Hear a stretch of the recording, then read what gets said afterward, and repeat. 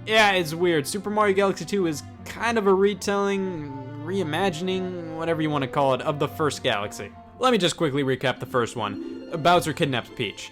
In this one, the Bowser kidnaps Peach, but with a much more lighthearted, almost comedic tone. Galaxy 1 was meant to be taken a bit more seriously than other Mario games, especially after Sunshine. Scenes were much more dramatic with intense lighting and a booming orchestra. Peach getting kidnapped by Bowser is an everyday occurrence, but Galaxy 1 not only had us exploring the cosmos to get her back, but introduced us to Rosalina, who helped us out by allowing the use of her ship, the Comet Observatory, and she also had some actual backstory. Completely optional backstory, but hey, it was still there. Shigeru Miyamoto wanted Galaxy 2 to have as little story as possible, and it shows. They do manage to stuff a good amount of cute plot in here, I guess, but the problem I have with this isn't the light story, it's completely disregarding the first game even happened, or just flat out ignoring a ton of elements of it. Yeah, at the end of the first game, Rosalina resets the events of everything, but Mario still remembers what happens, and Galaxy 2 just acts as more of a reimagining of the same events from 1. I get it, they wanted the game to be more accessible to newcomers, but already naming it Super Mario Galaxy 2 is gonna deter some people. Might as well come up with a more clever plot that both returning Galaxy fans and newcomers can enjoy. I mean, I don't care about it that much, but the plot and ambiance of Galaxy 1 was some of the best in the main Mario series, was far from intrusive, and didn't bog the game down in any way, so to see it downplayed so much here, in my opinion, is a bit of a shame. Anyways, the opening section starts off in 2D and gradually turns 3D, which I always thought was really smart, both a showcase for the progression of the Mario series and helping to ease newcomers into the game. Once you meet up with the baby Luma, it then gives you the ability to spin attack. You see a Bowser the size of Mongolia wreaking havoc on the castle, he kidnaps Peach, go. After completing the first level, you're thrown onto a ship run by Lubba, a Luma equivalent to that wacky uncle we all have. Grab power stars to power the ship to get to Bowser, easy peasy. And with that, the best way to describe Super Mario Galaxy 2 would be it's as if Super Mario Galaxy just kept on going. I gotta be honest, nothing screams evolution or progression about this one. It's just more Mario Galaxy levels. Nothing drastic was changed or improved, just differences in how the levels are presented to us. We'll get to that in a sec. Should anybody complain about it? God no! What really needed improved with Mario Galaxy to begin with? I think any problems people have with the game are just based on Galaxy's formula of more linear level design, and even then, I think you have to admit, it's not bad, it's just probably not for you.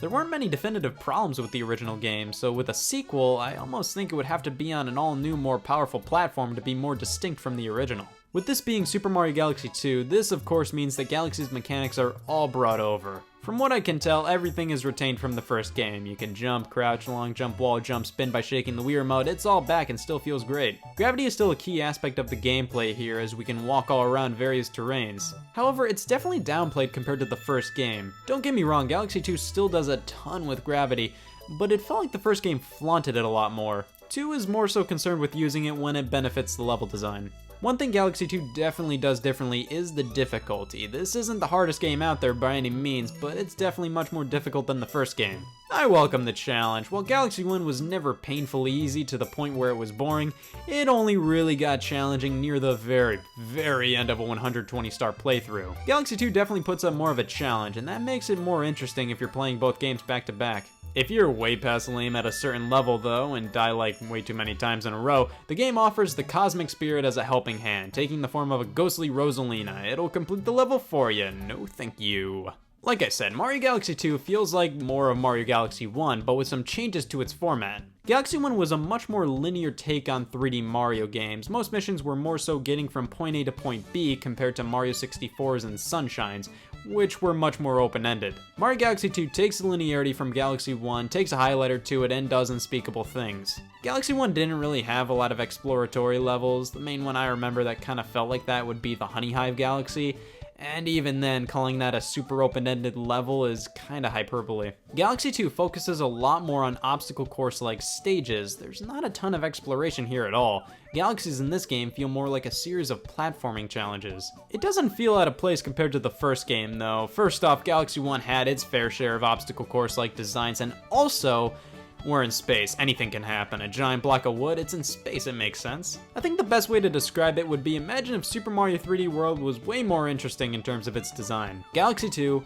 is platform challenge after platform challenge. Also, this game is way way more fast-paced than the first game. It feels like the game is constantly shaking you, telling you to get on with it and select the level, get to the end. With more linear designs, that means there's not as many Power Star missions in each galaxy. There's only about 3 per stage, but that means we get loads more unique galaxies, so it feels like every other minute, Galaxy 2 throws a brand new idea in your face. Of course, this is a 3D Mario game, so you have to get to these levels somehow. The first game featured the hub world known as the Comet Observatory, which was cool, but had very little in terms of things to do in it. You just entered different rooms to access the levels. Galaxy 2 uses this, Starship Mario. Compared to the Comet Observatory, this thing is the size of a nickel. However, there's far more to do here. There's more characters to talk to, and there's more things to screw around with. I wish it was much bigger though, everything feels really cramped. But all this is completely optional. The meat and potatoes here is the front of the ship. Step on this pad and you're taken to the world map, a way to get you straight to the action.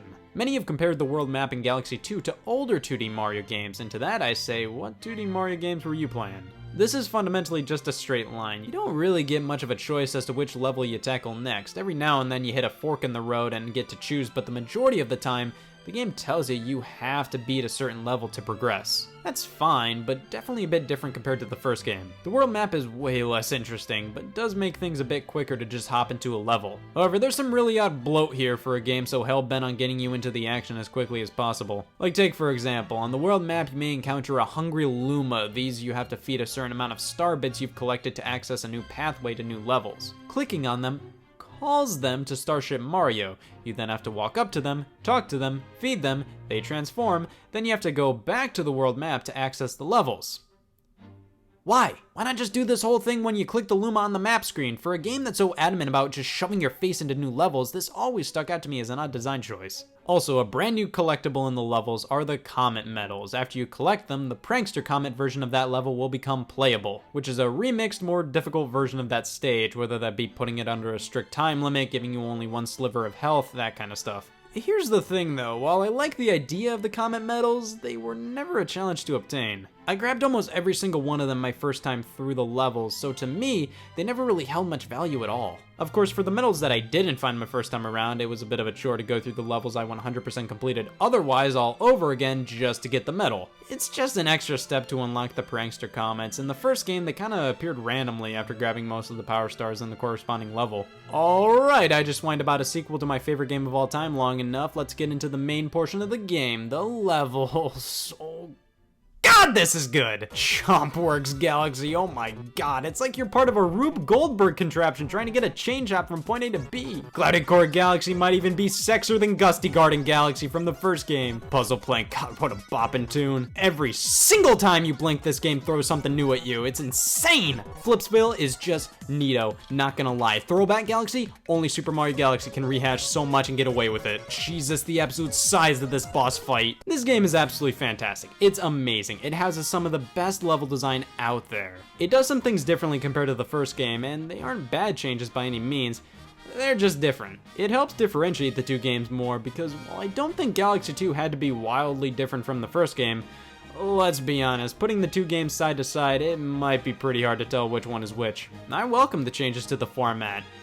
But I'm a Galaxy 1 guy personally, that's why the whining just had to be there. I think both games are equally good when you get down to it, so considering which one is better, it's more so down to personal preference. But let's talk more Galaxy 2. The most obvious new additions to this game are as follows.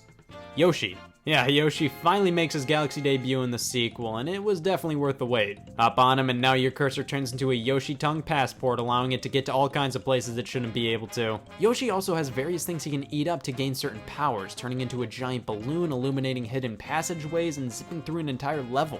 These are a blast, and really solidify Yoshi as being one of the best additions to this game. But Yoshi isn't the only one getting new power-ups. Most of Mario's power-ups function the same as they did in the previous game, as in they all have that glorious context sensitivity. Most are only really here to give you a break from the standard hop and bop action. All power-ups that were in Galaxy 1 reappear here, except for the Ice Flower and Red Star. I mean, those wouldn't be the power-ups I would remove personally, but whatever. The power-ups introduced in this game kind of make up for it. The Spin Drill, Rock Mushroom, and Cloud Flower. The Spin Drill and Rock Mushroom are kind of in the same camp. They're fun to use, but of course are only really useful in specific instances. The Spin Drill allows you to drill into the ground and come out the other side, and the Rock Mushroom allows you to pummel through hordes of enemies or break certain objects. Cool power-ups, but they pale in comparison to the Cloud Flower. You can walk on clouds and create up to 3 of your own, so you can save yourself from impending doom or get some serious height. Now this is what I like to see in a power-up, something that makes me say I want that, rather than looks like I have to use that now. Now this is where I would talk about the game's graphics and sound, but what's there to say? There's really not much it does better than Galaxy 1. 2 uses a blue sky more so than pure space for the background accompanying levels. The music is still orchestral bliss. There's not much to say about it other than it continues what Galaxy 1 did, and the graphics and sound are both phenomenal. After going through 6 worlds, we're face to face with the final level, Bowser's Galaxy Generator. And oh god, this might be one of the greatest final levels out there. It feels like a major test, a culmination of tons of things the game has thrown at you to this point. It all ends with a battle against Bowser, which is fundamentally very similar to other boss fights with Bowser in the game. But then after you think you landed that one last hit, for God's sakes, Mario games have to stop doing this whole, wow, you beat the final boss, just kidding. Oh my god, this is absolutely amazing, it's over. God, this final section of the final boss fight was so cool, but it ends right before it's getting good. It just ends too quick, I wanted it to last longer. And thus, the game ends with a cameo from Rosalina, and we can play around behind the credits. That's fun. Well, since I haven't fully beaten this game until now, I think it's only fair that I 100% it. Yeah. Oh. Yeah.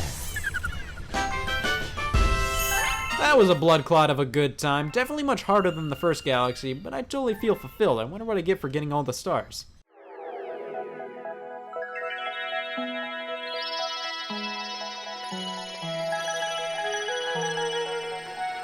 No.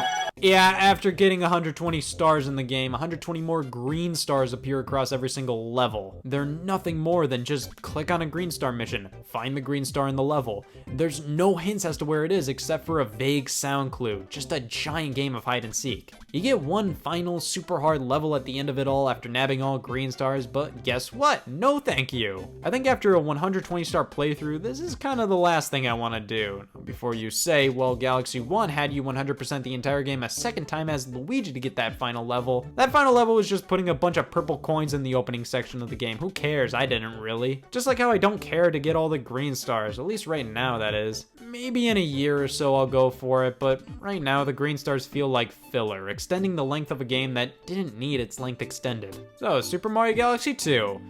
It's phenomenal. However, I'll always prefer Galaxy 1, and it's totally a nostalgia and an emotional attachment sort of deal. I totally get why many prefer Galaxy 2. In a lot of cases, it feels like Galaxy 2 looks at everything Galaxy 1 did and says, that's cute, and just ups the ante. More levels, more ideas, more Galaxy. But to round up why I prefer Galaxy 1, allow me to introduce my brand new reoccurring segment. Why I prefer Galaxy 1 to 2, I am running out of ideas for new segments. Galaxy 1 did it all first, so it's just a bit more special to me. The setup and story isn't as cool as Galaxy 1. I prefer the format of Galaxy 1. While 2's ideas can be cooler, 1's levels were just a bit more memorable to me. Galaxy 2 has way more filler and reuses way more ideas than 1. Now, am I wrong for preferring Galaxy 1 to 2?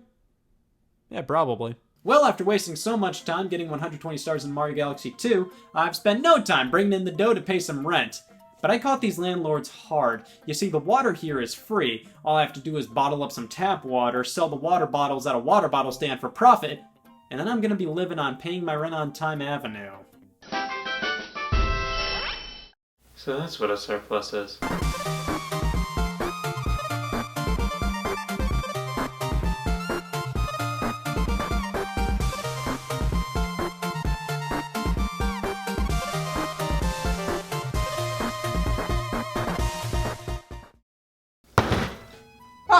Hey y'all, Scott here, and you might have noticed this 2-liter Mountain Dew and sack of Doritos I'm about to fling into my gullet. Don't worry, I feel a good reason for doing this coming on to me. That'll work. Not only do I want to become a true enjoyer of all things video game, but I also want an excuse to go to this hospital near me. They're really cool. They got a vending machine and everything. my god, this room is crazy. F my arteries. You ever play Pac-Man World 2 and you're like, I could use a choking hazard right about now. Food has been associated with gaming here and there. You see, with every new Call of Duty or Halo release comes a corresponding can of Mountain Dew. Every new console release comes with oodles of sweepstakes plastered on boxes of Special K. And of course, many people like to just glutton out and stuff their face while playing a game. So let's take a look at some food associated with games. Basically, I went to the supermarket and loaded my cart up with anything video game related. Let's move over to this room. Yeah, you see, this is what us kitchen owners refer to as kitchen. Blam, let's get this one out of the way. Super Mario cereal took the world by storm. It's been a pretty boring few months. Released to promote Super Mario Odyssey, Super Mario cereal is a Kellogg's production and includes power-up mushrooms. Well, f***, you know I had to buy it. The box doubles as an amiibo you can scan into Mario Odyssey for some small bonuses, nothing special, but still a really cool touch. Also on the back, we have some activities for you to tackle during unemployment. Enough gawking, let's crack this thing open and get to the goods. Super Mario cereal's flavor is mixed berry and marshmallows. The mixed berry is contained in these stars, and the marshmallows take the form of these question mark blocks and mushrooms, or as I like to call them, and what? After going knee-deep into this cereal, I think it's alright. I don't think mixed berry is the best flavor to combine with marshmallows, but what do I know? I don't cereal for a living. If you're a kid who's begged their mom to grab Super Mario cereal at the supermarket, you're no doubt familiar with getting grape nuts instead. Around the same time Super Mario cereal released, Post cereals featured a Nintendo Switch and Mario Odyssey sweepstakes on the front of various boxes, like Honey Bunches of Oats and, of course, grape nuts. You gotta hand it to the sweepstakes, it got me to try an edible form of torture. This isn't the first time Nintendo's been plastered on cereal boxes. Back in the late 80s, the Nintendo Cereal System was a thing. It was of course promoting the Nintendo Entertainment System, Super Mario Bros., and The Legend of Zelda. 2 cereals in one! 2 slender bags of a Mario and a Zelda cereal were inside. Good for them. Now if you need to be up and about harder than ever, you might want to contact a physician / pick up some gaming related energy drinks. There's loads of these things out there. Here I just have Mega Man and Sonic branded ones. The Mega Man energy drink is called the E-Tang, which is cute, and the Sonic one is just called Speed. What is going on with Sonic's legs here? Like, yeah, Sonic usually runs so fast his legs are nothing more than a figure 8 or something, but there's that, and then there's having no legs with just scribbles below you. Giving the drinks a taste, I mean, they're energy drinks, that's for sure. And I'm pretty sure both of these are the exact same drinks. If you're into these sort of things, they're probably okay. Now, if you remove the drink from the colorful can, pop it in a standard glass, and say to me you just drank Mega Man's E-Tank, that's another story. Oh god, this is inside me. It's weird, when I drank this, I thought to myself, wow, this tastes blue. It's probably the fact these were Mega Man and Sonic drinks, but after further inspection, that is not blue. Here's some of these retro candy tins, products that will make any 30-something squee in a Target. These things have been around for a while and are just small candies inside a tin that's designed like something from yesteryear. I found a bunch of Mario and Nintendo related ones with one Pac-Man arcade cabinet thrown in there. There's one that I always wanted but never found, which was an Atari 2600 joystick tin containing gum. The joystick was rubber and everything. But whatever, we have an NES controller instead. No clue why this specifically has the Nintendo Power logo on it, but who cares? I do, these mints are pathetic. These aren't the virgin mints I was promised, these are just lame circles. What's so Nintendo Power about these? It doesn't even taste like Nintendo Power, these mints are weak. Same goes for the Mario mints as well. This is probably the lamest of all the tin designs I picked up. It's literally just a rectangle with a Mario sprite on it. The mints are blocks, which could be interpreted as the blocks in Mario games. And I don't know, I think they just found a generic design and said, that'll work. This Link tin is at least shaped like the sprite, which is cool. Inside we have Orange Sword Sours. Yeah, I have a feeling this was just a repackaging of some Christian candy. The Pac-Man arcade cabinet aesthetically reigns supreme over most of these. The top is on the bottom. Nice. It's these little Pac-Man shaped candies that to this day I still can't figure out what flavor they're supposed to be. In fact, most of these candies don't have a lot of flavor at all, to be honest. Superstar candies in a star, cherry sours in a mushroom, coin candies in a question mark block. There are tons of these candy tins, and they all feature kinda chalky, tiny candies that have very, very subtle flavors to them and aren't really that tasty. You get these things for the tin, plain and simple. If you say your favorite food is coin candies, well, the door is that way. If you're not into the tins, we can always shift gears to other types of candies. Pez dispensers are wacky plastic heads that feed you on command. But we still have to load the candies into Donkey Kong here, keep WikiHow on standby. And here we are, nice and simple, fun, fun, fun. The Wonder Ball, the first instance of the term fine dining. It's a chocolate ball with so many goodies inside. This is a crazy great deal. We get stickers, a coin, and a chocolate ball with fruity candies on the inside. This is crazy. Finally, a Luigi fan. with candy at the bottom.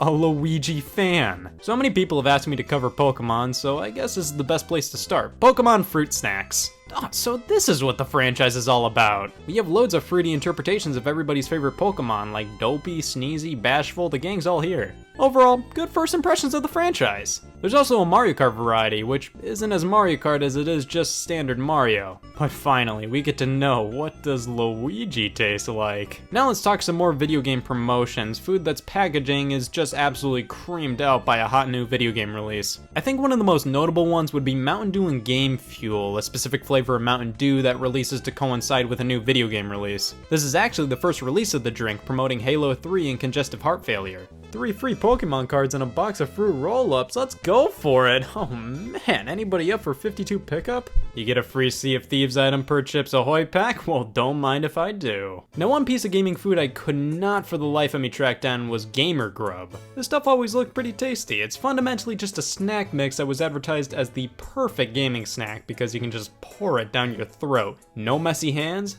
no messy controllers. It came in a few varieties, PB&J, s'mores, pizza, barbecue, but I believe they've stopped making it. I saw this Reese's snack mix and it kind of invoked some of what the PB&J and s'mores was. And I just kind of looked at the peanut butter nuggets on the bag and said, close enough. And then it turned out these things were basically peanut M&Ms.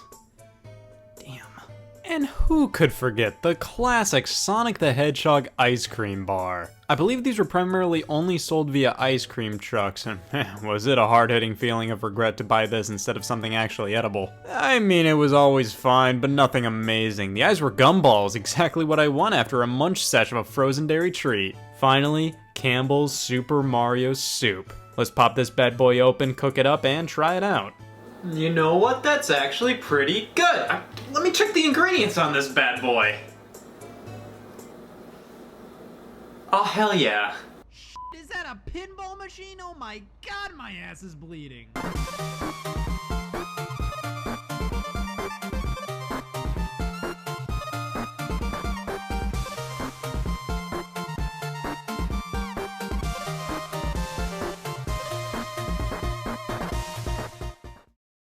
Hey y'all, Scott here. E3 2018, you say? Never heard of him. I'm more so interested in demonstrating the potential of hardware. Let's see if this iron passes the durability test. Gonna put that down as a TBA. Tech demos, demonstrations of hardware potential that most of the time have no business being real games. Whenever new hardware is revealed, saying it has 4 gallons of teraflops lodged in it means nothing if we can't see it getting put to good use. Developers have to cobble together something that people can look at and instantly understand just how good games can look, sound, feel, play, all that. These are some of the most interesting parts of a new console generation. These are what could be, rather than what is most of the time. I think it's fair to say the vast majority of tech demos never amount to anything and don't become full-fledged video games.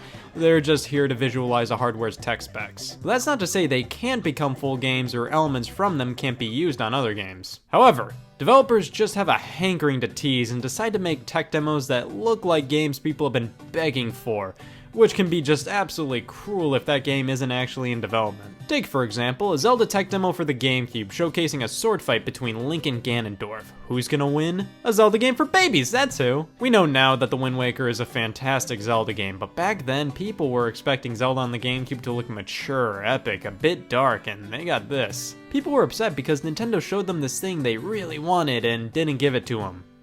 At first. Tech demos can be pretty cool, but sometimes they end up just disappointing fans. So I will pose the question, what makes a good tech demo? Well, let's take a look at various tech demos from the past and see if we can figure that out for ourselves. Now we can't just talk tech demos and end it there. Today I am introducing the Tech Demometer, patent pending. Each tech demo we look at will be ranked on a scale of 1 to 3 based on completely inconsistent judgment. Don't overthink the ratings, let's just do it. Oh my god, are they remaking Final Fantasy VII in HD? I think they're remaking Final Fantasy VII in HD! They're remaking Final Fantasy VII in HD!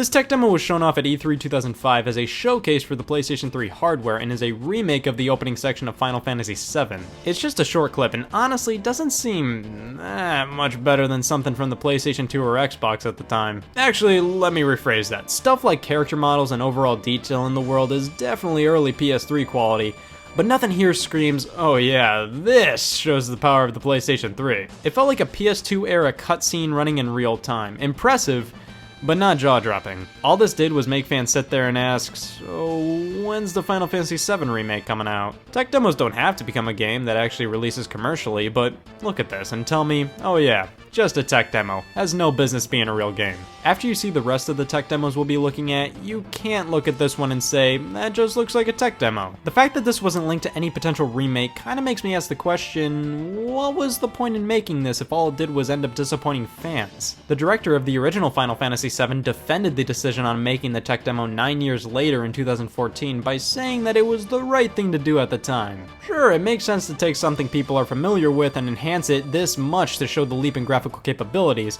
but the way this looks and the way it's presented heavily implies this can be and should be more than a tech demo. Well, 10 years after the tech demo, a Final Fantasy VII remake was officially announced for the PlayStation 4. And just like the tech demo, nothing has happened since. It just seems like this thing has been crab walking in development hell. This tech demo did its job to excite people, but for all the wrong reasons. I don't think it got people excited for the power of the PlayStation 3, it got people excited over a game that didn't exist. Hey, Mario Kart XXL, I see this was in the era where they were naming tech demos after TV dinners. This wasn't a demo created by Nintendo, instead by Denaris Entertainment Software, somebody's favorite developer. This was an unauthorized prototype showing how the GBA could render 2 background layers at once, plus also utilizing fully rendered 3D characters. I gotta be honest, this looks pretty impressive for the Game Boy Advance. I don't think anybody knows if this was actually pitched to Nintendo at any point, but regardless, never became a game, still cool though and really seems to utilize the GBA hardware well. This is an interesting one. When the PS4 was initially revealed, this demo of an old man's face was shown, but it was at E3 2013 that a full tech demo showcasing the old man was revealed entitled The Dark Sorcerer, developed by Quantic Dream, who developed this downer of an experience, so it's surprising to see them make this tech demo that is completely self-aware and is more of a comedy. I gotta be honest, this is one of the most fun tech demos ever made. It has fun with itself and doesn't come off as teasing fans or unimpressive. It's interesting on its own, but doesn't need to be a full game. It's both a short film and a tech demo. Give this one the full points it deserves. Back when the Kinect was introduced as Project Natal, an infamous tech demo was shown alongside it, presented by Peter Molyneux himself. Project Milo, a demo that involved artificial intelligence, so intelligent it was artificial. Hiya Milo, how you doing? Hi Claire, you okay? Actually, I'm a bit nervous. You? Nervous? I don't believe it. Basically, you could talk to a video game character and he'd talk right back effortlessly. Maybe a little too effortlessly. You've got to put these goggles on.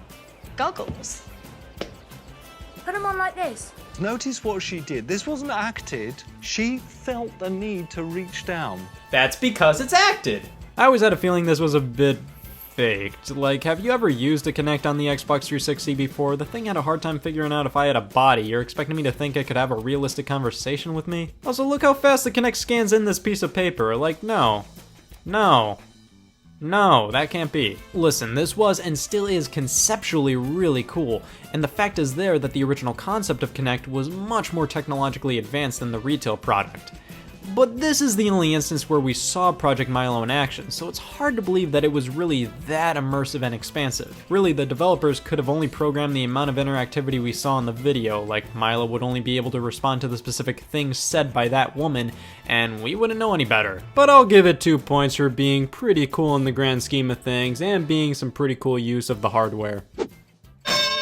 Back when the Game Boy Advance was coming out, Nintendo created this demo that is a remake of Yoshi's Story on the Nintendo 64. A Nintendo 64 game running on a Game Boy Advance? Not really. Like I said, it's obviously a remake of the game that runs on the Game Boy Advance. The presentation has been downgraded a fair amount, but I gotta be honest, this is still pretty impressive. It's like how Nintendo remade Super Mario 64 on the Nintendo DS just to prove that the system can do 3D. The problem is that game is tart, while this one never came out and is just as, if not more impressive than 64 DS just because Hey, it's basically playing a Nintendo 64 game on the hardware that preceded the DS. That's pretty cool. This never became a real-life thing, but unlike the Final Fantasy VII tech demo, this demo wasn't this big extravaganza that was a complete overhaul of how the original game was. This was just proving that the Game Boy Advance was more powerful than many may have assumed, and I think it did its job fairly well.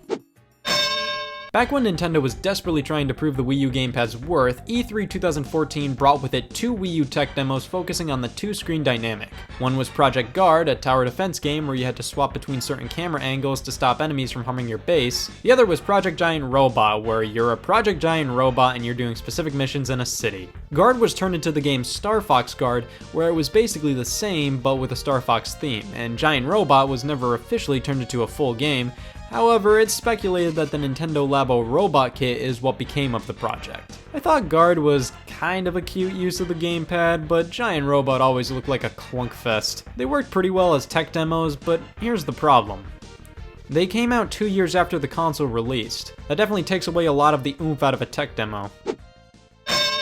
Oh, Conker the Squirrel. Definitely at the top of everybody's top 10 alcoholic video game squirrels list is of course the star of the cult classic Nintendo 64 game Conker's Bad Fur Day. After Microsoft purchased the developer Rare, the Conker franchise hasn't been touched all too much. A remake of Bad Fur Day was thrown onto the original Xbox, but other than that, the series has remained relatively dormant. And then, yeah, Young Conker was a tech demo created to demonstrate the tech behind Microsoft HoloLens. Using augmented reality, the thing is actually quite impressive. Other than that, it's a bit of a spit in the face to Conker fans. It's one of the few representations the series has had in the past decade, and it's not at all how fans want to see this character or play something he's in. They could have built this demo around any other character or series, a series that has had more releases or support as of late. But no, make it a cult classic that fans desperately want to see return and make it an augmented reality demo. Neat. And while we're on the topic of Rare IP tech demos, what the hell was this? Taking Banjo-Kazooie and making it a motion-controlled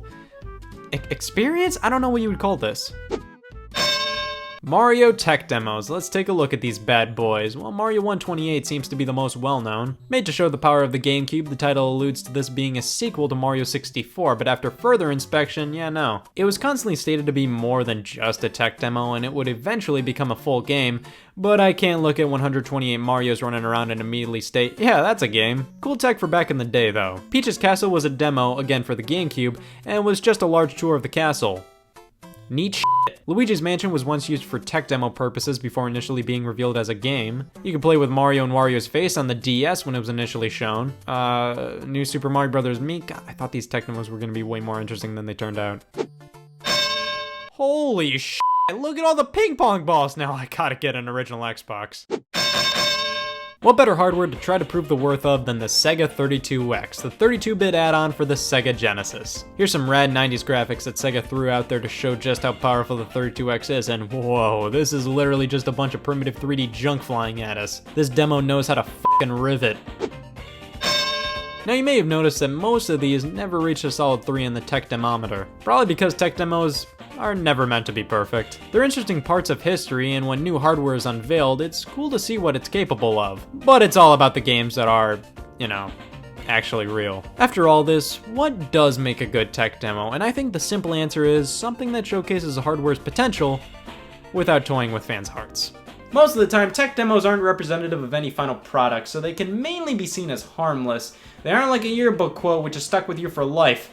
Of course, when I was in the room with the yearbook committee, they took the last thing that I said as my yearbook quote, and when you're in a room full of fucking weirdos, that's how you get a quote that becomes, "Stop licking my neck!"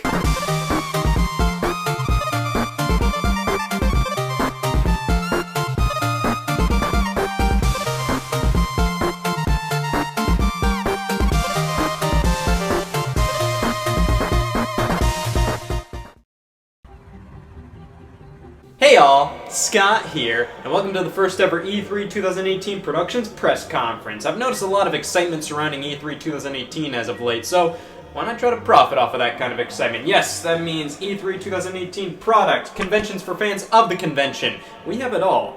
I'm the only person employed by the company as of right now, so just be aware, I'm in this for the long haul. As you can see, the excitement for E3 2018 was through the roof for the week of June 9th, 2018. And just to show you how good that is for a company, here are some happy people. Some happy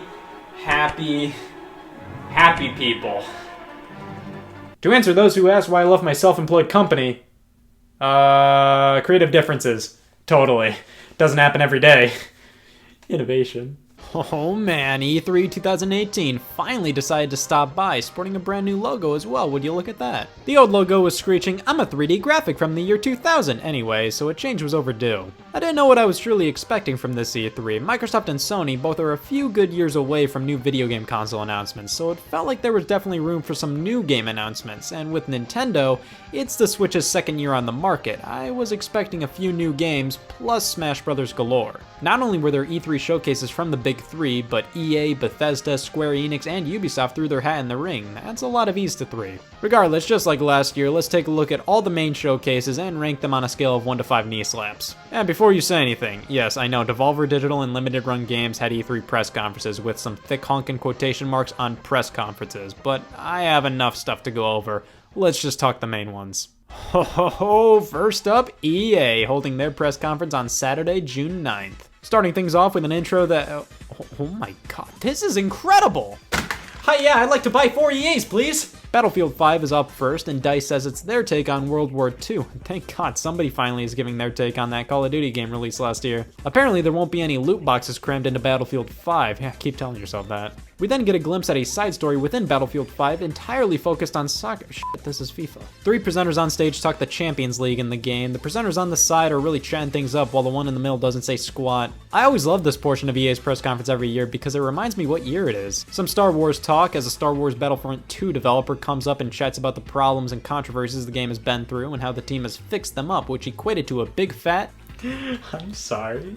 Oh man, Unravel 2 gets announced. That was the coolest thing in this whole press conference to me personally. I never played the original Unravel, but it felt super not EA-y, so I was really happy to see a sequel focused on co-op get the green light. And it also came out that exact day. That's pretty cool, albeit a little worrying to me just because it probably got completely buried by the rest of E3 news. EA then announces a new EA original, Sea of Solitude. Well, I barely understood a lick of the game, but I can at least respect the developer's passion for the project. NBA Live 19, Madanoid's Bastard Child, and then we get this demo for a mobile strategy game that lasts 7 years. I defied virginity, conceived, and had a child during this demo, like oh my god. It's then revealed to be a mobile Command and Conquer game, and this, my friends, is where I gave the most I don't give a piss I've ever given. And finally, the last 20 minutes is an interview with BioWare devs on their upcoming game Anthem. I don't really care. I'm sure it's gonna be fine, albeit stuffed to the brim with stuff people will boycott, but this kind of game just doesn't really appeal to me. And that was EA at E3 2018, a hearty dose of who the hell cares. People were considering this conference to be the worst of all time or something, and to that I say, really? I mean, what did you expect out of an EA press conference? They already don't really make games the general audience who watches E3 press conferences care about. I don't think there was anything offensive in this thing. It was just mostly predictable and uninteresting. EA's press conference is always one I feel like the most people care the least about, like it's exactly what everybody expected. FIFA, Madden, Star Wars, Battlefield, an EA original, and then Anthem. In my opinion, even if you're a fan of any of these properties, was there really anything to get excited about? Like if you're a diehard fan of Battlefield, was the trailer they showed really that interesting or exciting? I don't think so. They didn't do or show off anything terrible, it's just that EA remains the most uninteresting press conference of the bunch. Microsoft, the first big conference of the bunch, started things off on Sunday, June 10th. The main thing I was looking for during this event was an increasing amount of Xbox One exclusives. Microsoft's main problem is that they just aren't giving any good reason to do whatever the hell this is. Did they succeed? Well, let's go over everything they announced. Halo Infinite. You know, at the start of this trailer, I had a feeling it was Halo. Microsoft loves to do these fake outs with Halo trailers where it doesn't really look like Halo, but oops, they just announced Halo. That's cool, didn't show off anything of the game, but hey, still a good reveal. Phil Spencer comes out on stage and Phil Spencer's all over the crowd and moves right into Ori and the Will of the Wisps, which looks great. It makes me happy seeing Microsoft get behind games that aren't a new IP by From Software, Sekiro Shadows Die Twice, which looks pretty wicked. I dig the historic Japanese setting. Fallout 76 is up next. They don't really reveal anything at all, just another trailer that looks like Fallout. Thank God it's a regular old Fallout game. A spin-off of Life is Strange, the awesome adventures of Captain Spirit. I mean, it looks fine. Whoa, it's a buy none, get one free, I'll take it. Crackdown 3. Again, releasing in 2019. Hey, remember when this game was supposed to come out in 2017? Hey, remember when this game was supposed to come out in 2016? Hey, remember when this game was announced in 2014? Nier Automata is coming to Xbox One. At first I totally forgot this came out only on PS4 and PC originally and thought Microsoft was just showing a trailer for the Game of the Year edition or something. And I was all like, why is this at E3? And then I remembered, that's why that's at E3. We get another look at Metro Exodus and a Kingdom Hearts 3 trailer showing off a frozen world and audio editing that made me think my non-existent hearing aids needed new batteries. Look out! But it's cool to see Microsoft showcase a game like Kingdom Hearts. An update to Sea of Thieves, more Battlefield 5 if you needed more of June 9th in your life. Forza Horizon 4 is God, why do they always have an extended onstage section for Forza? It's Forza. It comes out every single year. We know exactly what it. Never mind, they have confetti coming down to signify fall. I'll buy another Xbox One just for that, but not a third one. You guys really have to impress me for that. Phil Spencer announces that Microsoft acquired 5 new gaming studios like Ninja Theory and Compulsion Games. I mean, I guess that's good that these studios are now owned by a company that can fund world peace, but it could also be detrimental to their freedom. However, the Xbox division now seems to be pretty accommodating to creators, and it seems these companies will still be able to do whatever they want. Also, they announced they bought Undead Labs, who makes the State of Decay games, and Playground Games, who make Forza Horizon, and that was interesting to me simply because I didn't know these studios weren't already owned by Microsoft. We Happy Few gets a trailer, and it of course still reminds me of BioShock Infinite. May pick this one up sometime. An update to PlayerUnknown's Battlegrounds, also known as Scott's Big Bathroom Break. Tales of Vesperia Definitive Edition, including content and characters. Aw, hell yeah! The Division 2 is up next with a gameplay demo that just hit me right in the shit-giving glands. Those bad boys refuse to give a shit about this segment. Xbox Game Pass gets some time to shine, an indie game reel, Shadow of the Tomb Raider, and oh my god, it's the MMORPG Black Desert! I didn't give a piss last year and I've waited a whole year not to give a piss again! A game called Session was announced, which also goes by, oh, this isn't Skate 4, please leave. Devil May Cry 5, oh wow, that looks pretty slick. I was pretty happy at this reveal. Seems to be going back to some classic DMC, not this DMC, more of this DMC. DLC for Cuphead, awesome, next year, Jesus Christ! It's DLC, how can it take that long, come on. This game Tunic looks really cool. That tiny fox in a big world is a prime example of the reach of gaming today. Gaming has come so far. Jump Force, combining all your favorite anime heroes like Grumpy, Sleepy, and Doc. I like to play a game called Guess Which 2 Words End Up Being the Title. Oh wait, it's Dying Light 2? I completely forgot about the original Dying Light, wow. Battletoads, oh my god. Nothing to show, but this was out of left field, really cool. Not the rare franchise I think many wanted revived, but still, that's pretty awesome. Just Cause 4, and then a ton of face spitting to fans of Gears of War before they finally decide to whip out their napkins to clean it up with Gears of War 5 revealed. And finally, the long-awaited Cyberpunk 2077 from CD Projekt Red. A bit weird that Microsoft would end their show on a multi-platform title, but still, the world this game is set in looks pretty rad. And that was Microsoft at E3 2018. Honestly, they did really well. Only a few little issues I had with it overall. I felt the few on-stage sections / gameplay demos they had dragged on too long, but they showed a huge variety of games and it didn't get super uninteresting. There is a little something for everybody, alongside Phil Spencer confirming that, yeah, new Xbox consoles are being developed. It felt like Microsoft was trying to say, just fucking do it. Even though most of the good games they showed were multi-platform. They did show a fair amount of exclusives, but they were all just kinda sequels to games the Xbox One already had. Halo, Gears of War, Forza, that kind of stuff. I wanted a bit more variety in terms of exclusives, and plus, I don't know if they totally made the Xbox One more appealing, but all in all, good job, Microsoft. Bethesda, clocking in on the night of Sunday, June 10th, was mainly expected to showcase Fallout 76, and pure disappointment as well, since rumors were circulating that Fallout 76 was not a traditional Fallout game, and was an online-only take on the franchise. Well, we start things off with a heartfelt introduction to the people who made... We move on to a bit of Rage 2 with a musical performance by Andrew WK, and the audience seemed absolutely befuddled.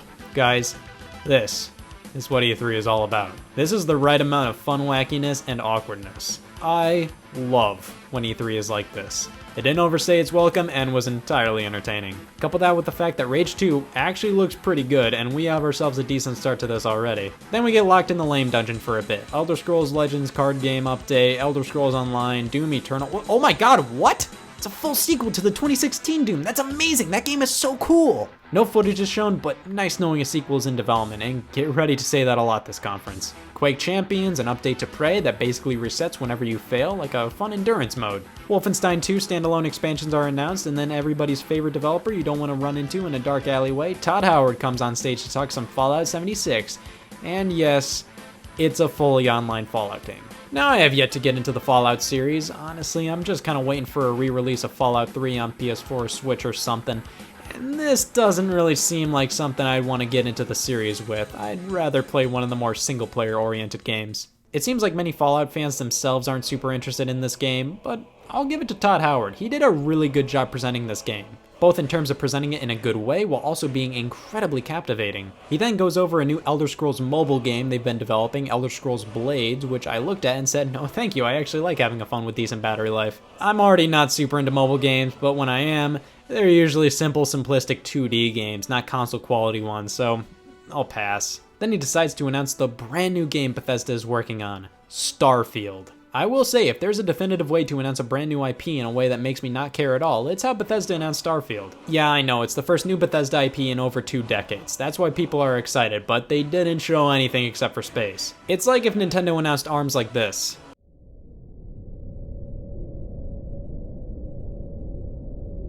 Like, what the hell does that mean? Well, if that didn't do anything for you, blam, here's the mere fact that Elder Scrolls 6 is a thing, and a conference. And I get it. It's cool to get confirmation that Bethesda is at least in the very early stages of production on a new Elder Scrolls, but it's like Nintendo confirming they're working on a new Mario game. Skyrim sold over 30 million copies. You can't tell me Bethesda looked at that and said, man, we did good. That's a nice place to cap it off at. No, of course there's going to be a new Elder Scrolls. The announcement didn't excite me like others, but I will admit it was nice to get a confirmation. Overall, Bethesda did well. When you look at it all, they didn't show too awful much, but they did a good job maintaining my attention and made some killer announcements. Square Enix was hosting their first E3 showcase in a while on Monday, June 11th. Their last one was 2015, I believe, and they did have a fair amount of that was a waste of 30 minutes. Alright, let me recap. Gameplay demo of Shadow of the Tomb Raider. I love me some Tomb Raider, this looks like Tomb Raider. A Final Fantasy XIV Online Monster Hunter World collaboration, cute. Another trailer for Awesome Adventures of Captain Spirit. Duly noted, it's a thing, move on. Dragon Quest XI trailer. Nice. A new IP, Babylon's Fall, did not show anything, I'm sold. Nier Automata is coming to Xbox One, we know. Octopath Traveler is coming in July for the Switch, we know. Just Cause 4, double we know. The Quiet Man, finally, a game based off of my favorite 1952 movie. And finally, the ending to end all endings. The same Kingdom Hearts 3 trailer from the Microsoft conference. I don't know why Square felt the need to have a showcase. It was a pre-recorded live stream much like a Nintendo Direct, but they really didn't need to do this at all. Yes, they have a lot of games this year, but the majority of the content shown was also at Microsoft's press conference the day before. The stuff that was exclusive to this showcase, like the Dragon Quest XI trailer and the cinematic reveal trailers for Babylon's Fall and The Quiet Man, could have been shown off at Sony's event. Not saying anything they showed off was bad, but the showcase didn't show off anything of note, didn't need to be here at all, and just wasted everybody's time. Ubisoft held their conference on Monday, June 11th that started things off with, wow, I didn't expect the Rapture to be this colorful. Beyond Good and Evil 2 gets a new trailer. It's nice to see it's still making appearances and didn't disappear into obscurity like it originally did. I still find it off-putting that the characters are f***ing swearing though. They announced that the game will be allowing fans to submit their own artwork and music to be used in the game, and I think that's actually way past neat. Some Rainbow Six talk, Trials Rising promoting alcoholism, a new trailer for The Division 2, which just gave me a hearty dose of this depresses Scott syndrome, like my god this thing was bleak. A look at the Donkey Kong DLC and Mario Plus Rabbids featuring Grant Kirkhope conducting some live music, that was nice. A very long look at Skull and Bones, a trailer for the game Transference, the Toys to Life game Starlink featuring honkin' Star Fox, oh my god, he looks incredible! Have Ubisoft make a Star Fox game, jeez! It feels like Ubisoft will take any opportunity to flaunt Miyamoto on stage. Some For Honor and The Crew 2 talk, and finally a look at Assassin's Creed Odyssey. You see, Assassin's Creed games have been looking pretty good at E3 recently, but it still isn't enough to get me super into the idea of, you know, playing them. Ubisoft was a bit on the boring side of things this year, not much new, primarily just new looks at games we already knew about. Again, nothing looked bad, but nothing was really all too interesting. Sony held their E3 showcase on the night of Monday, June 11th, and man, I didn't know what I expected, but it wasn't Tentgate 2018. Sean Layden comes waddling up and says go home. 4 games will be getting extended looks at, basically saying, yeah, we've got nothing this year. Except for... never mind, they literally have nothing. First off, we get an extended look at The Last of Us Part 2 gameplay. I enjoyed The Last of Us, I thought it was a great game, but Last of Us Part 2, while it's gonna be great as well, I thought the gameplay looked really good. It still looks like The Last of Us. It looks impressive, but honestly it didn't show off anything that new. It just felt like more of The Last of Us to me. Impressive and depressing, exactly what I expected. Got me interested, but it really didn't excite me all too much. And then after that ended, what's going on? Yeah, as they change venues, we have banter between these hosts for a good 15 minutes or so, and with this, Sony announces Hell on Earth, and unlike any other game they announced, this actually has a release date of right now. Complete pace breaker. Not only does this drag on and leave a sour taste in my mouth for the rest of the show, but they have nothing to announce during this little tangent. They have little Black Ops and Destiny adverts, a recap of games they announced before E3 that they totally could have announced during this lull, and then we finally make our way to the next location where I'm happy my parents didn't walk in on me watching this. And this is where the rest of the conference is held. What the hell was the point of the tent? I thought for the 4 games Sony was highlighting they would be broadcast from 4 separate venues, but no, they just felt like showing the Last of Us 2 trailer in a tent and then the rest of the show via an actual theater. It was just bizarre. Like, I'm happy they went back to the theater setup, but that made the tent section feel even more out of place. Anyways, Ghost of Tsushima is the next gameplay demo. Gameplay looks good and graphics look even gooder. Like, look at those leaves! It's developed by Sucker Punch and I absolutely adored Infamous Second Son, so definitely keeping an eye on this one. A trailer for a new game, Control, is shown, which looks interesting. Next is, oh my god, it's the Resident Evil 2 remake! This thing has been said to be in development for so long and we're finally seeing it, that's awesome! Trevor Saves the Universe is shown off, and after that, a new Kingdom Hearts 3 trailer, also revealing a Kingdom Hearts PS4 Pro and Complete collection. And now, finally, we get a look at Death Stranding, a game we've known about for years now, but have yet to see gameplay. We can finally see what it plays like.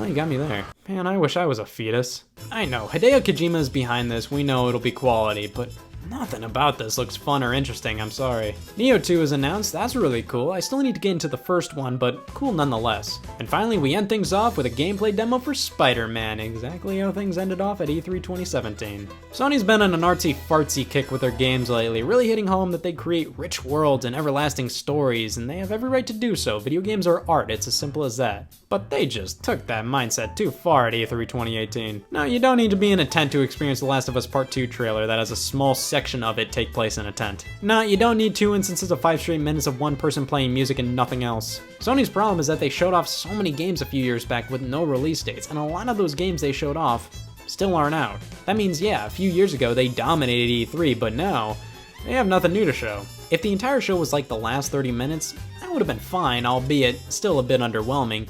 But no, the first 30 minutes wasted everybody's time. It was so unorganized and Sony was just so unprepared. I was embarrassed for them. And finally, Nintendo, live streaming a pre-recorded Nintendo Direct on Tuesday, June 12th. Many people will say Nintendo killed it last year with the Nintendo Spotlight at E3 2017. I liked it, but had a few problems with it. The length was just too short, being around 20 minutes, plus they didn't show off a ton, but still enough to leave me feeling relatively satisfied. With this being slated as a standard Nintendo Direct, and with this also being the second year of the Nintendo Switch, I felt it was reasonable to expect a bit more than last year. I mean, hey, the console's been out for a while, and the presentation was gonna be longer. Before we get into what I thought of Nintendo's E3 Showcase, excuse me, I have to wipe some shit off of my shoe. Ah man, that explains a lot. We start things off with a giant mech game. Honestly, at first I thought it was a reboot of Custom Robo or a Gundam game or Zone of the Enders or something, but nope, it's a game called Daemon X Machina. Huh.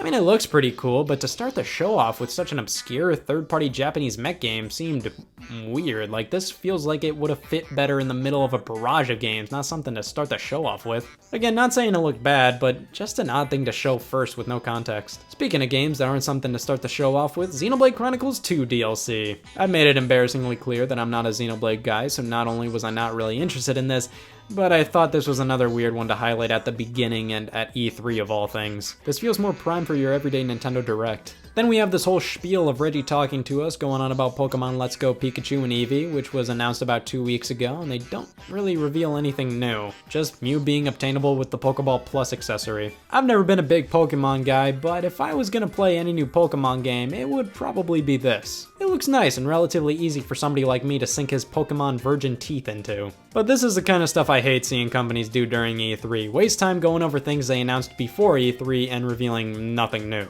Like, ugh.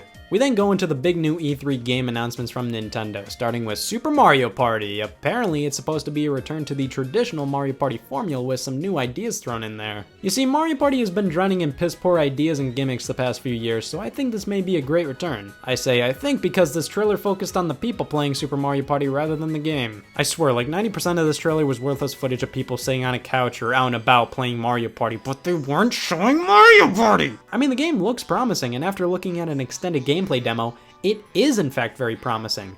But the trailer made me feel cautious. Mario Party's had a rocky track record, couple that with how the trailer barely showed the game, and I was skeptical. Next up is Fire Emblem Three Houses. What a title. Again, this is another franchise I'm not really into at all, but for what it is, it looked pretty good. I thought the transition between the top-down grid to on-the-field third person was really smooth. Then again, that might be done just for the trailer. The title weirds me out though, like it doesn't really fit in with Fire Emblem's more refined title formats lately. Like we had Awakening, Fates, Echoes, Heroes, Three Houses. Fortnite is coming to the Switch. Good for Nintendo, but is this really an amazing feat? Fortnite runs on freaky smartphones. I'm expected to piss a dick over the fact that it's on my Nintendo Switch. Yeah, Fortnite for Switch was leaked and rumored loads before this announcement, but I find Rocket League's announcement for Switch last year far more compelling. I mean, that game was only on PS4, Xbox One, and PC. It was way cooler to learn it was coming to the system compared to Fortnite in my opinion. Nice to have it on the Switch, but far from impressive. Reggie then talks some indie games coming like Overcooked 2, Killer Queen Black, and Hollow Knight, which all look to be quality titles. I've heard nothing but good things about Killer Queen, so I'm definitely gonna want to try it out sometime. Then a montage of games coming to the Switch, / already on the system, soft revealing Dragon Ball FighterZ, lots of quality titles, Ninjala looks kinda cool, and that's about it. This montage barely revealed anything new. And that was the Nintendo Direct for E3 2018, minus one section of the Direct, which was the size of a Super Smash Bros. Ultimate reveal section of your everyday average E3 2018 Nintendo Direct,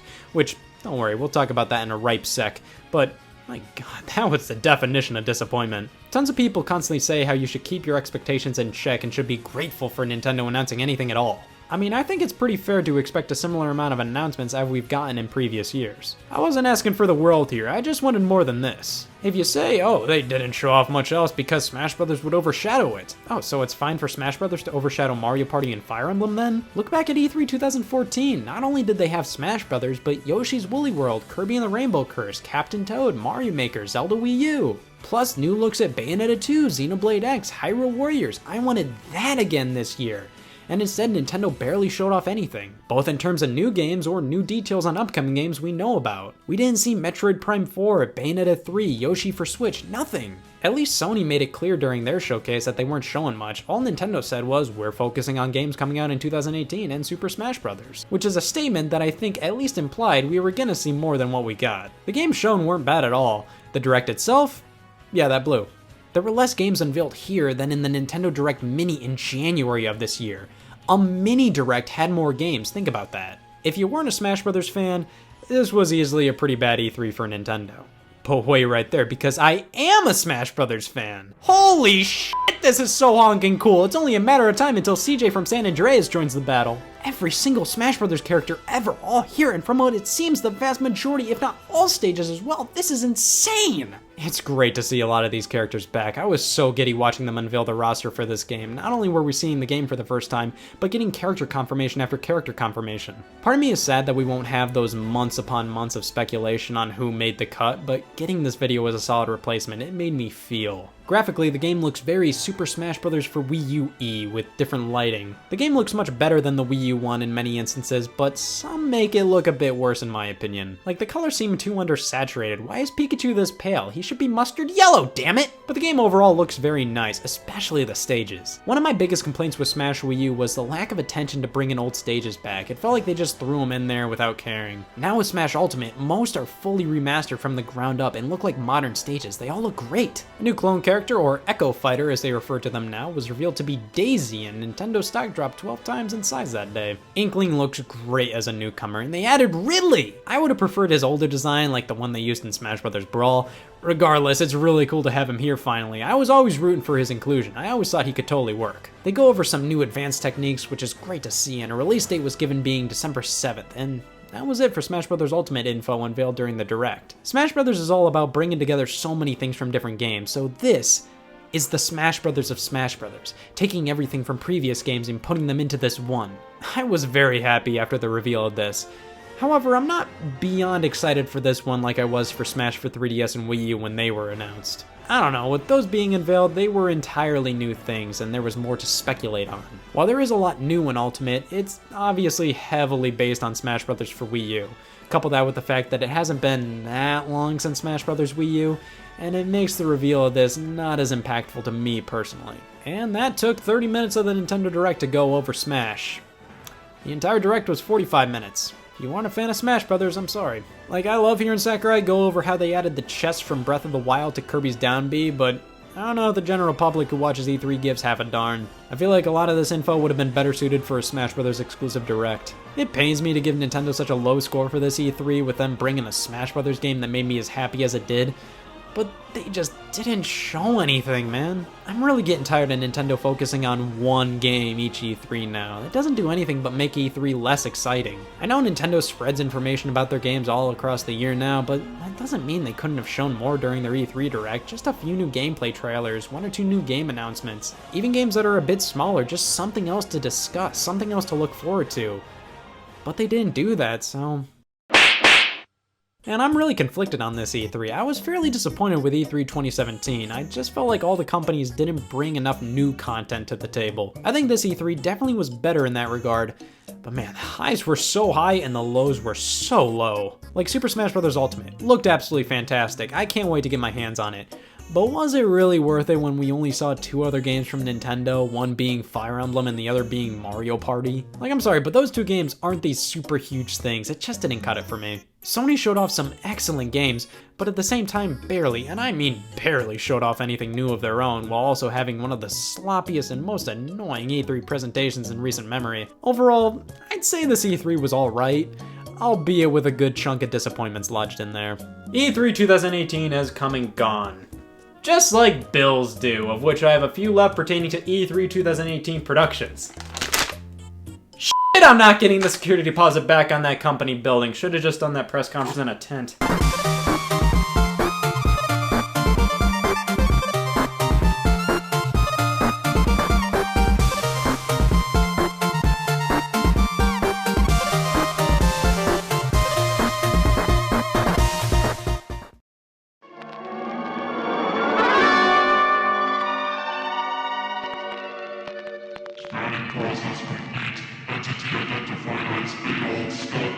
Hey y'all, Scott here, and it's time to mosey on over the entire galaxy to discover the world of video game gimmicks. Time to set coordinates for numbers, and lots of them. Well, it looks like we're getting a transmission from the planet Wagwan. Oh, please, God, help! I don't want to look like a jackass playing Wii Music! Oh god. It looks like this is what happens when gimmicks go too far.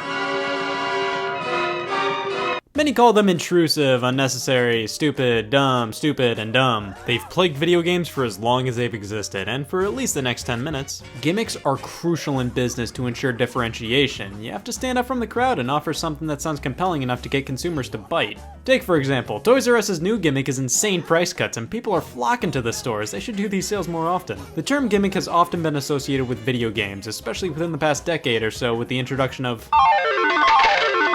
It's an easy way to get people either not initially interested in a particular game or video games in general to bring a copy up to the register. I think most people started throwing around the term in association with video games when a certain game console that goes by the alias of I set Nintendo back 5 years came out, but gimmicks have been a part of video games ever since they became a commercial product. The first game console, the Magnavox Odyssey, basically was just a bunch of variations of Pong with transparent overlays you put on a screen to simulate graphics and different game genres.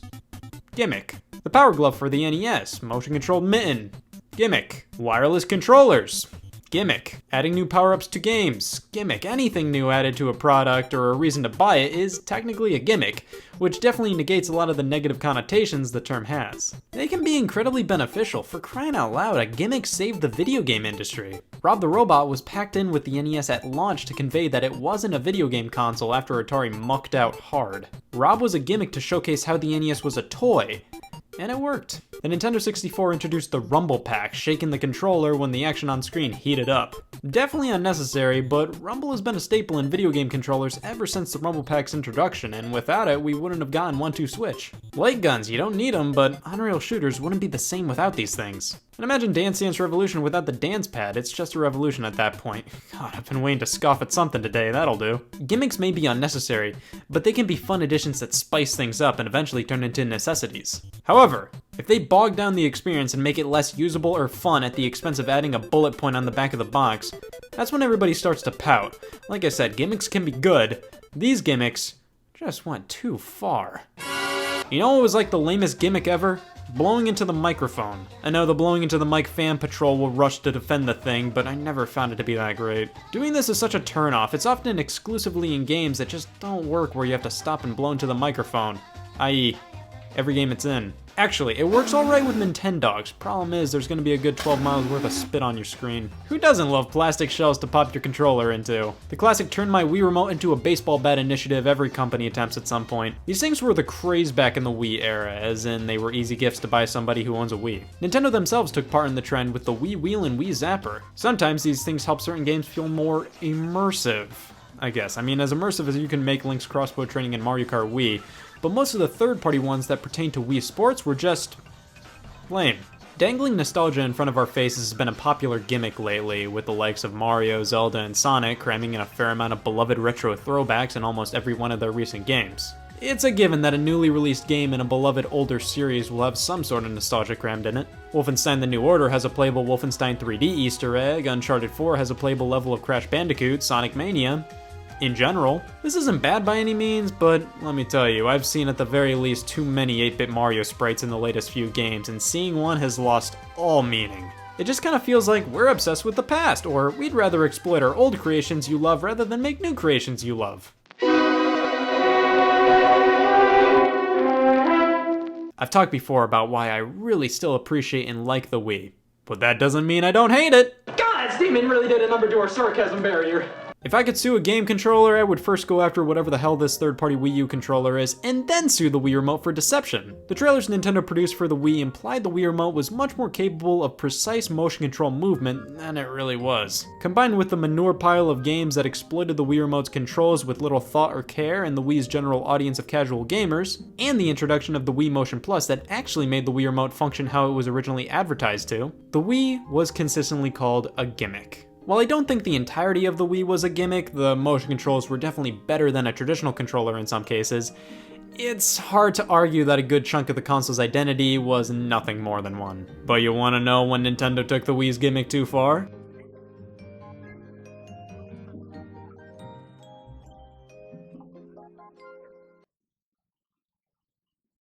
Nothing like a Wii Vitality sensor announcement to consistently make you wake up in a cold sweat. This was just riding on the coattails of the success of Wii Fit. They never announced how it would play into any form of software. It never came out, but they did say they would want to try bringing it out when the technology advances, so it'll be back, mark my words. When a gimmick is successful, others take note. As you can see here, we have two examples of add-ons with a case of Wii gimmickitis, both releasing in 2010. First up, the Kinect, whose gimmick relied on ousting the Wii's gimmick as yesterday's news with its own hands-free gimmick. The Xbox 360's Kinect was advertised as life without a controller, and everybody who didn't know what a video game controller was shouted, "Sold!" After using it, almost every application using the Kinect was hands down much slower, and in some cases more frustrating and confusing than using an actual controller. But that didn't stop game companies from saying, you know what would be better with Kinect? Mass Effect 3! Not the ugly idea barrier too! The Kinect was a complete gimmick, which did nothing but annoy Xbox owners. Using it was a hassle, and most of the games that required it were lame.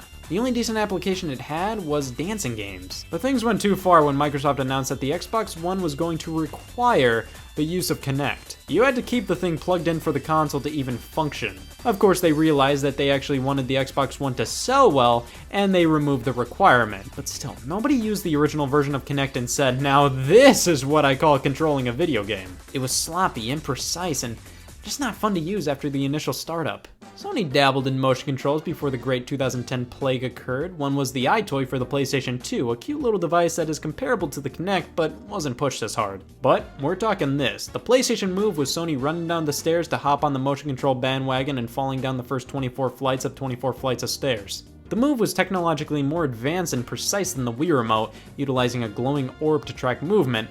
However, I don't think any Wii owners saw the move as an upgrade for the ages. It was more of a Wii for owners of the PS3 already, not a reason to buy a PS3. Which is why seeing games require or emphasize the move controller became a bit too much. However, the era of gimmicks continued on with Wii U. I think this was a more offensive gimmick than the Wii, because at least with the Wii, people knew what the gimmick was, and they wanted it for that reason. I don't even know what a Wii U is, you're expecting me to know what its gimmick was? After doing some research, the ancient scrolls foretold that the Wii U's gimmick was the Wii U Gamepad, having an extra screen on the controller that could be used for God knows what.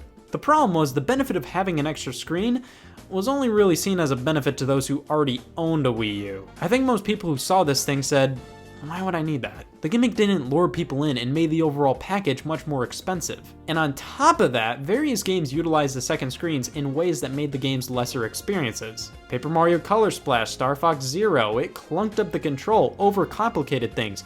It wasn't pretty sometimes. Now that's not to say the second screen wasn't used in good ways, but the lack of software that truly took advantage of the two screens says right there that Nintendo just saw the Wii U's gamepad as a gimmick and not something to make gameplay better. The Wii U's successor, the Nintendo Switch, definitely does a gimmick right. I mean, you want to use the system as just a home console? Leave it right there. Want to play it portably? Take it out, blam. Play the way you want to play. The gimmick is understandable, useful, and doesn't affect gameplay negatively. The same can be said about the Nintendo 3DS. Class is free 3D, you can use it if you're into that sort of thing, you can turn it off if you're a total prude. Gimmicks aren't inherently bad, they're vital to keeping things fresh. Anything new can be labeled as a gimmick. But of course, the word is often associated with lame additions to things. A bad gimmick is something that is merely added to slap a selling point on the box. It has no real benefits and often comes with problems. The cons simply outweigh the pros. The Kinect, Wii U, the Power Glove, all gimmicks that were merely marketing tools. A gimmick goes too far when it's crammed down the consumer's throat and is simply here to sell the product with no real benefits. In fact, some downsides that wouldn't be here without it. Gimmicks work best when they're thought of by designers, artists, the creative teams producing the product. They're more thoughtful, generally have more value and worth in them, and possibly enhance the product like crazy this way. When marketing creates a gimmick and then tells the creative team to make something around it, good things can come out of that, but we generally get stuff like ugh, yikes, and eek. Forcing motion controls down throats, a feature that just doesn't work as advertised, changing gameplay for the sake of advertising instead of, you know, gameplay. I like me a good gimmick if it's well thought out and doesn't bog anything down, but a lot of what we went over today, yeah, parasites. Well, it looks like my journey today has come to an end. It's been an honor to serve a part of the fellow unity of certified killers of bad astronomic resistant ne'er-do-wells. Should really look into an abbreviation for that. It's also an honor to be a part of this whole 1950s B-movie shtick. Remember, it's not a phase, it's a lifestyle. It was a phase.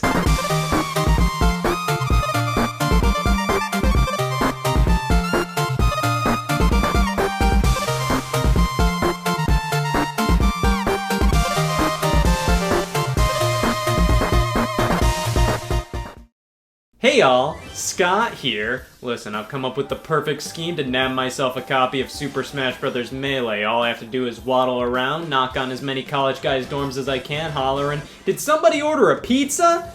Little do they know, the only pizza I have is a hankering to steal a copy of Super Smash Bros. Melee. Hopefully I can at least nab one copy.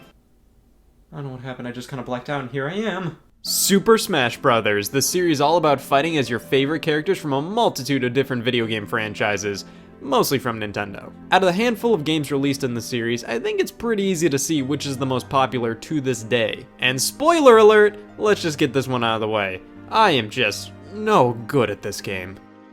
Oh god. And with that being said, Super Smash Bros. Melee, the one everybody wants to put up right on the fridge. I think the best way to describe the first Smash Bros. On Nintendo 64 was there was nowhere to go but up. It was a great game, but the concept of Smash Bros. Could be so much more. More characters, more stages, more modes, more collectibles, better mechanics. Melee is when the Smash Bros. Series really started to grow some hair on its chest. So much of what we love about the series today can be traced back to this game right here. The development of Super Smash Bros. Melee can be traced back to as early as May of 1999, with the series director Masahiro Sakurai telling others that there will be a Smash Bros. Game on the GameCube. By July of that year, he worked out a development plan in private, even without a GameCube development kit, as they didn't exist yet. The game's development took 13 months at HAL Laboratory, and Sakurai described his lifestyle as destructive during this time period, taking barely any time to rest. 13 months is an insanely quick development time, especially when you compare how drastic of an improvement Melee is to the first game. The game was officially fully unveiled to the public at E3 2001, showcasing the game's intro movie and later the initial roster of playable characters. Melee later released in late 2001 in both Japan and North America, with Europe getting the game in spring of 2002. Oh man, this box art. In my opinion, this is one of the least interesting boxes the series has had. Ever. I think it does a better job conveying what the game is all about compared to the Nintendo 64 one. I mean, come on, most of the characters are facing the other way or covered up by the 64's box layout, but this just looks like a screenshot from the game, nothing special. The Japanese box, in comparison, way cooler. Also, anybody else find it weird that Melee was rated T for teen? I know Brawl was too, but it's just weird seeing a game with Mario, Kirby, and Pikachu in it that's recommended for ages 13 and up. Man, look at all the features this thing touts on the back. The characters, stages, secrets, trophies, epilepsy. This game has it all. First impressions are always key, and Super Smash Bros. Melee hits it out of the park.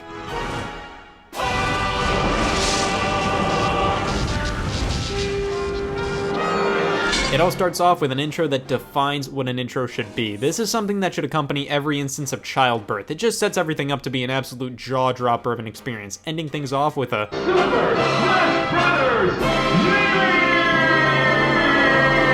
First things first, we gotta talk about the characters. The roster this time around has been more than doubled compared to the 12 in the first game. Melee offers a solid 26 characters, with everybody from the original returning. The newcomers in this game are mainly here filling out representation of Nintendo's biggest series. We get new Mario, Zelda, and Pokemon characters with a few others thrown in there. Peach, Bowser, and Dr. Mario join the series alongside Ganondorf, Young Link, and Zelda, who can transform into her alter ego Sheik, who has a completely different moveset, and Mewtwo and Pichu are thrown in there as well. Falco comes in from Star Fox, Marth and Roy make their Smash Bros. Debut hailing from the Fire Emblem series, which was Japan only at the time of Melee's release, and two retro throwback characters, the Ice Climbers and Mr. Game & Watch. There is so much to love about the new characters introduced in Melee. I mean, Ice Climbers are such a unique and obscure pick. The inclusion of Fire Emblem characters helped yank the series out of Japan. Mr. Game & Watch, get out of here! However, we have to bring this up. 6 of the 14 new characters we got are clones of other characters. Dr. Mario is a clone of Mario, Young Link, Pichu, Pikachu, Falco, Fox, Roy, Marth, and Ganondorf,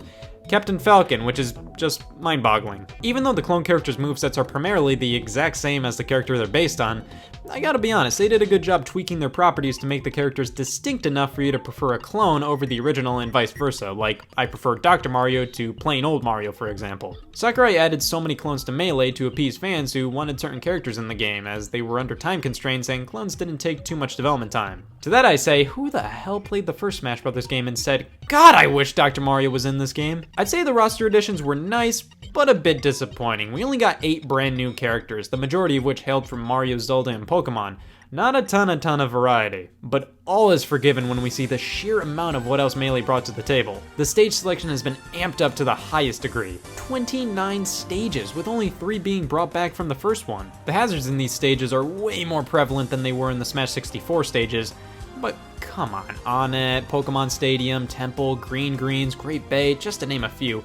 Absolute classics. The stage layouts across the board are way crazier now, which can be seen as either a positive or a negative. Some of these can be pretty annoying, but it's still all in great fun. Just like the items, the number of which have increased. The gameplay from Smash 64 has basically been brought over, but cranked up like crazy. Not only do characters all have additional moves to pull off, the most prominent of which being a 4th special attack, the side special, but the speed of the game has been dramatically increased. Everything just feels snappier and more solid than Smash 64. The gameplay definitely reigns supreme, but everything surrounding it has been perfected. Melee feels like it was made to be played for years, with the player discovering and unlocking things after all that time. Have you ever tried to unlock everything in Melee? Like, Jesus, Mewtwo requires a solid 20 hours of versus matches played or 700 separate matches played, and he's not even the last character you unlock. Melee makes unlocking things feel unbelievably rewarding. It's like an event. You find these things, you don't just play through the adventure mode and bada boom, all characters unlocked. No. Melee surprises you with a new challenger approaching, always shredded in a silhouette like, holy shit.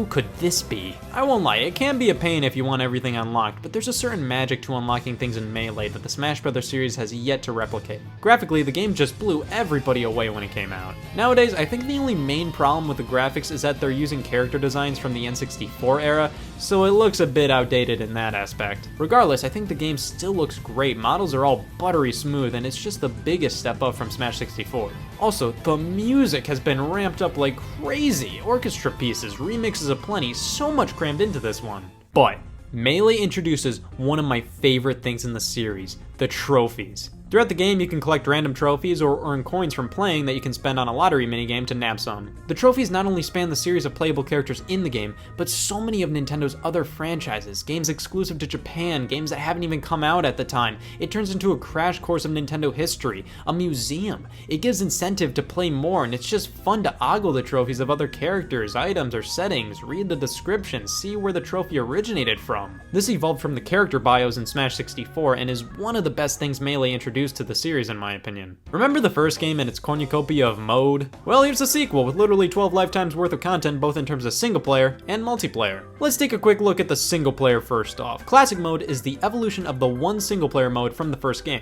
You go through a series of fights with some mini games thrown in there, break the targets, race to the finish, and snag the reason to play Super Smash Bros. The major difference in classic mode now is that it's randomized. You go through a different series of fights each time with different opponents on different stages. It really does wonders to the replayability as it keeps things super fresh each playthrough. Classic mode ends things off with a final battle against Master Hand, plus his wacky Uncle Crazy Hand this time around if you played on normal difficulty or higher with no continues. But hold on there, because we have another mode in the form of Adventure mode. Everybody goes on about how awesome this thing is. You traverse the Mushroom Kingdom, explore the dungeons of Zelda, escape Brinstar. It highlights one of the coolest aspects of the Smash Bros. Series, seeing a character from one franchise in the world of another. While I love the concept of Adventure mode, I gotta be honest, this thing just ends up feeling like a complete missed opportunity. Like, the first few areas are legitimate worlds to go through, but then we just end up fighting 3 Nesses on the Onett stage and fight a bunch of Kirbys on the Green stage. It just kinda loses its steam as it goes on and just feels like more of classic mode.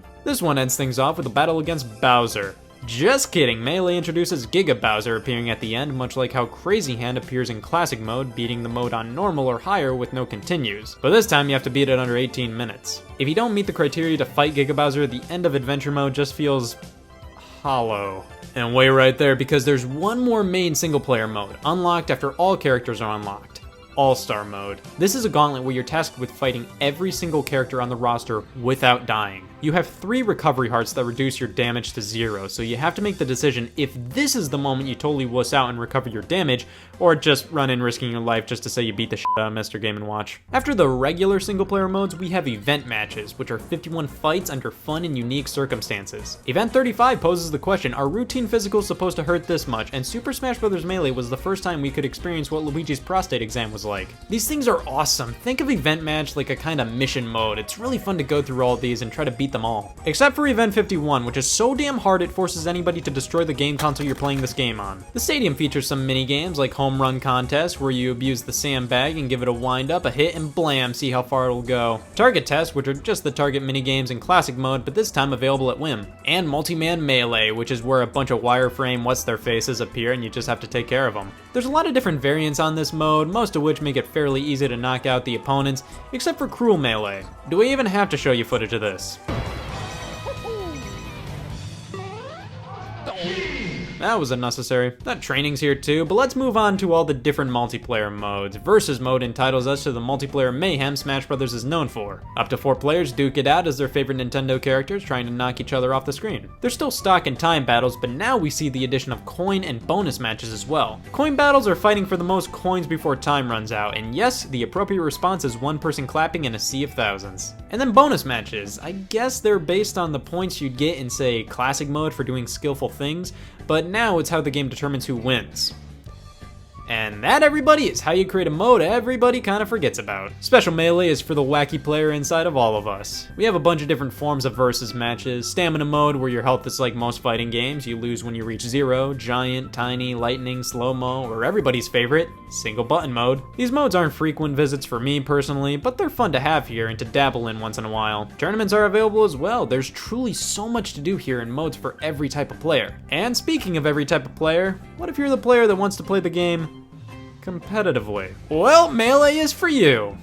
By accident. So many of Melee's more advanced techniques derive from oversights of the game's mechanics. For example, one of the most well-known techniques in Melee is called wave dashing. I don't know anything about how to do this, so I wrote down some tips on my hands, except they're hard to read while holding the controller. Alright, I think I'm finally ready to attempt a wave dash. Here we go.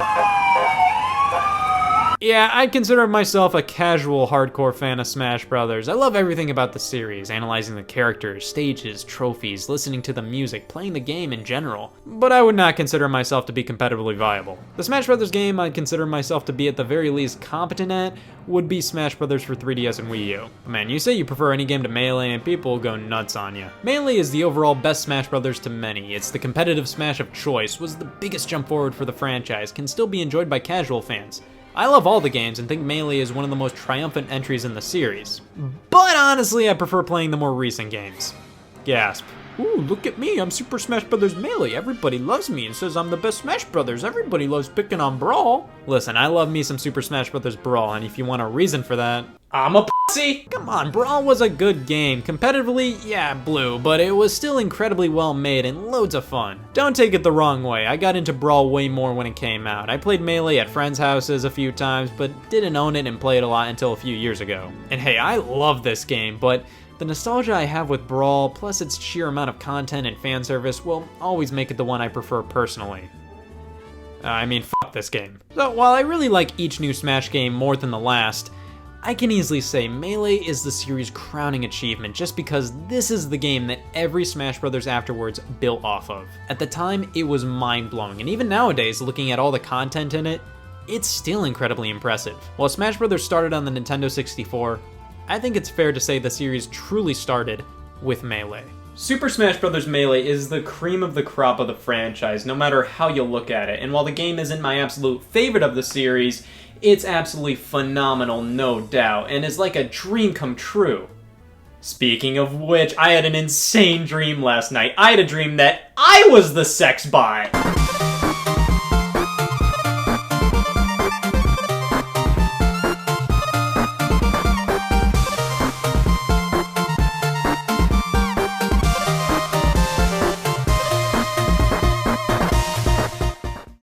Hey y'all, Scott here. As you can see, I'm ready for any and all professional requests. What's that? Need a game console made? You've come to the right place. I'm the first person who is objectively better than all 3 major video game companies by complete accident. Just the other day I was making mayonnaise and accidentally made Geist instead. I hate when that happens. What if I was in charge of everything when it comes to making a new Xbox, PlayStation, and Nintendo console? Well, let's make one of each. For funsies! I thought it would be cool to try and come up with new features, designs, ideas, games, all that kind of stuff for imaginary future game systems. But don't take most of these as full-on predictions or desires or anything like that. Basically, this is going to be me pitching the concept of 3 systems. Some ideas may get a little crazy, but I generally wanted to keep things relatively believable in terms of what could actually happen. You won't have to give butterfly kisses to the Xbox to turn it on. Don't read too much into the following concepts, they're just for funsies. With that being said, I'm naming this new Xbox console Xbox Infinite, what the Xbox One should have been called. I just think it was the next logical step name-wise after Xbox 360, and after Xbox One, I'll really take any name. The marketing writes itself, infinite fun, infinite possibilities, all that jazz. Next generation specs in this bad boy, while also retaining a lot of what the Xbox One introduced. The HDMI input for a cable box, for example, should be kept. It helps differentiate it from the competition and surely doesn't cost that much. Backwards compatibility is still a key feature here. All Xbox One games work while all Xbox 360 and original Xbox games made backwards compatible for the One work as well, with new additions coming too. Now, I'm not one to suggest bringing the Kinect back, but one thing that is becoming more and more useful in today's technology is the voice command. If the Xbox Infinite included high-quality microphones that allowed text-to-speech while messaging friends, searching for things, easy commands like play some music, play this movie, what's the weather gonna be like,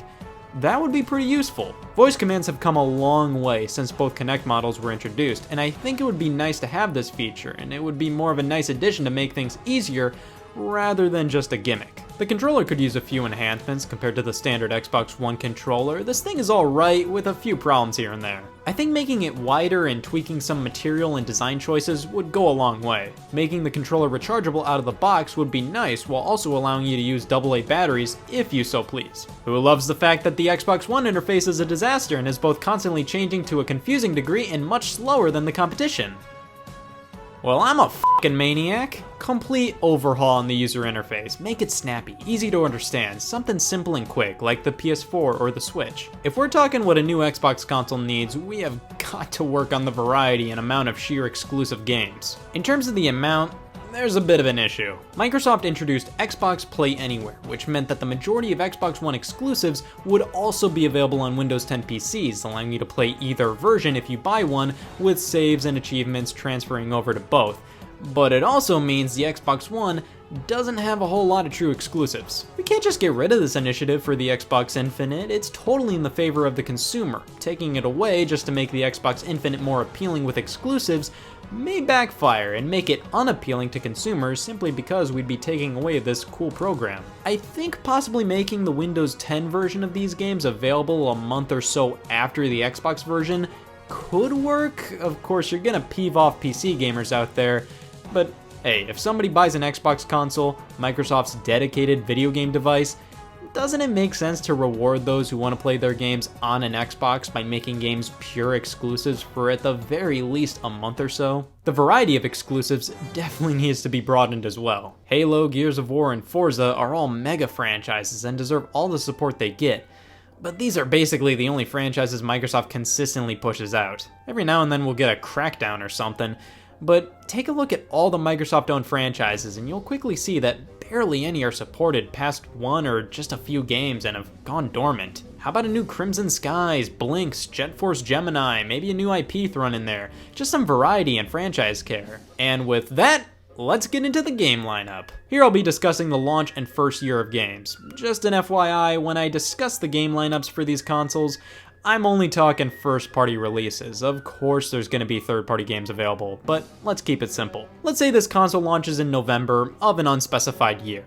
At launch, I think we should put out 4 major titles, one being a new IP, preferably something you don't see all the time on the Xbox, a Japanese RPG maybe. A new Crimson Skies game, a fan-favorite series, and being a launch title, it would get a lot more attention than it may if it were just squirted out at any other time in the console's lifespan. And rounding things out, a new Forza and a new Gears of War. Later in February, a new Crackdown game, if Crackdown 3 ever comes out. April will see a new Mech Assault game, July a new Jet Force Gemini, September the next Forza game, October a new Blinks, and November rounding things out with a new Halo. Is it perfect? No, but it's a decent amount of variety that supports a lot of Microsoft franchises that haven't gotten any attention in years. The PlayStation brand of home consoles have followed the age-old technique known as numbers. For the one we're making today, let's throw the tradition out of the window and start fresh with PlayStation X. Yes, there was a console called the PSX, but it was a DVR PlayStation 2 released only in Japan that flopped. Yes, the PS1 is abbreviated as the PSX sometimes alongside the PlayStation event PlayStation Experience. My point is, please don't care, just let me call my fake console the PlayStation X. First off, we're keeping things simple. The PlayStation X expands upon what the PlayStation 4 already established. Instead of throwing everything out and starting anew, I think it would be incredibly beneficial to design the PlayStation X to be a next-generation PlayStation 4 basically, making it incredibly easy for developers to transition over and for consumers to upgrade. This may sound like the PlayStation 4 Pro, but believe me, the PlayStation X is a new console with specs on par with the next Xbox. It's a full generation leap ahead, not this half step of a console. The DualShock X is the controller and is very similar to the DualShock 4 with a few design tweaks, and also NFC in the touchpad, allowing you to use your smartphone to quickly pay for things or for other actions. Available separately will be a new version of the PSVR, better specs, resolution, a bit lighter, and it requires less cords. The menu is similar to the PlayStation 4, but allows for more customization. You can organize things as you please. Multiplayer games, yeah, if designed around it, can do crossplay with other consoles. Now, was that so hard? For the PlayStation X, we're going to be introducing the PlayStation Legacy program, a way for PlayStation to combat Microsoft's backwards compatibility initiative, offering PlayStation classics from every generation of the brand. Kinda like Nintendo's Virtual Console. If the PlayStation X expands upon the PlayStation 4 architecture, then PlayStation 4 games could easily be offered on the system, no problem, even allowing you to use the same disc. Now, will you be able to use your old discs from the PlayStation 1, 2, and 3? Probably not, but it's still nice to be able to download a lot of these games to your system, and plus, a lot of these games would be crazy easy to offer as digital titles. PlayStation 2 games are already offered on the PlayStation 4, and PlayStation 1 games would be even easier to put out there. PSP and most Vita games shouldn't be an issue. The one system that may be a problem is the PS3. That console had such foreign architecture that it may be a bit too much of a hassle to get those things running on hardware other than that of the PlayStation 3. Of course, Sony offers PS3 games on the game streaming service PlayStation Now, but the PlayStation Legacy program will be all about buying and downloading these games. I think it's definitely possible for a handful of PS3 titles to make an appearance, but some may only be available on PlayStation Now. Contrary to popular belief, not everybody cares about portability or the Nintendo Switch in general. There is still a huge market of people who just want a powerful home console that stays right there in their entertainment center. I think it would make the most sense for Sony and Microsoft to continue down the path they're on with the PlayStation 4 and Xbox One. That doesn't mean they won't try to get a piece of that sweet Switch pie, and I'm all for a bit of competition. Sony is definitely the most likely to put out a portable console in the vein of the Switch, while with Microsoft, with the recent announcement they're developing an Xbox game streaming service, I feel like that will be the first thing they do, allowing you to play your games on your tablet or something as long as you're connected to the internet. With Sony, they'll introduce a Nintendo Switch-like device, but it won't be their next major PlayStation console. It'll be a supplementary while standalone device. I feel like this would be a PlayStation X Lite, a portable system allowing you to play a wide array of digital-only classic PlayStation games spanning all generations, with a few select PlayStation X games playable on the go. If they're too graphically intensive, then you'd have to be on an internet connection to stream them. This would be a digital-only device, incentivizing consumers to go digital-only, as your digital purchases will work on both this portable PlayStation console and the PlayStation X, while games you purchase on disc would only work at home. You could probably stream the game with remote play, but digital purchases would allow you to play solely on your device. Launching in November of an unspecified year, the PlayStation X will launch alongside 3 first-party titles, a new IP, something mature, a third-person shooter maybe, a new Gran Turismo, and Ratchet & Clank game. Later in January, a new Tearaway game will release, focused on the new features of the PlayStation X. April would bring a new IP from Santa Monica Studios, an HD remake of Ico, much like how Shadow of the Colossus was remade in May. June would feature a new Infamous game, September a new Quantic Dream developed game like Detroit Become Human and Heavy Rain, and October, a new Horizon game.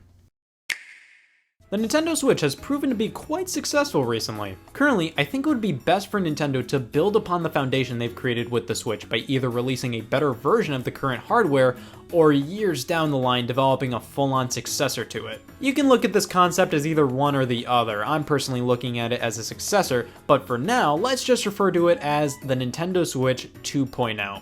Why 2.0? I'm just such a decimal fanboy, and I think it sounds better than just straight up Nintendo Switch 2, I don't know. First off, we keep all standard Nintendo Switch games compatible while also upping the specs big time. Keep in mind, we ain't going anywhere near next Xbox or PlayStation levels, but definitely a bit above PS4 and Xbox One levels. If possible, we'll upgrade the battery. At the very least, I want it to be on par with the original, but hopefully we can squeeze a few more hours of playtime out of an upgraded one. Screen resolution needs to be better, not because the current one is bad, but because it could allow for a potential accessory for VR. I think we've all pictured this before, a head strap you slide the Switch into for virtual reality. This can lead to some pretty standard VR, nothing mind-blowing, nothing super high resolution, but something good enough to allow for the experience. Also, we've got to make at least 64 gigabytes of internal storage the standard for this thing. Finally, the dock can now output 4K resolutions, is made out of a much sturdier material, has more padding on the inside for those who are worried about scratching the screen, and more USB ports are available, hooray! The Joy-Con 2.0 are the new versions of those choking hazards of controllers. You can use old Joy-Con on Switch 2.0 and use Joy-Con 2.0 on the first Switch, but the features introduced in the new controllers are only compatible on Switch 2.0. A new ergonomic design is used that make the controller controller is much more comfortable to hold. Specifically, I'm thinking a more grippable bottom half. Also, the buttons and sticks are at a bit of an angle, making them more in line with how regular controllers are set up. Nintendo put out a patent for scrolling shoulder buttons, akin to something like a scroll wheel on a computer mouse. We're throwing these in the Joy-Con 2.0, as they can allow for easy item management and menu navigation in games. HD Rumble Plus is included, which is an even more detailed rumble than what's found in the original Joy-Con, and in addition to that, the gyroscope is updated to be even more precise, allowing for pointer functionality in games to be closer to how it worked on the Wii with the sensor bar. Now, this is an idea that could give us a hearty dose of potential fire hazard, but what if your controllers could change temperature? Heat up a bit in a lava-based level, cool down in a snow world, or just if you yourself are hot or cold, you could change how warm or cool your controller is. I don't know, it might work and could lead to some cool immersive game design. Now, one of the greatest potential benefits of owning a Nintendo console is the sheer amount of legacy content that could appear. Currently, the Nintendo Switch is swimming in the convoluted way of delivering old games pool, and we need to drain that sucker. Firstly, we'll be offering all generations of Nintendo games on the eShop: NES, Game Boy, SNES, N64, Game Boy Color, GameCube, Game Boy Advance, DS, Wii, 3DS. Even things like Game & Watch games, Virtual Boy, and other retro consoles, Sega systems, TurboGrafx 16, Atari games, the retro game catalog will be immense.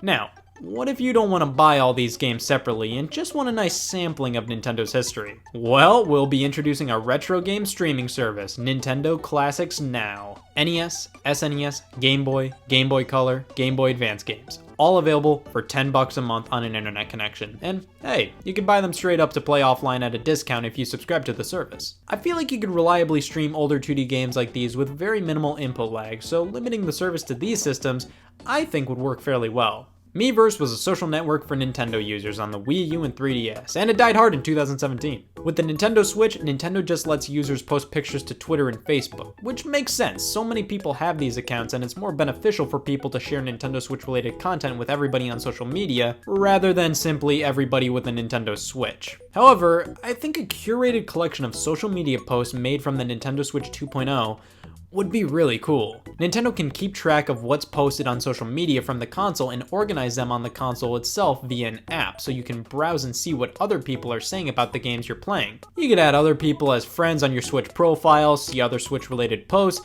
I think this would be a nice way to bring the community of players together while also not having to create a specific social network just to do so. Voice chat on the system itself. This is a must. The Switch currently uses a smartphone app to handle voice chat, and if you haven't heard, yeah, it's putrid. The app has some cool features and we can still support it and allow people to use it, but Switch 2.0 will offer straight up voice chat within the system itself. Also, no friend codes. God, no friend codes. Now, the Switch launched in March of 2017, and I think Nintendo would want to do that again with its successor. It worked out pretty well for them. In March of an unspecified year, we'll offer a brand new 3D open Mario game, much like Odyssey, but potentially something new and different alongside a casual game. Let's call it Switch and Snitch. A party game that would have motion control based mini-games. One player will receive a vibration in their controller before the game begins and will have a slight advantage over everybody else. When the minigame is over, everybody has to vote on who they think was lying and had the advantage. After the launch, we'll focus on a new game almost every single month. April will bring with it a new Animal Crossing game. May will feature a heavy online multiplayer focused title, possibly a new Mario Kart or ARMS or something like that.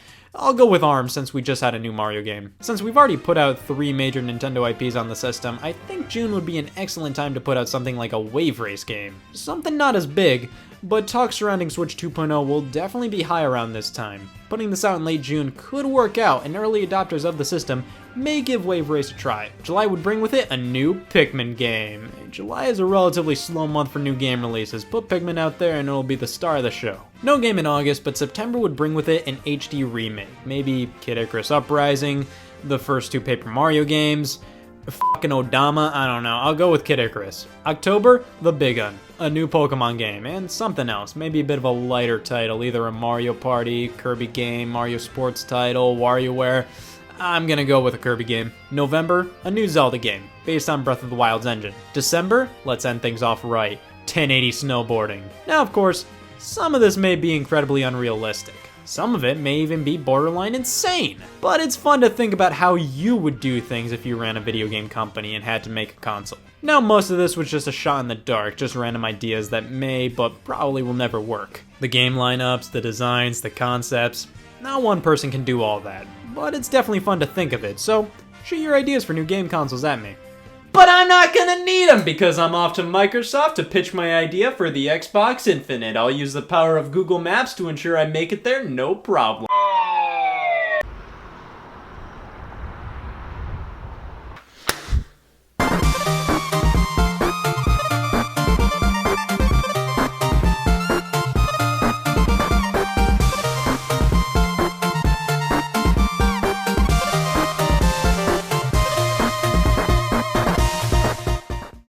Hey y'all, Scott here, and today we're going to be discussing a classic case of... It's that time again. Let's go to Best Buy and see how many games in the Mario series are on the shelf.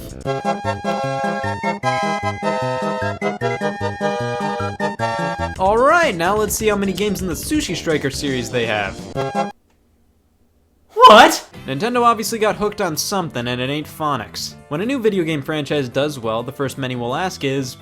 what's next? A sequel, a spin-off, a port, a remaster, a brand deal? In the case of the series we're talking today, all of the above! The gaming industry has consistently been finger-wagged at for milking the exact same franchises over and over again. Instead of making something brand new, hey, the people want a third sequel to FIFA 13 this year, let's give them what they want. It's so weird because we've all complained at least once about too much of a certain series, but the only reason why there's too much of something is because it's successful. Whether it's critically or commercially, more so commercially, if a series sees success, we're definitely gonna see more of it. But when does this become too much? I think we all like to see good games from good series come out, but when do we all tell a franchise to back off? Assassin's Creed is the poster child for this is too much. What started out as a game that received decent reviews turned into sequel, sequel to the sequel, sequel to that sequel, threequel, the fourth one everybody liked, a bunch more, handheld side games, an episodic series of 2D games, books, comics, a movie in 2016, all within 10 years. You know, Ubisoft made Assassin's Creed a yearly thing until they said, you know what, we don't want to drive our franchise into the ground, let's take 2016 off to prove to people we won't make this game every year. They then continue to make this game every year. Sales for the games were declining steadily alongside some lame feedback on some entries, so a break was definitely necessary to ensure more quality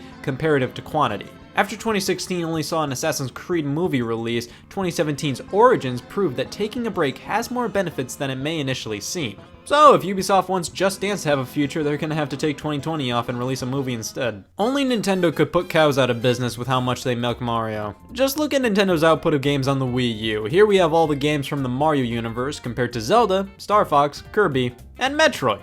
I mean, hey, I love me a good Mario game, spin-off, mainline, whatever, but not only did the over-reliance on Mario titles take a lot of the variety out of this system, and frankly other Nintendo consoles, but it also did a bit of damage to the brand. Constant releases really take a lot of the magic out of a new entry if it happens every single year. There's something to be said about waiting a decent amount of time for a new game. Sure, it can be tough to go so long without a new Wii Music, but when it finally comes out, it'll be just as bad as you wanted it to be. As an actual example, mainline Mario platforming games were coming out constantly from 2009 to 2013, and it honestly devalued the experience of what a new Mario game is. They came out so frequently, who cared? People were getting the names between the games confused. I've heard so many people get Super Mario 3D Land and World mixed up. Many looked the same, sales weren't as great as Nintendo probably wanted them to be. But then, they did the unthinkable. They didn't make a new Mario platformer for 4 years, and guess what happened? I forget its name, but I think 10 million plus copies of it were sold. Releasing games annually does have its benefits, there's no doubt about that. People are conditioned to picking up the new Call of Duty, Madden, and FIFA every year, and it works fine enough for those series.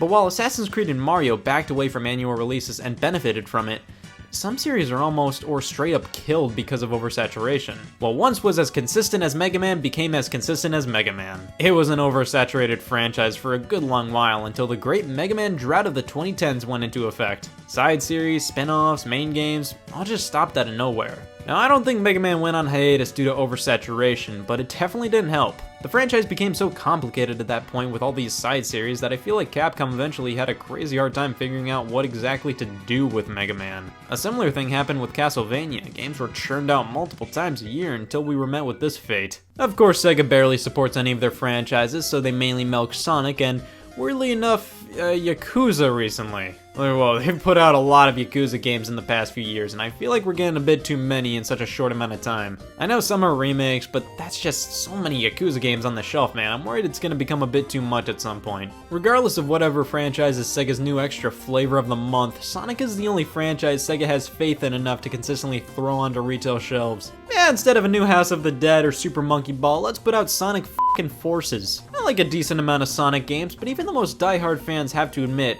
man, these were not made out of love. These were churned out because Sonic is the only thing Sega knows for a fact sells well. But no other video game franchise, in my opinion, has been milked to death. More so than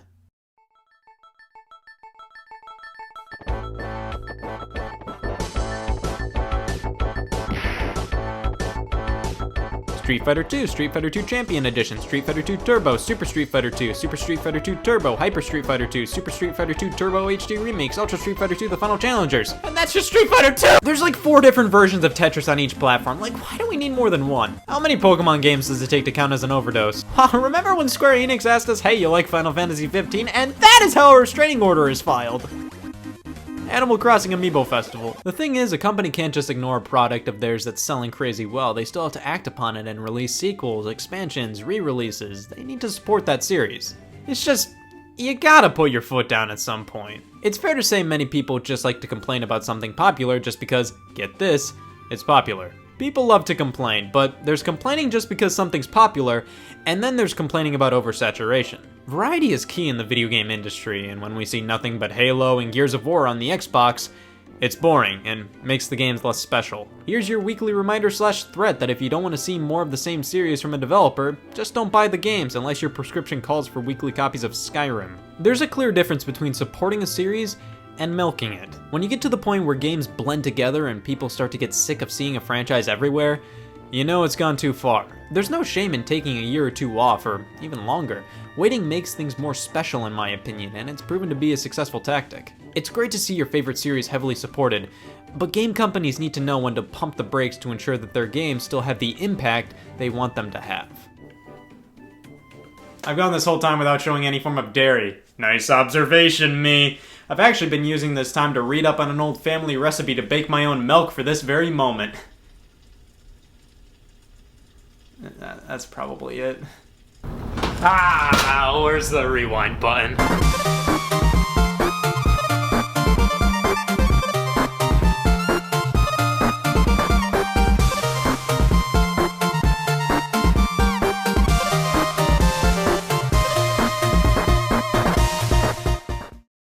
Hey y'all, Scott here. I've realized today's youth is way into getting corrupted, so it's only fair to give every possible good or service an age-appropriate rating.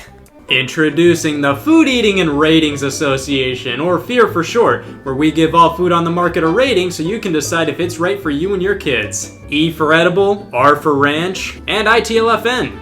It tastes like f***ing nickels. Rated everyone 10 and up. What I would give to win a sweepstakes dinner with that guy. The ESRB, the narcs who made us play Simpsons Hit and Run instead of Grand Theft Auto 3. They've played a major role in helping to mitigate some video game controversies, even when there's been more of them after the rating system was established. Media has always been under scrutiny for being bad influences on our youth. Television, film, music, literature, all have had countless controversies surrounding them in terms of content. Rock and roll was thought to corrupt the youth when it debuted. Schindler's List was broadcast on network television unedited. You can tell that ruffled a few feathers. Indiana Jones and the Temple of Doom and Gremlins were both rated PG and featured some not-so-PG elements, and I'm still not allowed to read Catcher in the Rye. But video games were always seen as the worst of all those mediums. With a violent movie, you're watching a killer. With a violent video game, you are the killer. There have been so many controversies surrounding games. Pinball machines were outlawed for a while due to being considered gambling, leading to 70s arcade games facing outcry, the game Death Race shocking many for its portrayal of running over gremlins. Gotcha's controls were designed to look like Custer's Revenge on Atari 2600 doing the whole Custer's Revenge thing. And as the years went on, technology advanced, and violent video games weren't, oh, it kinda looks like you're killing people. They were more like video games as a whole were leading up to that moment. Video games were becoming more graphic and thus raised more eyebrows. In the arcade, games like Splatterhouse just rubbed blood and gore into your face.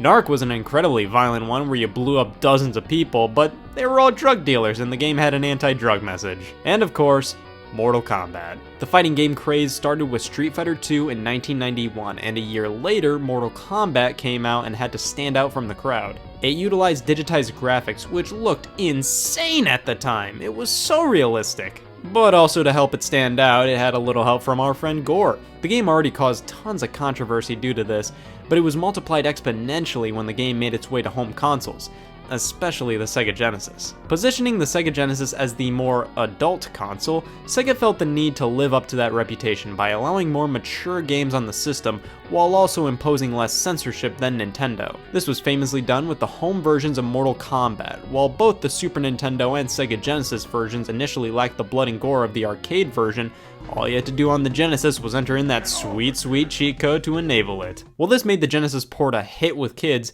it didn't bode well with parents, and even the US government. December 9th, 1993 was the day a congressional hearing was held to discuss violent video games and a potential system to rate the games based on their content and themes. Mortal Kombat was a major talking point alongside the games Lethal Enforcers, Night Trap, and later on Doom. Yeah, the content in these games were more mature than others, but a lot of the examples of things these games did that went too far feel a bit over-exaggerated. Lethal Enforcers used a blue toy gun and had you shooting bad guys as a police officer. Night Trap was a full-motion video game for the Sega CD that was as harmless as a lame direct-to-video B-movie. And Mortal Kombat, yeah, I have no excuse for that one. Representatives for Nintendo and Sega were present, with Nintendo's Howard Lincoln standing strong and just throwing Sega under the bus, acting like Night Trap was the most heinous thing ever constructed by man.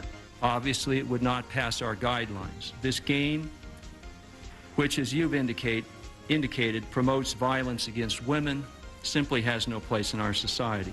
This scene from Night Trap was the one everybody got up in arms about. You can't look at this scene and say, oh man, this is poisoning the minds of our youth. Like, what's going on here? To anyone watching this scene, it looks like a bunch of burglars are pumping a girl's neck with some machine, which led to everybody saying, I don't know what's going on, but I don't like it. Even though at the time of the hearing there would be no technical way for Night Trap to run on a Nintendo console, Lincoln made one thing very clear.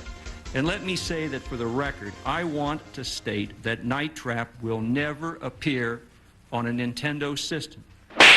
Nintendo wasn't immune to criticism during the hearing, but Sega was getting absolutely slaughtered, mainly due to the significant increase in mature themes with games on Sega platforms. With Mortal Kombat's blood and their own game Night Trap, they had it rough that day. In their defense, Sega initiated their own rating system a few months before the hearing.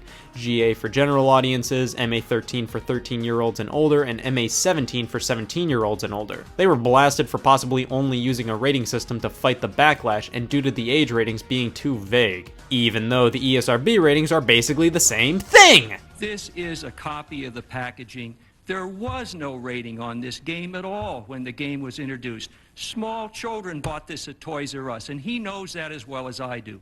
When they started getting heat about this game, then they adopted the rating system and put ratings on it. While a lot of the arguments made during this time were obviously kind of uninformed and pretty silly, it simply made sense for video games to receive content ratings just like movies and television, especially considering the drastic differences between content and games. They weren't necessarily trying to censor games, rather making sure consumers were aware of what they were buying. More hearings were held later in 1994, and it was agreed upon most game companies to initiate a game rating system, with major retail outlets making it clear they would not buy games without a rating. That year would see the creation of the Entertainment Software Rating Board, or the ESRB, an organization that gives video games age-appropriate ratings. Developers send in videos of their projects showcasing standard gameplay and what could be deemed more objectionable content to receive one of initially 5 ratings: early childhood, kids to adults, teen, mature, or adults only. Later in 1998, kids to adults was renamed to Everyone, and in 2005 the new Everyone 10 and Up rating was introduced with Donkey Kong Jungle Beat. Because this game couldn't have possibly been rated E for everyone, that's fucking ridiculous. Later the design of the ratings changed to pure black letters,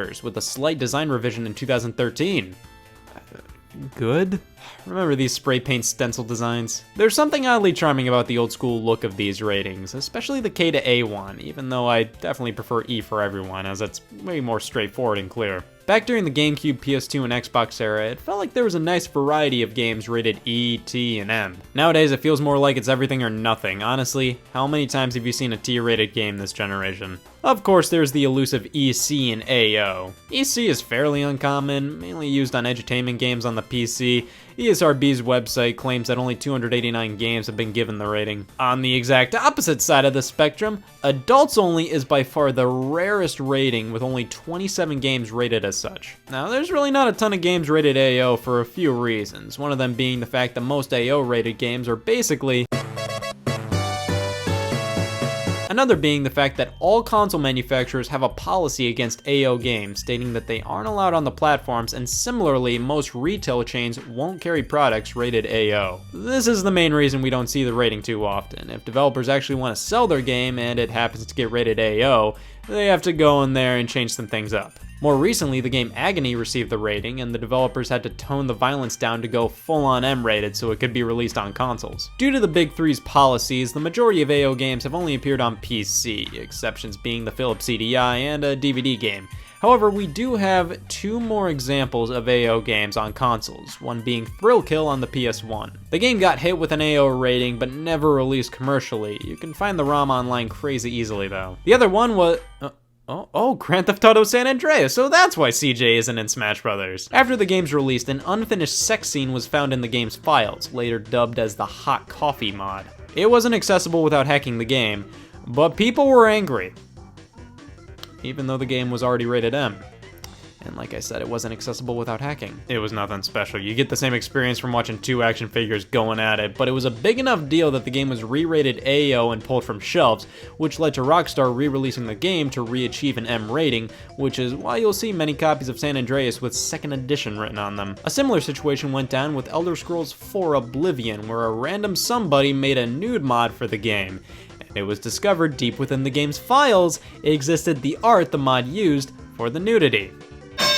That was uncalled for. Nowadays, it feels like more mature content is getting the pass within lower age ratings. Indigo Prophecy's unedited PC release was originally given an AO rating, but recently with the release of an uncensored remastered version, it was given an M. Also, Galgun Double Peace is a game where you shoot pheromones at girls and it's rated E for everyone. Guys, society finally accepts us.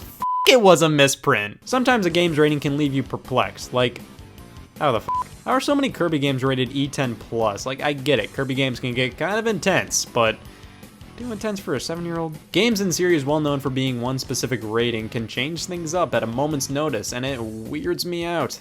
Dark Souls? Oh yeah, big M-rated series. Okay, Batman Arkham series. Well, Phoenix Wright. Oh, come on. Fight Night, an EA Sports title, easy contender for family fun, Jesus. Would you look at this? ESRB.org has a description of content found in games that could be objectionable. I gotta say, many M-rated games definitely have a hearty dose of fucking shit. With ESRB being around for nearly 25 years, it's maintained its place as one of the most important aspects of the gaming industry.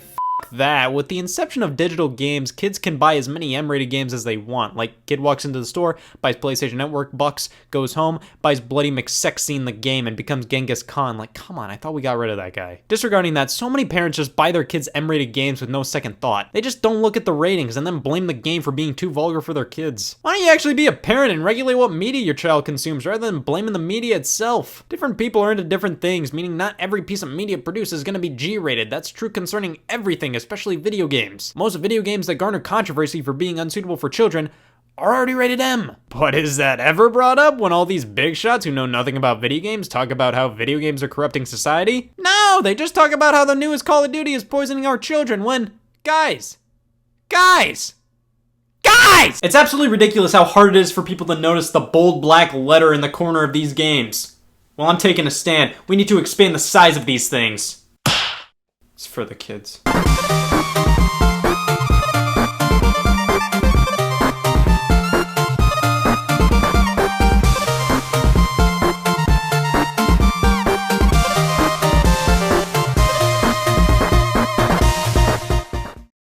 Hey y'all, Scott here. You ever love a game so much that other people say is basically the bubonic plague?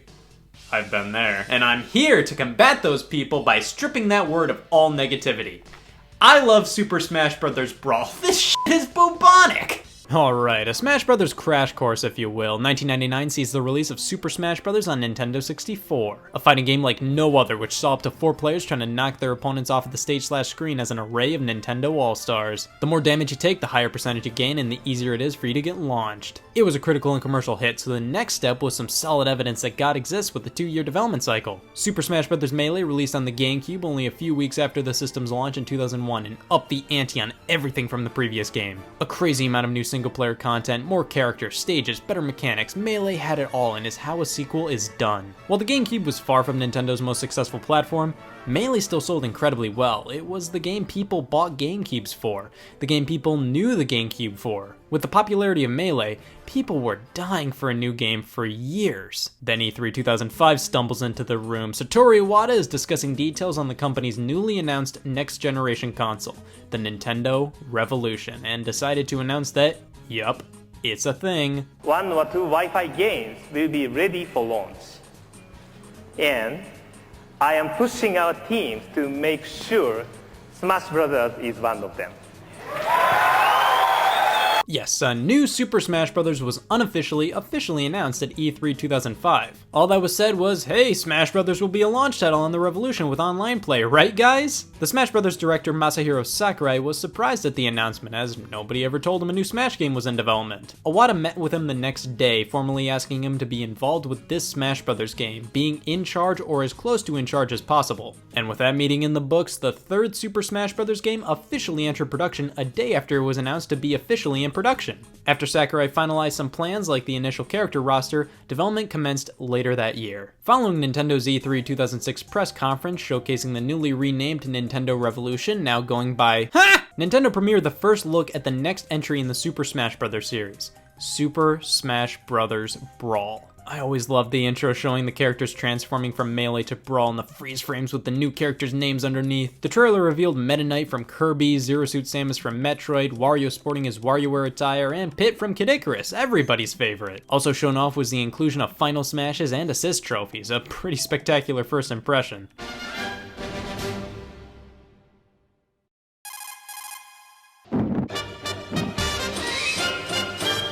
They're really letting anybody be a Smash Brother, aren't they? Now, I wasn't there for the great Brawl wait sesh of 2005 to 2008. I wasn't actively following gaming news at the time, but I've concluded it went like... Nice. There's gonna be f***ing stages? Every weekday, a new piece of information was revealed about Brawl on the official website, the Smash Bros. Dojo, starting on May 22nd, 2007. These updates would range from how to use a controller to, is that a f***ing Sonic the Hedgehog? Yeah, Sonic made it in, but because of it, among numerous other issues, Brawl saw a few delays after initially being pegged for a December 2007 release. Yes, the Smash community is stoked, but when? Well, not next year, not next spring. Releasing on January 31st, 2008 in Japan, March 9th, 2008 in North America, and June 27th, 2008 in Europe, was the wait worth it? People f***ing hate this game. Brawl is generally considered the weakest of the Smash Bros. Games to many. Not because it's a bad game or poorly made, far from it, but so many fans say this game was a disappointment. It was unbalanced, it wasn't competitive enough, it just didn't live up to Melee. To be fair, it was 7 years in the making, so expectations were definitely high. Considering Melee blew everybody away after being developed in only 2, kinda meant Brawl had a lot to live up to. I think a major problem people had with Brawl, other than the tweaks to the Smash Bros. Gameplay, is that it didn't introduce as many new things as Melee did, it more so expanded upon Melee. But we'll get to that when we get to that. First things first, this is the only other box art I have framed next to my bed. Brawl's cover is one of the best in the series. Just look at it, all the characters are looking towards you with beams of light shooting from the center. Just the overall composition of this shot is mesmerizing. This is the box art that makes you proud of being a Nintendo fan. Popping the game in. Jesus Christ, we're greeted to a relatively long loading screen. This always killed me back in the day. Blam, Brawl's intro. What can I say? This thing is great. However, a lot of people will completely dismiss this intro due to Melee's being the absolute cream of the crop, and while I'm not going to disagree entirely, I'm going to defend Brawl's right quick. So Brawl's intro is a compilation of CGI cutscenes from the game's adventure mode and random shots of gameplay. People have complained that it's not a coherent intro that was animated with the purpose of being an intro. Like Melee's. I smell a counterpoint. Melee's intro still had shots that very rarely connected to each other. here's Metroid, here's Zelda, here's Yoshi. Like, it was basically random shots of these characters, and Brawl's is the same thing, except these shots were also used elsewhere in the game. Melee's intro had gameplay randomly cut in too. Both of these are far more similar than people act like they are. I will say, some parts of Brawl's intro leave me feeling like, oh man, I'm gonna look like a loser for saying this intro isn't that bad. Like, the final shot is just the halberd flying. To quote the 11th commandment, that is not how you end an opening movie for Brawl. People also dislike how the announcer doesn't screech Super Smash Bros. Brawl on the title screen. Alright, I'll give you that one, but the game already broke every bone in my ear. I'll gladly take a moment of silence. Let's talk about the roster of characters, as Brawl's is the first one in the series to omit characters from previous games. However, I'd argue it's a massive improvement over Melee, not only because of the sheer abundance of new characters, but because it feels much more refined. I think Brawl really hit home how special it is for a character to be in Smash Brothers. Like with Melee, it felt like they let anybody in. Young Link? Fucking sure. Brawl trimmed the fat of Melee's character roster, with each character feeling important to the world of gaming. Dr. Mario, Roy, Young Link, and Pichu were cut alongside Mewtwo, which was odd considering he was a completely unique fighter, but I think the characters introduced in Brawl more than made up for the losses. We got Nintendo characters who were always obvious candidates for Smash Brothers: Wario, Diddy Kong, Olimar, Meta Knight, and King Dedede. Old school characters reintroduced for a new generation, with Rob, an accessory for the NES turned into a fighter, and Pit, who was the star of the Kid Icarus series, which also goes by the name of what? Most people who played Smash Brothers had no clue who this guy was, definitely because he only had 2 games at the time, the last of which was on the Game Boy in 1991. Pit was different compared to the revival of, say, the Ice Climbers and Melee, because while the Ice Climbers felt like a 3D version of their 8-bit selves, Pit was designed as if he kept on getting new games and evolved over time, much like how Link did. It's really cool what they did with him, and it sparked interest in a potential new Kid Icarus game, which Sakurai later made. Zero Suit Samus was a new character playable after unleashing Samus's final smash, or simply by using a button combination on the character select screen. Toon Link was the replacement for Young Link, which I think was a smart change. He represents the Wind Waker style of Zelda games and is much more unique than Young Link ever was. Lucario was basically Brawl's replacement for Mewtwo. I'm more of a Mewtwo guy myself, but Lucario brought with him some interesting ideas. Ike was Roy's replacement, but instead of being a Marth clone, he was an entirely unique character. Lucas was the second Mother/Earthbound representative alongside Ness, staying true to Nintendo's tradition to do anything Mother 3 related outside of Japan except release the game itself. Wolf was a new Star Fox character, being similar to Fox and Falco, but pretty unique at the same time. And of course, one of the coolest newcomers, Pokemon Trainer, allowing you to control either Squirtle, Ivysaur, or Charizard. Brawl had a ton of great additions to the roster, but the biggest news came with the introduction of third-party characters. This was a huge deal. Like, the first third-party Smash Brothers character must be that came out of nowhere. Snake always felt like a serial killer in a sea of cotton candy. He's a cool character and definitely iconic enough and worthy of being called a video game all-star. But picture a world where Snake was never in Smash Brothers. Would he really be that heavily requested of a character for Smash Brothers? I think Mega Man, Pac-Man, Bomberman, or even Simon Belmont would have fit better as one of the first third-party characters in Smash Brothers history. But Snake definitely got people talking and made it clear that Smash Brothers wasn't just a celebration of Nintendo characters, but video game characters as a whole. Since third-party characters could now be represented, I think that made new Smash Brothers characters being revealed feel more impactful. Just like the inclusion of Sonic the Hedgehog was, man, the perfect third-party character to be in Smash Brothers. They've made it happen. Mario's rival, one of the most iconic faces in all of gaming. His moveset blows, most of it is just a spin dash, man. Moving on to where these characters actually fight, I love Brawl's stage selection, man. So much variety, so many series represented. There's a lot of wacky, crazy stages, but there's still a fair amount of stages that are calm and competitively viable. I adore PictoChat, WarioWare, Luigi's Mansion, Delfino Plaza, Yoshi's Island, Bridge of Eldin, Skyworld, so many great ones. We have some fun ideas for stages too, like 75 meters, Mario Brothers, and Hand and Bow, but those play like gingivitis. A select few Melee stages are brought back, but no stages from the first game, unfortunately. That was always a bummer. The gameplay here is still Smash Brothers, there's no doubt about that. The biggest new addition has to be Final Smashes. When the Smash Ball appears, if you happen to break it open, you can unleash your Final Smash, a character-specific special move that's tailor-made to be a devastating blow to your opponents.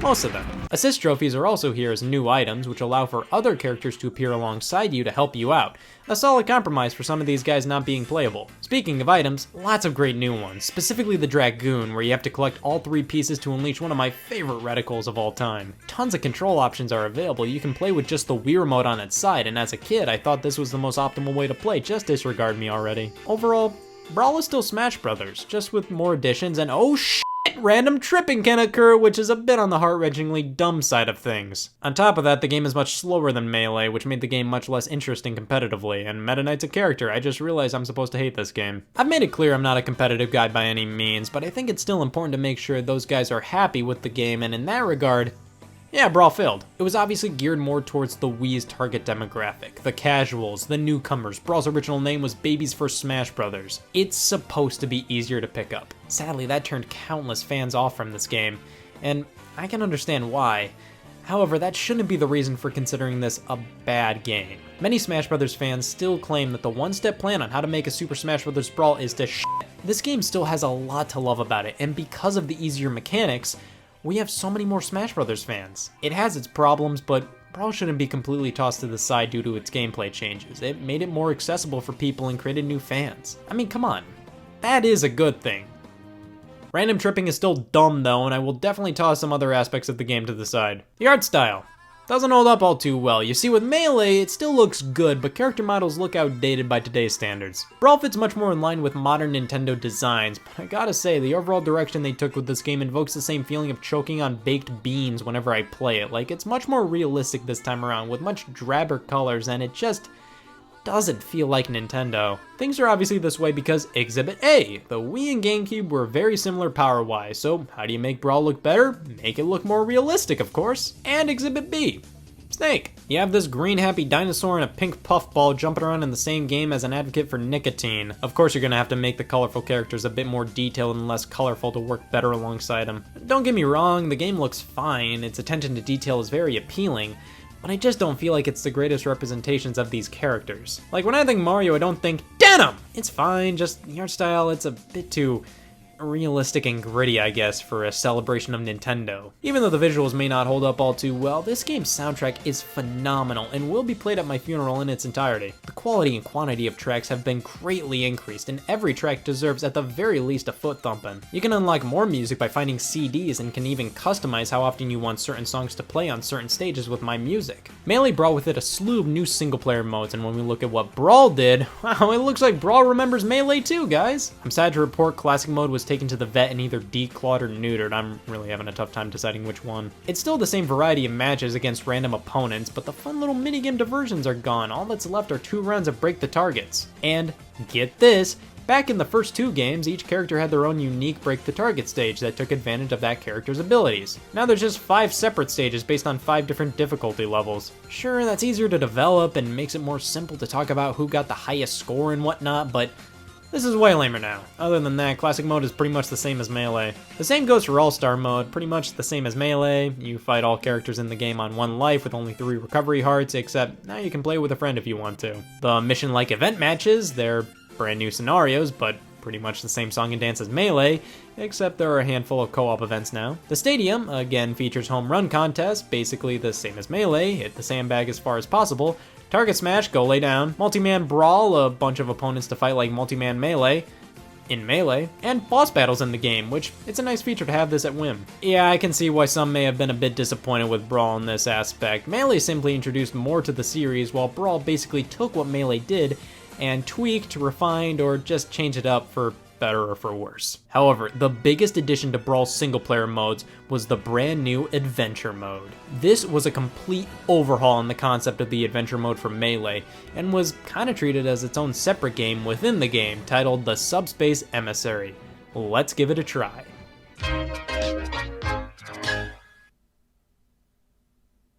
I really fucking hope I never have to do a book report on that plot. How is there not spark notes for that thing? Yeah, so Adventure Mode has been increased from a solid 30 minutes to 8 hours. The mode just becomes a bit too repetitive and goes on for far too long. I did like it, but it just needed to be cut down a bit. It's all worth it for those sweet, sweet CGI cutscenes that tell what I think is a story. I'm not even gonna try to make sense out of it. Characters get turned into trophies, which is bad. Stop the butterfly man at the end, that's what I took from it. Subspace allowed you to pick characters in the order you preferred playing them, and whenever a secret character would join your team, they'd be unlocked outside of adventure mode, which definitely gave Subspace more of a purpose. However, my biggest problem with the adventure mode is the lack of a ton of fan service. You battle a ton of generic original enemies, traverse worlds that, even if they are from Nintendo games, just feel really bland and not interesting. For example, so many of my memories from Subspace Emissary involve Skyworld, the land of Kid Icarus, a game I primarily associate with black backgrounds. This does nothing for the Nintendo version within me. Subspace Emissary is basically the exact opposite of adventure mode in Melee. In that game, adventure mode had you exploring a good handful of worlds from Nintendo games, while also being incredibly short. Subspace Emissary is basically the length of a full game on its own, but is more original. And please take that the wrong way. It's just not interesting to explore a lot of these worlds. If they're from an actual game, they still feel super generic, and if they're completely original worlds, they feel super generic. Subspace Emissary gave Brawl a lot of its charming character, and I like that it's here, but it definitely had some problems that could definitely be fixed in the next Smash Bros. Come on! But Brawl's main selling point wasn't the adventure mode, it was the inclusion of online play. Well, we aren't missing much. Laggy, soggy matches were abundant, man. Online play with Brawl was simply not that great. So go back to local multiplayer, and while you're at it, fiddle around in Special Brawl. Greatly improved from Melee, Special Brawl basically allows you to create a match that'll make your parents ask, what the hell are you playing? Doubling down on Smash Bros. Being a museum of sorts, Brawl introduces some really cool little extras in my favorite sub-menu as a kid, the Vault. Here lies a ton of the collectibles and extra content, including the trophies, where we now have completely brand new ones, and more of them at that. They're still a blast to collect and now have even more detail both in terms of the trophies themselves and the descriptions. Now 2 games are listed for character appearances when applicable, and the console the game was on is represented too. You can never say Brawl isn't worth the money. You can arrange them in any way you want, twist and turn them all around, it's a power trip. Of course, if you want more trophies, you're gonna have to try your hand at the mode that separated the men from the boys, Coin Launcher, where you use the coins earned throughout the game as bullets to nab trophies and stickers, while also trying to get rid of all this trash. Nothing will ever be as stressful as seeing a trophy you need appear at the very top, but these metallic spheres decide to be metallic spheres, and God! And then to waste so many coins on a trophy that you ended up already having, nothing makes me want to trudge back to the Wii menu more than that. I always found it so cool that Brawl had a decent amount of content that wasn't fighting based.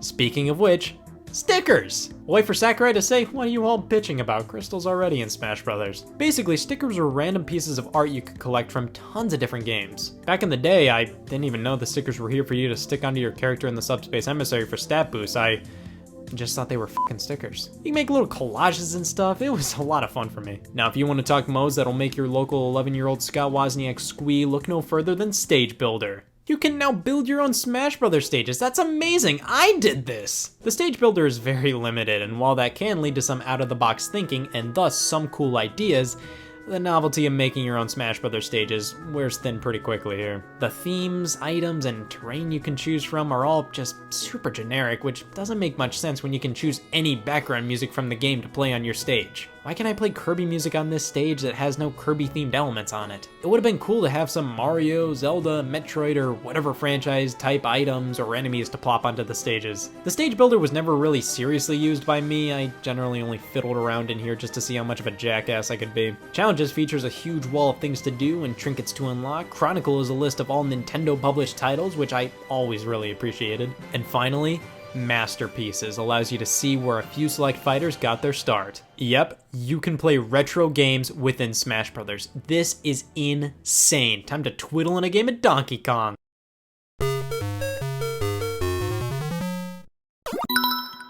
Yeah, Nintendo still had to be able to sell all these games separately on the Wii Shop channel, so we can play these games, albeit under time limits. And in most of these games' cases, strict time limits. I wouldn't mind being able to play Super Mario Bros. For only a minute if it didn't take about a minute to load the demo. Also, the variety is a little lacking here, not a ton of overall games, and most of them are Mario titles. It's whatever though, the idea behind Masterpieces is great and was one of the coolest extras in Brawl to me as a kid. When I unlocked Super Mario World, I was giddy, man, but I realized the only controller I had that would work with it was a GameCube controller. And you truly haven't seen hell until you've tried playing Super Mario World with a GameCube controller. It just doesn't work! And that is basically Super Smash Bros. Brawl, and Listen, I will always love Melee for what it introduced to Smash Bros. And for being an excellent game all around. But Brawl just took it to another level for me. I know of the problems with the gameplay tweaks and not as many new ideas and modes as Melee. But to me, Brawl was Melee but with even more stuff and fan service. It's always a joy to pop it in and to just explore. I definitely hold a lot of sentimental value with this game as it was the first Smash Bros. That really hooked me. So keep that in mind when I say I prefer it to Melee. It's far from perfect, but I think at the very least we can all agree it's an extremely well-made game that had a lot of love and attention put into it. And hey, if you just can't stand the gameplay, you can always turn to fan-made mods like Project M. It may not be your Smash Brothers of choice, and that's okay, but it'll always be one of my favorites. Brawl was a great game, and was where everybody's mind started racing as to what could possibly be a Smash Brothers character. Rayman, Geno, the General, Chibi Robo, Vince Young, Brett Favre? As an assist trophy.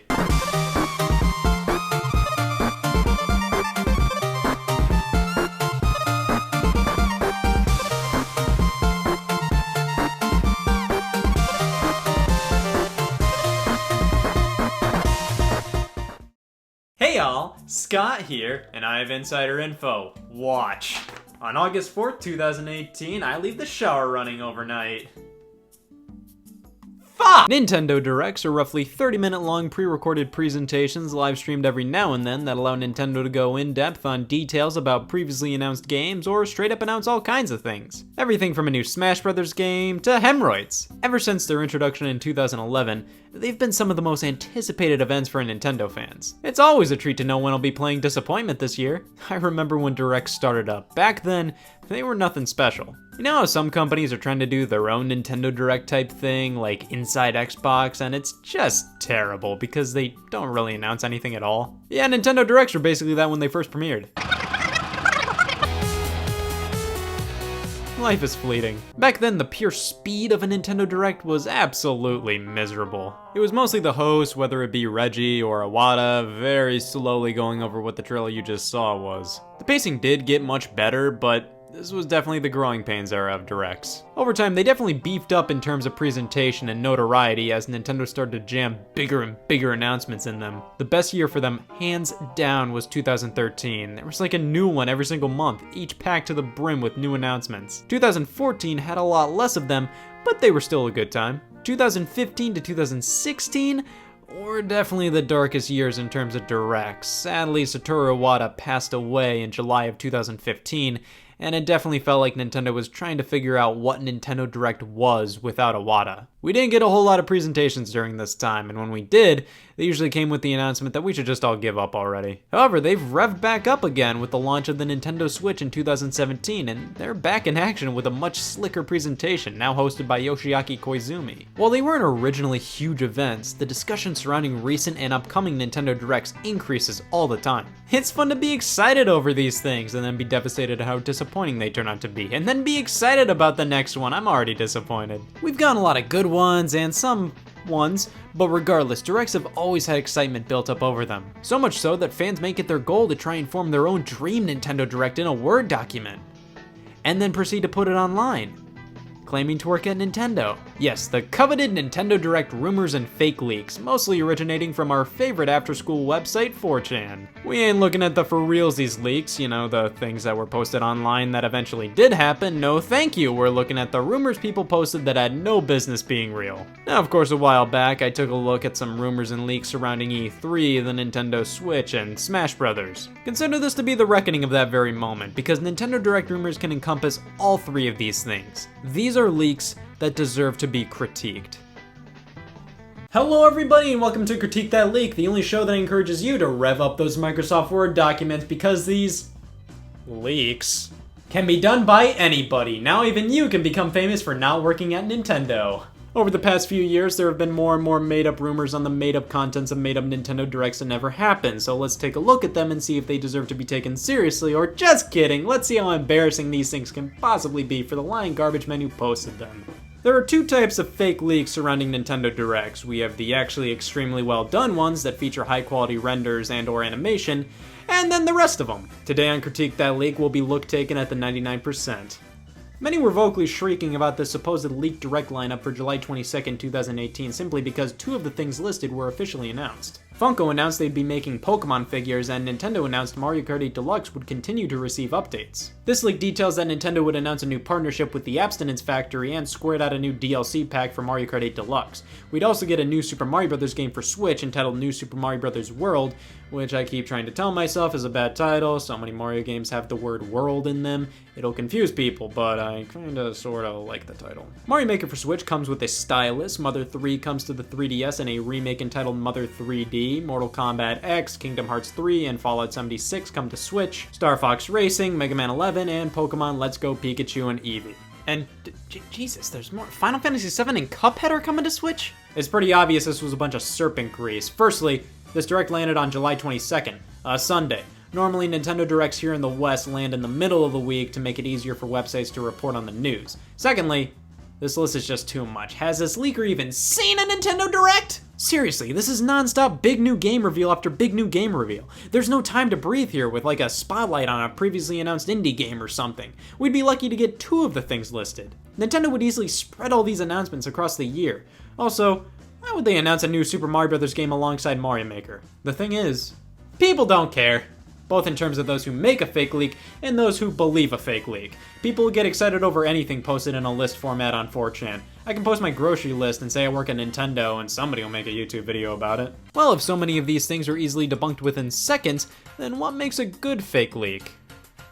Nothing really, most of these are pretty raw. Oh, Legend of Zelda Shard of Nightmare, no way! That was my latest search on WebMD! I mean, we can look at examples like Artsy Omni's Rayman for Smash Bros. Leak, this Nintendo Switch update, or even this Isle Delfino and Mario Odyssey one. And these are all high-effort, high-quality fake leaks, and while they do have inconsistencies, they are rather believable at first, second, or even third glance. They're all well done, to put it lightly. But these are few and far between here in Internet County. Most of the time we're dealing with lists. But I'll be honest, even when most rumors posted online are lame, there's just something magical about a dumb fake leak. Every time a cobbled together Smash Bros. Menu screen or Nintendo Direct list gets slapped onto the web, I enjoy taking a look at them, not because I believe them to be true, but it's fun to see just how bizarre they can get, how real or fake it looks, how well the leaker can make something seem believable. And they can actually get your mind a-racing about games you might want to see in the future, like that rumor about a Diddy Kong Racing 2. The problem with these lists stem from the fact that they have the audacity to claim they're real. Instead of just posting them online and saying, hey guys, I whipped this up real quick in Google Docs, you think it sounds cool? Just take a blurry picture off screen and that'll get people talking. You see, I like looking at these contents right here, you know, the ideas behind these rumors. The problem is the people who want these things to seem believable think it's believable for people to take pictures like this. A Nintendo Direct in January 2018? I've heard that one before. This list highlights the game Fire Emblem Mutiny, which this title is at least a metric 12 times better than the actual Fire Emblem Switch game's name we got. What is that? Purple and Gold Joy-Cons, Box Boy Collection, which I assume is on the Switch, Bayonetta 2, Yoshi's Pop-Up, Street Fighter, Kirby, Octopath Traveler is renamed Octopath Voyage, Final Fantasy 15, Nier Automata, and Grand Theft Auto 5. Everybody was going nuts for a potential Nintendo Direct in January 2018, and this does a good job of being disappointing enough to be believable. Hey, Final Fantasy 15, Nier Automata, and Grand Theft Auto 5 are all awesome third-party titles for the Switch, but overall this Direct would have been a bit lighter in terms of pure Nintendo games. I'll gladly say, while this isn't the most exciting rumor to me personally, it was definitely one of the more believable ones. Folders! This guy's thinking out of the box! You see, everybody else does a list. This guy does folders, like he's working for Nintendo PR. He has a hard drive full of everything the Direct's got, including WarioWare Amiibo Mania, where WarioWare is spelled with a space in between the words, which isn't how WarioWare is spelled. You smell that? We're in 2015, where people actually took these things seriously. A new Lost in Blue game for 3DS? Well, that's at least bizarre enough to work. Project Steam? Yeah, the game was already named Codename Steam at E3 2014. This is getting less leaky by the leak. A Bayonetta game for 3DS? Yeah, sure. For new 3DS games, this guy decided to name ports of console games new. Alright, that sounds Nintendo-y enough to work. I'll give him that one. Grima's Vengeance? Mario Wii U? Well, this is obviously a pretty packed Direct. This one has its flaws, but I'll give it some slack. Nothing's too out of the ordinary. Outside of words on the internet, fake Nintendo Direct leaks can be so much more. For example, they can be stuff like a screenshot of King K. Rool and the Great Base Stage from Melee being revealed for Smash Bros. In a Direct, or it can be stuff like New Super Mario Bros. U and Mario Kart 8. God, shut up! Splatoon has always been a key victim in fake leaks. Ever since the first game came out, people would not stop doing these Super Mario Sunshine leaks. Looky here, tap a Mario amiibo in Splatoon and you can play as Mario. Apparently, but why is there a random Splatoon screenshot here? Is it a separate mode where you have to clean up the ink as Mario? This diagram raises more questions than answers. If you're not into Mario Sunshine in Splatoon, we can always dabble in the Sonic franchise.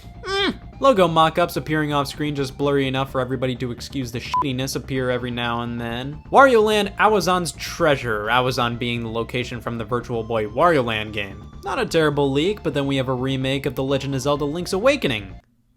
God, I love effort. Tried and true Nintendo Switch presentation 2017. Not a true Nintendo Direct, but close enough to talk about some fun logos. Apparently, this leak states that the Nintendo Switch console, Breath of the Wild, Splatoon, Mario Kart, Rabbids Kingdom Battle, and Super Mario Universe will all launch on March 17th, 2017. I will give this leak credit that the logos look nice, not necessarily the most professional in the world, but good enough. However, the title Super Mario Universe is the most overused name any fan suggests for an upcoming Mario game. Also, what the hell do I call this Mario Kart game? Mario Kart 8 Switch? Mario Kart Infinity Switch? Is the 8 on its side just an aesthetic thing now? And is it just Mario Kart Switch?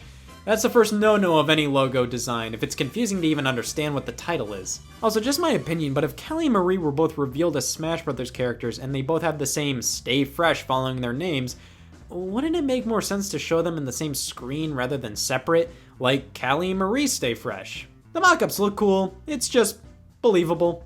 Yeah, right. You ever get home and you're like, I know what I'm doing tonight, red Times New Roman font. A new Nintendo 2DS Regular Edition, that's one way to run a business. The Legend of Zelda Breath of the Wild Edition.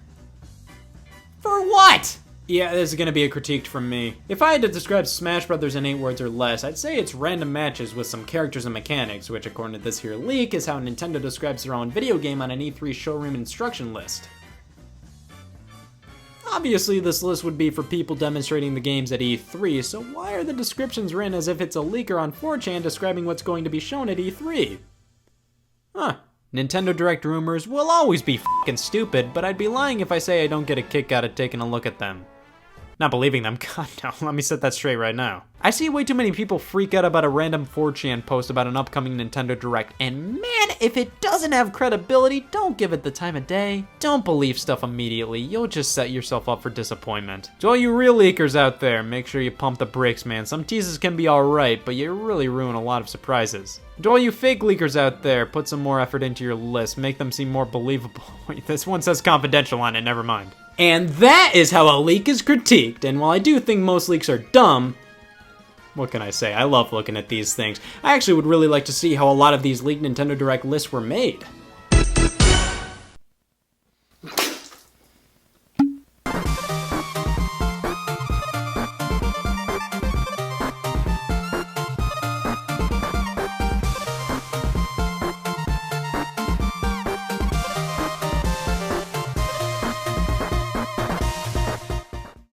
Hey y'all, Scott here, and I'm just sitting here with my old pal Good Video Game. I just can't wait to tear right into you for a hearty dose of 70 or above on Metacritic. There are a few things that are certain in this world.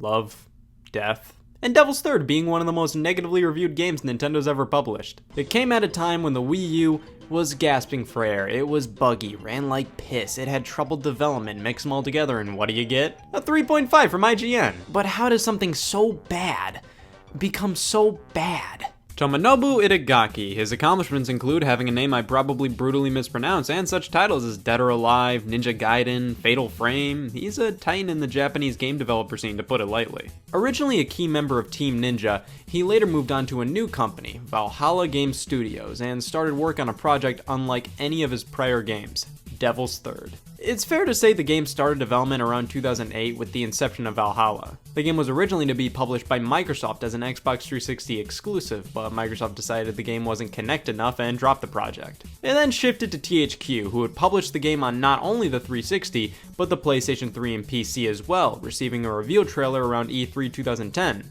And then THQ f***ing died. Afterwards, Valhalla retained the rights to the game, and Itagaki later met up with Satoru Iwata of Nintendo and struck a deal. Nintendo would publish the game on Wii U as an exclusive to increase the console's array of online and mature games. E3 2014 came around and IGN re-revealed the game as, of course, a Wii U exclusive. And then basically everything went silent until the game released.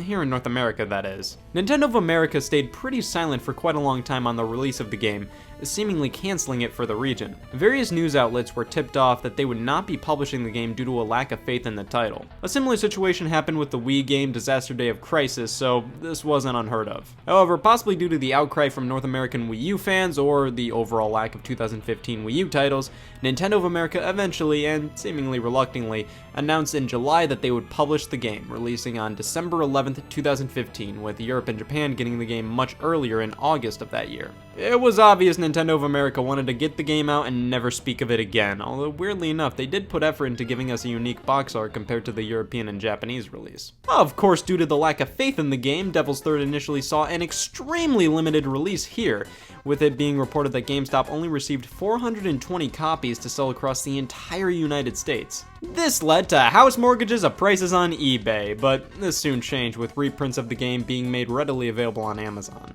It's still not a super common Wii U game by any means, but you can still snag a physical copy for around 50 bones. And that's fundamentally the tale of Devil's Third's development. That's a story I'll be telling to my grandchildren. This game always intrigued and fascinated me. It's such a bizarre game for Nintendo to have a hand in. It really felt like they were banking on this being another Bayonetta 2 situation. I mean, without Nintendo, that game wouldn't be a reality, and while it wasn't a big success sales-wise, it was one of the most critically acclaimed games of 2014.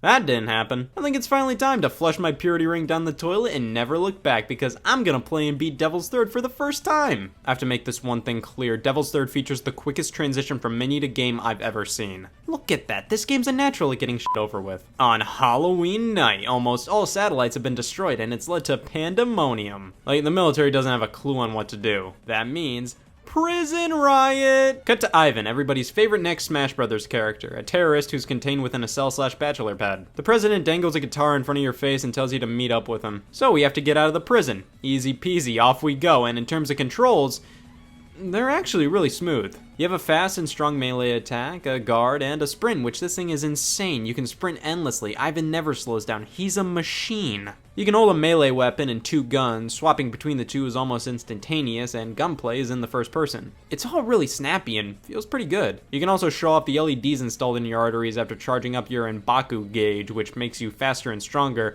But I gotta be honest, when using it, I never felt a noticeable increase in power. Everything felt pretty much the same. That's it. Yeah, you just run amok, go to a horde of enemies, and just be yourself. After taking advantage of somebody's eyes, we make our way to the first boss of the game, the head of the prison fan site, Molotov. He notices you before even turning around. Good for him. I know countless other games have you pummeling bullet after bullet into human enemies, but something about the way Devil's Third does it just feels unnatural. Big mistake. I agree. So Ivan escapes, meets up with the president, goes to prom, and is filled in on the rest of the plot. Ivan has to work with the US Army to kill all of his old terrorist friends who are behind the satellites getting destroyed, but don't quote me on that. I checked out on this storyline 4 minutes before popping the game in. The EMP appears to have taken out the GPS data links and the broad-range radar systems. We'll have to navigate by the stars. Just like World War II. We're gonna have to navigate by the stars, just like Devil's Third. So the military doesn't like Ivan, but mark my words, give it a few hours and he'll win them over with personality and mass murder. Ivan just refuses to play by the rules, drops down in Dead Peoplesburg, and look at him now. This is a terrorist I can get behind. Oh, alright, so I can't hop over this fence where the enemies are clearly at. Gotcha.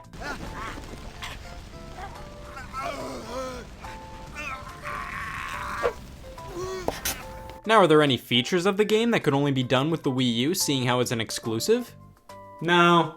I mean, it's not surprising the game can't handle something crazy on the second screen, like, look at this. The game fucking stuttered picking up a collectible. This is where a lot of the game's performance issues start to become pretty apparent. These frames are just terrible. Looking at basically any other Nintendo-made Wii U game, now these are what you call frames. We run around, shoot guys, watch effing slideshows, and totally comprehend why this game was rated M. It's always weird seeing Nintendo get behind such mature things, but they'll definitely do anything to please fans. I gotta say, least favorite thing about Bowser, hands down, is his flesh. Oh, Nintendo. Ivan recognizes a girl codenamed C4 who was originally on his team, thought to be dead. Flashback to one of their terrorist hangouts where Ivan leaves the group after realizing they're perfectly fine with killing innocent kids. I can tell why he's upset at this. I mean, that is a damn rubber band ball of dead children. He's almost killed because of leaving, C4 defends him, she's shot, Ivan is arrested, and that brings us to this midlife crisis. Here we go, we reach one of our targets, Big Mouse. And holy shit, that's a lot of enemies. Holy shit, I died. Holy shit, respawning killed all the enemies for me. Well, after giving Big Mouse the old what for with bullets. I had a dream like this once. And with this, I think it's a good time to start up my official player's guide for Devil's Third. Kill him. Next up in the story, we head to the Bratwurst Islands where we kill more people and discover the fun in invisible bombs. God, the doors are closing. Is Soldier AO3 gonna survive? Thank fucking God. At this point, the game is really repeating itself hard. We have hordes of enemies plus one very powerful and slow one. The group of ninja-type garbage men. All in a shuffled playlist. Just kill, move to next area. Kill, move to next area. There's just not a ton of variety. The game just throws the same thing at you over and over again, very rarely mixing it up. We have a few sections here and there where we have to blow up tanks, but those aren't a challenge at all. It doesn't even really feel like you can fail them. Alright, next boss, Grandala Saha, Devil's Third's killer app. You see, the main thing I remember from seeing trailers for this game was just how big this guy's mouth can get. Granola Sandbag. This guy was the hardest boss in the entire game for me. You see, up until this point, I was primarily just using gunplay and strong melee attacks on bosses, but Gandhi Salamander requires quick melee attacks and nothing more really. Only figured that out after the 20th time this cat puke spewed on the screen. But even after figuring out how to beat him, this boss fight was still tough for me. He's just so fast. Okay, beat him. Next section. Yeah, this is basically more of the same. Never mind, it's a zombie game now. Thank God, the quote has been reached. See you later. So they find a bunch of mutant zombies or whatever. Neat shit. This is the worst Halloween ever. Next box is Guinea Pig, and no! That tears it. I'm gonna go absolutely. Boss fight's over. Ivan discovers that Big Mouse was behind the mutants as it was an experimental offensive technique, I guess. He realizes C4 has whatever garbage the mutants have. She's like a daughter to him. He gets mad. I blinked. This is all I got from it. Moving on to the next mission, this is easily the most interesting place the game has thrown at us yet aesthetically. Jane Doe is the next boss here and involves a whole lot of ha-ha and ha-ha!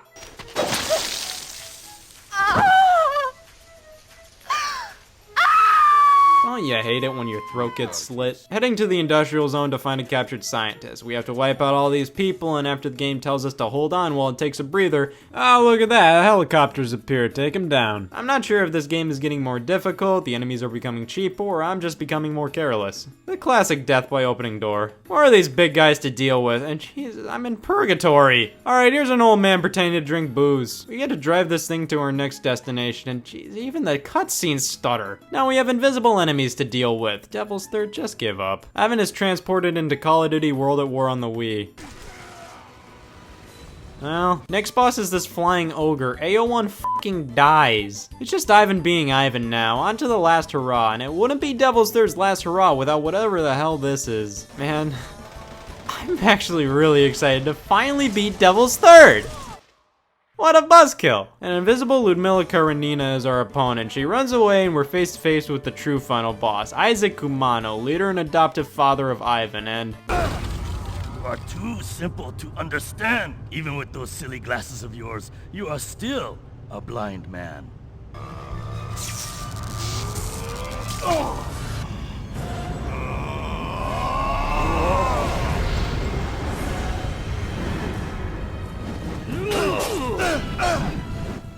This is actually a pretty cool final boss.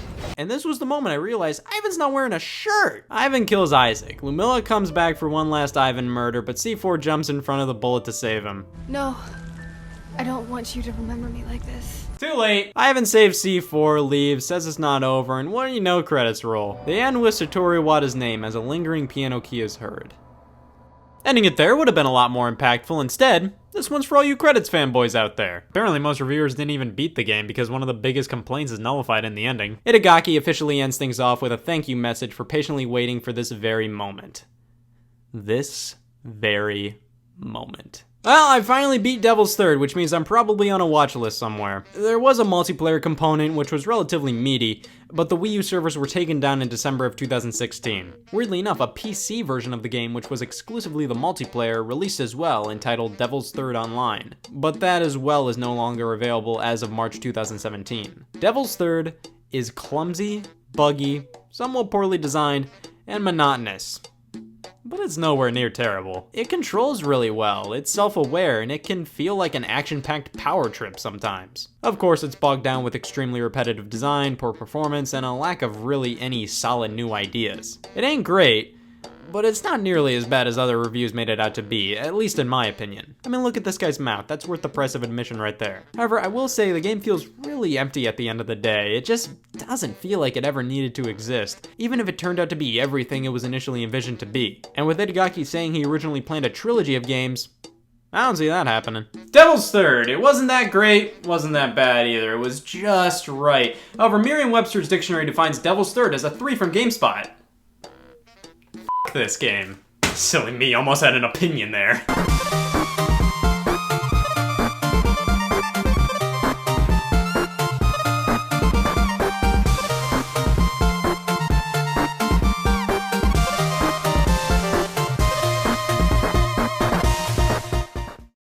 Hey y'all, Scott here. Ever since I was a kid, I wanted to be a building, so I went to City Hall and pouted until they gave me what I wanted. Say goodbye to those human years because I am legally considered a building now, which means I can get reviewed on Yelp. Somebody said I need to work on my conversation starters.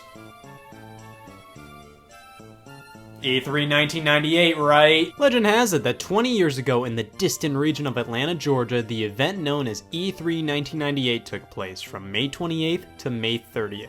E3 wasn't always this big live-streamed thrill ride of disappointment. Starting with the first event in 1995, the early years of the show really highlighted the fact that E3 was a trade show for the press. Press conferences weren't loud ear seizures with flashy trailer after trailer, they were like investor meetings. Lots of graphs, data, PR talk. Afterwards, journalists would visit each company's booths on the show floor, check out videos of upcoming releases, play demos, and Kodak momenting models hired to advertise f***ing Gex. While E3 1998 was still a continuation of what E3 was like in its early days, the event grew substantially compared to the previous year, going from 40,000 attendees to 70,000. This made it pretty apparent that E3 was becoming so much more than just a trade show, rather an important event every year for fans of video games. 98 was a pretty monumental year for the event, just a huge amount of games, some hardware, some infamous reveals, and a whole lot of Sega being Sega. It's the E3 we've come to know and love. Well, you know the drill by now. Let's take a look at each major company and their presence at E3 1998 while rating them on a scale of 1 to 5 knee slaps. I love me some incompetency, and Sega just nailed it in this era. Each E3 we've looked at up until this point, they've just been floundering almost every opportunity they have had to make the Sega Saturn look good. Here's Sonic R instead. To be fair, E3 1997's lineup wasn't bad at all. They actually brought quantity and quality to Saturn's library. Nothing to make anybody go, "One Saturn please," but decent enough to appease current owners of the system. But then President of Sega of America Bernie Stoller just couldn't help himself and spewed out, "The Saturn is not our future." At least they were honest. E3 1998 was important for Sega as it was their attempt at a major comeback with behind closed-door presentations of the Sega Dreamcast, Saturn's successor. The console was actually officially unveiled at the Sega New Challenge Conference in Japan a whole week before this E3. Sega of America took E3 1998 as an opportunity to announce that the Dreamcast would be coming stateside in fall of 1999, with the Japanese release being fall of 1998. Only tech demos were shown off at E3, with photography of any kind being prohibited. But the press was definitely impressed by the sheer power the console was set to have. While the Dreamcast was a big part of Sega's presence at the show, The fact that it wasn't publicly shown at all and the lack of actual games being announced for the system definitely lessened their impact compared to Sony and Nintendo, who both brought a national park's worth of games. But if you're a video game fan, Sega's got you covered with all these nothing. Sega displayed Panzer Dragoon Saga, House of the Dead, Burning Rangers, and Enemy Zero, all for Sega Saturn. These games had all come out at this point. But hey, at least Sonic R's come to PC. The Sega Saturn was obviously on its way out, and while Sega's future console seemed promising, they had no games, both in terms of their present system and future system. No Dreamcast games were shown, only tech demos. While the system impressed many, Sega as a whole wasn't looking too good.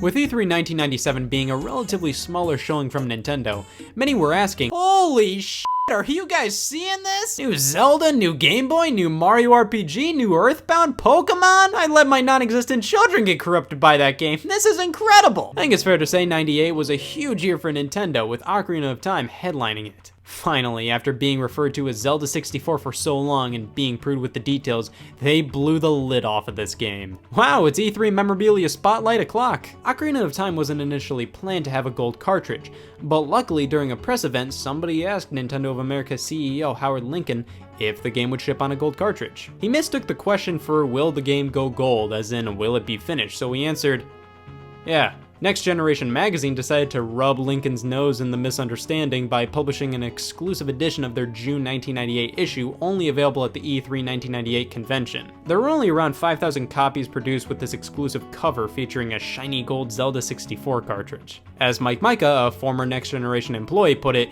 it was basically a way to remind Nintendo what was promised, and blam, what do you know. This issue was a really cool part of my collection, especially considering it was only available at E3 1998. It has a huge feature about Ocarina of Time and other spotlights on major games at the show. Lightning reflexes as well as a good head for exploration are what it takes to lead Zelda to victory. I love video games. The article consistently still refers to the game as Zelda 64 and also dishes on the supposed expansion pack for Ocarina of Time to be released on the Nintendo 64 DD. Since this issue was fairly limited, let's check out if it's a hotly desired item. Really shouldn't have spat in this to mark my page. We got Paper Mario shown off simply going by Mario RPG, and I always found it weird how they were originally developing Paper Mario as a full-on sequel to Super Mario RPG just because visually the games are so different. And Earthbound 64 was here, oh yeah! Of course us non-Japanese players know this game as that one game we're not allowed to play. Yes, this is Mother 3. It was obviously planned for a North American release initially and had quite a bit of work done on it. However, after development issues, Mother 3 on the Nintendo 64 was cancelled and later revived as a 2D Game Boy Advance game. It's still really cool to see the game in this form, and it makes me think if there's a possibility that Nintendo would remake the released version of Mother 3 in the style that it was originally planned to be in. That's fucking ridiculous. Next game. Pokemon Red and Blue were coming stateside after seeing incredible success in Japan. 12 Tales Conquer 64 made a reappearance, and the Nintendo 64 DD was announced to be launching in 1998 for here in North America. They said it wasn't happening that year, which implied that it was likely never making its way over. As a way to make up for it, Nintendo announced War on the Colorblind with the introduction of the Game Boy Color. Easily the most requested addition to the Game Boy line. Finally happened. Sure, the screen was still not backlit, but hey, we got full color. Definitely a step in the right direction. I guess as a way to make up for the lack of a backlight, blam! Game Boy camera, Game Boy printer. It's amazing how much support the original Game Boy was getting in 1998. This was a great E3 for Nintendo. 97 was a bit lackluster, but now it's obviously we're just taking a year off for this massive blowout. The sheer amount of quality exclusives and big announcements are truly what E3 is all about. As the leading console manufacturer for this generation, Sony consistently had a strong E3 presence up to this point. While 98 was still pretty good for them, Nintendo definitely had them beat in terms of first-party exclusives. That's not to say Sony didn't break out the good stuff though. We got Crash Bandicoot Warped, Siphon Filter, Twisted Metal 3... But the big one this year was Spyro the Dragon, a full 3D world to explore on PlayStation, without fog, which the next generation guys were losing their minds over. Sony did have the power of the third-party publisher on their side, with Metal Gear Solid making its second E3 appearance, Silent Hill debuting, Final Fantasy VIII, Dead or Alive, and Parasite Eve. And with all these, it was pretty clear what console was the cream of the crop at the time. This year was just a bit less impressive than 97, but still was quite good. Sony really did mean business with the PlayStation, and nowhere was it more obvious than at E3. So that was just a taste of what the big three were up to this year. What about the third parties? Well, the 2006 game Prey was shown off at E3 1998. Yep, this is quite a bit different than how the game actually turned out. 3D Realms was just not in the mood to actually release a game during this era. Speaking of which, after various teases, the first video of Duke Nukem Forever, the long-awaited sequel to Duke Nukem 3D, was finally unveiled. A large chunk of the gameplay was shown running on the Quake 2 engine, and the game was intended to launch in 1999. Apparently the hot trend back in 98 was to show off games that wouldn't release for a decade. At least Half-Life was shown off and released later that year, alongside showcases for Grim Fandango, Brave Fencer Musashi, You Don't Know Jack. Yeah.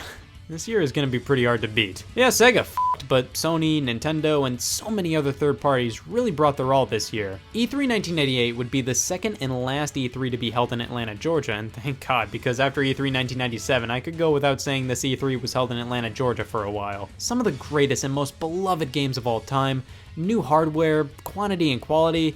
I gotta be honest, at the time, this was the best E3 yet. You'll learn something at every E3. 98 taught me to keep my prized possessions safe from competitors like what Sega did with the Dreamcast. I wrote piss on this gallon of milk to make sure nobody drinks it.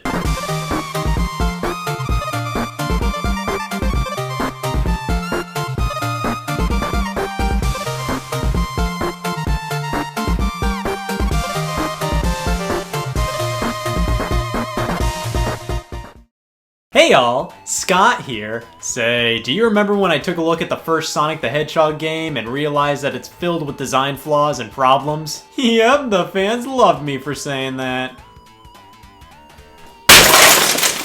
On to Sonic 2. Sonic the Hedgehog 1, the worst first entry in the Sonic the Hedgehog series out there. The more I look back at this one, the more I dislike it. It's not terrible, but its flaws become more and more apparent with time. Zones go on for far too long, level design can be unfair, cheap, and boring at times, and the pacing of the game is just all over the place. Half of the zones are just a slog to go through, and the other half that I think are at the very least decent, my foot isn't really thumping to replay them. Sonic 1 is at its best in the first stage. Like, if I ever want to go through the game again, I'll play through Green Hill Zone. Yep, that's the end of that thought. But who am I kidding? I'll still keep rebuying this game over and over again. I have a soft spot for this one. It was the first game I ever owned. I've already droned on and on about this, but I got a Sega Genesis and a copy of Sonic 1 as a hand-me-down from one of my cousins. A few months later, my parents and I were driving home and we stopped by this old record store that also sold retro games. They let me pick out 2 new games for my Genesis, so I chose Ms. Pac-Man and Sonic 2, while also considering picking up Pac-Man 2 The New Adventures, but I'm still alive, so you know that didn't happen. I have just as much nostalgia for Sonic 2 as I did with 1, and a very similar play history as well. I can never get past the second zone in the game. Now with the second zone in Sonic 1, Marble Zone, I think that's completely understandable for a 6-year-old to have trouble getting past that level. Chemical Plant in Sonic 2? Yeah, I have no excuse for that one. I've continued to dabble in Sonic 2 over the years, owning it on a good handful of collections. Since I've taken a look back at the first game, I think it's only fair to do the deed with the sequel too. Before we get into the game itself, let's start off with the history of it. Sonic the Hedgehog was a massive success and did everything Sega intended it to do. Giving Sega an iconic mascot, establishing a killer app for the Genesis, creating a character that could rival Nintendo's Mario. Sonic did all of this. So obviously, what better game to follow up Sonic the Hedgehog with than a sequel to Sonic the Hedgehog?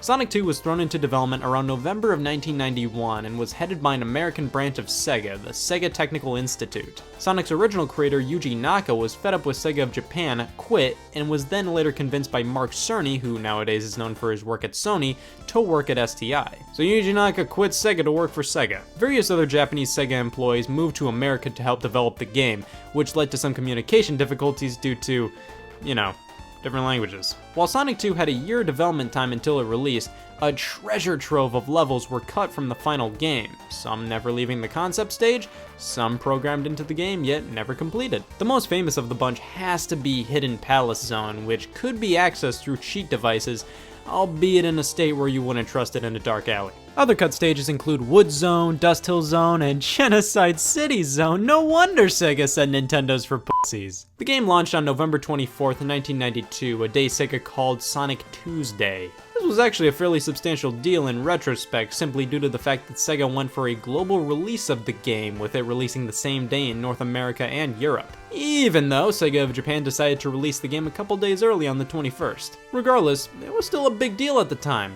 But the release was also monumental due to the fact that the game released on a Tuesday. This inspired other publishers to do the same, which is why most video games since have released on a contender for the top 7 days of the week list I'm working on. Now, onto my thoughts, and I will say this, Sonic the Hedgehog 2 is my favorite sequel to Sonic the Hedgehog. The intro is eerily similar to the first game, the same Sega startup sound, except now appearing after 2 consecutive slow the f downs. Title screen has the same music as the first game, the same winged metal, the same logo, but now with a new background, less sass, and somebody new to haze. The new face in town is Miles Prower, or as sensible people call him, Tails. Having 2 tails that allow him to fly, he tags alongside you in the game, but doesn't add a whole lot other than, damn it! To be fair, he can kill some enemies, grab some rings, and his addition makes the overall journey feel more fun, like you're doing it all with a pal. In fact, you can actually play with a pal, as Tails can be controlled by a second player, albeit with less functionality than Sonic and infinite lives. There's also a full competitive 2-player split-screen mode for a few select levels, which, well, it could have been worse. However, Tails and multiplayer are just the beginning of what Sonic 2 introduces. Sonic 2 still plays almost identically to the first game though. You play as this and try to make your way there. Collecting rings, which still act as your health bar fundamentally, defeating enemies by hitting them in your ball state, and having the same power-ups. This is definitely as Sonic as a Hedgehog can get. But now, things are way faster. Like Sonic 1 was faster than your average platformer at the time, Sonic 2 says, this guy right? And just obliterates it. Like Sonic gives a hearty this screen because sometimes it can't even keep up with him. It's insane. Now the increased speed is partly due to a new move you can perform, the spin dash. Crouch down, exclaim death to thumbs, and haha! An instant burst of speed. This is such an awesome addition. It definitely helps with Sonic's level design, as many slopes you have to traverse require you to be at a relatively high speed. So instead of walking all the way over here, start running and maintaining top speed to get higher, you can just... In Sonic 1, if you had 50 plus rings by the end of Act 1 or 2 of a zone, you had a chance to hop into a big ring for a shot at a special stage. If you can survive a migraine, you can survive this and win one of 6 Chaos Emeralds, which if you collect all of them, you got a nice pat on the back in the form of flowers in the ending. Oh, come on. Sonic 2 has a bit of a different format to its special stages. If you have 50 rings by the time you cross a checkpoint, stars appear, and you know what that means. Now this is something to write home about. I have so many memories of these special stages. I mean, come on, they're 3D. That's cool. Nowadays I dread playing these things, but hey, compared to the other games at the time and the special stages in Sonic 1, these things were impressive. They were something to put on the fridge. Now, of course, disregarding the 3D aspect of these stages that made them the talk of the town, these blow. They require so much memorization. The fake 3D makes the perspective difficult to judge at times, and fucking Tails. At least now you can get multiple Chaos Emeralds per stage with the multitude of checkpoints scattered about, so you can collect all of them fairly early on. There are now 7 emeralds to get, and nabbing them all nets you a one-way ticket to ultimate power. Super Sonic. Basically almost pure invincibility, as long as you still got rings. And that's what Sonic 2 introduced to the franchise, but do these things overall make the experience better? Does Sonic 2 completely trounce the original in every way? Fucking yeah. It improves on everything from 1. I legitimately don't know of anything that 1 does better than 2. The first stage, Emerald Hill Zone, is Green Hill Zone again, but somebody had a wild night with a 152 box of Crayolas. The sheer amount of color in this zone is amazing. Everything just pops, and it's just so nice to look at. A beautiful amount of speed, platforming, alternate paths, it's fantastic fun. Zones now only feature 2 acts rather than 3, which is a godsend. Each act is more fleshed out, and ending it at 2 keeps the zones from becoming stale. They end at just the right moment. The next level, Chemical Plant, spits in the face of everything Sonic 1's second level ever aspired to be. This one keeps on keeping on. It doesn't take away your speed, yet it's obviously more difficult than the first stage. Ladies and gentlemen, here we are at the section Scott couldn't get through as a kid. I never got to the boss back in the day, but now when I do, happy No Floor Day, everybody! Aquatic Ruin Zone is the 3rd area and is naturally water-based. A skilled player can go through the entire stage without even touching the water. Well, that's one way to realize my worth. God, the water in this stage is dreadful. Just like in Sonic 1, you are so slow. Also, anybody else find the parallax scrolling in this stage to just be weird? Like, this just doesn't look right. Casino Night Zone is the big debut of Sonic's favorite pastime, debt. It's a really fun level, but nowhere near my favorite though. I feel it's a bit overrated even. It's just so much of the zone feels the same to me. We get a pinball section, these springs, the slot machine, repeat a few times until the act is over. Casino Night is still great fun, just not one of my favorites. Hilltop brings things back down to a more traditional feeling level. Nothing crazy interesting to be honest. Following that is Mystic Cave Zone, home to a pit that is just spikes that you can't escape from. This is on somebody's resume. Oil Ocean. My cup of tea. I don't know, there's just something unappealing about this to me. I'm not a fan of plain Jane desert levels, and Oil Ocean invokes the feeling of them without being, you know, a desert level. It's hard to describe. Mudtropolis Zone, also known as... This isn't even the last zone, it's the last traditional zone, I guess, but it goes on for 3 acts, each longer than the last. This stage is filled to the brim with garbage. For example, this, that, and f***. These wall sea stars are the worst. They shoot out projectiles if you get too close to them, and when you're going up these gear lift things, they always love to shoot them off, or sometimes not just for kicks. And with that, here's a Scott questions Sonic 2's game design moment. So you have to run on these gears to make them go up. The first time we're greeted to them, a thing of spikes are at the very top. The next time we have to deal with them, there are no spikes. Why is it more dangerous the first time? I know a thing or two about game design. I've watched 4 videos on YouTube about it, so I know it's best to introduce something in a safer area and then rev things up later down the line with things like this. Sky Chase Zone sees us on Tails' plane and we have full control over it, but not have full control over it at the same time. Like, we can move the plane wherever we want, however we have to move Sonic around on the plane to control it, so there's like a second or two where if you want to move to the right of the screen, Sonic has to walk over to the far right of the plane. It's just no fun to control, to be honest. Wing Fortress Zone takes place immediately after Sky Chase and we start end. How was I supposed to know this wasn't just a cutscene and I actually had to jump off? This isn't the time to be pulling this kind of garbage. We're at the very end of the game. This stage makes me wake up in a cold sweat while I'm playing somehow. Every step you take in this stage feels like it'll be your last. Like, we have to jump onto these bars and jump off, and am I the only one who thought there is no way I can make that jump from this? Also, what the hell? Alright, we go into space, the Death Egg Zone is all we have left, and there are no rings on this stage. I think this decision is why Sega Technical Institute doesn't make games anymore and probably just caters grad parties now. We have to deal with this silver robotic Sonic, which isn't super easy, but definitely doable. But then, onto the Death Egg robot. This final boss is nerve-wracking. Not only did we have to survive the first phase, but we still have no rings. Whether you successfully hit the robot or it hits you just seems a little random sometimes. Like, the hit detection just seems wonky here. Alright, we save the day, blam credits. That's Sonic 2, and I know I ragged on it a bit there near the end, but don't take that as I dislike this game. My main problem gameplay-wise is that it does retain a fair amount of garbage from Sonic 1. You know, the traps that you can't really see coming, some trial and error, that kind of stuff. It's nowhere near as bad as 1, but it still has a good chunk of it from time to time. Like, this final boss is just a little too Sonic 1E for its own good. However, I'd say the pros easily outweigh the cons. The level design can be so much fun, it's leagues faster, it looks so much better, the music. Oh, the music! The soundtrack is phenomenal, every track is fantastic. The box art was always a favorite of mine. I don't know if it's actually objectively good or bad, but I still love it regardless. The game may have some issues, but the overall experience, in my opinion, is great. Sonic 2 is truly where the series started. It fixed loads of Sonic 1's problems, introduced a handful of series staples, and is just a fun game overall, which is all you really need. I own this game on so many different platforms. Much like the first game, I own that sucker on a freaky iPod Nano. Nowadays, honestly, it doesn't really matter what version of the game you play, except I will say the mobile phone version of Sonic 2 is by far the most definitive. It's in widescreen, you can play as Knuckles, they even made the Lost Stage Hidden Palace Zone playable. That's amazing! It's just a shame it's only on phones. Sega, do us all a favor and pop this version of Sonic 2 on consoles and PC, please and thank you. Yeah, Sonic 2 is really where the series started to get good in my opinion, and after seeing how it set the standard for video games released on a Tuesday, it made me want to do something just as monumental as that was. How about I'll go the rest of my life without verbs? From here on out, I will never use a verb. Damn it!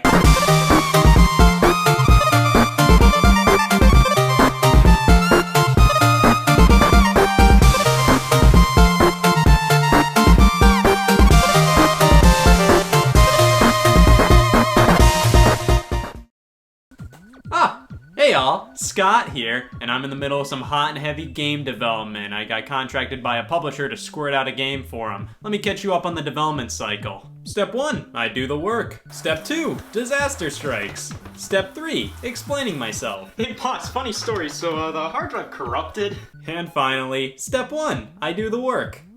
This happens every 2 weeks. I don't know what I'm doing wrong! Hell. Two definitions, Eternal Damnation and developing Duke Nukem Forever. Video games don't get enough credit sometimes. They're basically an amalgamation of every other type of entertainment and the development process that comes with them. Behind most AAA releases are designers, programmers, writers, artists, musicians, producers, caterers. It's like a film production gone wacko. To expect a new game to be fully developed in T-minus 10 minutes is a bit unrealistic. I'd say with most games after they're announced, it's fair to expect to play them in 1 to 2 years. 3 years max. But some games need more time in the oven, and by more time in the oven, I mean more time in the oven. Development hell, although a term not exclusive to video games, has been around the medium for as long as it's existed. Development that just takes way too long due to any number of problems. These are games with a development history that sometimes is more interesting than the final product itself. Gran Turismo 5 had a stupid long development for a racing game, starting around 2005 and ending in 2010. The game's Gran Turismo HD concept and Gran Turismo 5 prologue came out to alleviate the wait by giving consumers a taste of what the game had to offer. When it finally came out, I gotta hand it to them. They made a Gran Turismo game on the PlayStation 3 alright.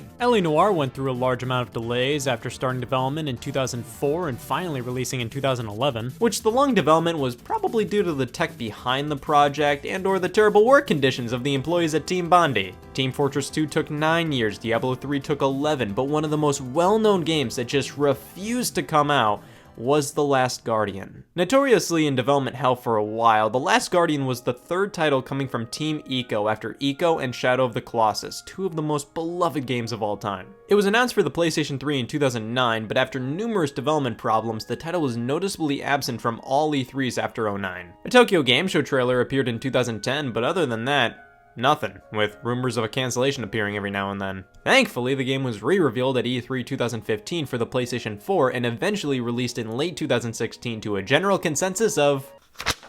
Many agreed that the game felt a bit dated control-wise. Now, I haven't played Last Guardian yet, but I have been playing the recent remake of Shadow of the Colossus on PS4, and if it's anything like that game, it has some grade A moments, but man, does it like to clunk out sometimes. Elongated development cycles can change a game drastically, and what's initially revealed turns out to be almost indistinguishable to the final product. Easy example, Mother 3 goes from 3D N64 game in the mid-90s to 2D GBA game in 2006. Beyond Good and Evil 2 was originally supposed to be a straight-up sequel to the cult classic from 2003, with a reveal trailer debuting in 2008. Then we got a monkey saying f*** in 2017 as a prequel and still no concrete release date. Final Fantasy 15 started development as Final Fantasy Versus 13 back in 2006, a side game based on Final Fantasy 13, but taking place in a different universe with completely original characters. At this point, I think many of us would look at that and say, why connect this to 13 when you can make it its own thing?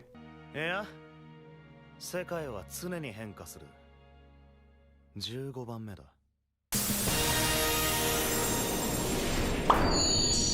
That's more like it. Doom 4 transformed into Doom 2016 after 9 years, which definitely did that game a solid. Prey experienced a lot of changes from 1995 to 2006, which actually helped it in the long run, allowing the game to take advantage of newer hardware. Sometimes, a long development cycle can be for the best.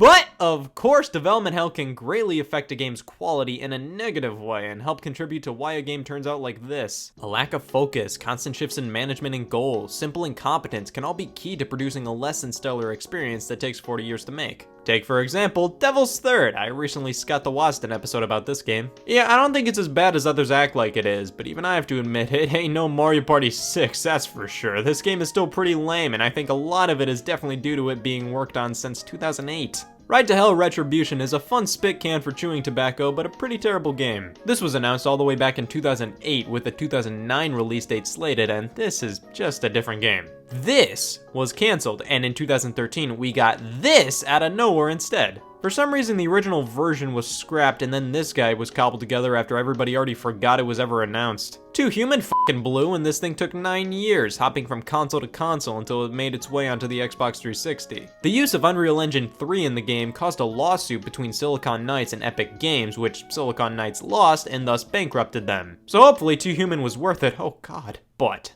What if there was a game that spent years in development where it changed drastically, quality was thrown out the window, but it somehow was completely faithful as a sequel?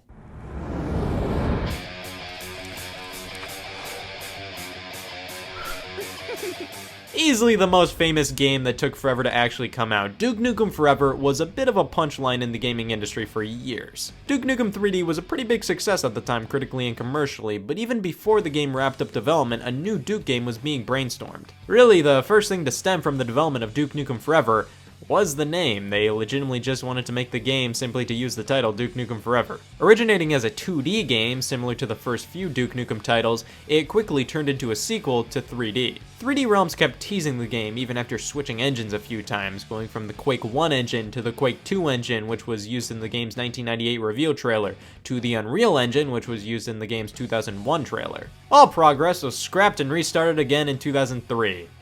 And then again in 2006, which caused many 3D Realms employees to quit. The relaunched project was teased in 2007, and then publisher Take-Two sued 3D Realms for their incompetence at actually finishing the game, and the whole development team was let go. They form a new company, Triptych, to continue working on the project. Duke Nukem is bought by Gearbox Software, and finally things start to get finished. A new trailer is released showing tons of gameplay, and the game is slated for a May 3rd, 2011 release, before getting delayed one last time to June 10th. But hey, it actually released! Regardless of the reception of the game, it was amazing to see it come out at all. Now let's rip the less out of regardless and actually talk the reception of the game. Duke Nukem Forever didn't turn out to be the cutting-edge magnum opus it was originally slated to be. In some ways, the 2001 trailer actually looks better than what came out 10 years later. I will give Duke Nukem Forever this: it was a very faithful sequel to Duke Nukem 3D, with the same style and humor in tow. If you wanted a new Duke Nukem game, Duke Nukem Forever did that, and I think it did it pretty well. The problem is, many of the original fans of Duke Nukem 3D's crude humor grew out of it by the time of Forever's release, and the only thing Forever really had compared to other shooters was its crude humor. What we ended up with was a completely average game with pretty lame jokes that felt 5 years behind everything else. Duke Nukem Forever's only claim to fame when it launched was how long it took to launch. Why talk about games that survived development hell when we can talk about the games that are still lingering in it? These are games that have been announced a while ago, yet still haven't surfaced. You can definitely refer to some of these as vaporware, which is a term that definitely goes hand in hand with development hell. Vaporware is used to describe products that just never come out. They're never officially canceled, but it's pretty obvious they were. Anybody remember Street Fighter Cross Tekken? Correct answer, nobody does! It was in fact a Street Fighter and Tekken crossover, but with gameplay that was more so Street Fighter with its 2D fighting style compared to Tekken's 3D style. But what if we got another Street Fighter and Tekken crossover that plays like Tekken? Well, we're in luck, son of a bitch. Announced at the same time as Street Fighter Cross Tekken in summer of 2010, that game only took Capcom a year and a half to squirt onto store shelves. Tekken Cross Street Fighter really didn't get any development updates at all, and as of 2016, the game has been put on hold. Being 8 years since the announcement, I think it's fair to say the game in its original state has been cancelled. If it released around the same time as Street Fighter Cross Tekken, that would have been a little weird to see both games on the shelf. You have Street Fighter Cross Tekken and Tekken Cross Street Fighter. That's the perfect opportunity for the worst Christmas ever for the Tekken Cross Street Fighter fan asking their mom for the game. Agent was supposed to be a huge PlayStation 3 exclusive developed by Rockstar Games. While the game has some development history dating all the way back to 2003, the title was initially teased in 2007 and officially announced in 2009 at Sony's E3 press conference.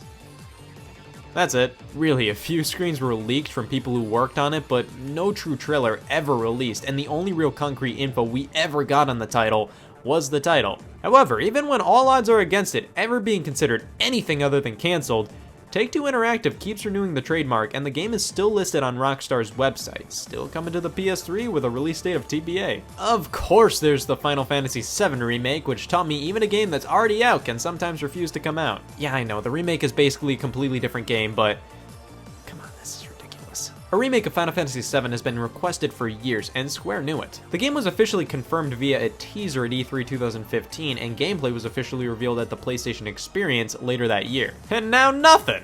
They announced it was going to be an episodic release, everybody barfed, we got some teaser images, that's it. It's definitely because Kingdom Hearts 3 was busy being developed, which on its own took an extraordinary amount of time, from 2013 to 2019. Dead Island 2 is the sequel to that one game I think we all only remember because of my favorite depressing reveal trailer of all time. Like, man, everything's going backwards! 2 was a drastic shift in tone if we're going by its reveal trailer. It had a metric 12 times more Jack Black than Dead Island 1, even though the Jack Black voice in the trailer turned out to be not Jack Black McGee. Anyways, yeah, this game still hasn't come out yet. It was announced in 2014, swapped developers, and yeah, that's about it. There's that Dreams game by Media Molecule for the PlayStation 4. Listen, this thing was announced alongside the PlayStation 4 in 2013. It's still not out, and I still don't know what the hell it is. And of course, Half-Life 3, or Half-Life 2 Episode 3. Alright, Half-Life 2, donezo, followed by Half-Life 2 Episode 1. I know, kinda confusing title, but it's a follow-up to Half-Life 2. Half-Life 2 Episode 2 follows Episode 1 and leaves things on a cliffhanger. 10 years, 10 months, and 24 days later, and that's all we got. And from what leaked concepts and former Valve employees imply,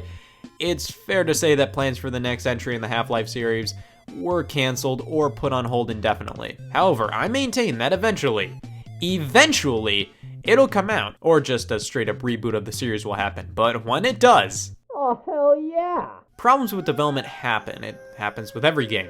But when the entirety of development is a problem, that's when it's safe to assume we ain't getting the game initially promised. Development hell has proven to be beneficial for some games, but more often than not, it ends up confirming disappointment at the end of the day. It unfortunately makes the journey more interesting than the destination sometimes. Instead of a project being remembered as what everybody who worked on it wanted it to become, many are remembered as that one game that never came out, until it did. I think one of the most annoying aspects of a game in development hell is the lack of info to the consumers. I just wish companies were more transparent about what's actually going on. Instead of saying, we have nothing to announce at this point, why not say, oh yeah, Duke Nukem's still coming out, we're just fucking morons who don't know how to make a game. Hi kid, game development is tough stuff.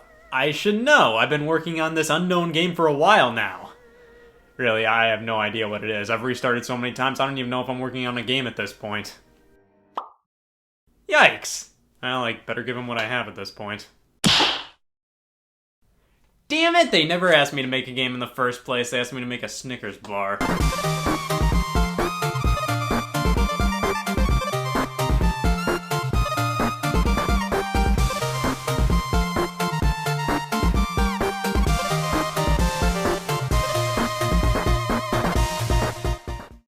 Hey y'all, Scott here, and I'm only 12 virgin points away from being eligible for a V card. I need to find the quickest possible way to not get laid.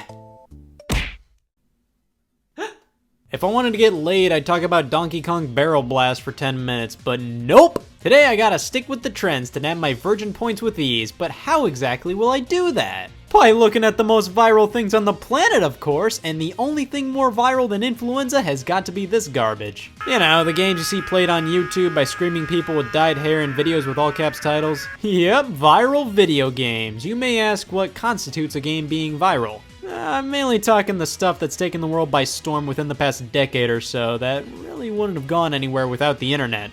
Whether it be because of online multiplayer, seeing reactions to people playing the games, sharing theories surrounding them, you know, that kind of stuff. Well, let's plop into it. These are viral sensations that people can't get enough of, or they could get enough of until they got enough of. You ever wander around in the woods at night and worry that Benito Mussolini is still on the loose and is coming after you? Well, Slender is the closest we can get to that experience. I'm sorry, Slender, The 8 Pages. When this game hit it big, it was simply titled Slender, and then they made another game.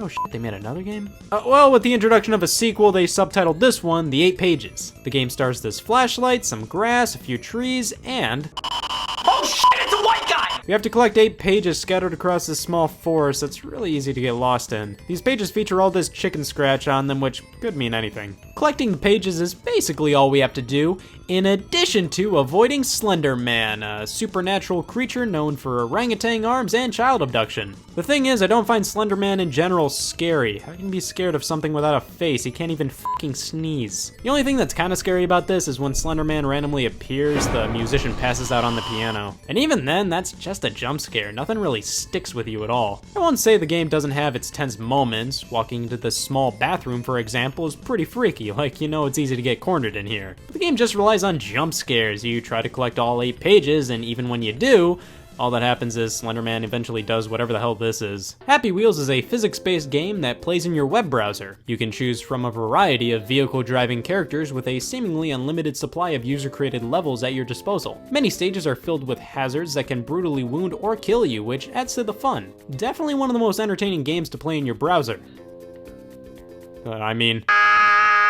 You know those bears they sell at Hot Topic? Yeah, they made a game out of them. Five Nights at Freddy's is all about looking both ways and stopping Chuck E. Cheese robots from screaming. I never liked this series. This title has some of the most brutally simple gameplay out there. You have to keep an eye on your power levels and make sure you're not overusing your means of monitoring and stopping these things from giving you a scare right in front of your face. I mean, yeah, you can analyze the game all you want, say how its simple gameplay is what makes it so interesting and well designed, or how the sweet, sweet lore of the series is what keeps you coming back. Not me though, I never personally found appeal in the series, I'll just give it the coveted Not My Thing award. Now the developer Scott Cawthon made a sequel, so I could definitely try out that one to see if it grabs me. And if that one doesn't do it, how about this one?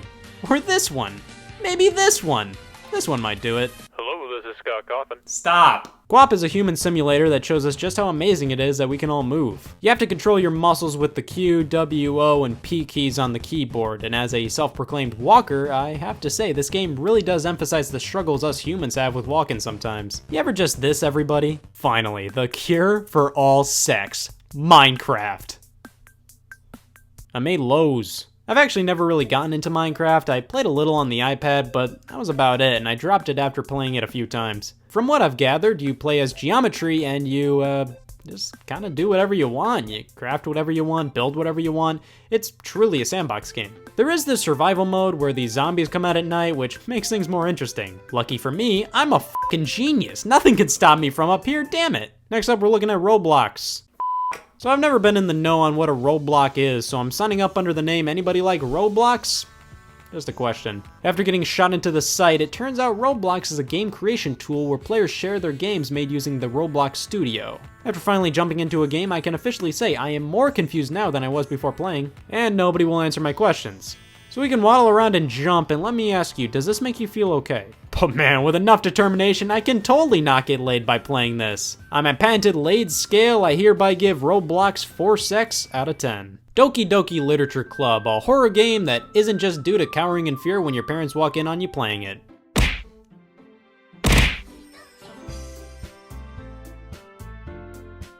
But let's throw that genre out of the window and go into the game blind. Ooh, it's imaginary sex of the game! I'll definitely give this a download.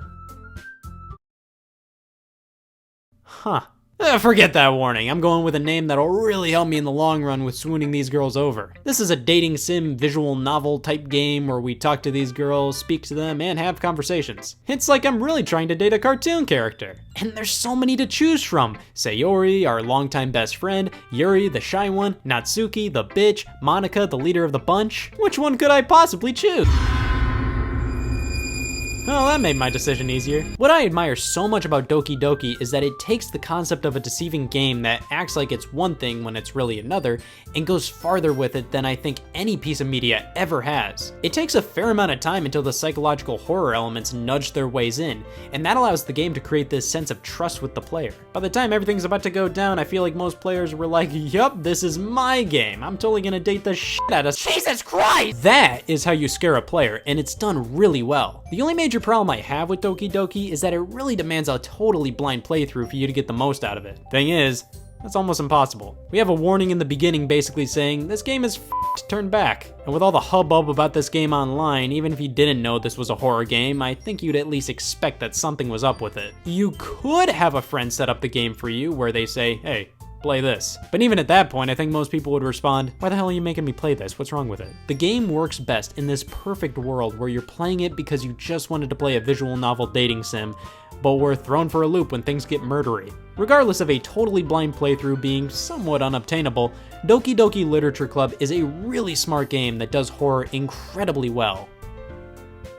Baldi's Basics is stupid. What does this game squirt onto the internet? Oh, another it isn't what it initially seems to be game. It goes from educational game to not that. I assume it's trying to pull off horror, but it just ends up feeling like a lackluster and a half attempt at what Doki Doki Literature Club did. Doki Doki deceives the player by comforting them in this world of pure anime, maybe sprinkling in some hints here and there, but finally hitting the player with something so out of left field terrifying that it works incredibly well as a horror game. Baldi's Basics is like if Doki Doki started with one line of simple dialogue and then blam, death. That's not nearly as scary, and it just devalues the entire point of the game even existing. Like, we do a math problem and then, uh-oh, the teacher is chasing us. This one's just pretty lame to me.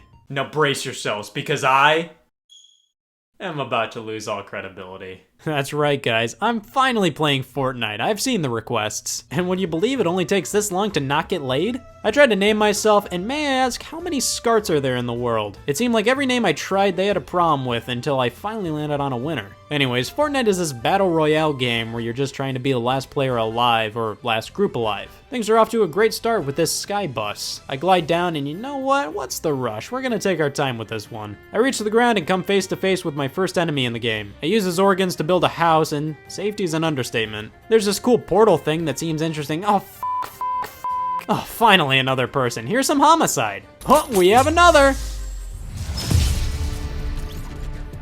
Shit, somebody grab a Kodak! For max effectiveness, I'm just gonna keep swinging this X indefinitely. Oh, damn it.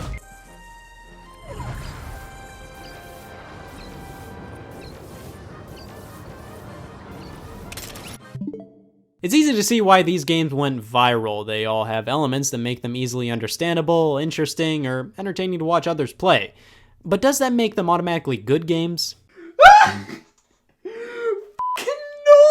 A lot of these are one-trick ponies, and just because these games hit it big doesn't necessarily mean they're good. It's obvious that for many independent developers to get their names out there these days, they feel the need to make games like this that really appeal to the modern climate of the internet, with reaction videos and online multiplayer being the craze. It's just in many of these games' cases, they prioritize the idea of becoming viral in comparison to simply being a decent game. Not all of them are like this, but many are, and it's kinda why I don't see myself jumping aboard whenever small games like these hit it big. With that being said, don't spew hatred over a game just because it's popular. Fortnite and Minecraft get barfed on all the time just because they're huge. Listen, I played both of these, and I can easily tell you they're both high-quality games. They may not be my thing, and that's perfectly fine. It's also fine if you actually immensely dislike the games, but come on, it's pretty obvious when people are just complaining because of popularity. That's all fine and good, but I'm only one virgin point away from being eligible for a V card.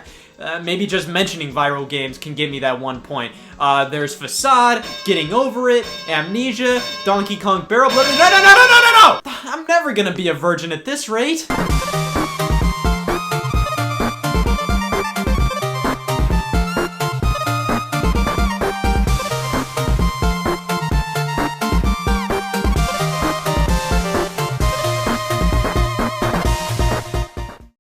Hey y'all, Scott here, and I can't wait to finally head to this game controller issues meeting I just found out about. Yeah, let's try that pretty bad. Whoa, my hands are doing this. And it wouldn't be possible without the overlooked messiah of all video games, the controller. The pathway between you and the world within the screen. A game controller needs to house all the necessary input methods for games in its era, while also being incredibly transparent. It's best when it just melts into your hands and you don't have to think about where the B button is. It's just all second nature. However, the road to where we are now has been a rocky one. We've gone from to even.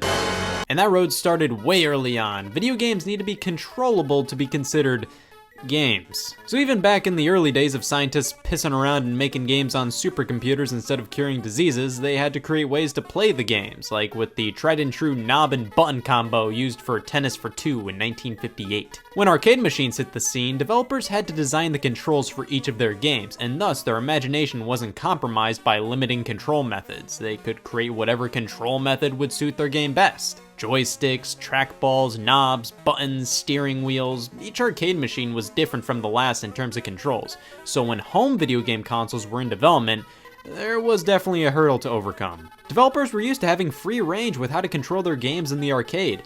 How do you create a controller that can be a jack of all trades, one that can work with all, or at the very least, a lot of the games released at the time?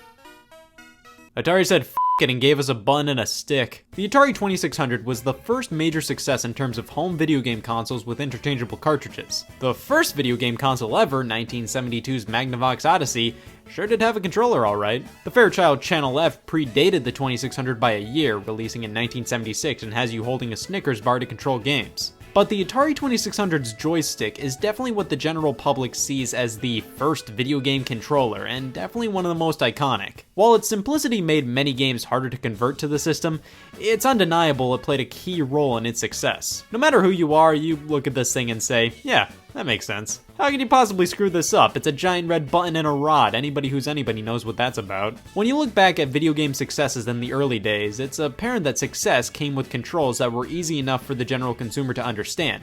And the 2600 controller was just that. Nevertheless, this thing is just a no-go nowadays. This stick needs to go see a doctor. It's just too stiff. And the overall size of the controller is a problem, for me at least. It's too small to comfortably hold the joystick with one hand and the rest of the controller with the other, and it's too big to comfortably hold it like a modern controller. Overall though, I'd say the 2600 controller was alright for what it was. It's completely usable by anybody, just nothing you jump at the chance to use. After the 2600, controllers went through this ugly phase for a while, and it was all because a controller designer went home for the weekend, looked at his phone and said, "I'm drunk."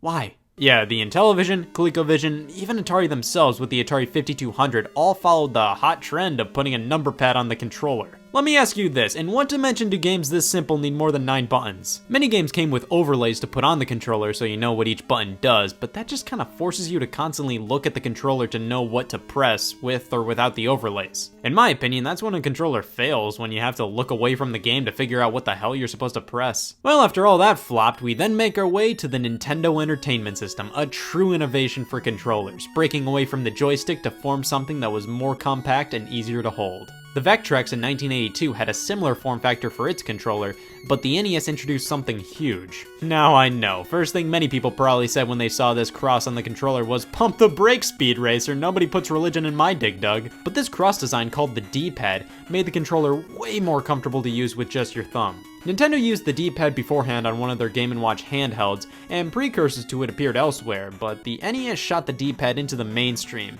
and with that, the joystick was old news. Many consider this guy to have aged poorly, and while I do somewhat agree, I think it's still alright to use. My main problem is the D-pad itself is a bit uncomfortable after long play sessions. But I love the feel of the buttons, just so clicky and satisfying to just go to town on. This is where the term button mashing was born. I see a lot of people say the sharp corners really dig into their hands, but I've never personally had an issue with them. However, the sharpness was criticized even back in the day, so Nintendo responded with some alternatives. The NES Advantage is the controller you'd never let your daughter go to prom with. This thing is a hulking beast that's powered by 2 whole controller ports. You can flip a switch to alternate between player 1 and 2 for games like Super Mario Bros. Where you alternate turns. There's turbo buttons with knobs which allow you to have rapid fire on A and B, and don't forget the state-of-the-art slow motion feature, which was just simply the game constantly pausing and unpausing itself. That meant for games that featured anything on the screen when paused, they just looked off. Regardless, the NES Advantage is a beaut of a controller. I think this thing is really slick. It just feels so sturdy, and there's something so satisfying about pressing these huge buttons. But what if you're not into overcompensating? Well, the NES Max may be for you, featuring a new grippable design, the turbo buttons of the Advantage alongside something called the Cycloid, a bit of a precursor to the 3DS Circle Pad. It's much easier to grip thanks to these new thighs, but the Cycloid really isn't a replacement for the D-pad in my opinion. Now, with the introduction of the NES Top Loader, Nintendo redesigned the standard NES controller, nicknamed the Dogbone. This thing was so close to being the perfect NES controller. The rounded edges, the nicer feeling D-pad, but they just had to angle the A and B buttons so only a lobster could hold it correctly. It just doesn't feel right. Nobody's hand normally rests like this on a controller. It's just uncomfortable. Well, since the original NES controller worked, many simply tried to copy it. The Sega Master System and TurboGrafx-16 controllers, while different in some ways, were basically just their version of the NES controller. Atari decided to barge into the party with their 7800 controller, and I'm pretty sure everybody stared at them until they released this instead. Only in Europe, though. In the US, we retreated to this, and over there they got this. Lucky them. Of course, Sega had to do something different with the Sega Master System's follow-up, so they brought out this 3-buttoned hunk. Anybody else ever realize just how big the Sega Genesis controller really is? Like, whoa. This guy has some meat on its bones, but weirdly enough, it only has the same amount of buttons as the NES controller. Like, it doesn't have a select button, so even though it has 3 face buttons, they both have 4 in total. That led to problems down the line when fighting games were coming over, which required more buttons, so Sega crammed some more in with the introduction of the 6-button controllers. Shove your hand between the couch cushions and you'll find various Sega Genesis controllers, each different from the last. Like, Sega released so many Genesis controller variants, it's crazy. They're all different in terms of design, button placement, D-pads, it's ridiculous. I interrupt your regularly scheduled me with an emergency report by me. Controllers made by other companies, not the console manufacturers themselves, are running rampant. And most are up to no good. This is the third-party controller watch list. Our mission statement is to bring more awareness to shit. Here we have the TAC-50 joystick for your local Sega Genesis system. It falls in line with the rest of the, I guess if that's what you want sort of thing, controllers. It's not bad, but it doesn't necessarily work well with the vast majority of the Sega Genesis library. It does have these suction cups on its base, which makes it harder to move around on a coffee table, and it also looks pretty good on a windshield. The 6-button controllers are fine and good, but the 3-button one is the classic, the one my mind immediately shoots to when Genesis is on the mind, and it's a solid controller in its own right. It may be a bit bulky, but it feels good. However, it was completely outdone by the makers of Chibi Robo Ziplash. The SNES controller is magnificent. It may not be my favorite of all time, but it does so much so right. The buttons are lined up in this beautiful way where it's so comfortable to use your thumb to press the Y button with the rest of it resting on B, ready to use at a moment's notice. Excellent for games like Super Mario World or Mega Man X. Shoulder buttons came swinging in, L and R, with all buttons in the D-pad feeling exquisite. Couple that with the rounded shape, and this is something that dreams are made of. Weirdly enough, with the release of the Super Nintendo Classic Edition in 2017, Nintendo re-released a new version of the controller with a less glossy, rougher type of plastic for the controller shell. And I gotta say, I actually prefer the new release. It just feels a bit better in my opinion. Atari, just go home. The Atari Jaguar brought back the classic number pad. I'm sure they looked at Sega combating Nintendo by adding more buttons to their controller and shrieked, "Yep, that's the next big craze, more than 12 buttons, the kids will love us." Next up, the original PlayStation came to be due to a failed partnership between Sony and Nintendo, which would focus on a CD add-on for the SNES. After that bust, Sony created their own console based on their knowledge from working with Nintendo, which is pretty obvious looking at the controller. I sometimes forget how similar the PlayStation and SNES controllers are. I mean, fundamentally, the only main differences are the D-pad, 2 sets of shoulder buttons, and thighs. That's it. However, the PlayStation controller finally became a man with the DualShock. Look at the size of these things! This redesign features meteor triggers, a rumble feature, and dual analog sticks. The rumble and analog were obviously responses to the Nintendo 64's controller, which came before it, and we'll get to that in due time. But the DualShock made dual sticks a standard. It also introduced clicking down on the sticks as an additional button input, which, can I say something here? R1, L1, R2, L2. These are shoulder buttons. It makes sense they're numbered like this. Why are these called R3 and L3? Anyways, I love the feel of the analog sticks. They're so smooth and the texture works so well. But what if the DualShock just isn't doing anything for you, and you hate happiness? Here's the Nintendo 64 controller. This came out after the original PlayStation controller and before the DualShock, and man, we can bark about this controller all we want, but gotta admit, this thing was innovative in so many ways. Controlling a game in 3D with the analog control stick, camera control, 4-player multiplayer being standard on the console, even the trigger on the back, give your finger a cock and BAM! This was a huge leap forward for the industry, yes, but answer me this. Just what the hell is this thing? 3 prongs make it so you have multiple ways to play multiple games. Maybe you can hold it like this, or even this. But that means not all the buttons are readily available to the player in any of the controller holding styles. Also, the stick is garbage. This thing is just a skinny, plastic, uncomfortable piece of work that wears out too easily. Now, the Nintendo 64 controller did a lot right. It introduced Rumble with the Rumble Pack accessory. The analog stick brought us games like Mario 64 and Ocarina of Time. And look at these colors. This thing is a colorblind Scott Wozniak's worst nightmare. Yep, I don't like this controller. Moving on, the Sega Saturn controller was pretty decent. Basically just an evolution of the Genesis 6-button ones with shoulder buttons this time around. But Sega also introduced the 3D control pad for a few games, specifically Nights into Dreams. And this controller leads us into its immediate successor on Sega's last home console, the Sega Dreamcast controller. Yep, I don't like this controller. Now, is this controller as bad as the Nintendo 64's? God, no. It actually has a layout that makes sense. But this stick is just not comfortable. This was still when many companies didn't realize that hard plastic on an analog stick isn't mankind's favorite thing out there. Also, why does the wire come out of the bottom? There's a groove for you to pop the cord in near the top, so that way it's pointing in the right direction, which just kind of comes off as a slight fix to a design oversight. At least the triggers were analog, which was a solid innovation. It definitely made racing games more realistic. But who could forget the VMU, the memory card with a screen displaying info or housing its own games to be played? But f that! PlayStation's back, baby, with the PlayStation 2's all-new DualShock 2. This is the same controller, except the face buttons are now analog, which is dumb. Why do you need the triangle button to be pressure sensitive? Why? It felt like they just assumed analog inputs were the next big thing, but you don't need it for everything. Well, moving past that, we have the introduction of the Xbox brand, and with it, holy shit.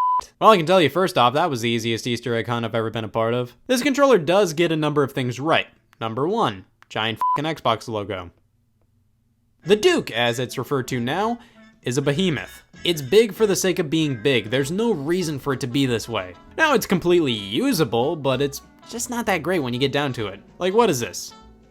Seriously. Also, the dual sticks just feel weird. Like, the left one has a large concave area, and the right one has a much smaller area, which honestly feels like it's convex. God, I need a shower. Microsoft designed a smaller controller for the Japanese market that made its way over to the States later down the line, and this is much more reasonable. I can actually get behind this one. It just feels much better. Everything actually makes sense this time. After Nintendo wouldn't stop laughing for 5 years straight, they really cleaned up their act with the GameCube controller. This thing is pure comfort. It just feels right in the hands. The button layout is definitely different compared to every other controller, and while I prefer the more traditional design, this layout makes a lot of sense. The main face button you'd probably use in most games is A, so why not have everything orbit around it? The triggers are crazy satisfying to click down, and the left stick is leagues better than the Nintendo 64 one. I love this controller, but while it's one of my favorites, it does have some gross parts. The D-pad and C-stick were made for ants, and the lack of another shoulder button is a bit odd. Regardless, the GameCube controller has definitely stood the test of time. But these pesky wires, man, what is this, the year 2000? That's where the Wavebird comes in, a wireless variant of the controller. It uses radio frequency to transmit the wireless signal.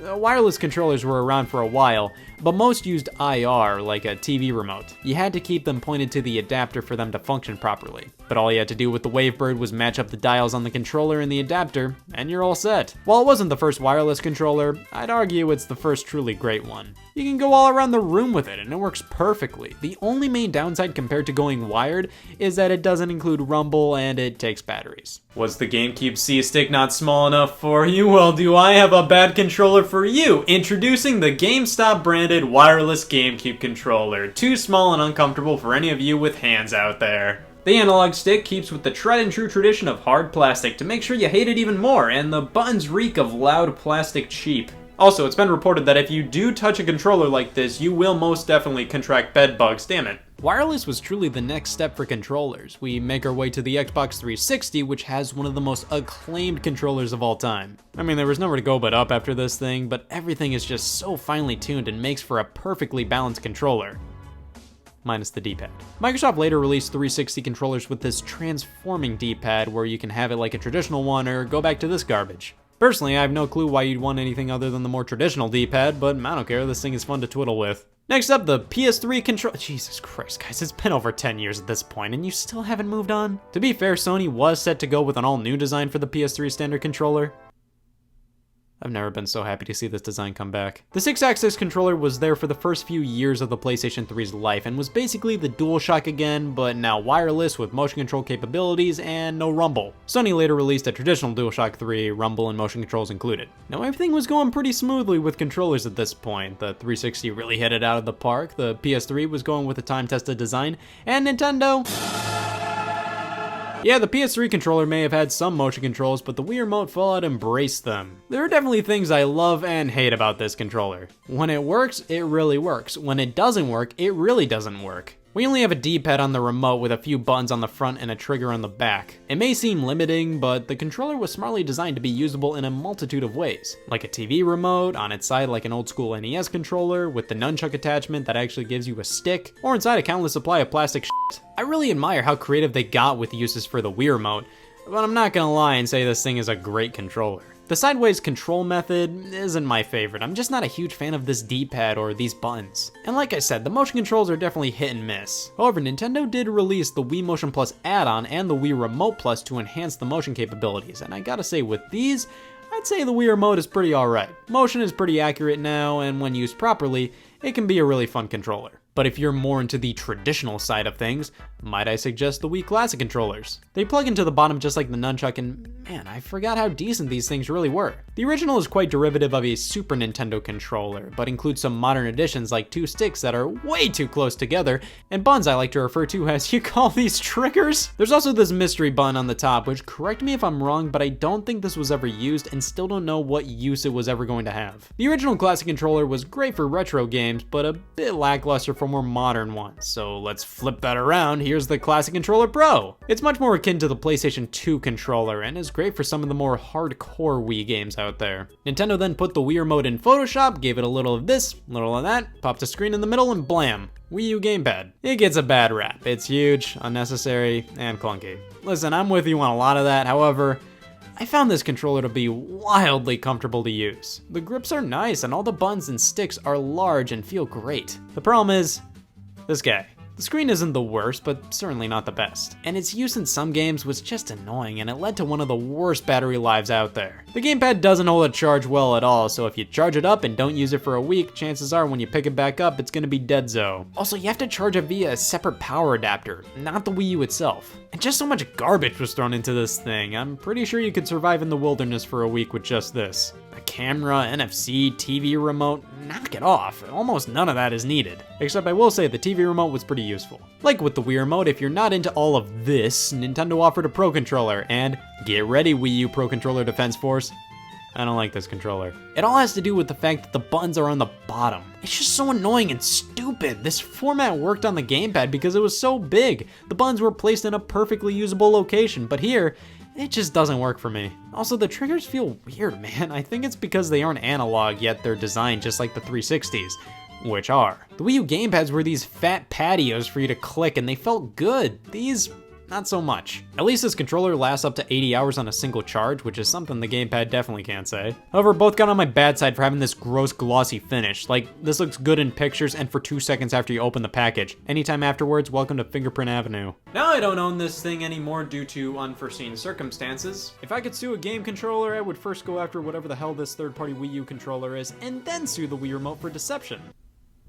But I do remember everything about it and how it was the definition of everything a falsely advertised product was. This controller was trying to scam people into thinking it was a Wii U Pro controller. However, it turns out it was fundamentally just a Wii remote and Wii Classic controller all in one. Now, the idea of having a standard controller with the capabilities of a Wii remote and Classic controller all in one is great. The problem was this controller was terrible at everything it did. The build quality was cheapo, the buttons felt like mashed potatoes. The only reason why anybody gave this controller any attention was the fact that there was a Super Nintendo and Super Famicom color scheme available. The PS4 controller actually switched some things up compared to the PlayStation controllers of the past. They went for a new, more ergonomic design, and I think it worked out pretty well. There's this touch bar now, which I personally haven't found all too useful, a light bar, which just feels like an excuse for this controller to have shitty battery life, and whoa, whoa, whoa, where did the start and select buttons go? Yeah, the PS4 was the start of something dreadful. The death of start and select. Instead, we got this share button, which is useful enough, I guess, sharing photos and videos of gameplay. But what the hell is this options garbage? Well, whatever. I do have to say that while the DualShock 4 is comfortable and a decent controller overall, there are a few problems with the build quality. I don't know, it's just the one controller I consistently have problems with, and I'm not alone with that. The Xbox One controller feels a bit like more of the same from the 360 controller, but with random tweaks and changes that feel both better and worse. Like, it feels more premium in some cases, but cheaper in others. It's a bit more compact and trying to look more modern than the 360s.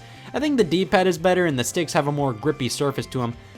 But I don't know, there's something a bit off about this design. Not bad by any means, but I think I still prefer the 360s. Also, am I the only one that thinks the replacements for Start and Select make no sense? What the hell is 2 boxes and 3 lines? That finally brings us to the Nintendo Switch's supply of controllers, the Joy-Con, the controllers that come packed in with the console. The Switch is an interesting situation. It had to have controllers that have to be on the console itself to enable handheld play, but be detachable to make use of a variety of different playstyles. God, these things are too small. Listen, I adore so much about the Joy-Con, but they're basically taking everything in modern controllers and cramming them into something you'd find in a dollhouse. I mean, these things have a lot going on in them. A full suite of buttons and sticks, new HD rumble, motion controls, NFC. They're perfectly usable, just not that great. I love the idea of how they were designed to be used as two separate controllers, but is this a way to live? The shoulder buttons for the individual Joy-Con are miserable, so much so that Nintendo supplies straps to slide on for better ones. Using them together is alright, however they're still more akin to the Nintendo 3DS controls compared to most home console controllers. For me personally, I go for the Switch Pro controller. This thing is truly no nonsense, it gets right to the point. It uses a button and stick layout that makes me swoon, the texture of it all feels great, nice big meaty buttons, a solid battery life, all the technology from the Joy-Con. This is what you call a controller. I always keep the Joy-Con attached to the Switch for when I want to play portably, and keep the Pro Controller on standby for home console use. And that is a basic history and review of most of the major video game controllers. We've gone through a lot, and while not all of it has been great, it's all led to where we are now. The inception of motion controls, the pause button, the introduction of analog control with the 1292 Advanced Programmable Video System. Jesus. Experience with number pads, trackballs, screens, these successes and failures helped us form some of the greatest game controllers out there. Don't immediately bat away new features and gimmicks introduced in controllers because they may be huge steps in the right direction for the industry. They may not be talked about as much as the games or consoles themselves, but they are some of the most important aspects of the video game industry. Well, let me know what your favorite or least favorite game controllers are, and if you'd excuse me, I have another, for real this time, meeting about video game related issues, this time on video game box art. You gotta be f***ing kidding me.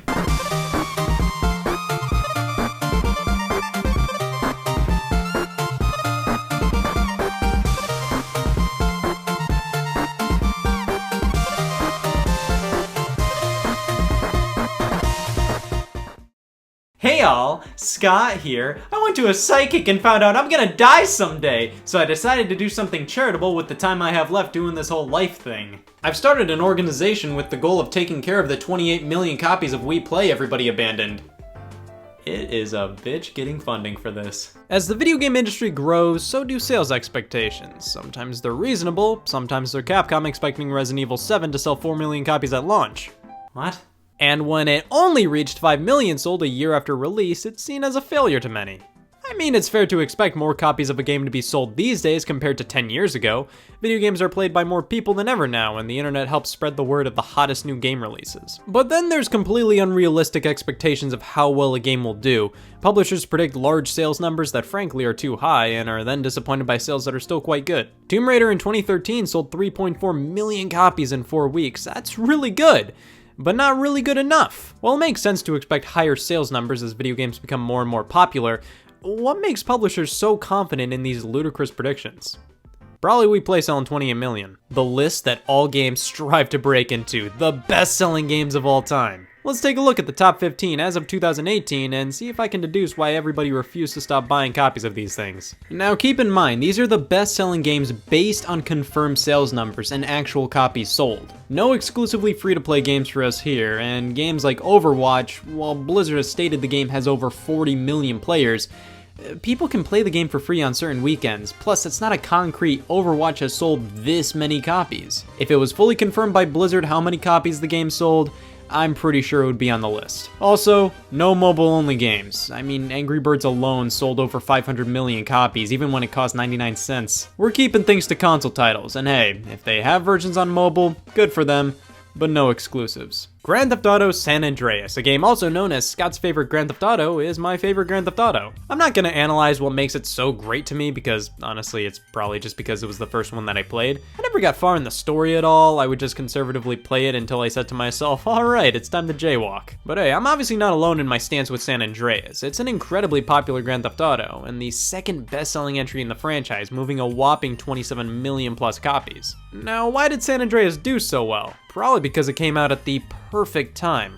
Think about it. Grand Theft Auto 3 and Vice City came out earlier in the PS2 and Xbox life cycles. San Andreas was the last of the three to release in 2004. It was a ripe time to release as the developers really knew the hardware they were working with by this point. They were able to fully utilize its power and supply us with the biggest Grand Theft Auto yet. Plus, 2004 was the peak of the consoles at the time, having a big enough active install base, but being far away enough from the launch of the next generation systems. Either that or was the sex minigame. I don't think people flocked to stores screaming, "Where's your San Andreas aisle?" because of the hot coffee mod or anything, but the abundance of media coverage on the topic definitely gave the game more of a spotlight. When the Wii launched, people were saying, "This is great and all, but I can't ride a cow yet." Wii Play is a title every Wii owner has swapped spit with at some point. It's a bit of a companion title to Wii Sports. That game showcased the Wii Remote's capabilities in terms of motion control, while Wii Play focused a bit more on using the pointer functionality, whether it be through slaughtering ducks or this dream I swear I had once. It wasn't crazy well received back then, and even now, I just never see anybody talking about this one. However, I will maintain that while Wii Play ain't high-class entertainment, it has enough fun in it to warrant playing from time to time, at least back when the Wii was relevant. But really though, why did it sell 28 million plus copies? Well, it was $50. And it came with a Wii Remote bundled in, which usually costs $40. It was a no-brainer for Wii owners to pick this game up. Might as well, you nab a second Wii Remote and for only 10 extra bones you get a game thrown in as well. It was never seen as a game plus a Wii Remote, it was always a Wii Remote plus a game. Nintendo did this with other games, but Wii Play was bundled with the Wii Remote right when the Wii craze was just starting to rev up. This is one of the few, if not the only title on the list that wasn't bundled with a console. I think barely anybody bought because they actually wanted the game. It was a classic case of, why not? It's only $10 more. Duck Hunt's one of my favorite titles of any NES game, arcade game, Japanese toy, Smash Brothers character, Smash Brothers stage, and amiibo. You use the NES Zapper to kill 1 duck at a time, 2 ducks at a time, or clay pigeons if you're feeling extra not murdery. If you fail to pop a duck, you get the first true instance of cyberbullying. But that didn't stop it from selling a whopping 28 million plus copies. However, I'm gonna have to slam an asterisk next to that number. Duck Hunt contracted the dreaded Pack-In syndrome, and believe me, this ain't the last time we'll see of it on this list. Many people love this game, yes, but it sold so well because it was packed in with the NES the majority of its life. Pack-In titles laugh in the face of what being on the best-selling games list really means, because you don't know how many people own the game because they actually wanted to play it and because it's legitimately good, and how many people own it just because it came with the console. Also, Duck Hunt shared a cartridge with Super Mario Bros. Bundled in with NES systems for the longest time, which is undoubtedly the reason why both of these games remain so high up on the best-selling games list to this day. Oh shit, spoilers, Mario's on the list. This was a bit surprising to me. The Elder Scrolls V Skyrim has already sold over 30 million plus copies, and it doesn't seem to be stopping anytime soon. To be fair, Bethesda made damn sure this game would be a bestseller. Skyrim was a hit at launch, and its name carries more value than I think the Elder Scrolls brand itself does at this point. I'm just saying, it seems like more people know of Skyrim than the Elder Scrolls. After many lost hundreds of hours of their life to Skyrim, the copious amounts of mods, the internet spreading word of the game, and its easy availability, I can easily see now why Skyrim is on this list, and honestly it'll probably be higher on the list in no time. There is some light pack-in syndrome here though. It wasn't an Xbox 360 bundle at some point, and if you want to count Skyrim VR being bundled in with some PlayStation VR SKUs, go for it. Black Friday 2009, everybody lined up at Target counters, slamming their hand down and yelling, "One bland and unoriginal Mario to go, please!" Alright, New Super Mario Bros. Wii is still pretty good in the grand scheme of things, especially considering it was only the second New Super Mario Bros. Game at this point. The series definitely hadn't reached pure fatigue yet. And with it being the first original 2D Mario title with 4-player multiplayer on the Wii, it had no problem pushing 30 million. It did insanely well.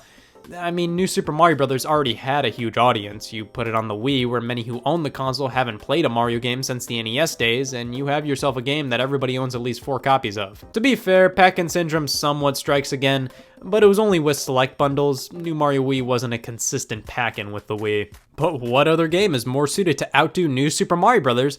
Than New Super Mario Bros.? New Super Mario Bros. Was a revolution in the field of just doing the same thing again. It ushered in the era of retro revivals and showed just how much people still love 2D games. And they loved it a lot, considering much like its Wii successor, it sold 30 million. But outdid it just a bit. Similar to the Wii counterpart, New Super Mario Bros. Did so well on the DS due to the install base of the system and the audience for 2D Mario titles. The Nintendo DS, much like the Wii, catered to everybody and had a large following of casual players. Whether they be older or younger, I think they all thought seeing this game on the shelf that they couldn't go wrong with buying a new 2D Mario game. Again, very light pack-in syndrome applies here. Pokemon Red and Blue are some of the best-selling games of all time. No shit. Yeah, it was to be expected that Pokemon was going to be on this list. I mean, the entire franchise has moved over 300 million units. I think what's surprising though is that only one Pokemon title cracked the top 15 bestsellers, and at that, It's the first one, selling 31 million plus copies. Now, I'm not gonna act like I know much about Pokemon, but it's just a little surprising that no other title has gotten a bit closer to Red and Blue success. This was during the great Pokemon boom of the late 90s, so large sales figures are to be expected, but even the direct follow-up, Gold and Silver, was about 8 million shy of Red and Blue's lifetime sales. Now, one thing Red and Blue did have going for it was the install base of the console they were released on. The games were released incredibly late in the original Game Boy's life, especially here in the West. 1996 back in Japan, 1998 here in North America, and 1999 in Europe, a full 10 years after the hardware debuted. That's like a company releasing a Wii game now. Huh. Wii Sports Resort was the sequel to the game that only God knows if it'll be on this list momentarily. Utilizing the Wii Motion Plus accessory for more accurate controls that couldn't be possible with the vanilla Wii remote, Resort was an upgrade in almost every way compared to the original Wii Sports. It felt more like a game rather than a tech demo, with tons of different modes and locations to play in per sport. Speaking of which, it had a ton more sports, all with a tropical resort theme. Swordplay, archery, and the best thing Nintendo's ever done, the Island Flyover. Being a sequel to one of the most popular games of all time, plus being bundled with the Wii Motion Plus accessory and with Wii's for a while, definitely helped this game cross the 33 million mark. I just wish even more of the population got to experience this. Mario Kart Wii, the one I disliked and now retrospectively say, that wasn't too bad. It was just at the time it didn't feel like that great of an upgrade from Mario Kart Double Dash on the GameCube, the item balancing was jank, and it didn't really have a ton of new ideas. Now I look at it as a solid enough game, but it was the thing back in the day and has sold over 37 million copies. In my opinion, the reason Mario Kart Wii attracted so many people initially was the Wii wheel. After the casual Wii audience saw how much not bowling felt like real bowling, hearing how Mario Kart Wii was coming out and it included an accessory that would make not driving feel like real driving, everybody was like, man, we gotta try this out. After the motion controls craze died down though, Mario Kart Wii steadily kept selling well, probably because it was the most accessible home console Mario Kart out there. Also, pack-in syndrome. So many Wii bundles included Mario Kart, including the Wii Mini. I am sorry, Mario Kart Wii. Now we're talking. While it may not be at the top anymore, the fact that Super Mario Bros. Is still in the top 10 best-selling games list over 30 years after release says something about its impact on the industry. Of course, pack-in syndrome partially applies here, but it had to. Super Mario Bros. Was the definitive pack-in title that showed off just what video games could be, and with 40 million plus of these guys lurking in the wild, I think it's fair to say that it succeeded at being a good pack-in. And then PUBG sold 50 million. PlayerUnknown's Battlegrounds is currently in the top 5 best-selling games of all time. Think about that. That feels pretty weird, but it definitely says something about the game's success. It initiated the popularity of the Battle Royale genre of multiplayer games, with the last man/team standing winning. That genre is totally in now, and totally won't be old news in 3 years, I swear. Pack-in syndrome, as there was an Xbox One bundle sold, but I really doubt that scratched the surface of its 50 million milestone. Wii Sports was the reason the general population fell in love with the Wii. Right when you boot it up, everybody went, oh shit, I'm the hand. I'm the hand! Well, it does have that classic pack-in syndrome as it came bundled with the Wii systems in the West the vast majority of its life. It was the driving force that got people to actually want a Wii. All the sports included were fun, easy to understand, and impressive at the time. Selling over 82 million copies makes these things less valuable than coasters, but it's still an impressive feat nonetheless. San Andreas had a good run, but then Grand Theft Auto 5 did this. The game released in 2013 for the Xbox 360 and PlayStation 3, and had potential to die hard when the PS4 and Xbox One released, but Rockstar smartly brought the game to those platforms, plus PC. This helped the title maintain relevance, and alongside the constant updates to the online component, plus the mere fact the online component is wickedly popular, Grand Theft Auto 5 is still consistently in the top-selling games of the week list, with 95 million plus copies sold. Honestly, it wouldn't surprise me if it eventually hit 150 million. Excuse me, sir, you have 12 days to live. Huh. Excuse me, sir, you have to talk about Minecraft again. Yep, everybody's favorite Minecraft. Regardless of your opinion of the game, you at least have to admire how successful it's been. It gained traction even in its beta stages, and after it finally officially released in late 2011 and was ported to almost every conceivable piece of technology since, Minecraft has sold over 144 million copies as of January 2018, with around 74 million of them being monthly active players. That's nothing to sneeze at, and while I still don't know what all this is about, I respect it and everything it's done. But the overall best-selling game of all time is, are you f***ing serious? Tetris is the most well-known and iconic puzzle game of all time. Name a console, any console, it probably has a version of Tetris on it. But that's just it. It has a version of Tetris on it. You see, look up any list of the best-selling games of all time online, and you will constantly be face-to-face with the #1 followed by Tetris, claiming that Tetris itself has shipped over 170 million copies. Well, no piss it shipped over 170 million copies, because people are considering the entire Tetris franchise as one game, and thus justifying it being the best-selling game of all time. Here's my problem with this statement. Yes, there have been multi-platform versions of Tetris that are considered the same game, but on a different platform. Tetris on the NES and Game Boy is the easiest example of this. These are basically the same games on different platforms. But would you consider Tetris DS, Tetris Splash, Tetris Battle Gaiden, Puyo Puyo Tetris, or 3D Tetris to be the same game? They all have different visuals, sound design, development teams, modes, gameplay tweaks, publishers.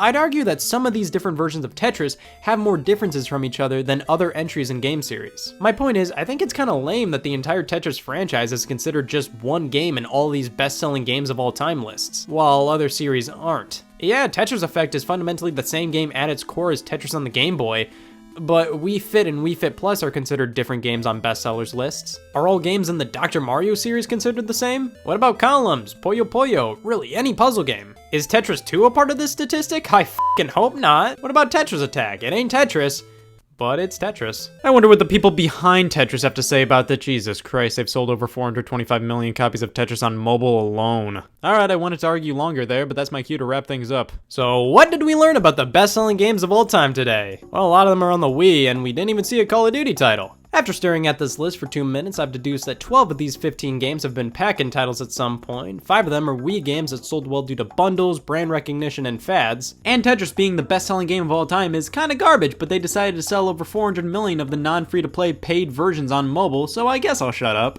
I hope developers actually understand that the majority of these numbers are unrealistic, and it's simply not bad for their title to not hit them. Yes, these are incredibly impressive statistics, but selling 1 million copies of a game should still be seen as a success in some ways. Yeah, that could mean a profit loss for the company, but that's 1 million people who wanted to play your game, and that should mean something. I wonder how the Wii Play developers feel about why people actually bought their game. They've got to feel pretty good because we have 400 copies of Wii Play being nurtured by yours truly. But coming back to the whole I will die thing, who's gonna look over my 400 copies of Wii Play when I'm gone? Pardon me, 433.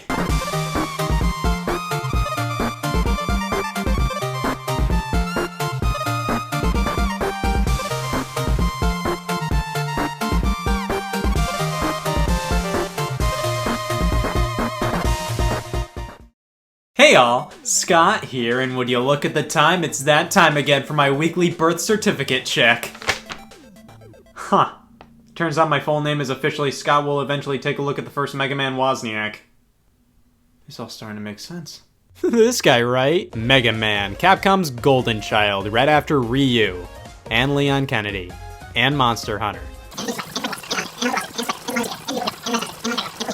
And Arthur. And the Snow Bros. Alright, he may not be as prominent as a mascot for the company as he used to be, but Mega Man's still a big name in the hearts of many. Nicknamed the Blue Bomber, he spawned 40 acres of games, side series, and spin-offs, which can be crazy hard to keep up with. There's the standard Mega Man games, often referred to as the Classic series, Mega Man X, fundamentally a successor to the classics with a grittier tone and new mechanics, which was followed by the Mega Man Zero games, focusing on the character of Zero in the X titles, which was succeeded by the Mega Man ZX games. Mega Man Battle Network, a tactical RPG series set in an alternate universe, which was followed up by the Star Force series. There's the Mega Man Legends games, which are 3D adventure titles, and that's not even scratching the surface. There's all these handheld side games for the Classic and X series, comics, shows, Mega Man Soccer, the list goes on. The franchise was really kicking in the mid-90s to mid-2000s, maybe even a bit too much, leading to oversaturation. In recent years, Mega Man's definitely hit a rough patch, if you can even consider this a patch, but things are definitely looking up now, with new games being announced, teased, with more collections and merchandise as well.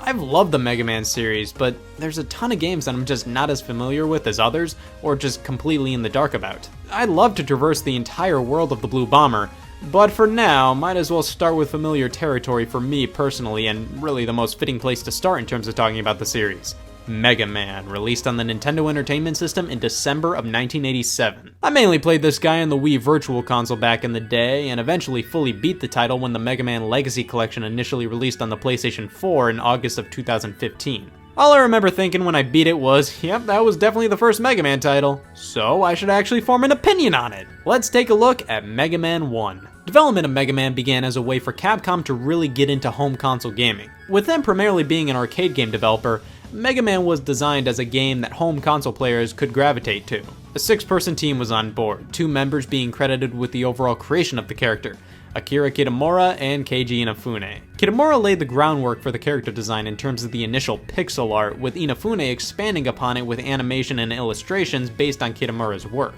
So, yeah, while Inafune is often credited as the father of Mega Man, Kitamura created this sprite art first, which led to Inafune basically doing the rest of it. So if you want to be technical, Kitamura created Mega Man, Inafune developed the character into what we know today. Inspired by Astro Boy and donning a blue getup due to NES color limitations, Rockman was born. Yeah, they toyed with a lot of different names for him and ended up with Rockman, at least in Japan. I mean, it works, I guess, but looking at this character design and even seeing what he does in the game, it doesn't make you go, oh, so that's why he's called Rockman. Capcom USA changed the title to Mega Man as they thought Rockman didn't make too much sense, and I have to agree. I mean, yeah, Mega Man sounds a lot more generic, but it makes more sense. Look at this.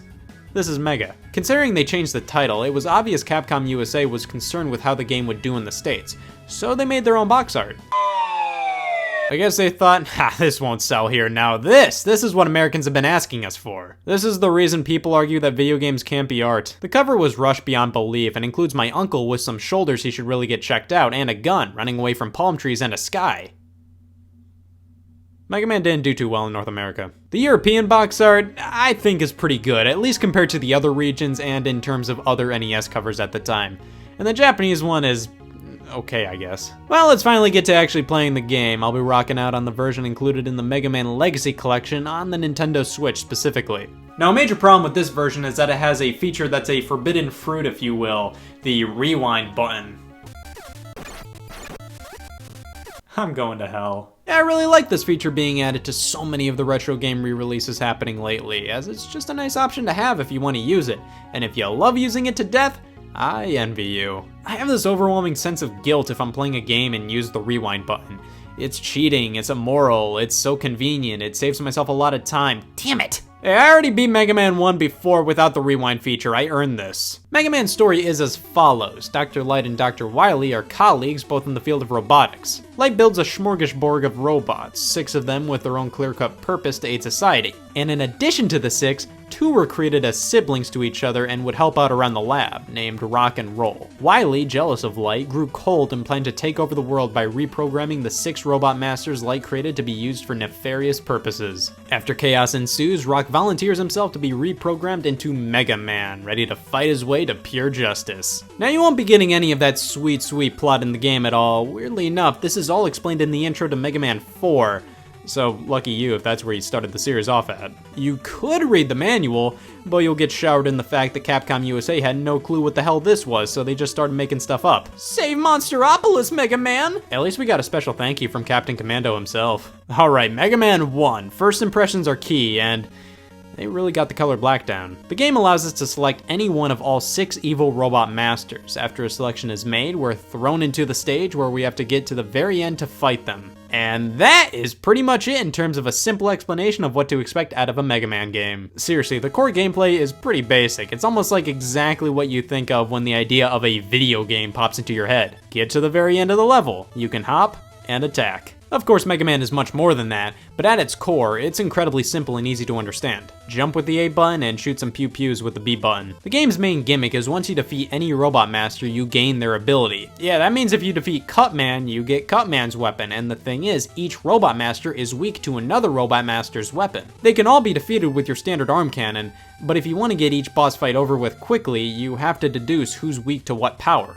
Some are just common sense, like Fireman being weak to Iceman's power, while others can be tricky to figure out. Each weapon can be selected at any time with a pop of the start button and replaces your standard pew-pew, but unlike your standard pew-pew, you can't use them all willy-nilly. Using a power will drain its specific thermometer-shaped energy meter, as the manual puts it. You have to use them sparingly, and sometimes only when you absolutely have to. Of course, you can refill the energy for your abilities, as well as your own health bar, with item pickups here and there, but you really should get used to the standard pew because it always does the job and it doesn't run out of energy. Man, coupling the fact you can choose whichever stage you want and that you can use your slain enemy's powers made Mega Man head of the class back in the day. The non-linear progression and array of powers were really interesting and innovative concepts that not a lot of, if any, games were doing at the time. Mega Man 1 is truly an absolute classic. Oh wait, is this game difficult?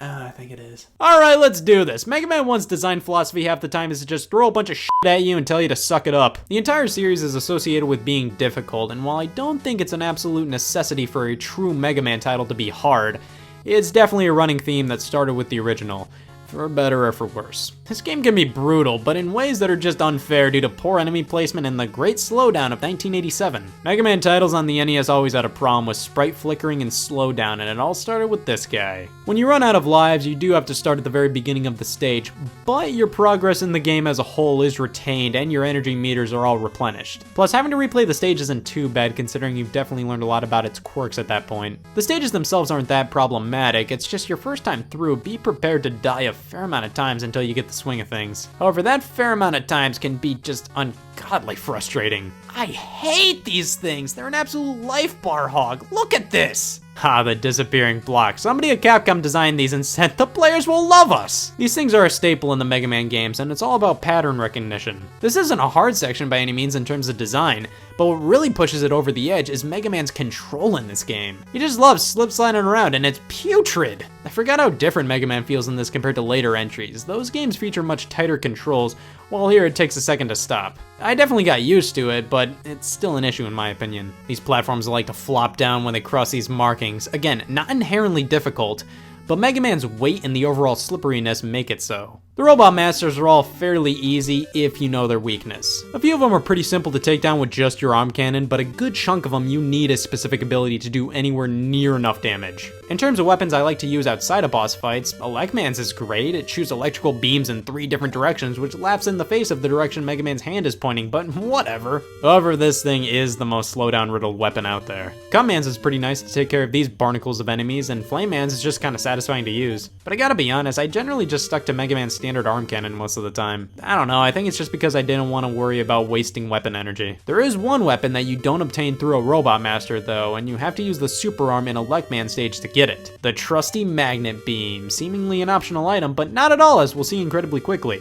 Up until this point, Mega Man 1 has been generally fairly manageable. It's when we have to take on the Dr. Wily stages that Scott's Ulcerfest 2018 officially starts. First off, one thing that I do love about the Dr. Wily stages in Mega Man games is that they roll with the mere fact that you have all the weapons and thus design the stages around them. The thing is, that includes the one that seemed optional and it turns out to be completely integral here. I've been waiting to use this stamp all year. This is the Yellow Devil, also known as Canary Satan. You can really only get one hit on him before he moves to the other side of the screen. Also, let it be known that he comes out of nowhere at the very start and can still hurt you. This is where the pause trick comes into handy. Mega Man allows you to pause the game with the select button, different from hitting start to bring up your weapon selection. Using the Thunder Beam and constantly hitting select glitches the game out and gets multiple hits on him. Am I a pussy for doing this? Well, yeah. The next stage's intro was absolutely awful for me. Just an onslaught of constant enemies in just the worst spots imaginable. We have to take on Cutman and Elecman and then end things off with a battle against ourselves. Next stage is easy peasy, just get through all this and take on these robots in a bubble. The final stage has us going through this short section and also having an opportunity to nab the Yashichi, the only time it appears at all in the whole game. It refills all of our energy, which is nice, but really? Only once in the whole game? We take on the other 4 Robot Masters and finally, it's Wily time, and very quickly it's also end of game time because Wily is fairly easy to take on. So that was Mega Man 1, and was beating it worth it?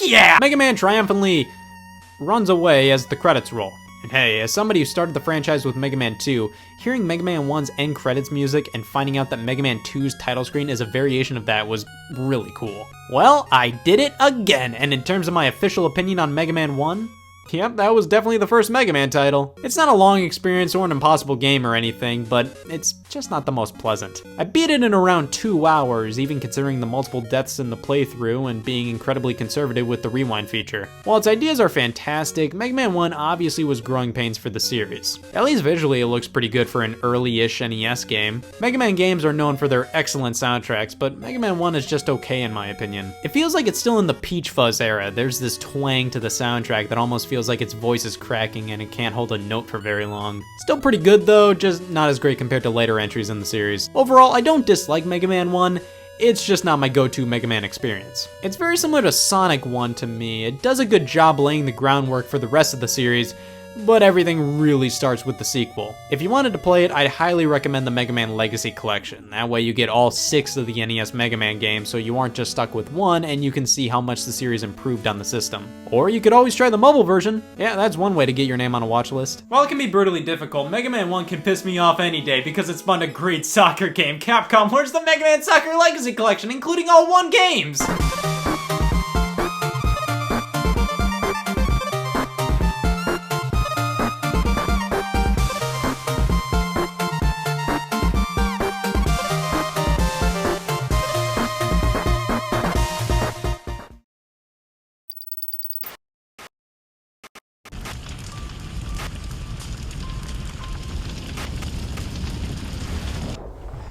Hey, Scott here, and I'd love to putz around and talk some Yoshi Touch and Go, but I have places to do and things to be.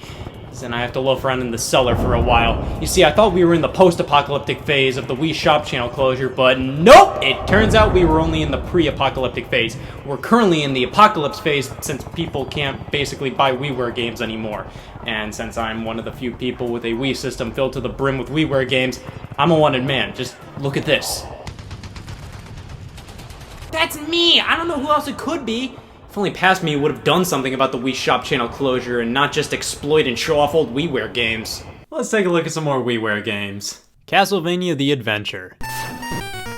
Yeah, it reeks. So why not play the vastly superior recreation, The Adventure Rebirth? This was in the lineup of Rebirth games Konami put out on WiiWare, the others being Contra Rebirth and Gradius Rebirth. These 3 games were treated as throwbacks to yesteryear, harkening back to the earlier titles in the franchises. Adventure Rebirth was the only one of the 3 that was fully based off of a past game and improved on everything from the original. It controls better, sounds better, looks better, it's just an overall better experience. It really makes me go, well, why aren't more bad games remade like this? It replaces a bad game with a better one. And then I realize, oh, well, nobody likes bad games, so it's safer to remake a game people actually like to begin with to ensure the most sales. Oh well, Adventure Rebirth was also noteworthy for being one of the first Castlevania titles in forever that followed the pre-Symphony of the Night gameplay formula for the series. It's just pure simple Castlevania, and while it's not mind-blowing or anything, it's definitely a highlight on the WiiWare service.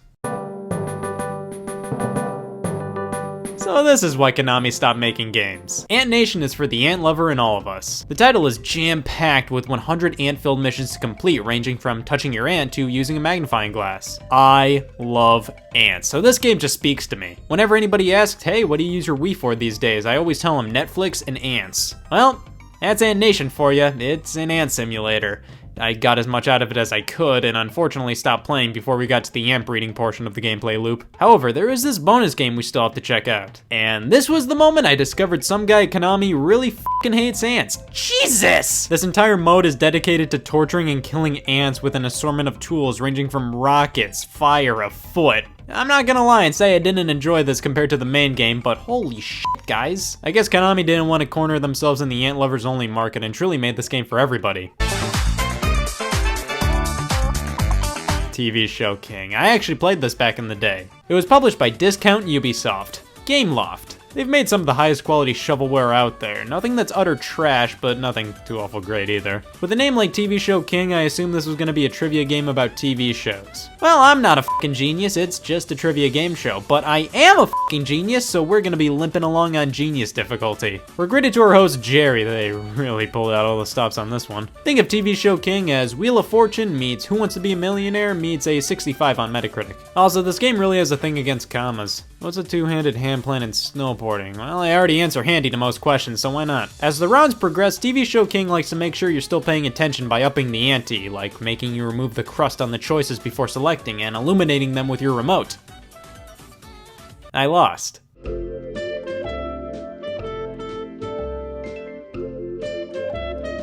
Flight Control was a mobile game from 7 years ago. Like, this sat there alongside the titans of the industry. Cut the Rope, Angry Birds, Coin Flip. This was a game that was consistently at the top of the App Store charts. You just had to guide airplanes and helicopters to safely land without crashing into one another. And if you said, man, but I want to play this with that Ant Nation controller, you're in luck because they released a WiiWare version. It's basically the same game, but you play with the Wii remote pointer. It works well enough and is pretty decent by early iPhone game standards. But a Wii game though? I don't know, it's just not the most well-suited title for home consoles. You're only gonna play for 5 minutes at the most. Decent mobile game that works well on the Wii, but doesn't feel quite at home. Space Invade, damn it. WiiWare was truly the second coming of arcade titles. So many made a return on the service, so it was inevitable a reboot of Space Invaders would appear at some point. They're trying to add some plot to this, that's adorable. Alright, let's get this over with. This is nothing like what I was expecting. I just assumed this was gonna be an upgraded version of Space Invaders but on WiiWare, but the title doesn't lie. This is what happens when Space Invaders get even. You control the invaders and destroy a city. The concept is interesting, I'll give them that. It's kinda like Pac-Man Vs, where that was an old school arcade game letting you experience it from the enemy's perspective. But this is where my interest starts to wane. It's mildly entertaining for a bit, but it's pathetic in terms of content. You only get 3 levels for 500 Wii points and have to buy the rest of the game through more content packs. The overall price ends up being around 20 bones, and I'll definitely say I got my fill with just playing the first stage. I think it would have been best for this game to come with all the content for $10 total, no extra level packs or nothing. Because as it stands, for $5 I feel like I wasted my money, and the idea of spending $15 more on this game made it difficult for me to fall asleep the past few nights.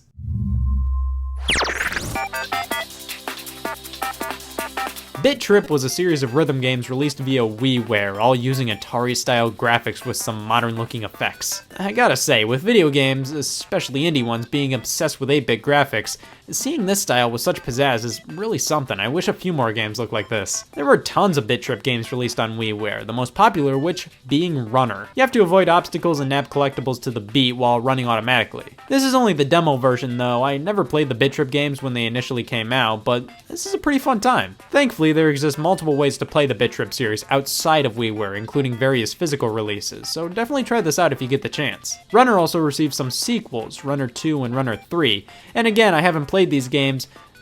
Man, the original Runner just looks so much better visually in my opinion. It just feels so much more unique.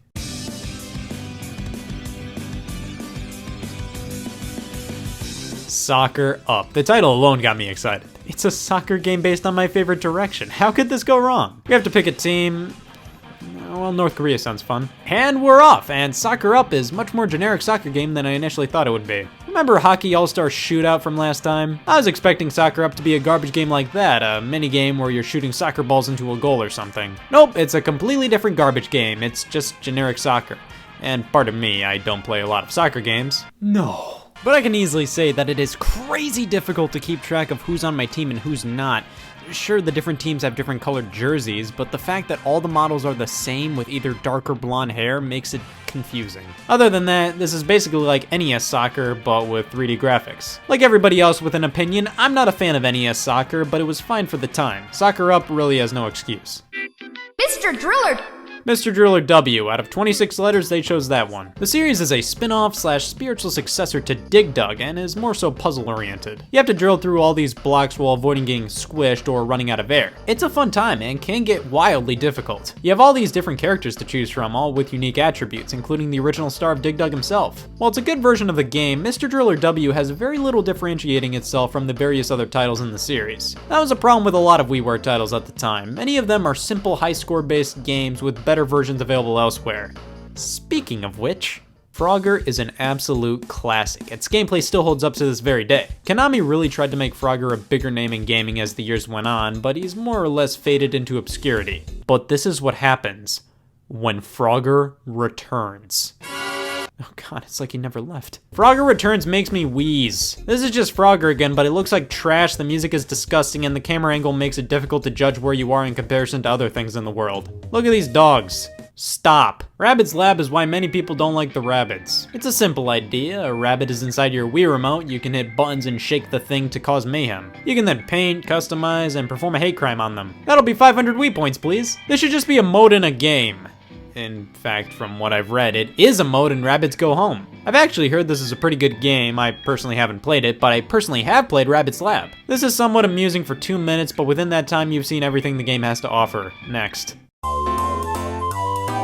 Happy Holidays Halloween. Before you say thank you, let me talk about this game. This is a Halloween e-card creator on your Wii. You can pop a very select amount of art on a card, maybe some text, a sound or two, blam, send it to your Wii friends. Hallmark must have pissed themselves when this thing was announced. Through Space is a Nintendo-published game all about cramming Tetris wannabes into holes in the wall. Now I know what everybody is probably thinking. This is just a ripoff of Muscle March. Well, Through Space is really its own thing. It doesn't have whatever the hell this is, but it makes up for it by just being a simple addictive puzzle game. Personality-wise, it's got nothing, but it's fun enough, I guess. Now, of course, it had that classic Nintendo tax and cost $8. I don't know if it's worth that. Just for comparison, that's how much most Super Nintendo and Genesis games cost on the Wii Shop. It's a solid little puzzle game, but nothing more than that, really. Every downloadable game service needs a game based on Robin Hood, so it was a shame that WiiWare got stuck with this thing. I'd call it an on-rail shooter, but it's literally just a static image where you shoot people running around. Apparently Robin Hood is all about killing the rich and helping the poor, so it makes sense that your points get docked if you shoot an innocent person, but why do you get crazy high points for killing a bird? The game is just monotonous. Reloading your arrows takes no time at all, so there's really no challenge here. It's almost impossible to die.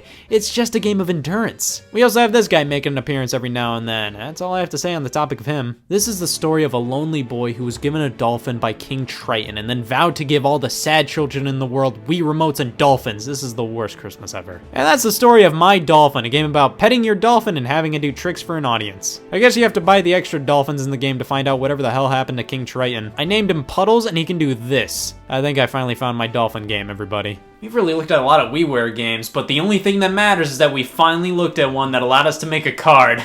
I'm gonna send this to future Scott, maybe around January of 2019 or so. He'll really get a kick out of this. This does nothing for me. Well, with the Wii Shop channel closing on January 30th, I should really take time to appreciate what I have. A Wii filled with WiiWare games, and an open cellar door. Huh. Really makes it easy for anybody to come in and steal my net worth!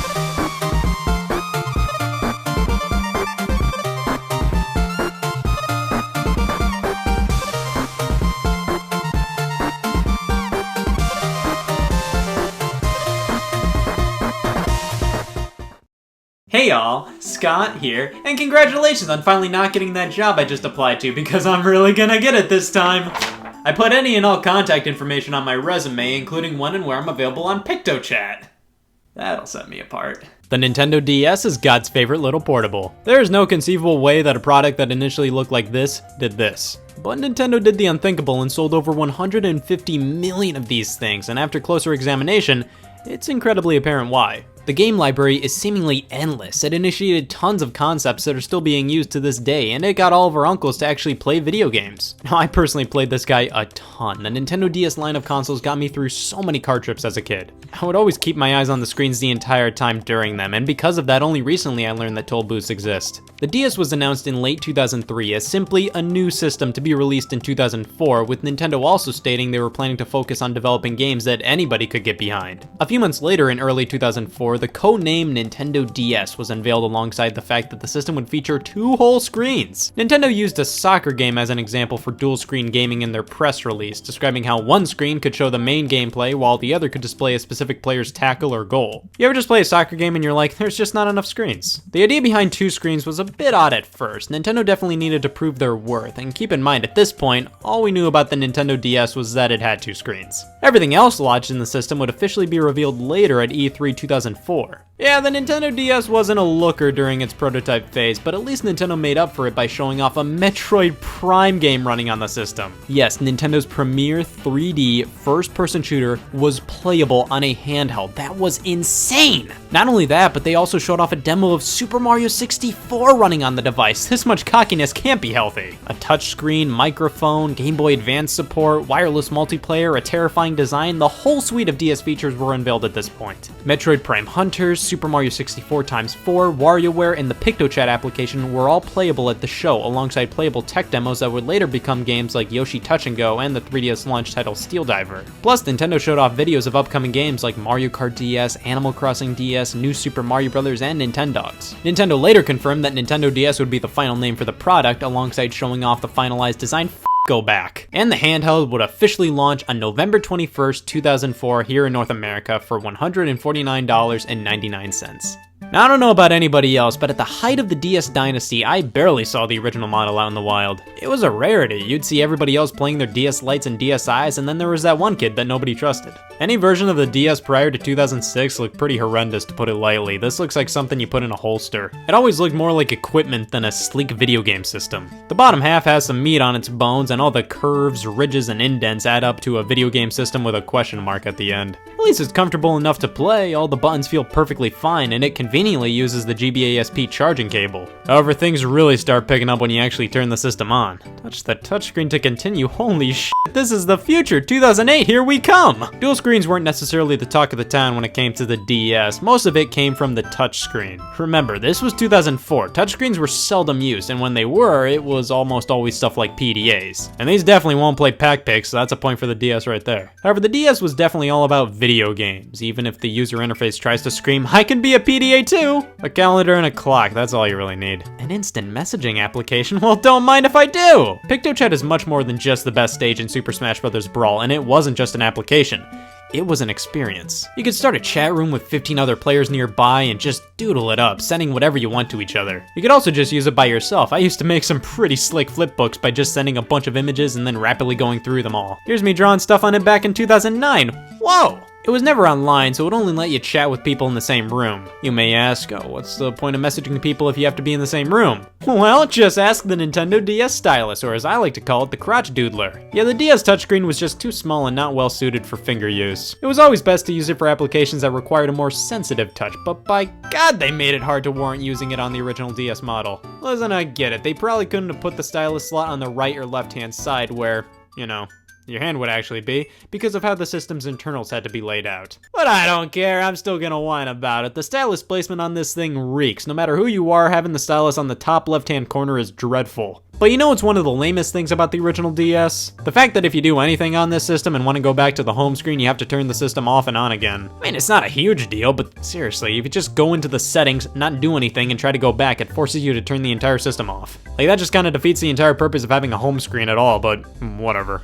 Now, Nintendo was still supporting the Game Boy Advance and GameCube at the time, and always maintained that the DS was a successor to neither of those platforms. Rather, it was a third pillar for the company, and man, Nintendo's comedy routine was really getting good at this point. They were just saying that in case the DS failed, plus if it wasn't a successor, why was it backwards compatible with the GBA? But hey, I'm not complaining about this feature. Having the ability to play all Game Boy Advance games instantly gave the DS a library to reckon with. It's unfortunate they cut it off at GBA and didn't support Game Boy Color in the original Game Boy, but I'll take it. At the time of the DS's release, Sony was preparing the launch of their first true handheld console, the PlayStation Portable, and almost everybody plopped their bets on Sony winning the war. Nintendo never really had a huge threat in terms of handheld competition up until this point. I think Sega probably got the closest with the Game Gear, and I will debate anybody who considers that thing handheld or competition. Sony was the clear leader of the video game market at the time, and the mere idea of them breaking into handhelds made many go, yeah, the one that plays Daxter is gonna win. The PSP was sleeker and way more powerful.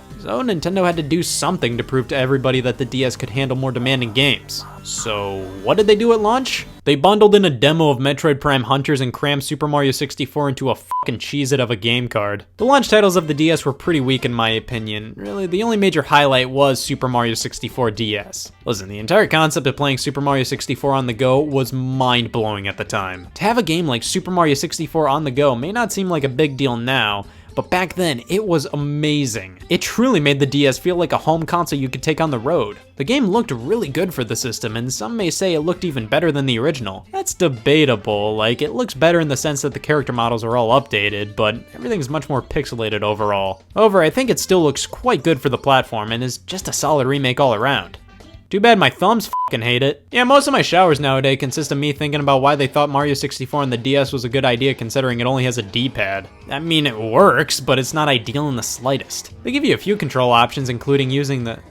The touchscreen to walk around, Jesus. But the D-pad is the most optimal, and it's still putrid. And to everybody who says, play it on the 3DS, that way you'll get your precious analog stick. Guys, the game was programmed to function with a D-pad and a run button. Using a circle pad doesn't fix the issues, it still doesn't feel right. It just kinda bugs me that they put so much work into a remake of Mario 64, only to have it kinda ruined by the limitations of the hardware they put it on. A similar situation happened with Metroid Prime Hunters, with it being a first-person shooter on the platform. I think Nintendo wanted to prove at launch that the DS could do things that it could definitely do, but not crazy well. However, by around 2006, Nintendo totally threw the Surge out the window and focused on the casuals. This was when the DS really took off, and the console's first redesign played a key role here. The Nintendo DS Lite, released on June 11, 2006, was everything Civilization was leading up to. The difference between the first model and the Lite are night and day. The Lite improved on nearly everything. The design was sleek and refined. The screens actually totally didn't reek. The stylus placement, oh, the stylus placement. The only two negative things about the Lite were the fact that the GBA games stuck out when you popped them in, and it used its own proprietary charger. Other than that, this is a beautiful system. This was the model I got as a kid back in 2007. I had the white one and got so much playtime out of it.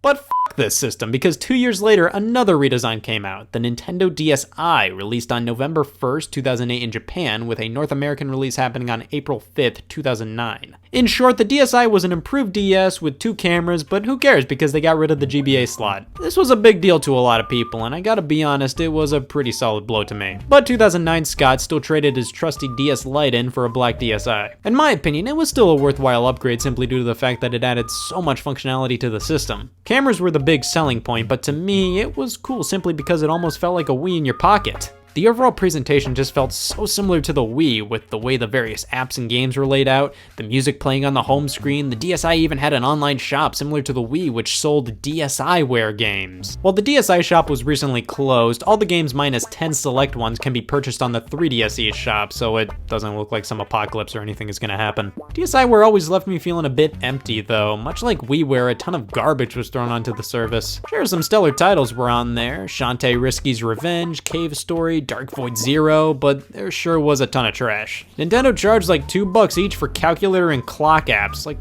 come on. WarioWare Snapped was a criminally short WarioWare title that used the cameras and had you batting your hands around to play micro games, and that barely worked. Dr. Mario Express was a solid Dr. Mario game, but it didn't have online play, so that was a bummer. But at least Flipnote Studio was awesome. It was a really great little animation tool. Photo Dojo was so cool. You took pictures and turned yourself and friends into fighting game characters. There was definitely fun to be had with some DSiWare games, but there just wasn't a ton of heavy hitters. And I was also always bummed they never had a virtual console for the DSi shop. Like, come on, you took away the GBA slot, you should have had a virtual console to resell old handheld games. Outside of the internet functionality, the DSi had terrible cameras coupled with amazing software. All the edits you could do to your pictures were awesome, and you could also mess with audio recordings via the DSi Sound app. Once again though, a new charging cable is used, which is a mega annoyance. Now if you hate the idea of a handheld system being handheld, Nintendo released a variant of the DSi a year later, the Nintendo DSi XL, launching on November 21st, 2009 in Japan and March 28th, 2010 in North America. They weren't kidding, this is in fact an XL version of the DSi. If you want larger screens, then by all means, the DSi XL is for you. It has a glossy coating on the outside and came with a fountain pen. Other than that, it's literally just a bigger DSi. The XL systems were marketed towards the more hardcore players with the Nintendo 3DS line, but the DSi XL? Just take a look at the colors we got, burgundy and bronze. These things flooded retirement homes. And those are all the DS models out there, and in terms of which systems hold up best today,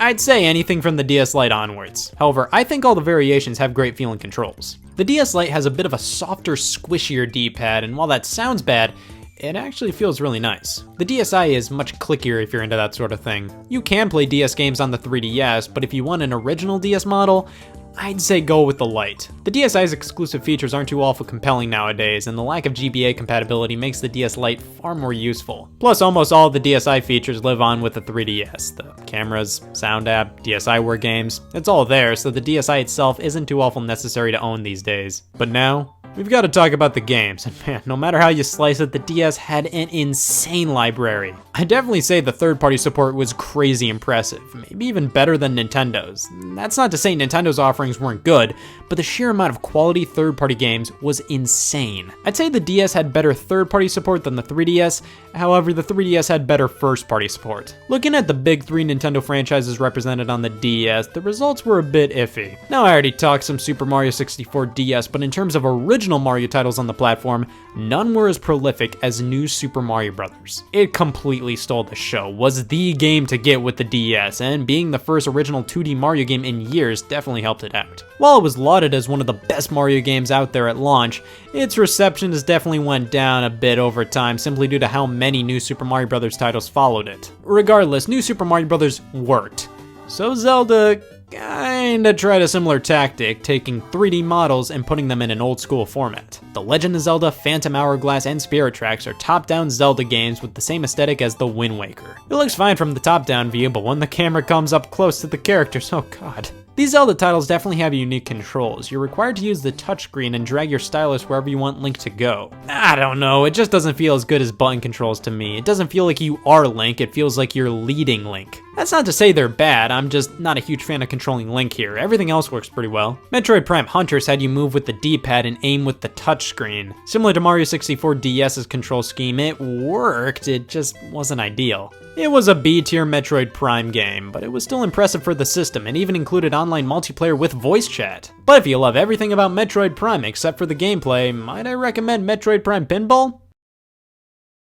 It's better than you think. However, the games that really made the DS explode in popularity were definitely the Touch Generations titles. Games made for those people who don't know where the L button is. Big Brain Academy, Flash Focus, Crosswords DS, Personal Trainer Cooking, but the big one was definitely Brain Age. Flip the DS on its side and hold it like a book to get told off by Dr. Kawashima. Listen man, the only reason why my brain age blows is because this game hates how I write 5s. Speaking of games that anybody could play, I played a lot of Professor Layton and the Curious Village with my mom. This was such a well-made puzzle game with outstanding production values. On the topic of puzzle games, the DS nailed them. This was like the perfect platform for the genre. Meteos is probably the main puzzle game the DS can call its own. It was designed by Masahiro Sakurai, and I'll eventually learn how to play it, but now's not the time because Picross 3D is on the system. You have standard Picross DS and then Picross 3D, which is really its own thing. Like, they didn't even have to name it after Picross because it's so unique, even though it's still totally Picross. The Mario vs. Donkey Kong series made its way to the DS, starting with March of the Minis, and does anybody else totally confuse all the subtitles for these games? This was a cute little game. My problem with it is that they just kept on making it over and over and over again. At least this one had cool CG cutscenes. Look at these, my jaw dropped when I saw my DS playing such clean looking videos. One thing this game and Metroid Prime Hunters did was show 2 videos on the separate screens,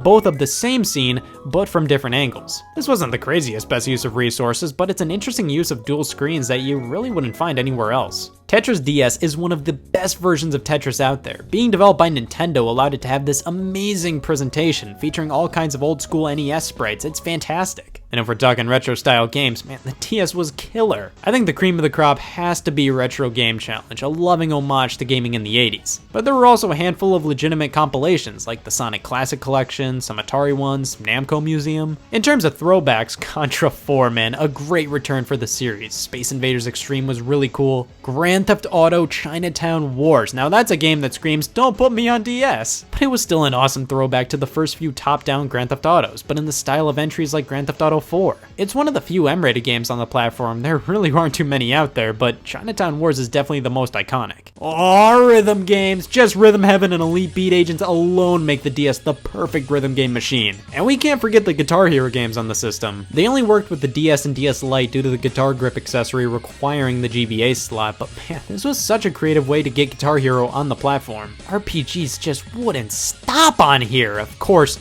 these things, I don't get any of this, but Pokemon had a ton of entries on the DS. The Mario and Luigi series continued on here, Final Fantasy games, including some amazing remakes, the definitive version of Chrono Trigger, Dragon Quest, The World Ends With You, Golden Sun.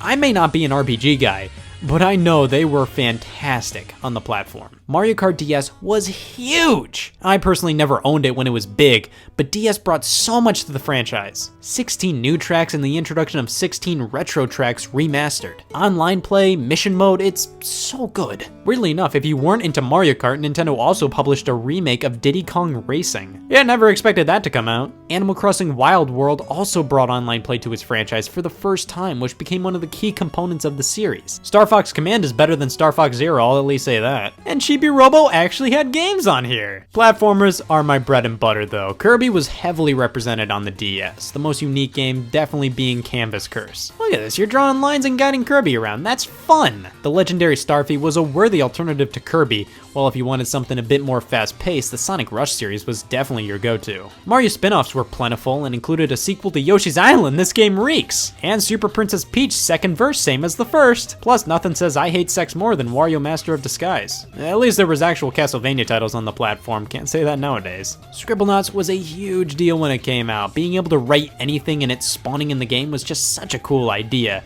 And if you wanted to get even more creative, Drawn to Life allowed you to draw your own hero character, and I had such a blast with this. WarioWare DIY similarly let me create my own junk in the form of my own micro games, and I loved every second of it. On the topic of WarioWare Touch was alright, it just didn't grab me as much as the other entries. But nothing spoke to me on the DS more so than Nintendogs. This was the first game that I owned on the platform, and it utilized every single feature of the hardware in such fun ways. You could talk to your dog, teach it tricks, play with toys, buy more dogs, talk to more dogs, teach them tricks, play with toys, buy more dogs. This was a blast. Don't even get me started on the Nintendo DS browser. But you know what was the best thing about the games on the DS? They came in these cases, and they were like half the size of DVD boxes. They just made games feel more substantial. While a fair amount of the game library is this, the DS was such a fun system. Unlike the Wii, which was constantly chastised for being a gimmick, I always felt like more were accepting of the DS. The library was crazy, and the gimmicks of the system actually turned out to be incredibly useful in various situations.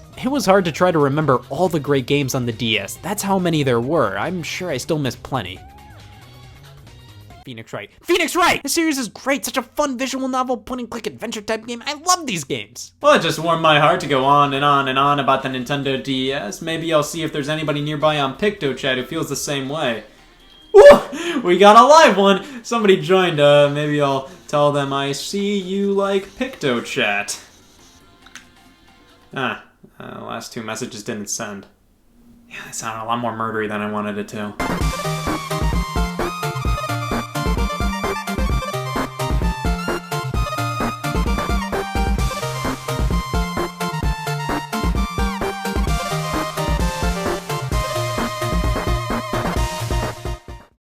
Hey y'all, Scott here.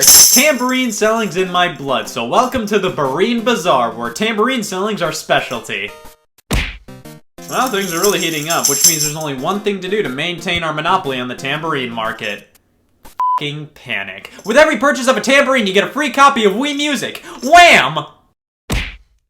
Damn! The Wii was home to many Wii games and Wii games. Yes, what better title to give your game than the name of the console followed by word? I have a soft spot for the Wii series of games. They always used the console's unique controllers and capabilities in ways that turned many heads. Wii Sports, Wii Fit, Wii Party, even Wii Play all lit up sales charts and thus received follow-ups. Sure, they aren't the deepest games out there, but if you see a game that begins with the word Wii, chances are it'll deliver a fun night in with the family. Now replace the word night with eternity and family with the devil, and you have a confusing sentence that can only mean one thing. You're playing Wii Music! The only Wii series title to not get a sequel other than Wii Chess, which apparently us Americans hate this stuff, we never got it over here. Wii Music always had it a bit rough. From its initial unveil to now, it's generally always been seen as a joke, even by Nintendo fans. Concepts for the game could be seen as early as 2005 in the initial Wii Remote unveil trailer, back when the system still went by the codename Nintendo Revolution.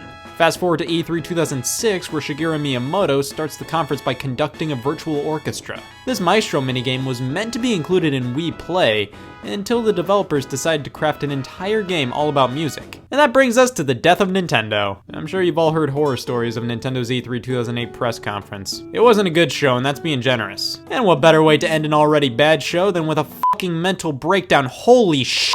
Reggie was all like, we have one last thing. The lights dim, fog envelops the stage, and then this happens. Miyamoto comes out on stage and starts playing music with a Wii remote poorly. He then describes how Wii Music is supposed to be a way for everybody to enjoy the world of music, regardless of musical experience, age, or gender. Following that up by playing some F-Zero music, that makes up for everything! Finally, Nintendo ends the conference by screaming to everybody, we're a company, guys, we swear. Yeah, Nintendo's E3 2008 showing was already pretty brutal, but just the fact they ended the show proudly demonstrating a sloppy rendition of the Super Mario Bros. Theme in Wii Music just sealed the deal right there. Satan doesn't look like a man, he looks like 6 me's playing music in a field. So people weren't too jazzed about Wii Music from the get-go, it just looked like a way to make songs play by swinging your arms around. That's not to say it didn't have a right to exist. 2008 was the height of the rhythm game craze, with Guitar Hero and Rock Band. So it really did make sense for Nintendo to try their hand at the genre. It was also Nintendo composer Kazumi Totaka's first and only full-on directorial role on a game. This is a guy behind a ton of the music in Animal Crossing, Yoshi games, Luigi's Mansion, and he's also the creator of the Totaka's song Easter Egg, a little tune he throws into most of the games he's made.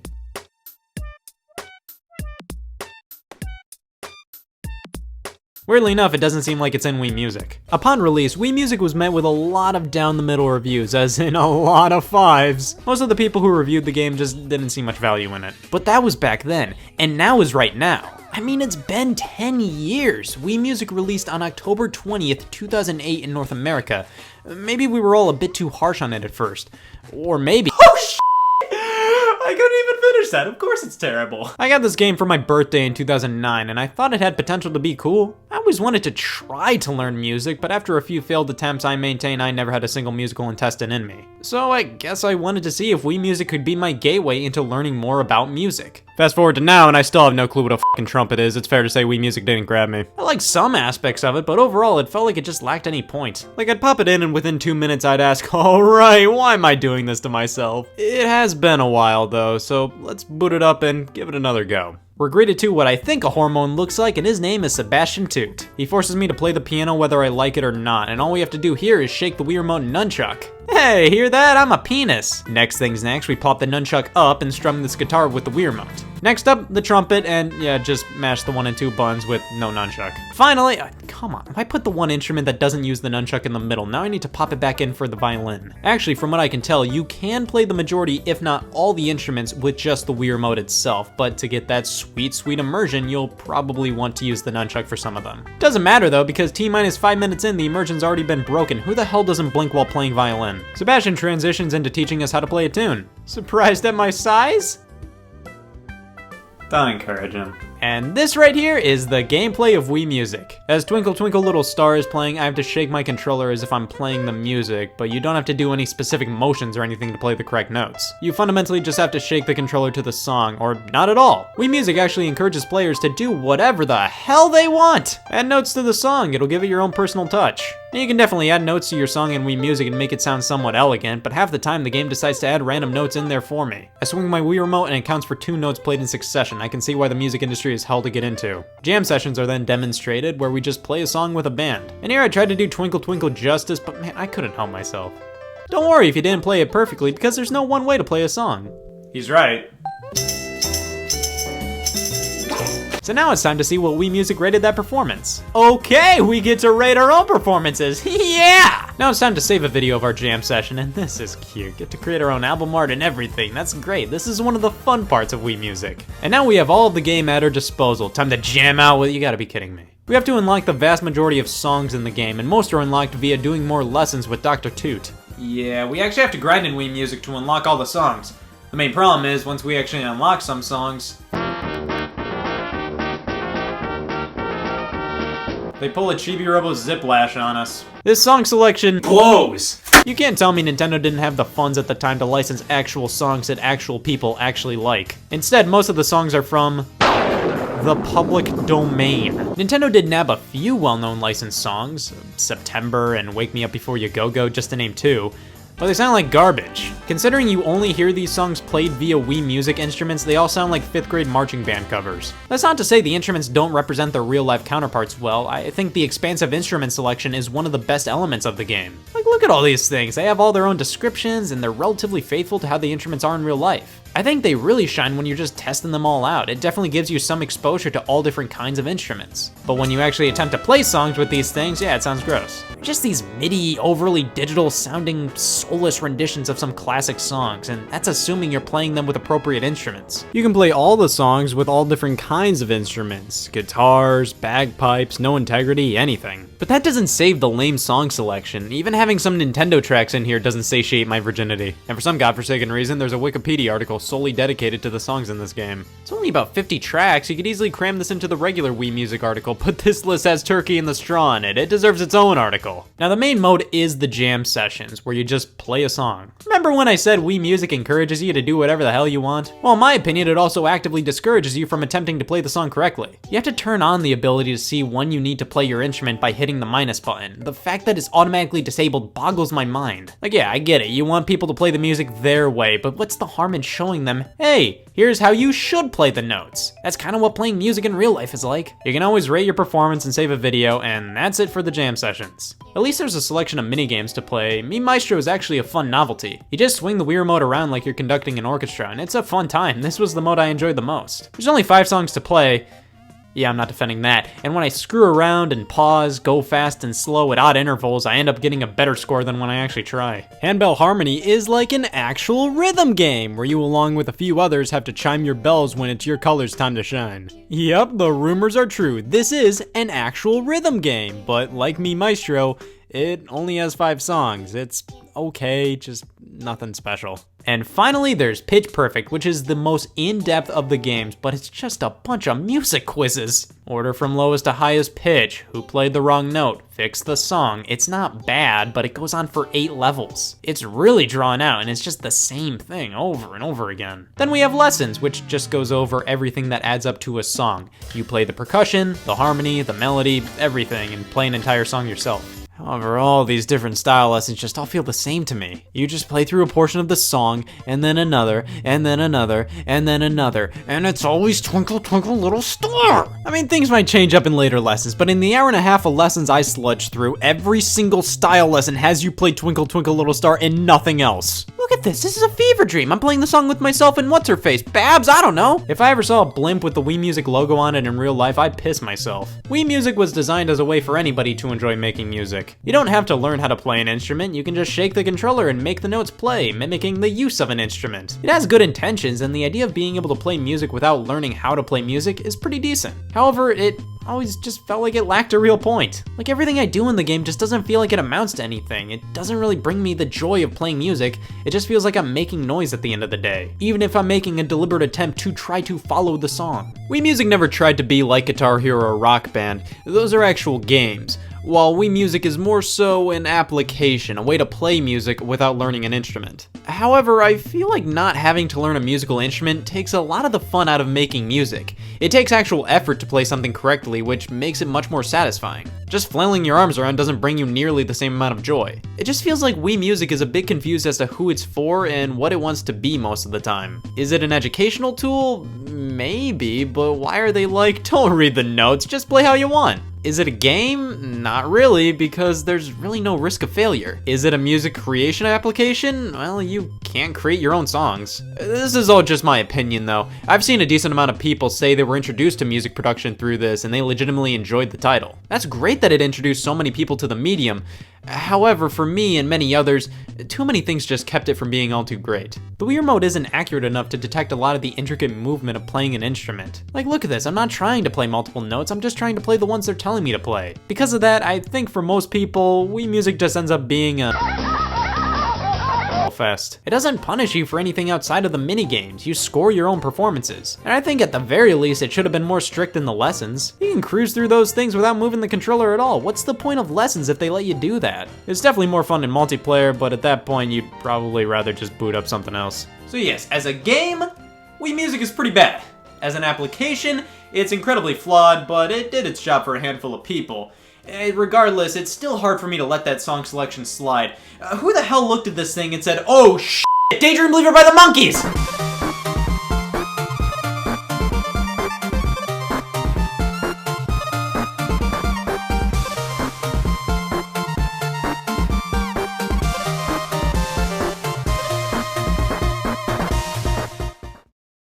Hey y'all, Scott here. I've been on a strict anti-calendar agenda the entire year so far. I have no f***ing clue what month or day it is, so I'm really at a loss as to why both my Jeepometer and Creepometer are going off the charts. Yeah, that's probably why. Everybody's a bit more accepting of murder, which could only mean one thing. Halloween is here! It's just, it doesn't really feel like it to me. The calendar may be screaming October, but my body's screaming March. I guess it's because I haven't really been scared yet this month. And of all months, October is prime piss yourself season. I just want to get scared, but it's just not happening. Look, my hand's been bleeding this entire time, it's doing nothing for me. Maybe I've just grown out of Halloween, which really blows. I love this season. Last year, to prove my passion for the holiday, I tried to get the copyright to pumpkins, but all they could give me was gourds. I just need to try. I can't let Halloween lose all of its flavor. I need to get scared by something, anything. Need a quick piss-me-up? Consider breaking and entering this haunted house. Huh. I don't know, that seems a little too by the numbers for me. People who talk about stupid Nintendo games, beware. Now we're talking! That's the perfect way to scare the piss, and out of me as well! Yeah, this seems like the place. If I really wanted to, I could piss myself out of fear right now, but I'm not gonna do that just to boost this house's ego that much more. No, it has to be genuine fear. That's why I'll be keeping track of the pissometer. Once this baby hits 100%, I've officially scared the piss out of myself and Halloween is saved. Which shouldn't be a problem, because look at this place, it's perfect. And really, what creepy-ass old house isn't complete without a Sega CD? The Sega CD was an add-on for the Sega Genesis released in 1992 here in North America. Its primary purpose was initially to be a way to play enhanced Genesis titles. Games like Mortal Kombat, Echo the Dolphin, and Earthworm Jim were originally on the Sega Genesis, but were later brought over to the Sega CD with more content and better music. The CD format allowed for more storage and higher quality graphics and sound, so it was pretty exciting at the time to imagine what that could mean for Genesis owners. Instead, a bunch of companies decided to port over their home movies and we got games like Double Switch and Fahrenheit. Full motion video games, or interactive movies. The Sega CD could run them, so why not? FMV games were nothing new. Dragon's Lair was an arcade game from '83 that was basically just an animated movie where you had to hit the right button at the right time. But now, you could get this kind of game in your living room! Many people thought this would be the future of gaming. I mean, come on, why play a game like this when you could play a game that looked like real life? The problem with FMV games, however, was the gameplay. Boiling them down to their core, you just watch a movie and hit a button at the right time. While the general consensus is that the majority of these FMV games are pretty bogus, they were ahead of their time in some respects. Games like Detroit Become Human, Heavy Rain, and all the Telltale stuff are basically all movies you can play. The difference is, these games have loads more things to keep them interesting. They're actually interactive, you can move around. They're much longer and have branching storylines that make your decisions change how the plot unfolds. However, no other interactive movie will ever have the sheer legacy that the FMV game to end all FMV games has. Night Trap, the interactive horror movie that's responsible for you needing your mom to be with you to buy the latest Call of Duty. The year was 1986. Tom Zito is developing a video game console utilizing VHS tapes instead of cartridges or discs. It would have played interactive movie-type games and presumably could have simply attached to your pre-existing VCR, making it more appealing cost-wise compared to other systems at the time. The system was codenamed the Nemo, short for Never Ever Mention Outside, but was later referred to as the Control Vision. To aid him in crafting some demos for the system, Rob Fullo and James Riley created the prototype game Scene of the Crime. This was a pretty simple game utilizing multiple surveillance cameras that you had to shift through in order to find out who the culprit was. After presenting the system in demo to Hasbro, they received full funding to continue working on the device and games. The idea of monitoring surveillance cameras from Scene of the Crime stuck and would eventually turn into Night Trap, a game all about swapping between cameras to trap those pesky these things before they escape. Night Trap was shot in 1987, directed by Riley. It was intentionally campy, and that was a part of the charm. The project required strict time management and continuity between shots due to the surveillance camera concept. They didn't have 8 different cameras set up in the 8 different locations featured in the game. No, they had to, say, shoot the bedroom scenes, then the bathroom scenes, then the kitchen scenes. So just a character walking from one room to another was a lot more complicated than you may think. But in the end, Night Trap was successfully finished and was set to release alongside the Control Vision in 1989. Yeah, the cost for producing Night Trap and Sewer Shark, another FMV game made for the system, both were far greater than Hasbro ever wanted them to be. Also, the pure cost of the Control Vision system itself was far too high to release it in the market. It just didn't make financial sense, and thus it was cancelled and the games were shelved. However, Zito bought the title's rights, started his own FMV game-based company called Digital Pictures, and made a deal with Sega to release Night Trap on the Sega CD. It did okay, until it was burned at the stake by the US government, and then it sold like crazy. Night Trap, alongside Mortal Kombat, was a key example shown depicting video game violence during a congressional hearing, the same congressional hearing that would lead to the creation of the ESRB rating system. They mostly focused on the infamous bathroom scene, where this gal gets her neck pumped. It's weird, because during development, Hasbro had specific orders to ensure Night Trap would not feature any reproducible violence. For example, these waddling guys were originally supposed to be ninjas attacking the house, but that could have been negatively impressionable on children, so they made these guys act like this and use this claw-looking thing. However, apparently this concerned mother thought that watching this scene would turn all schoolyard boys into Sega CD playing murderers, and nobody wants to see their son play the Sega CD or become a murderer. It just shows how uninformed everybody was during this hearing. Like, they all talked as if the goal in the game is to kill these women, when it's to save them. The people who worked on Night Trap were all pretty surprised by the backlash, especially James Riley. Afterwards, Night Trap was smacked with the same rating as Phoenix Wright Dual Destinies, was later ported to the Sega CD 32X, 3DO, some computers, and that's about it. Night Trap's legacy was basically nothing more than how the original Sega CD release stirred so much controversy. That's all people really knew it for, and it was difficult to imagine it being known for much else due to it getting increasingly harder and harder to play in the modern age. That was until Screaming Villains re-released the game in commemoration of its anniversary. Night Trap 25th Anniversary Edition released on PlayStation 4 in 2017, and is the definitive version of the game.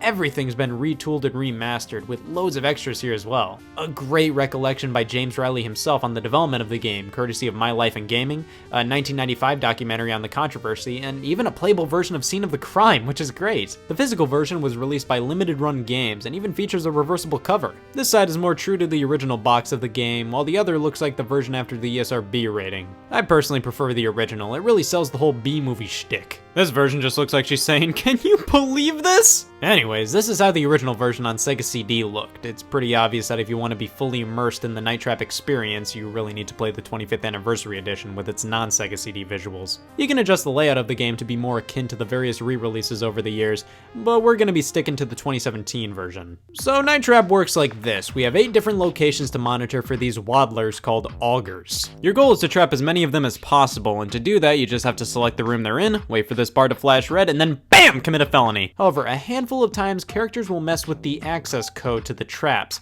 They'll change it to another color, so you have to change your code to that specific color. The color they choose is always random and is more than seamless. No, not that again. Come on, Studley, we better change that code. How about red? Sure. Yup, that's the gameplay of Night Trap. The most complicated it gets is changing the access code color. And even then, that only happens like 4 times in a playthrough. And if you'll excuse me, I'm going to beat the game and then explain the plot. Holy shit, what the hell was that? Just to figure out what was going on, I had to do research and watch some edits of the game online that actually turned it into a coherent movie. But I think I got it. And here's the gist. So there's this house, right? I'm already on board. This vampire family runs it, but nobody knows they're vampires. A bunch of teens were last seen there and have since gone missing, so these guys are like, whoa, there's something fishy going on there. We better send out our best to investigate. Yup, the girl from Different Strokes. So this vampire family is trying to lure teens in their house by getting their daughter to have a slumber party and invite some over, including Kelly, the undercover agent. These things called augers are all over the house. They're like vampires that need blood and use these nifty nabbers to get it from people's necks since they're super weak, so there is an official canonical reason why they all waddle. The traps in the house are set up for the vampire family to trap the teens, but the control team hacked into it, so you have to use the traps against them. The girls are all oblivious to the augers and the family's vampiric tendencies, and I can't blame them. I only found out about halfway through. Yay! Sarah, what is this? No, they're vampires. Sarah, we're in this huge house with all your friends. We have telephones, we have a car, your parents are gone, and you say so? Come on, Sarah, what's the first thing you think of? Party! Ah, so no parents, no rules equates to this. It works better without music. One of the girl's little brother is one of the first to come in contact with the augers, and man, I don't know. This guy's constipated and weed whacking inside. What's the big deal? Come on, we gotta get out of here. They're after us. You start all conversations like that? Hey, look, we've made it to the infamous bathroom scene. Now that's what I call a resume builder. Eventually, Kelly figures out that these things in the family are vampires, so then it's a bunch of eek, yikes, and holy shit. Fucking vampires. Who are you? We're Scat. That's me! The parents end up returning alongside the SCAT team, raiding the house, demanding answers. I don't think you understand, Mr. Martin, but you're in serious trouble here. You can't arrest a vampire? They end up fighting the family, but eventually you're able to trap them all. Yeah, bullets can't stop this guy, but not the wall trap! There are multiple endings, some where Kelly is bitten by one of the family members, and a few positive ones where you capture most or all of the bad guys, and even one where you can capture Kelly at the very end. And that's basically Night Trap, and you may ask, oh, why did you have such a hard time following the plot? It seems as simple as, vampires!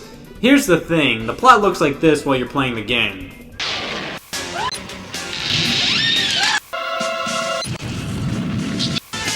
What are we going to do with the...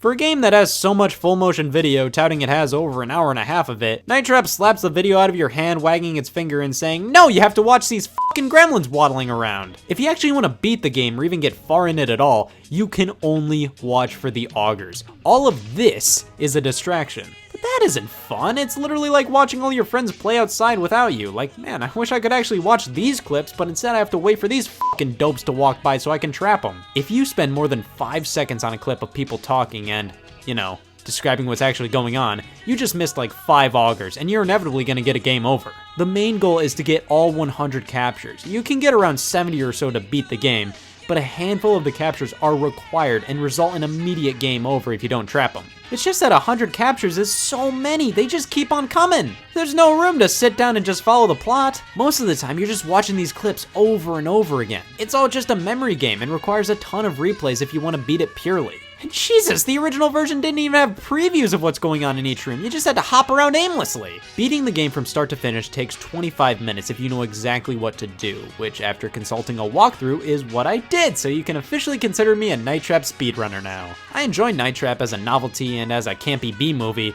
but as an actual game, I hate it. Like I said, to play the game correctly, you have to ignore the main piece of entertainment you can derive from this game, which is the campy story scenes. You may say, that's a part of the game design. It's about not getting distracted and honing in on the main goal, which is protecting the girls and capturing the augers. Yeah, I get that, but it doesn't make it any less boring and tedious. I guess that's part of the appeal for some people, knowing that there's no way to see everything from the game on one playthrough. Night Trap is neither a game or a movie. It's kind of its own thing. And I have a lot more respect for the game than I think a lot of other people do. For what it tries to pull off, I think it did a fairly decent job, especially for the late 80s, early 90s. The problem is, as an interactive experience, it's not nearly as enjoyable to play or watch as you'd want it to be. If you want the campiness, go watch a cut of the game on YouTube. You'll actually understand what's going on. Well, that blew. Seriously, Night Trap and the Sega CD. I should be completely pissed out by now, but no, the pissometer remains incomplete. Halloween will never be the same until it's filled. Hey Scott, it's Dr. Bill. It's my honor to tell you you have a urinary tract infection.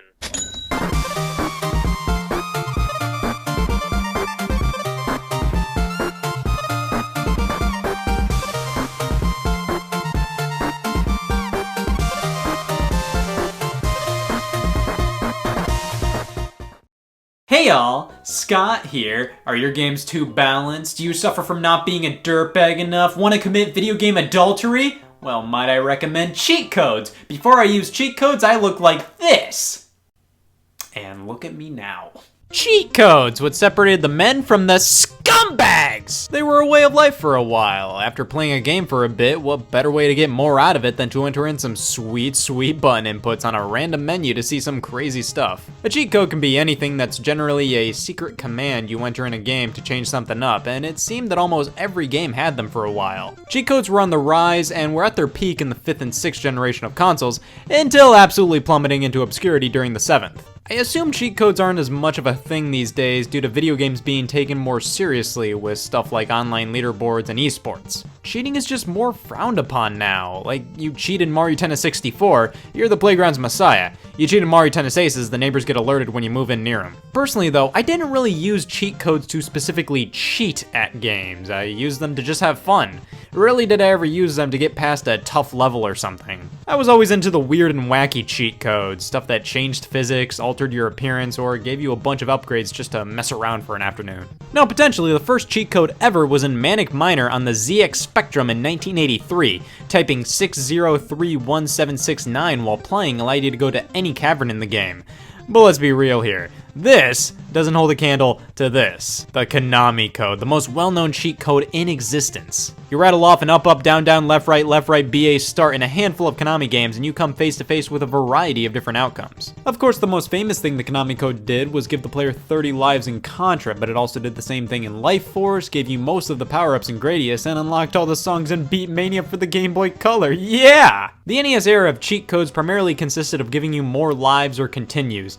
For example, Super Mario Bros. Had a secret continue code. When you lose all your lives, you hold A, B, and push start to at least continue at the beginning of the world you died in. However, some codes definitely stood out more than others. Sometimes it could be nothing more than hold A, bird fans, and other times, they could be really cool secrets. Easy example would be the Justin Bailey code in Metroid. Entering that in the password screen allowed you to play as Samus without her power suit and sporting green hair. A game with a password screen was almost guaranteed to have cheats. It's just the perfect opportunity to throw some in there. With that said, passwords were ways to allow you to resume your progress in games without save functions. So technically, just entering a password for a level you haven't gotten to yet can be considered a cheat code. Want to skip everything in Mega Man 2? Well, here you go! Throwing it out there, I was playing SpongeBob Battle for Bikini Bottom on my Game Boy Advance on the school bus, as everybody born in 1997 did. I entered a bunch of random junk on the password screen, and bam, I unknowingly entered the code for the final boss, and I will be perfectly honest, that was probably my proudest gaming moment. Now, after the NES era, cheat codes started to get really fun. Another famous one was definitely the blood code in Mortal Kombat on the Sega Genesis. The SNES version was a wimp. It was censored and sweaty. The Genesis version was the real deal, and even though it technically looked worse, everybody flocked to it for one lone reason. Entering this code enabled the blood, and that's what Mortal Kombat is all about. Sonic the Hedgehog's had a great history with cheats, specifically the level select codes, allowing you to access any level you want right from the get-go on the title screen. But what's really special is the debug mode. This is hell. GoldenEye on the Nintendo 64 was famous for being a pioneer in two mediums, first-person console shooters and big head mode cheat codes. Come on, you can't beat this. This is wonderful. It was in a fair amount of games, including NBA Jam as well. The Tony Hawk's Pro Skater series had loads of codes, even offering a menu specifically for cheat codes. And nothing can ever live up to moon gravity. Look at this! But in this day and age where cheat codes have all but vanished, one company has been doing God's work and cramming them in almost every game they can. Rockstar continues to pop cheats in their games, most famously with the Grand Theft Auto series. Cheat codes allow me to play GTA in the only way I could ever imagine playing GTA, with no shit giving intact. The one I remember using cheat codes on the most was San Andreas. Now, I mainly played this one on a computer, and not just any computer, a Mac, which means...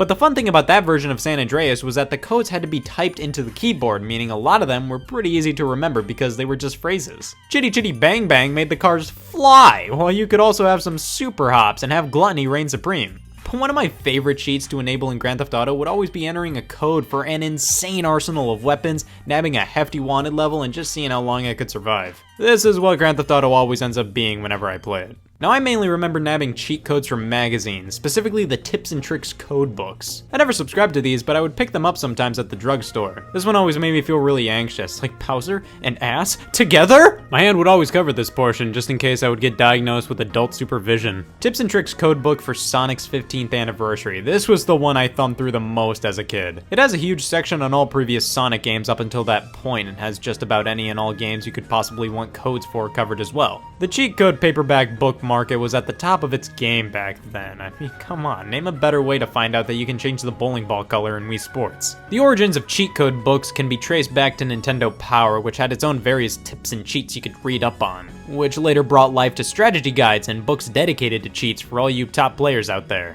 Anybody else find it weird that cheat code reading material was almost always marketed for supreme video game players when cheats are used to make games, you know, easier? But sometimes, Cheat codes created by the game developers just aren't enough, and you want to delve into the immoral side of gaming. Cheat devices. Various products have been released over the years that alter game code to let you do all kinds of things God forbid Nintendo see. Infinite lives, crazy physics, anything's game here. There are loads of cheat devices that have appeared over the course of time, like Game Shark and Codebreaker, but these are the two I have, the original Game Genie on NES and an Action Replay for the GameCube. Game Genie is definitely one of the most well-known cheat devices, and one of the first of its kind as well. Being an unlicensed accessory for the NES that let you make Mario jump higher than Nintendo wanted him to, Nintendo f***ing hated it. Nintendo sued Galoob, the makers of the game Genie, citing copyright infringement. This was still the early 90s, so everybody ranging from the US government to the people who actually made video games still were having a hard time figuring out how copyright works with the medium. Since the Game Genie modified game code to do some wild stuff, Nintendo made the argument that their code is copyrighted and couldn't be tampered with. But the thing was, Galoob wasn't modifying Clu Clu Land and selling their own version of it. The Game Genie was something the consumer bought after already purchasing an NES game. It's like if you took a book and changed all the periods to commas. I mean, yeah, you're a fucking lunatic, but it's your book, do whatever you want. Nintendo tried their hardest, but in the end they lost the case and the Game Genie lived on. There was a version for the Super Nintendo and Game Boy, and the Genesis and Game Gear versions were licensed by Sega themselves, a bit of a jab at Nintendo since they despise the Game Genie. After actually playing with this thing, it can be a bit finicky, but it's an absolute blast. Look at this, I'm cheating! The Game Genie came with a code book that covered a handful of popular NES games and codes to pop into them. You just insert the game into the Game Genie and then insert the Game Genie into the console. Easy stuff. You then have to enter some codes, you can enter multiple codes, or just one. Many of them are totally lame, like infinite lives, whatever, who cares? You can start Super Mario Bros. 3 with the frog suit. I've had nightmares about this before, it's great to finally face my fears. However, the device is useful if you want games to be a bit easier potentially, like the Zelda code makes you invincible, and this River City Ransom one boosts all your stats from the get-go. But I'm a simple man, give me a code that makes my jump weird and I'm all on board. This is amazing. The Action Replay is a similar line of cheat devices that actually got its start all the way back on the Commodore 64. However, unlike the Game Genie, Action Replay just kept on coming out for seemingly every platform for a while. Game Genie was a lot more wholesome, you just look through the codebook and have fun. Action Replay is way more hacky feeling. The versions for different systems vary, however many can allow you to not only mess with game code and cheat, but play import games, some homebrew stuff, and use save states. This is a version I have for the GameCube, and yeah, it does have codes for Cars the video game. I was wondering when you'd ask. For some reason, they put the disc in the same packaging you'd see for batteries, but whatever. We pop the disc in and bam, I'm overwhelmed. In some respects, Action Replay is more user-friendly than the Game Genie due to having all the codes built in. You just select what cheats you want, push start, swap out the Action Replay disc for the game you want, and there we go. If you guys needed proof I was good at Sonic Heroes, here, max rings and points 1 second into playing. Here we go, Super Mario Sunshine with cheats!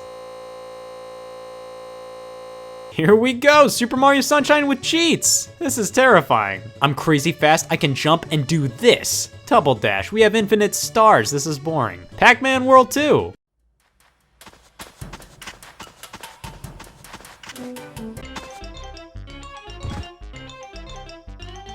Moving on. Action Replay is one of the few ways to obtain the rarer NES games in Animal Crossing and totally allows me to grab all trophies in Melee with ease. Gotta be honest, I never owned any cheat devices as a kid. I played Donkey Konga how Nintendo wanted me to, damn it! But these are pretty fun. I know a lot of other people use cheat devices on their DS for stuff like Pokemon, but me? I personally stuck to cheat codes baked into the game. There was just something magical about successfully inputting a code and experiencing the game in a way you've never seen before. They're just straight up fun, and it really bums me out that they're rarely seen in games anymore. I guess companies just thought, oh yeah, we can charge for cheats, and just threw stuff like alternate costumes on online stores. And in terms of cheats that give you infinite lives or whatever, I think developers just find it much more useful to make an accessible easy mode, which I actually kind of agree with. However, I still love cheats, and no matter what, their legacy will always live on.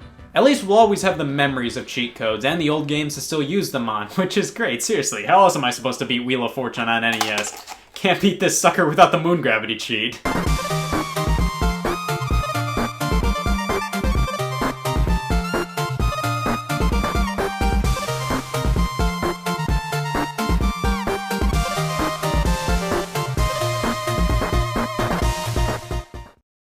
Hey y'all, Scott here. Listen, I've noticed newborn baby name books are the hot thing right now, so I've decided to work on a newborn baby last name book. Completely untapped market, never have seen one before. We have all the perfect names to spank onto your child. We have Smith, Johnson, Williams for Nintendo 3DS, Brown. Super Smash Brothers for Nintendo 3DS and Wii U for the Nintendo 3DS and Wii U. The fourth entry in the best series featuring Nintendo and video game all-stars assaulting each other holds a few milestones. The first Smash Brothers game in HD, the first one on a handheld, the first one to actually be 2 games. Smash 4 was an incredibly ambitious title I played to death. And while it has the gameplay, the characters, the pizzazz we love Smash Brothers for, it always felt like it was missing some of the magic of previous entries. Listen, I love Smash 4. I've easily played it the most out of all the games and adore so much about it. But it just misses the mark with a bunch of little things. I'll try to explain myself, but beforehand, might as well go on and on and on about the development and lead up to release. So New Smash Bros. Was announced at E3 2011 for the 3DS and Wii U with some form of connectivity between each other. No footage, no name, no other details. Masahiro Sakurai was taking the helm once again as director for the project. However, at the time of its announcement, he was still working on Kid Icarus Uprising for the 3DS. Satoru Iwata announced the new Smash Bros. Game crazy early in development, as in, before it was even crazy early in development. It was obviously done just to plop consumer faith in the Wii U and 3DS, saying, don't worry guys, there'll be a new Smash Bros. A year later at E3 2012, Wii Fit U was announced, but Smash Bros. Was nowhere in sight. Behind the scenes, however, the project was just starting out. Sakurai officially proposed his vision for the next Smash Bros. To Nintendo in April of 2012, with features like custom moves, Smash Run, 8-player Smash, and a few new characters being detailed. A few weeks after E3, a Nintendo Direct was broadcast unveiling that Bandai Namco was developing the next Smash Bros. I think some people were a bit uneasy about this reveal, like these are the guys who made Pac-Man Party, we're gonna trust them with our Smash Brothers? But in my opinion, Bandai Namco was always an excellent choice. Previous Smash Bros. Development teams weren't nearly as experienced in creating modern fighting games or nearly as big as Bandai Namco. Using a company as large as them would mean the game would have more manpower behind it and thus release a bit quicker. And Sakurai was still manning the project, not much to be worried about there. Some light news came out over the next year, like this whiteboard drawing Sakurai showed off and the announcement that the first screens of the game would be unveiled at E3 2013, and that led to the worst day of my 16-year-old life. Not the unveil itself, no, Nintendo announced that they wouldn't have a standard press conference at E3 2013, rather they would live stream a pre-recorded Nintendo Direct. A common practice for them these days, yes, but back then people were not happy about this decision, and the livestream itself definitely didn't help things. There were some technical issues, the stream wasn't very smooth at all, it would freeze a ton. Wasn't that great to watch. I'm sure many people didn't have a problem with it, but that wasn't the same for me and various others. It was so bad Iwata publicly apologized for the problems. Now, in terms of the actual full unveil of the new Smash Brothers, oh yeah! We have one final announcement. They gave me those 2 sweet Switches, the flaming Smash logo, the fake out Animal Crossing chunk. Oh my god, it's a new Smash Brothers! The 3DS version was the first unveiled, showcasing characters with a thick outline to be more visible on the smaller screen. It still looked really good for the system though. But who the hell cares? Mario sheds his skin and goes full on HD in the Wii U version! Villager from Animal Crossing was the only newcomer unveiled, and the temporary titles of Smash Brothers for 3DS and Wii U were shown with a release date of 2014.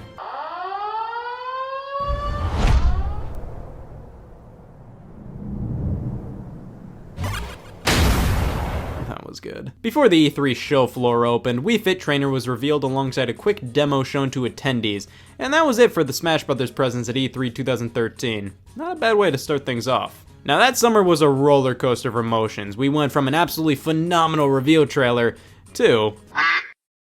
Woo! It can't get much worse than that! For the next year and a half after the unveil, Sakurai would post an image on Miiverse from either the Wii U or 3DS version roughly every weekday. Every so often, a veteran fighter, new stage, item, assist trophy, or other things would be revealed, but many times it was just Sakurai posting a picture saying, look at this. It was still exciting to wake up and see what the update of the day was, but plenty will argue that the way Brawl handled the lead up to release was far better. They would unveil a new piece of information every day, no matter how mundane. With Smash Wii U and 3DS, it was completely up in the air if the pick of the day would be something new. But hey, at least it's better than Smash Ultimate Smash Blog. 90% of the info revealed each week was something we already knew, and that's being generous. About half a year after the E3 showing, finally a new character was shown during a December 2013 Nintendo Direct, Rosalina and Luma, and afterwards, new character reveals and info in general came out at a pretty frequent pace. Little Mac was revealed in a February 2014 Direct, and that was my most wanted newcomer right there, so I was pretty satisfied. A Smash Bros. Focus Direct was shown in April of 2014, revealing that the 3DS version would come out in the summer, while the Wii U version would release later that winter. That surprised a lot of people at the time that the 3DS version would come out first, but in retrospect, that definitely made the most sense. The April Direct was pretty good, albeit with nothing absolutely mind-blowing, ending things off with a reveal of Greninja, which got me saying, Mewtwo's back, who the hell is this? A Smash Bros. Invitational tournament for the Wii U game was announced for E3 2014, which was huge. Just the fact that Nintendo was not only starting to support the Smash Bros. Community, but flaunting them as well were two large footsteps in the right direction, especially after the controversy of them initially pulling Melee out of EVO 2013 for some reason. Not only that, but it was announced that Smash Bros. Wii U would support GameCube controllers via an adapter. That was the most excited I've ever been about a controller in years. E3 2014 rolls around with Mii's finally making their way in as playable characters. I would have been way more into this if it happened in Brawl, but I was perfectly fine with their inclusion. The 3DS version's release date was revealed to be That's Not Summer 2014, amiibo figures for the game are shown off allowing you to train up a fighter, and a trailer for Palutena finished the event off. That always felt like an odd character to end the E3 stream on, but regardless, it was still a great trailer. Pac-Man was later introduced at a developer roundtable, and I can't believe how many people thought he wasn't gonna make it in the game somehow. Fucking Namco was making the game, and why would they put in somebody like Heihachi from Tekken instead of Pac-Man? He's Pac-Man. I was pretty stoked to see him in here. I always loved Pac-Man, and being one of the most iconic characters in all of video games, I thought he was always a no-brainer for Smash Bros. Later in July, a livestream was held to simply reveal a newcomer trailer. This ended up being for Robin and Lucina from Fire Emblem Awakening, effectively shutting down loads of rumors since many predicted Chrom would be the new Fire Emblem rep this time around. But that didn't stop a totally real leak from the ESRB revealing the remainder of the characters, plus loads of other screenshots and videos of the game. Yep, it kinda blew that all the secret characters were revealed 2 months before the game's release, but the thing is, the 3DS version was releasing in Japan a month before everywhere else. Either way, we would have had the characters spoiled for us over here, so leak or no leak, I don't think things would have been that different. The last newcomer to be unveiled pre-launch was Shulk during an August Japanese-only Nintendo Direct. Afterwards, Nintendo kept cramming Smash 3DS down everybody's throats with trailers and commercials everywhere, plus a demo that was exclusive to select Club Nintendo members until being available to everybody a week or so later. I was one of the lucky few to get the demo early, and let me tell you, that was tombstone worthy. While Smash Bros. For 3DS released on October 3rd, 2014 here in North America, Smash Bros. For Wii U still had a lot of mystery surrounding it at the time. We didn't know a ton about the exclusive features in that version until the Smash Wii U 50 Fact Extravaganza later in October, detailing what set the Wii U version apart from the 3DS one, ending things off with the reveal of Mewtwo coming back as DLC. And finally, the Wii U version alongside the GameCube controllers, adapters, and the first wave of amiibo figures launched on November 21st, 2014. Yep, that was the build-up to Smash 4's release, and it was definitely a fun ride. Smash Ultimate is great and all, but they revealed all the characters returning in one fell swoop. That made for an amazing unveil, but the fact that Smash 4 drip-fed us veteran and newcomer characters over a year and a half made things more interesting speculation and news-wise in my opinion. While Brawl was the first Smash Bros. Game I owned, Smash 4 was the first one I played when I knew what the hell a Virtual Boy was. I was far more competent at actually understanding Nintendo history and how to play Smash Bros. Effectively, thus I picked both versions up when they launched and played both of them for hundreds of hours each. I loved and still love these games, but I do have some nitpicks and actual problems with both of them that I'm more than happy to whine about. Now whenever people talk about Smash 4, they always focus on the Wii U version, but let's be fair here. Super Smash Bros. For Nintendo 3DS and Super Smash Bros. For Wii U are separate games.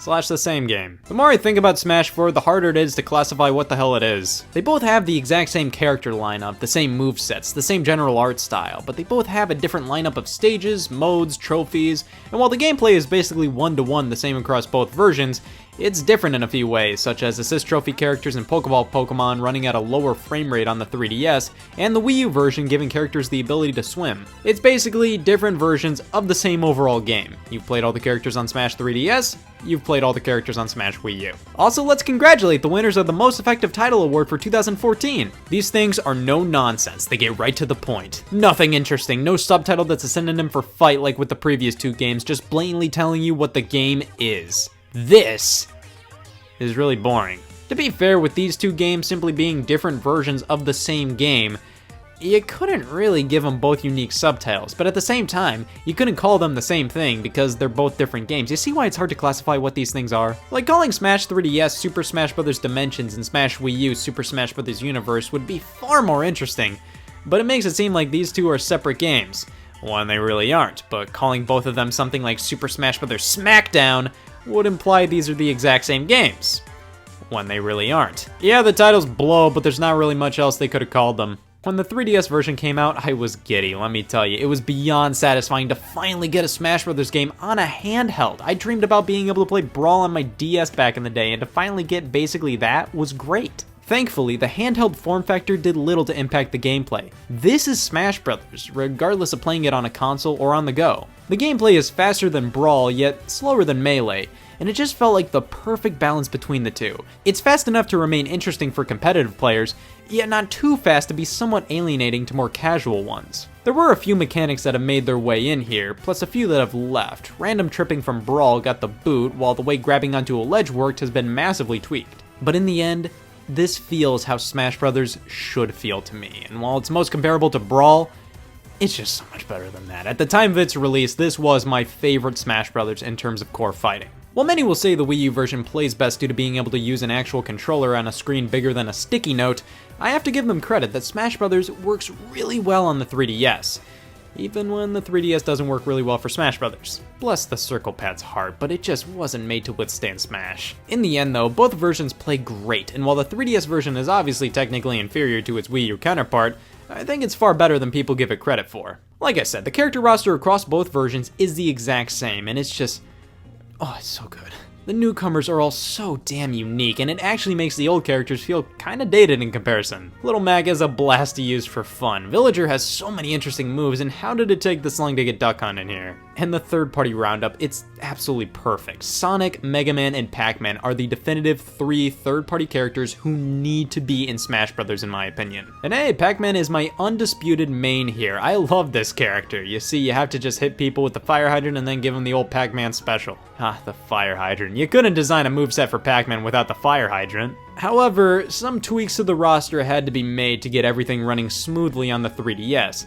And even if things would work perfectly fine on the Wii U, both versions had to have identical rosters, so characters who would transform mid-match, like Samus and Zelda, were altered, and their transformations Zero Suit Samus and Sheik were turned into their own separate characters. That's not a big deal at all, but the character of Pokemon Trainer was cut entirely, and only Charizard alone remained in the game. Squirtle and Ivysaur were cut, alongside the Ice Climbers, who just weren't working right on the 3DS. In addition to those 3, Wolf, Lucas, and Snake were given the boot as well. But for some reason, they decided to bring Dr. Mario from Melee back, and man, who wants Wolf when we have Dark Pit? As amazing as this roster is, it sure does have a strong case of the why the f***s. Now, I'd argue that the characters cut from Brawl to Smash 4 weren't major necessities in the roster, but it was still sad to see them go, even though some eventually came back as DLC. Pokemon Trainer is far more interesting than just Charizard alone, and Ice Climbers were kind of a Smash Bros. Staple at this point. It hurt even more to see them bring back an old Melee veteran to then totally ignore another one, Mewtwo, of course, before DLC was announced. 3 clone characters are here, Lucina, Dark Pit, and Dr. Mario,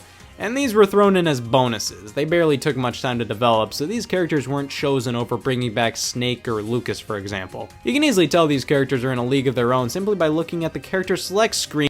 Yeah, we gotta talk about these menus. Tons of people dog on Smash for Wii U's menu, and while I agree to an extent that it doesn't make all too much sense, Smash for 3DS's menu doesn't make all too much sense, and it looks hideous. This is a main menu with a question mark at the end of it. Nothing looks in place here. Like, the Smash icon just looks kind of awkward sitting there, and why is the challenges button the only one with a crazy thin outline? And of course, the infamous menu name, Games and More. You know, when you think about it, every single one of these menu options could fit under that title. That's the problem. I will defend the Wii U menu in one aspect, and that's looks.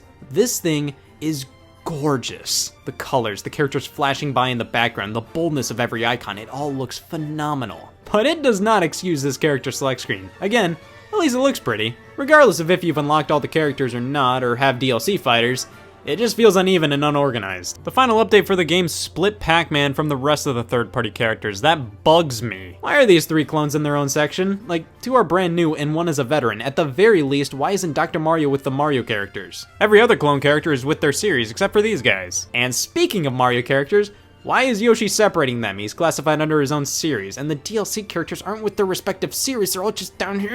Let's talk about stages. The stage list differs between the 3DS and Wii U games, with the 3DS having a smaller stage count with a heavy focus on handheld representation, and the Wii U focusing more so on console games for its stages. The 3DS has some great ones like 3D Land, Rainbow Road, Paper Mario, Spirit Train, Mute City, Picto-Chat 2, Pac-Maze, with some returning favorites, Yoshi's Island and WarioWare just to name two. There are a fair amount of returning stages to make up for franchises without a new stage in this version, but with the 3DS's low resolution and lesser graphical quality, the stages don't feel too out of place.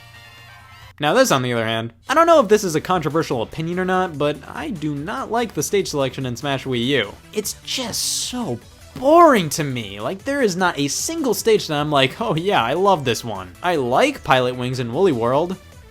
That's about it, to be honest. Tons of stages have cool ideas like Gamer and Jungle Hijinks, but they're just not that interesting to play on for me. This list just screams padding. Melee and Brawl made sure to label stages that were brought back from previous titles. Sure, that kind of undervalued the older stages, but they held this sense of pride that their new stages were more than enough to satisfy players. Smash for Wii U includes them in here alongside the new ones, which would be fine if they didn't look like they were centuries old. That's one of my biggest problems with this game. The returning stages just weren't updated graphically enough. 90% of them look outdated and really bland. And because old stages are just thrown in with the new ones on the stage select, they feel even more out of place. Like, look at this. This doesn't look like it should have been released in 2014. And even some of the quote-unquote new stages just feel like filler. Town and City is basically just Smash fill, and both are included here. Flat Zone X is considered a new stage, but don't lie, it's just Flat Zone 2 with some elements from the original Flat Zone. A new Mario Circuit stage alongside the old Mario Circuit stage. Why? Battlefield and Big Battlefield. 5 minutes are shaved off of my life whenever I mention that. I personally prefer the 3DS lineup. It has a better roster of returning stages in my opinion, and the new ones are more interesting. At least some of the stages are shared between the versions. I quite like the boxing ring, and Wily Castle would have been great if it weren't for the leading cause of the phrase, oh for f***'s sake. Yeah, there's a decent amount of stage bosses or hazards in both of these game stages, and a few totally ruin perfectly good stages. Just intrusive and take away so much from a match, it's ridiculous. Some bosses are on fairly large stages and either can be avoided, like Metal Face, or they actually add some fun to the match, like with Ridley. These guys are totally manageable. But other times, bosses are the Yellow Devil and the Flying Man. At least there's now Final Destination forms of each stage, which allows you to retain the aesthetic with a completely hazardless flat stage. I really do like this inclusion because you still get the ambiance of Magicant without this mistake. In terms of items you can use, they had some fun new additions, albeit very overpowered ones. The Gus Bellows, Zora Club, Beetle, and the Special Flag can be kinda cheap at times. Items are still definitely fun in the game, but can feel a tad much at times. Plus, there's just so many of them too. Smash for 3DS and Wii U allow you to customize your characters, choosing from variations on your special moves and using equipment to alter your stats. This is a really neat addition.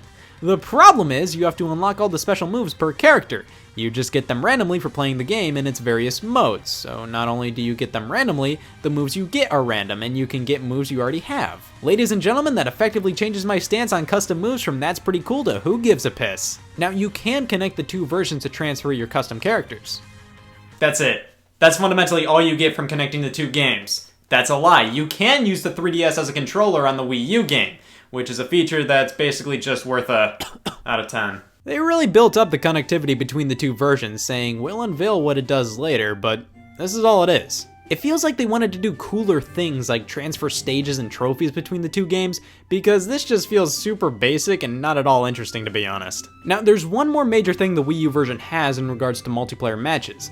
8-player Smash. It's only available on select stages, but over the course of the game's life, many more stages were tweaked to be 8-player Smash compatible. Yep, this is a mess. It's pretty insane that you can play Smash Brothers with 8 people, but this is a bit much for me. It's insanely difficult to keep track of your character most of the time, and it just feels too cluttered. Impressive feature that has its moments, but I'd rather stick to 4 players or less. Visually, Smash 4 looks fantastic both on the 3DS and Wii U, but of course Wii U gets the edge. Each character in stage feels completely faithful to their original game, and the colors are going crazy here! Take that, Super Smash Bros. Brawl! Sound-wise, I mean, it's Smash Brothers, of course it's amazing. Moving on. Alright, but now it's time to actually talk about the modes outside of the regular multiplayer matches. There's online, and personally I've been pretty lucky and have had little issues with it. It ain't perfect, but it's definitely serviceable and works fine enough most of the time. The mode is separated via 2 sections, for fun and for glory, as in, the mode is separated via 1 section, for glory. I never really played for fun online simply because it's 4-player battles on any stage with all items. Now I have nothing against that, but online, that just leads to a cornucopia of lag. One-on-one battles in For Glory work the best simply because it's one-on-one with no items on only Final Destination versions of stages. You're much more likely to stumble across a smooth connection here. Moving on to the big exclusive modes for each version, on Smash 3DS we have Smash Run. This is such a fun mode with a few glaring flaws. It's heavily based on City Trial mode from Kirby Air Ride and has you exploring this hefty map alongside 3 other players, grabbing equipment to level up your fighter for one final battle. That battle is completely random. It could be a race, standard battle, a jumping contest, anything. The problem is you can't interact with the other players on the map, there's no online multiplayer, you can't customize things such as the time limit or final battle conditions or anything. If Smash Run was just a bit more expanded upon, it could have been an outstanding mode. But as it is, it's a fun distraction every now and then, and nothing more really. Now the Wii U doesn't have Smash Run, instead it has Gonorrhea. Yes, Smash Tour. It's a board game in the vein of Mario Party. You roll some dice and have the same equipment from Smash Run to power yourself up, and try to collect as many fighters and trophies as you can. You can equip the trophies in battle, and they do all sorts of different things, like inflict damage onto an opponent at the start, give you an item, that kind of stuff. You go into battle when bumping into another player, and you use one of the fighters you've collected. You'll lose the fighter if you lose the match, and steal one if you win. At the end of the game, you have a battle with your remaining fighters all acting as separate stock. People don't like this mode. I don't think Smash Tour is that bad, but I don't think it's that great either. I feel like if it was simplified, a little less random, and had more character injected into it, then more people would like it. It's just so uninteresting visually. It has that generic Smash twang. You know what I'm talking about. Those elements of Smash Brothers where the designers have to make something original and not base it off of an existing property, so they just go for desolate wasteland with torn flags. Anyway, Smash Tour is still better than Mario Party 10, so at least it has that going for it. And hey guys, Snake may have been cut, but at least we got Street Smash. This is one of the few 3DS exclusive modes, and I gotta be honest, I never got this one. Heading into games and more, the 3DS version is looking pretty sparse in terms of single player content. Classic mode now features this map with various choices you can make on how you progress. It's pretty simple and gets right to the point, but I like it. It's perfect for handheld play and still retains a lot of the charm of classic mode. What the hell is this? Classic mode on the Wii U version is so bad. It's just a bunch of random matches, most of which are 8-player Smash battles. What's going on here? What kills classic mode on Wii U for me is just the randomness of it all. You're not battling characters from a specific series on their home stage. You're battling a bunch of random fighters on a random stage, and then a bunch of random fighters with custom moves on a random stage. Look at this, it's a 4 versus 4 match and all my teammates die within 10 seconds. I will say, I do very much like the difficulty selection on both versions, where you have to wager more gold to go on the higher difficulties for a chance of a higher reward. And if you actually get to the end of the game on a high enough difficulty, you get to battle Master and Crazy Hand before these new forms appear, all due to this Master Core. These forms are pretty tricky, but I really learned them inside and out and beat the game on 9.0 a few times. Both versions have these forms, but the Wii U version has an exclusive final form where you have to traverse the Master Fortress. Overall, classic mode on 3DS is a pretty good time. I hate classic mode on Wii U, but both end things off with great boss battles. I really like what they did here. All-Star mode is back, but even on hard mode, it's just a bunch of nothing. Like, it's so easy to defeat everybody. All I do in this mode is just up smash constantly, and I end up winning. Stadium is back with the tried and true favorites, home run contest and multi-man smash, but break the targets turned into dun dun dun. I'm gonna defend this mode real quick. Yeah, I would have preferred it being more like the original Break the Targets from 64 and Melee, where every character had their own unique stage, but this is way better than Brawl's 5 target smash stages across all characters. It's just so much more interesting to go for a high score compared to Brawl's mode, I'll at least say that. So many modes are basically the same across both versions, but the Wii U has some exclusive twists. Like in Target Blast, there's 3 different stages, and the bomb is bigger in round 2. I need a Wii U! Events are back, still great and exclusive to the Wii U version, this time with a grid map sort of thing, because, I don't know, Special Orders, also exclusive to the Wii U, and it's pretty cool. It's basically about taking orders from Master and Crazy Hand, all about winning fights under special conditions. The difference between Master and Crazy Orders is Master Orders just has you beat one of these things and you're done. You win your prize and you can pick another. Crazy Orders is about seeing how many orders you can win in a row until you think you've had enough and finish things off with a battle against Crazy Hand. Crazy Orders is really the portion of this mode I played the most. Master Orders wasn't nearly as engrossing to me. But you know what's totally engrossing? Minus the N, minus the ing? Stage Builder! This feature in Brawl wasn't great, but it got the job done. Stage Builder is exclusive to Wii U and thus used the gamepad to draw stages, which in concept, that sounds amazing! But in reality, drawing stages doesn't add nearly as many possibilities as you think it would. It's very restrictive overall, and the amount of items you can put on your stage... Oh no. This is it. This is all you can do. I know they limited the options since you can draw whatever you want, but in the end, Stage Builder feels completely barren and was better in Brawl simply for being able to use so many more items. The vault is where the trophies lie, and you can get them randomly through playing the various other modes, but you can just buy some in the trophy shop, which is adorable. Look, there's all this Nintendo merchandise in the background. This was such a fun idea. You can also play Trophy Rush, and this is such a great mode. You can just constantly break stuff until you fill this meter up, and you're just showered with trophies and custom moves. Just make sure not to fall off or let the junk over junk itself. Onto the trophies themselves, and... I don't know, I collected almost every trophy in Smash Wii U, and while trophy collecting is part of the reason I continually play Smash Bros. By myself, I felt like I was more so collecting the trophies to collect them all, not because I wanted to see them all. While there are loads of really cool looking ones, there's a lot of flat trophies and alternate color character trophies that just aren't nearly as interesting to me. Like the stages, the 3DS version has less trophies, but they focus on handheld games, with Wii U having more of a console focus. The concept of the handheld and console versions focusing on each medium's history is fun, but it ends up making both versions feel kind of incomplete historically due to the lack of a lot of handheld representation on the console and vice versa. At least various trophies are categorized by trophy boxes. These have absolutely no purpose, but I like it. Don't take any of the criticism the wrong way, I still love trophies. Masterpieces are back from Brawl on the Wii U version, this time with super fast loading times. N64 games aren't included, but at least we have original Game Boy games, even though you couldn't play these on the Wii U anywhere else.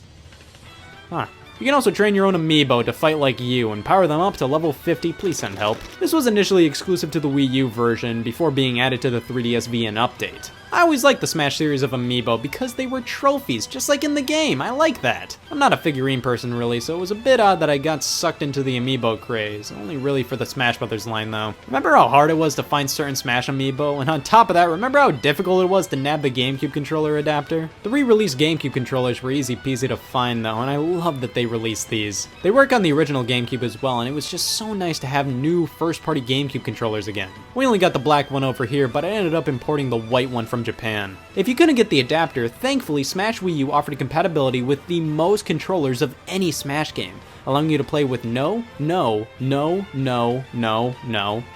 Some third parties stepped up and released classic controllers for the Wii remote that felt like the GameCube controller.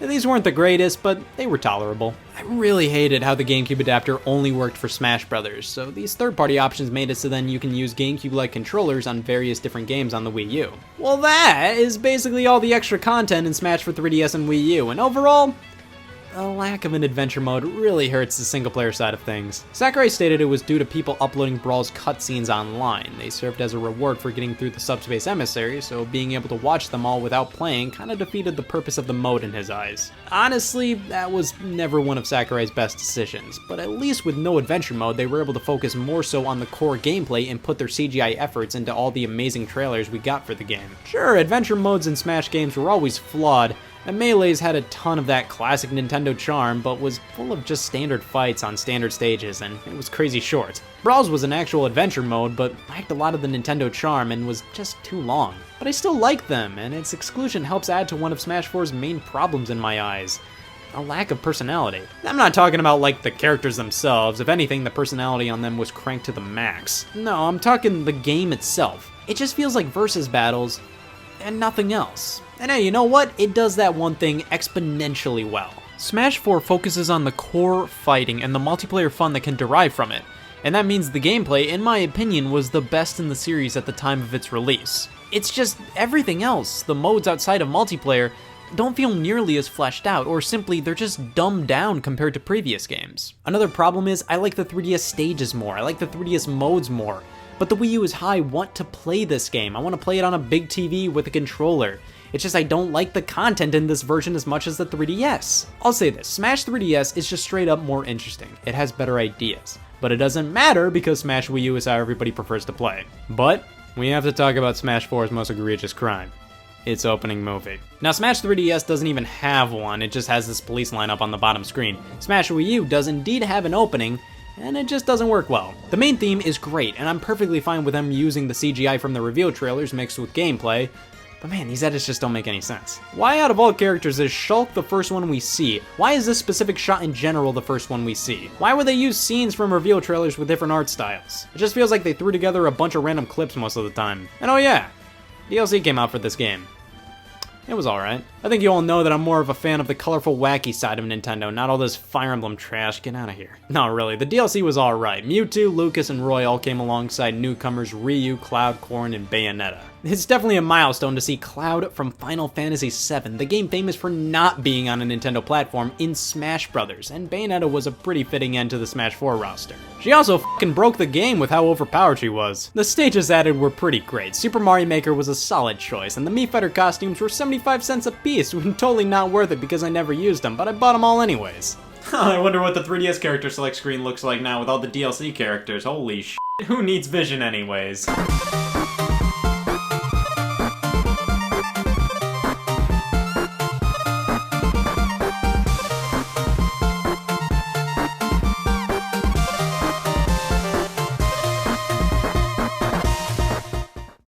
Hey y'all, Scott here. Oh, to buy video games right now, I have to leave my room.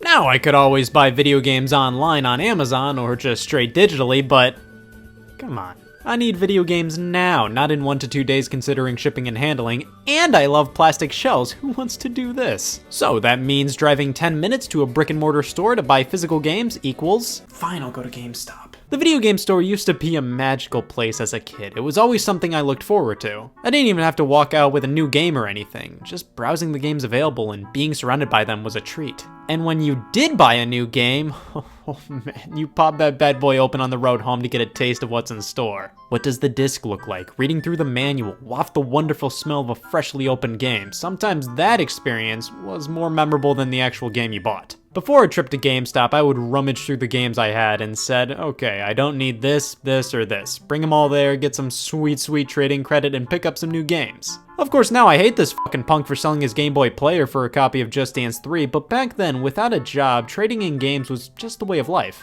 Game stores were the place back then for me, but now what the hell happened here? I really wish video game stores could be more of a place to just kind of hang out and browse games, maybe even play them, but instead, whenever I go, I'm bombarded by my favorite question in all of retail.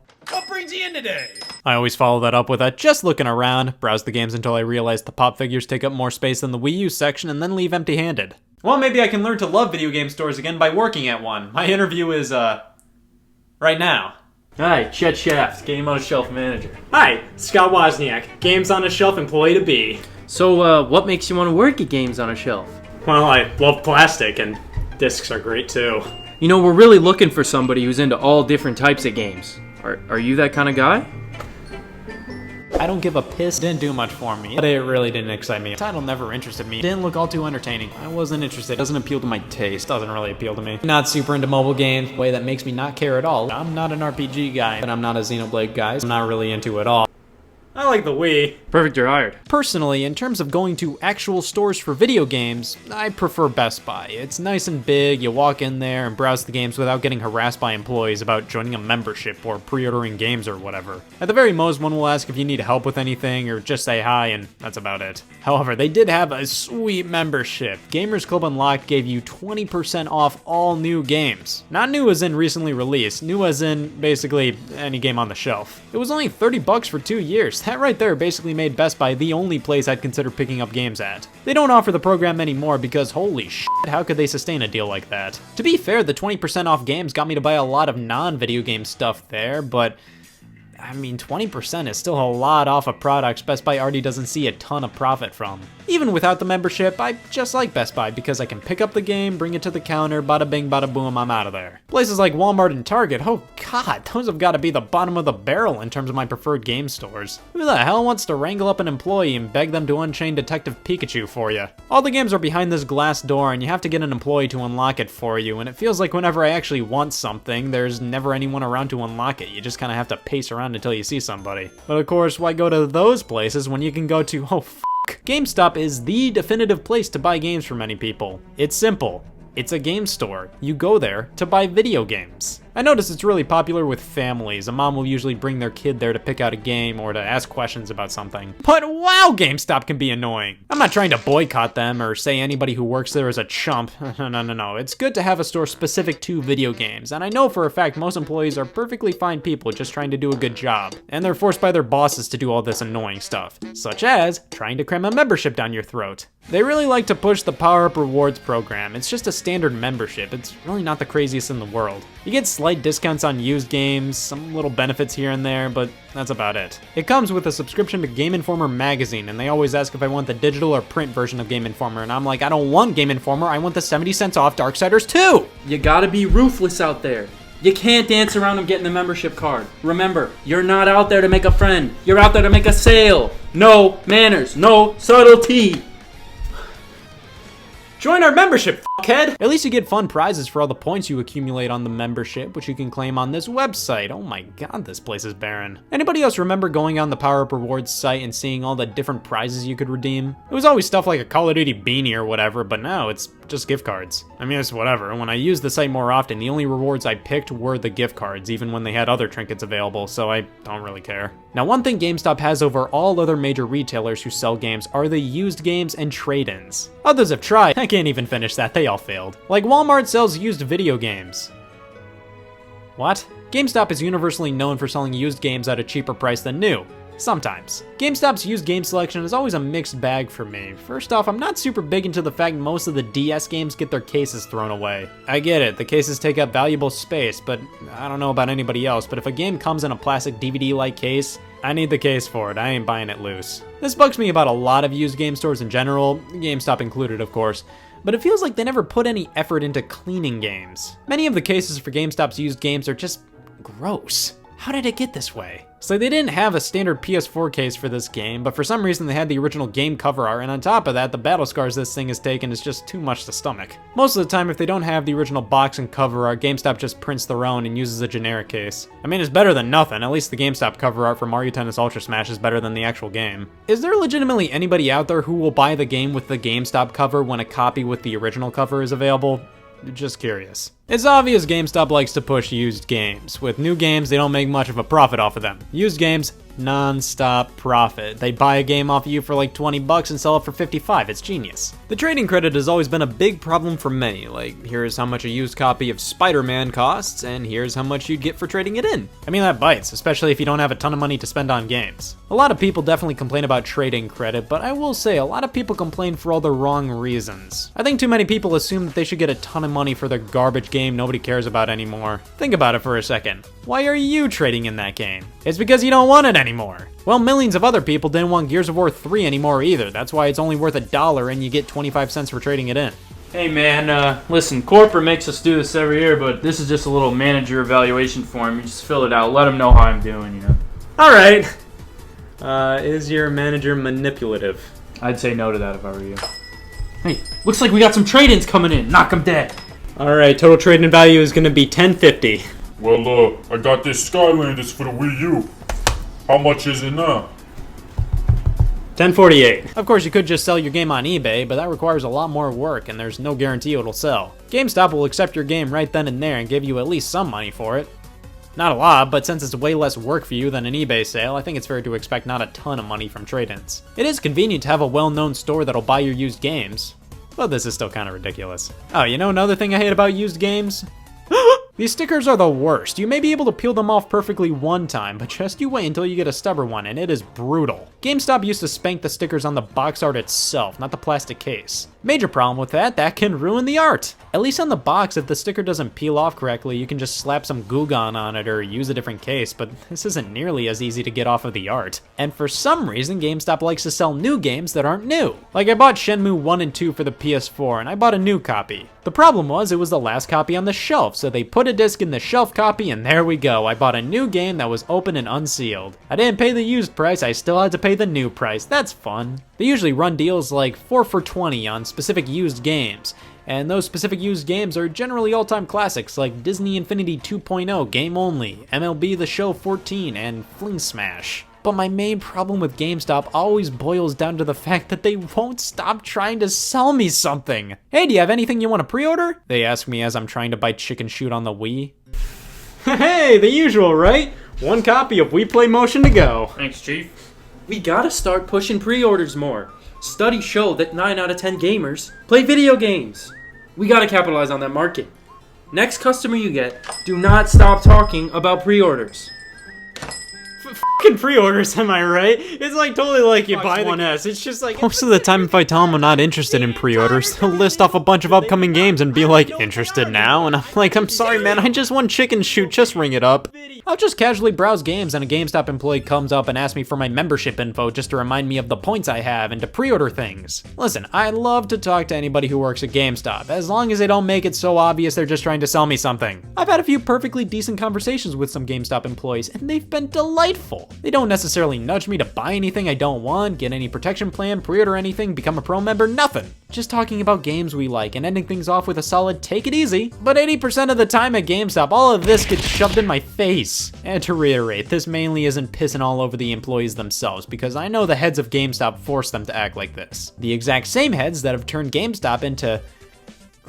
What is this place? This doesn't feel like GameStop anymore. The random merchandise takes up more space than the actual games now. It feels like I'm living inside of a loot crate. Nerf guns, toys, plushes. Many of them aren't even themed to gaming franchises, just standard geeky movie or comic book stuff. Now I have no doubt this stuff is popular, but in terms of at GameStop itself, I have never seen anybody buy these knickknacks here. In fact, a lot of the time I see this kind of stuff in their clearance bins. At least it's better than when GameStop tried to shift their focus to smartphones. Yeah, that worked out for them. Now, of course, I may be saying this because of that virgin blood within me, but I think it would be smart for GameStop to start focusing a lot more on retro games. Now, they carry them online and at select locations, but come on, retro gaming is really big now, especially the GameCube, PS2, and Xbox generation. The kids who grew up with those consoles are at an age where they want to play them again, and instead of capitalizing on that, they're just gonna keep selling Naruto shirts. I hate the fact that retro games are mainly only available online. These are games you probably want to inspect before buying, but instead just buy them online. You'll find out if they come with the case and manual when you get them. I don't hate GameStop, but it's just not my preferred place to shop. It has annoying quirks, and as time goes on, the store just seems like it's becoming more and more not for me.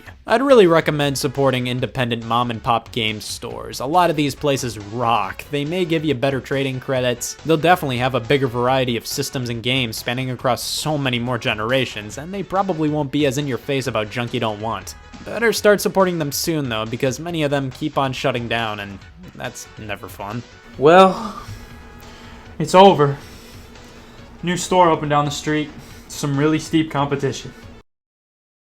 We just can't keep up with them. I mean, I've had 5 people ask if we sell cigarettes. Maybe we should start taking trade-ins. You think you know how to run a business? I know a guy with a NASA shirt, okay? I earned this job! This is my peak. Well, after everything I've been through, I'm done. I'm not going to game stores anymore. I'll say it's because I'm protesting them, but it's really because I'm unemployed.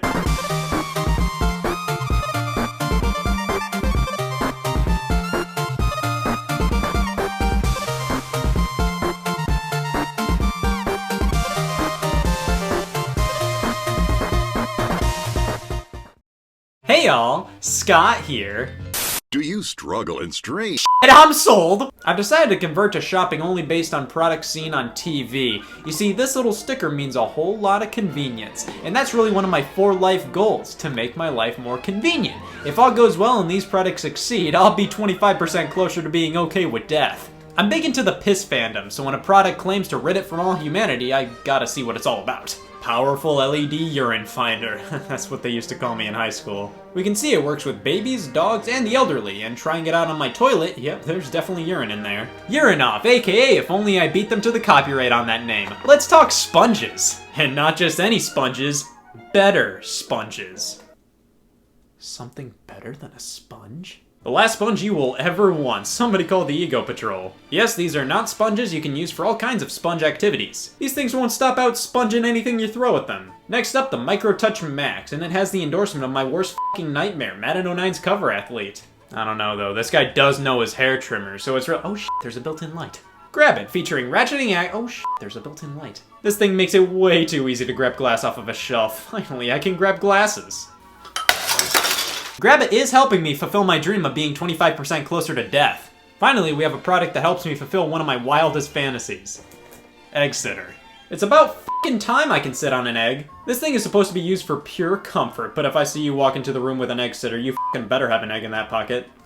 Well, that was a fun $140 wasted. I think the only thing I can strive for at this point is to be as seen on TV myself. Listen, I did something crazy over the summer, totally worthy of the local news. Hi, my name is Jick. My friends call me Todd, but my real name is Scott. Bankruptcy is in the air, and I took full advantage of it at the last minute. This right here is what us Ohioans referred to as a Toys R Us. Toys R Us came out of the closet and declared bankruptcy, and here we are mere months after the store decided to f*** out. Yeah, when Toys R Us was closing, I realized I could finally fulfill one of my 4 goals in life, to be the last customer at Toys R Us ever! It was crazy. It was like a building, like a giant cube, 4 sides, 1 top. I had a blast feeling superior to everybody else. Just the mere idea of being the last customer at a store is a quick and easy addition to any ego. So in terms of the last products bought at a Toys R Us, first up, here's the credit card that I used. Feel free to put that in the history books. I picked up Delivery Man starring Vince Vaughn and an adapter for a breast pump. I can't wait to tell everybody that I was Toys R Us's last customer. It's just something that defines me now. Man, ever since we were kids, he told me he'd be the last guy in a Toys R Us. He did what?! What do you think about that? That you couldn't be the last Toys R Us customer ever? Well, after buying all those As Seen on TV products and being as seen on TV myself, I think one of my 4 life goals has finally been fulfilled. And I'm actually finally over buying all those As Seen on TV products. Son of a bitch!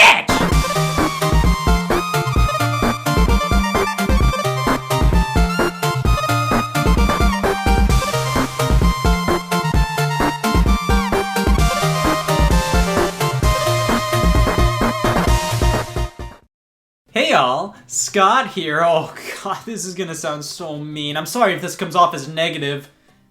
This redesign fucking reeks. Nintendo taught me it's okay to be self-conscious about my appearance, since they obviously were with the 3DS after changing it like 12 times. Console redesigns are inevitable. Nothing's perfect the first go around, and redesigns give console manufacturers the chance to reignite interest in their system, make it with cheaper parts, or just simply make it better stylistically and or functionally. Now, while some console redesigns really hit it out of the park and not only looked better, but worked better, some may have only done one or the other, and some just straight up did neither. So let's take a look at console redesigns throughout history and see whether they were a worthy upgrade or make me vomit. Now, redesigns have been around since the dawn of time, i.e. the late 70s. Some redesigns acted like they were straight up sequels to the original models, like the Fairchild Channel F2 and the Intellivision 2. These being solid upgrades to the originals, albeit with the Intellivision 2 being made much cheaper. The Atari 2600 got a few facelifts, most famously being the Atari 2600 Junior, released in 1986. It wasn't officially subtitled the Junior, and for good reasons. That name reeks of, I'm not buying that, I'm too old for it. It was simply a redesigned 2600 released at a budget price to allure all those value seekers out there. There were a few other variants of the console released, one with some switches rearranged, and one with an all-black finish, nicknamed the Darth Vader model. Now, all these redesigns looked fine, but in my opinion it ain't an Atari without the wood grain finish. Redesigns start to get a bit more interesting with the NES. The original model is quite the chubby piece of shit if I do say so myself. Yes, this is one of the most iconic looking video game systems ever released, but it's a meaty little guy and is crazy prone to hardware failures. I'll bet that if you own the original NES right now, it either has some problems, doesn't work, or has been been refurbished or fixed at some point. After the Super Nintendo hit the scene, Nintendo put out a redesigned NES, positioning it as a budget gaming system. It takes a few design cues from the Super Nintendo, as it's a top loader, which is what this model is generally referred to as. Now, rumor has it this system was designed as a way to combat complaints from consumers, as people would put their drinks on top of the NES like a coffee table. They would fall over and damage the system. This new one, yeah, I can't confirm, no drinks fit on here. The top loader is the definitive official NES model. It rocks in almost every way. It's way more compact, is much more reliable, and can play stuff like PAL games. But it has one glaring flaw. Oh god, that's gross. Yeah, instead of AV out, this thing only has RF. That's disgusting. So instead of the picture looking like this, it'll generally look like this. On top of that, being RF only means this thing is almost completely irrelevant to use on modern TVs. However, you can mod it for AV out. The problem is you definitely need some modding skills or need to spend a pretty penny to have somebody else do it for you. However, various people called Nintendo back then and complained about the lack of AV out on this system. In response, Nintendo offered to officially mod their consoles to have AV out, so there do exist official versions of this system with AV, however, they are incredibly rare. It's just so odd that it was like this straight out of the box. The Japanese Famicom version of this redesign was literally called the Famicom AV. It included AV out, and it was a big part of the branding. If you're willing to spend a ton of money to not only buy this system, but mod it as well, you might want to consider just picking up the high-end aftermarket NES systems with HDMI, like the AVS from Retro USB or the Analog NT Mini. Similar to the NES's revision, the Sega Master System 2 was a budget console redesign, but it really doesn't hold a candle to the original release in my opinion. Some Master System games came on cards, which you would insert into a slot in the original model. Hope you weren't planning to do that on your Master System 2. This only plays the cartridge-based games, which, I mean, the majority of games were released on cartridge, so it's not a huge deal. But overall, the original model plays all the games, and the design is just way more appealing to me personally. The 2 just kinda looks awkward and generic. The original isn't stunning by any means, but it has more personality. Sega decided to strike again in the terrifying world of redesigns with the Genesis, getting 3 major revisions. The original Sega Genesis model is big, bold, and screams the company who made Sonic Forces loud and proud. The second model feels a bit tamer. I grew up with this model, and overall everything feels a bit more refined and evened out. However, I do think the Model 1 has a lot more character. It's just so bold. I do have a soft spot for the Model 2, but the Model 1 just screams what the Genesis was all about. And if we're talking character, well, the Model 3 has that in spades. Yes, the runt of the litter, the Model 3 was actually produced by Majesco under Sega's license, and it's always wildly uncomfortable to me when game consoles are about the same size as the games. This one doesn't work with the Sega CD or 32X add-ons and was just a tiny cheap version of the Sega Genesis. I mean, it works, but now I'd say it's really nothing more than a novelty, a collector's piece really. The SNES got a redesign late in its life. Blam, this thing is irrelevant. I think it's fine, but I don't really see any real reason to use this compared to the original model. Unlike the NES top loader, at least it has AV out. However, that's all it has. The original SNES allowed for loads more different video outputs, so in the end, this redesign just feels like it's a downgrade across the board. I think the design is kinda boring and it's functionally worse than the original. The PS1 and the PS1. Yes, the original PlayStation's redesign is just called the PS1, and I had this model as a kid. But I didn't know about the LCD screen attachment until way later, my god! I'm personally fine with both of these designs, you can't really go wrong with either of them. The PlayStation brand of consoles would continue to carry the torch of the redesign. Every single one has gotten a facelift, and the first to continue this tradition was the PlayStation 2. This is just one of those before and after ads. Now this is a redesign done right. They literally smashed an entire PS2 into something like 10% of the size of the original. The first model was garbage, look at this thing, fell apart with a few swings of a hammer. Now the PS3 was interesting because the systems got better, but worse at the same time. The original version says, I blew $600 to play Ridge Racer 7. This guy had so much useless garbage crammed into it that just made the price skyrocket. Like, look at all the card readers it had. Why do you need these? The PS3 Slim was released as a way to reinvigorate consumer interest in the platform at its lowest point, and it did a great job at it. The price was affordable and the design was much more compact and attractive. However, it ditched PlayStation 2 backwards compatibility. I mean, certain varieties of the original model had it, but with the release of the Slim, PS2 disc support was gutted entirely. But at the very least, PS1 games could still be used. The PS3 Super Slim though? Yeah, this was pointless. Talk about an odd release. A third console revision is never the most common thing out there, and this just felt like they were cheaping out. There wasn't much wrong with the PS3 Slim, and to just replace it with this wasn't the greatest. I gotta hand it to him though. Can't do this on other consoles. The Xbox 360 had a similar trip down redesign lane. The original model, it was terrible. I mean, it just didn't function well. It failed constantly. The 360S, on the other hand, boy, this is a good console. The 250GB model came with a glossy finish, and I'm pretty happy I cheaped out and got the 4GB model with this beautiful non-fingerprint heavy shell. They redesigned it again to look like the original Xbox One. Why? This is another design that just kind of cheaped things up a bit. They removed some ports and it reeks of first Xbox One model. I mean, that's what they were going for, but still. The S will always be the best one in my opinion. Next up, the Nintendo Wii, and if you haven't caught on yet, Nintendo really only redesigns their successful consoles. The N64, GameCube, and Wii U, yeah, those stayed the same throughout their entire life. The Wii's first release is perfect for what the Wii was meant to do. The Wii's second release got rid of the stand, GameCube backwards compatibility, and was meant to be laid on its side. That was a worthless redesign. Speaking of worthless, the Wii Mini. This was test released in Canada around late 2012 until it got a wide release just a year later. This took things a step forward and removed internet access. Jesus Christ. At least the Wii Mini looks more interesting than the second redesign, but none of these models make a case to be bought compared to the first one. I also think the Mini really missed out on a huge opportunity with the lack of internet access. 2012 was the time streaming boxes really started to hit it big. Popping an HDMI port on the Wii Mini, giving it internet access, and positioning it as a streaming box that could play Virtual Console and Wii games could have actually been a huge hit. It did come with a Wii Remote, Nunchuck, and Mario Kart Wii here in North America for $100, and if you did the math at the time, those three things alone would add up to around $100, so you'd be getting the Wii Mini for basically nothing. That didn't stop anybody from not caring about it though. The PS4 and Xbox One have both been guilty of receiving facelifts, and in the Xbox One's case, it just kept getting better and better. The original Xbox One is fucking terrifying. If Microsoft is capable of releasing a VCR in 2013, who knows what they can do? The system barely had any character and felt like something to sit next to the DVR under your TV and nothing else. Now the original PS4 in comparison, ooh la la.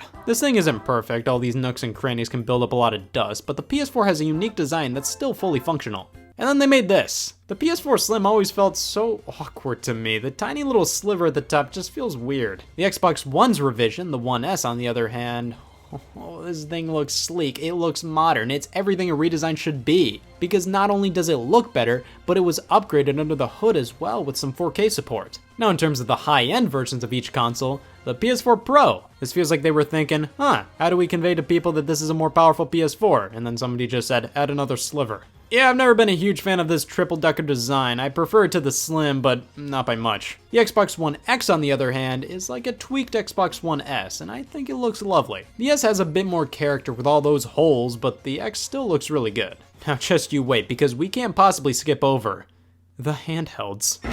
The original Game Boy line got slimmer and better with the Game Boy Pocket and received a backlight with the Japanese exclusive Game Boy Light. I always considered the Game Boy Color to be its own system, but many consider it a half step, and it's more of a hardware revision rather than a full-on sequel to the original Game Boy. Either way, it continued where the Game Boy Pocket left off, now with a color screen. The Game Boy Advance is what we call a full-blown sequel and actually became playable with the release of the Game Boy Advance SP. A full backlight, clamshell design, and rechargeable battery make this the definitive Game Boy, with an even better backlight coming in a revised model. And then things got effing puny. The Game Boy Micro was a really cool take on the Game Boy Advance.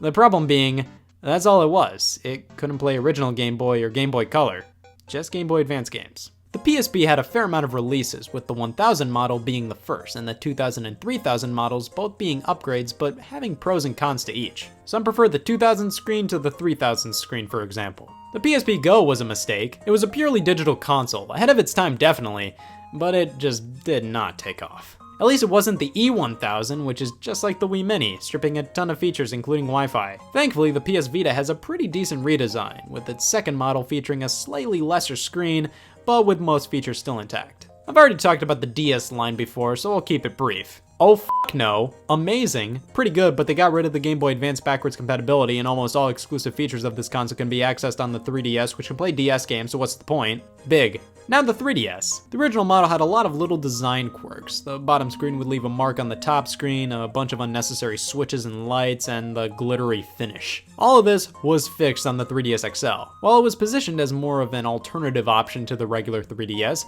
it fixed a lot of the little issues with it and made it a more solid system. However, I do have to say, the original 3DS XL feels a lot cheaper than the original 3DS. Oh no. The 2DS was a budget version of the 3DS, without the 3D or the clamshell design. There were millions of people who wanted to play one or two specific games on the 3DS, and that was about it, and the 2DS helped them do that for a crazy low price. I don't like this one. I know a lot of people actually find the 2DS more comfortable to hold, but not me, sadly. The new 3DS and new 3DS XL were hardware revisions of the original models, improving them both in almost every way, offering face tracking 3D, more buttons, and a nipple. I've never been a huge fan of this C-stick here, but I'd rather have it than not at all. The regular new 3DS is beautiful. I love almost everything about this design. Plus, it has interchangeable faceplates. Oh man, I really prefer the bigger screens of the new 3DS XL. It's a dreadful problem. The new 2DS XL. Nope, that's not a joke. In reviews, a lot of people claim this was the definitive 3DS. Did they even play this thing? Like, it's fine, it works, but I think too many people just made a big deal about the top screen looking like a smartphone and saying, wow, this thing is great. It's not my favorite to play on. Why are the speakers down here, where my palms would be? The new 2DS XL's placement in the 3DS line is a bit weird as well. It's for those people who don't want to cheap out completely with the regular 2DS, but not spend 30 extra bucks for a new 3DS XL. Okay. Console redesigns can be a real make it or break it moment for us when it comes to actually deciding whether or not to buy a console, and they can also help a console retain relevancy and not fade away like a fad, like the Tamagotchi or leprosy. Me personally, I have 3 major deciding factors on picking up a console redesign or not.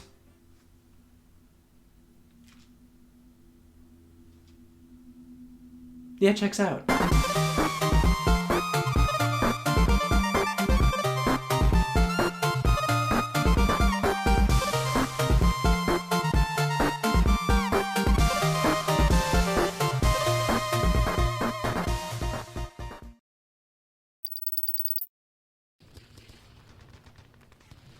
Hey y'all, Scott here. I originally abandoned this place back when the whole Wii Shop channel closure pre-apocalypse thing started because I had a Wii full of WiiWare games and everybody wanted to kill me. But now since my Wii has gone missing, I can finally relax again, considering the fact I was taken off of the FBI's most wanted and I'm now on the FBI's least wanted. That makes me feel like a fucking loser. I mean, it's whatever. I have nothing to worry about now. Plus, I still have the memories of playing all those WiiWare games.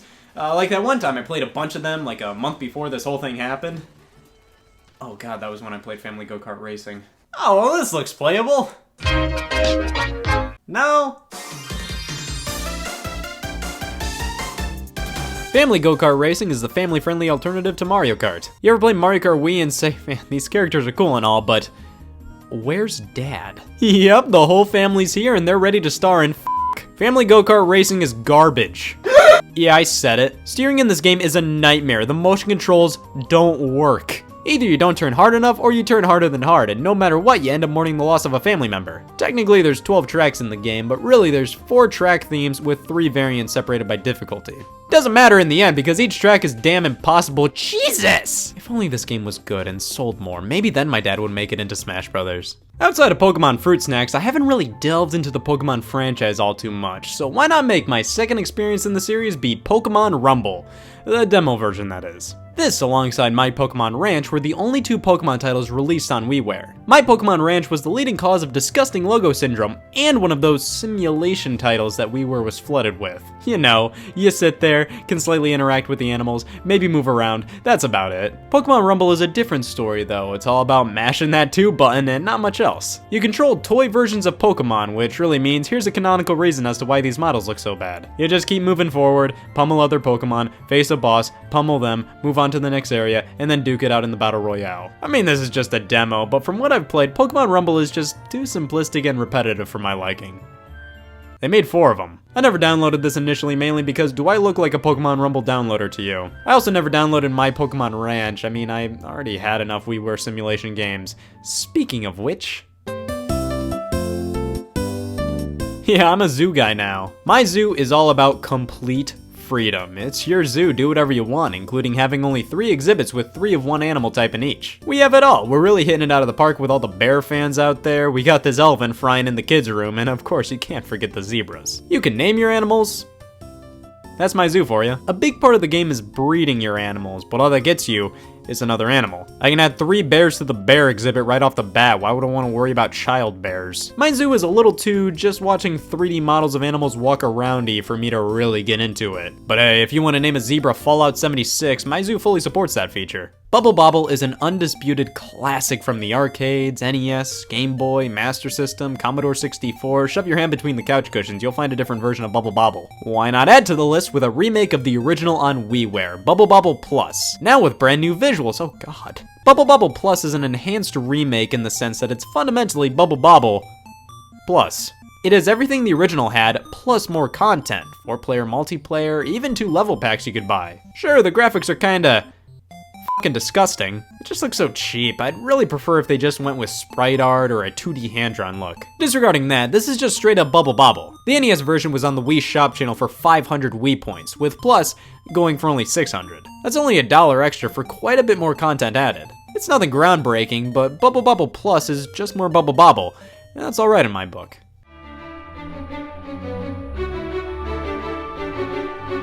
Xmas puzzle shows me what Christmas is really all about.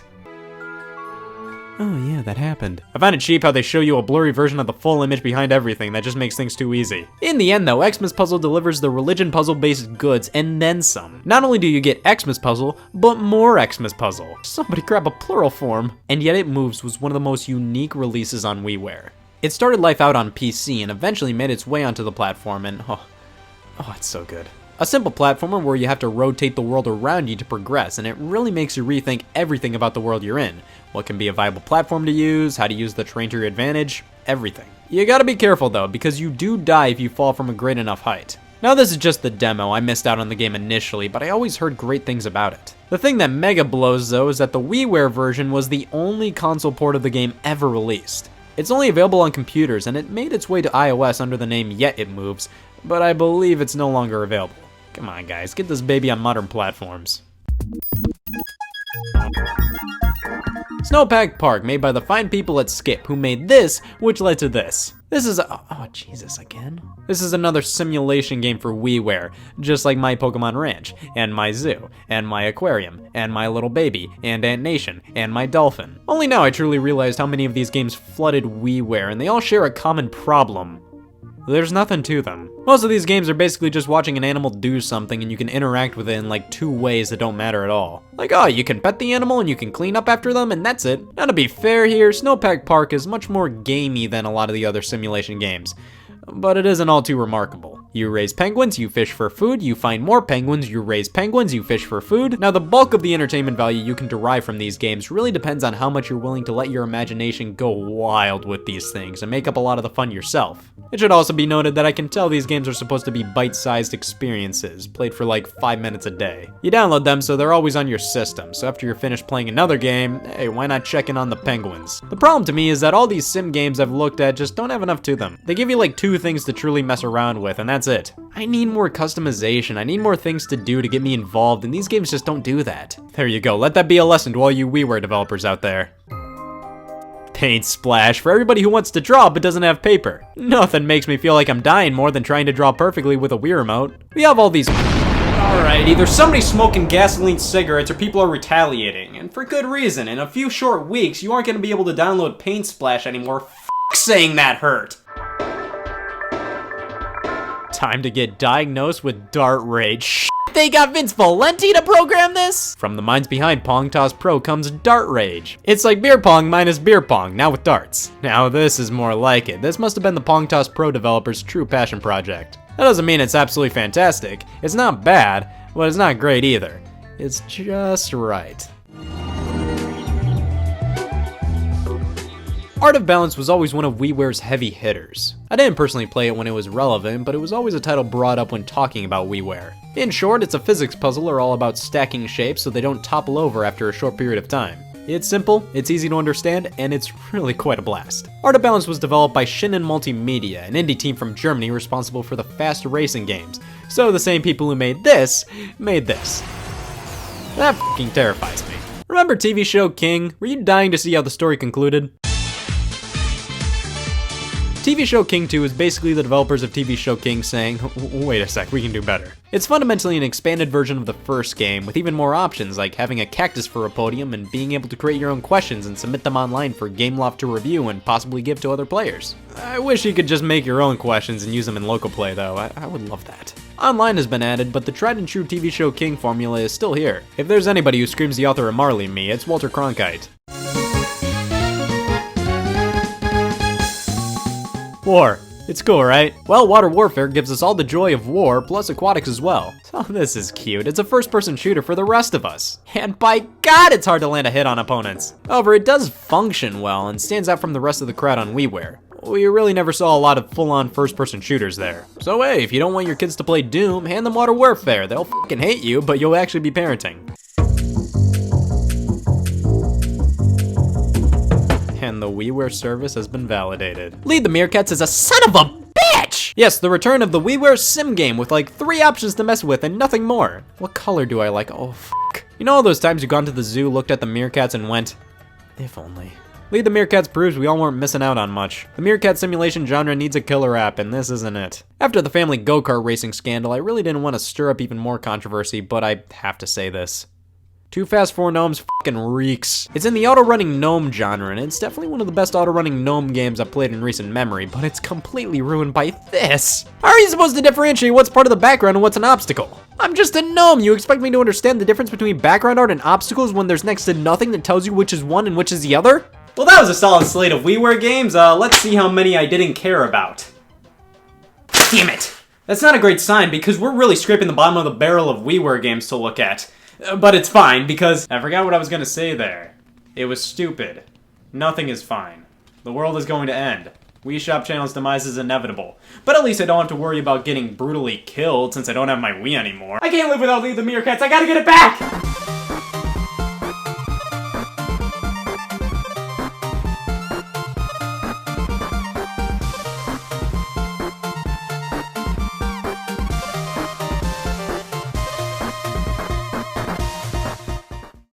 Hey all, Scott here. I'm legally obligated to state the following. 3 hoes and a Merry Jesus birthday is on December 25th. Christmas is almost here! The time of year all about facial hair and obesity and whatever the hell a Yuletide is. But most importantly, it's about the joy of getting a Red Dead Redemption 2 Collector's Edition that includes everything except Red Dead Redemption 2. Great! I love Red Dead 2 merchandise, but I just refuse to own the game. Listen, I need a right quick way to prove to everybody that I have copious amounts of money and I hate sex. It's a Christmas miracle! With the announcement of almost every big AAA release these days, word of an expensive collector's edition of the title is sure to follow. Ah, the collector. Hey! A steaming pile of virginity who cares deeply about how his Yo-Noid cartridge looks. Almost every pop culture medium has collectors, but I'd argue video games are a special case. They're inherently collectible. Many titles can only be played on specific hardware, sometimes with specific accessories. Couple that with the fact that video game preservation simply hasn't been taken as seriously as other artistic mediums when it deserves and needs to be, and hopefully you can see why I, alongside many others, find collecting video games to be a fulfilling hobby. And it's pretty obvious, video game publishers know this, and thus offer limited versions of their games, coming with all sorts of this. I think the first collector's edition most people remember was The Legend of Zelda Ocarina of Times, which was a value-soaked box. It came with a gold cartridge. You don't see that every day. Ever since that release, collector's editions, limited editions, special editions, whatever you want to call them, have gotten increasingly popular for publishers to offer. It can be fairly pricey in comparison to the standard releases, so when one is announced, it's fair to ask, alright tough guy, why should I buy this? Well, luckily, I got an early Christmas present in the form of a bunch of irrelevant collector's editions, so let's take a look at them all and see what it takes to be a good collector's edition. Alright, what do we have here? Oh, Aliens Colonial Marines. Yeah, this game turned out to be a little too fucking terrible for most people's liking, but we don't care about that. How does this collector's edition stack up? I like the packaging, and this box set comes with some sheets of paper. Paper with words, paper with pictures, even paper with, here you go, some expired DLC codes. Collector's editions that come with DLC just seems like a cheat. Like, come on, that's not collectible, give me something physical. These documents are kinda cool. Aliens fans are sure to get a kick out of them, and by that I mean they'll look at them, smirk, and then never look at them again. We get some patches included as well, but the star of the show is the premium NPVC collectible. That's premium with a capital I mean, overall, this collector's edition isn't too bad. It feels like more thought and care was put into this than the actual game. But it originally retailed for $100, and when you look at it that way, for $40 more, you got an okay figure, some patches, paper, and more weapons in the game. The Mega Man Legacy Collection, a great way to experience the series in my opinion, released on PS4, Xbox One, and PC in August of 2015, with a 3DS release coming later in February 2016. Alongside physical releases of the PS4 and Xbox One versions, Capcom also released a collector's edition exclusive to the Nintendo 3DS. So we get the game, some postcards, which I really want to know if anybody actually used these things as actual postcards instead of doing the tried and true, "That's cool." But of course, the main event is the Amiibo. This box set comes packed in with the Smash Bros. Mega Man figure, now gold flavored. Alright, few things about this. 1. This comes in a completely blank package. Cool. 2. From what I've read, this Amiibo doesn't have any exclusive features to it in any game. It's just a Mega Man Amiibo. You can unlock certain challenges in Legacy Collection with it, but this works with any Mega Man Amiibo, so unless you're a die-hard Amiibo collector or a huge Mega Man fan, this Amiibo is one of the more pointless releases. This was $50 when it released, a solid $20 more than the standard version. Amiibo were all worth $13 back then, so overall the value of this package is $43, and you're spending $7 more for postcards. I bought this when I was still in a bit of an Amiibo phase, and I already owned Legacy Collection on the PS4. So really, I didn't play the 3DS version all too much, and already owned a standard Mega Man Amiibo. Yeah, safe to say I didn't get a lot of value out of that purchase. Street Fighter Cross Tekken. This comes with 45 gem power-ups, and people still say the economy's in shambles. We get a copy of the game with exclusive cover art that denotes it's the special edition. Well, that's nice. An exclusive prequel story comic book. Well, it's well illustrated, but it's just a part of the instruction manual. Hey, I mean, an upside to this is that it's probably way harder to lose as it's just gonna sit in the game case since it's also a manual, but it also feels like they were cutting some costs. However, it's all about the Street Fighter Cross Tekken arcade cabinet replica piggy bank. How's that for a catchphrase? Well, it's a plastic, non-functioning arcade cabinet you can spank some coins into. You have to assemble this yourself and childbirth, kidney stones. Assembling the Street Fighter Cross Tekken arcade bank. This thing is dreadful to put together. You have to apply so much pressure to these pieces, and it never feels like you're doing it correctly. But in the end, it's alright. This is kinda cute. Nowadays, I don't think it's totally out of the question to offer playable mini arcade cabinets in collector's editions, but back in the horrifying year of 2012, this was all they could do. I believe it retailed for $70, so for $10 more than the regular edition, I think this was definitely passable. Life is Strange Limited Edition. This one is simple and straight to the point, and in my opinion is quite good for the price. A hardcover art book, the game's soundtrack on CD, and a downloadable director's commentary, all in a nice box. I mainly like this one because it includes stuff that actual collectors and big fans would legitimately enjoy and get use out of. They all fit the tone of Life is Strange, plus it was only $10 more than the regular edition. At that point, why not pick up this version? Ooh, Call of Duty World at War, a game based on World War II, how fun! Now this one is pretty lame, just a bunch of multiplayer bonuses are included, but what do you get physically with this box? Well, a box for everything to come in, that's nice, and also a collectible canteen. Well, I'll be. I can't wait to drink out of this thing and consume water and swallow liquids. My night's ruined. This canteen doesn't open at all, it's literally just a prop. I feel like it would have cost them less to just buy real canteens that you can actually drink out of. Now I don't have a canteen to drink out of. What am I supposed to do in a life or death situation? Don't worry, guys. We'll have plenty of canteens. I stocked up on World at War Collector's Editions. You fool! Hey, Xenoblade Chronicles X. This is the game with the yellow round guy, right? Yeah, during the Wii U era, I bought a lot of Nintendo published stuff just to support them in their time of need, and that included buying the special edition to a game in a series I am not into. At the very least, this is a really classy, well done release. We have an insanely meaty art book, a matted art card, alright, and the game soundtrack on a USB drive. Now this thing feels substantial, it feels quality, and it's fucking dreadful. It only includes 10 songs from the soundtrack. You'd think since they were putting it on a USB flash drive instead of a CD, it would be easier for them to include the whole thing. On top of that, the flash drive can only hold 800 megabytes worth of content, which makes it next to useless to use as an actual flash drive. And on top of that, there's messy DRM with the soundtrack, meaning you have to keep the flash drive in to listen to the songs. At least it looks cool. A blue light flickers when the drive is inserted and it gives off vibes of the scales in the game. You see, I can Xenoblade a little bit. Saints Row 2, everybody's favorite Grand Theft Auto game until a real Grand Theft Auto game comes out. Look at this nice tin, it's like there's a real back in front of me. We get an art book, which feels like trash. The quality of this paper is in line with kids menus, and plus out of all games I want to see art from, Saints Row 2 is definitely not in the top 10. A money clip, and finally, I have a bullet USB drive. It comes with a bunch of wallpapers and can store a full gigabyte of data. Well, there you go. Saints Row 2 narrowly beat Xenoblade X for Game of the Year. And that's about it. Overall, not the most impressive out there. Holy shit, it comes with a poster. This one ain't too bad. It doesn't include any big cool things, but it includes enough small things to make it interesting. Batman Arkham City. This is one that really gets a lot right.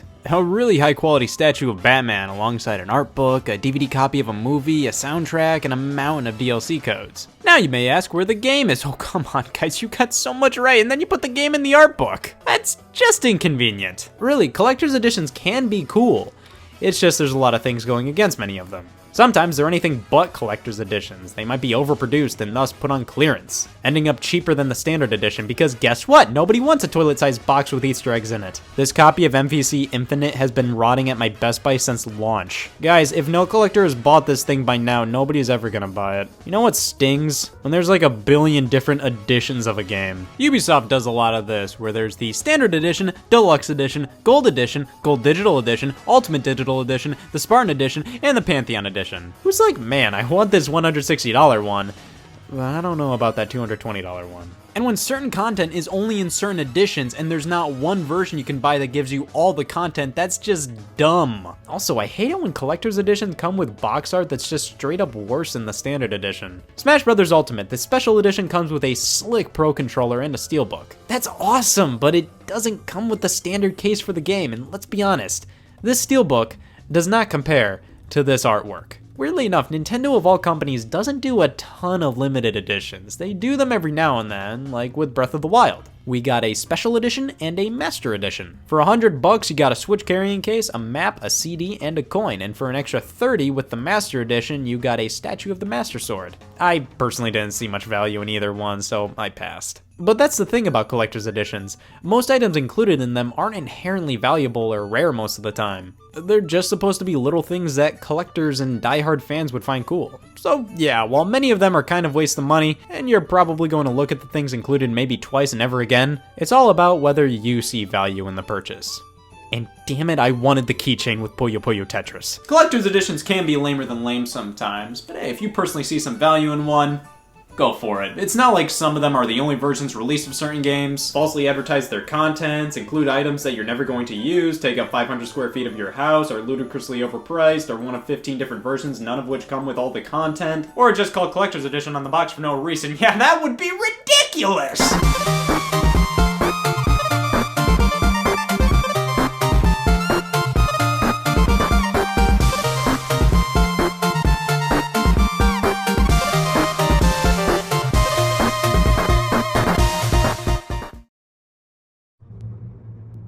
History began in 1988, but really started in 2007, and ever since people of all kinds have banded together to not only celebrate the yearly football video game franchise Madden, but to pick an entry as their favorite.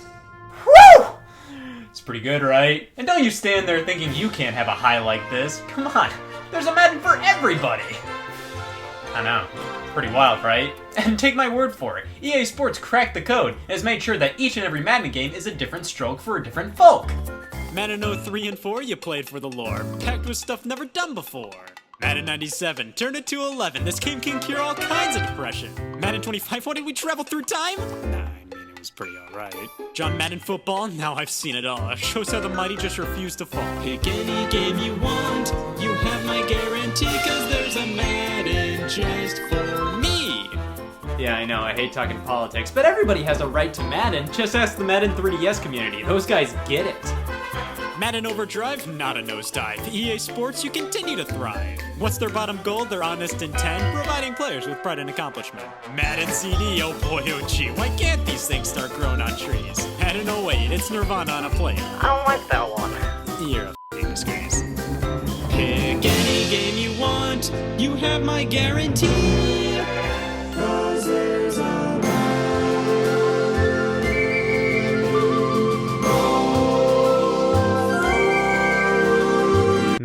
too.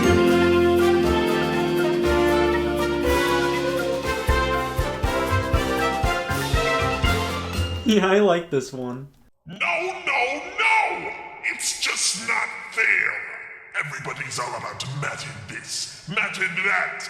People need to realize there's only one sports game that deserves recognition. I'll show them all.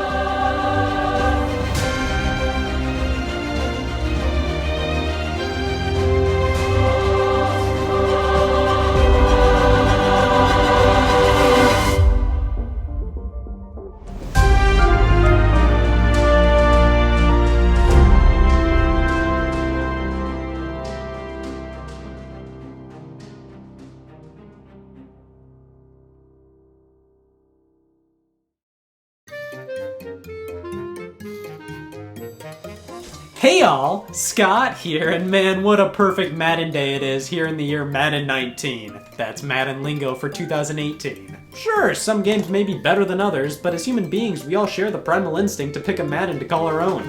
Everyone has one, just take a look. Madden 2001. Society peaked in 1988 with the release of John Madden's football. I sure do love Madden 07. Seriously, like, have you even lived if you've never experienced Madden 2002 on the Game Boy Advance? Madden 09. Madden 06 on the PS Vita Future. It's all Madden, and it's never went for a reason. We all here ready to play some Madden 19, am I right? You ain't played Madden NFL 2007, babe. Madden 11 on Wii U. Madden 05, PETA approved. Madden 2002 for the Nintendo GameCube. John Madden Football. I love Madden 07 more than I love my child. It just makes me feel all warm and culty on the inside. It's just such a great time to be talking about any retired coach or sportscaster born in 1936. Talking about Madden, looking at Madden, trading in Madden. Now that I got that out of my system, let's figure out what I should talk about today. I don't know. I already talked about Sonic 2, what else is there?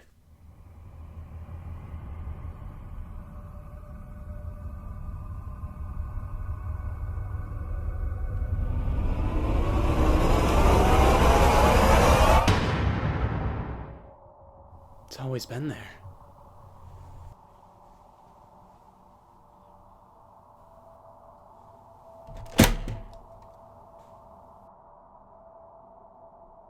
Dick Vitale.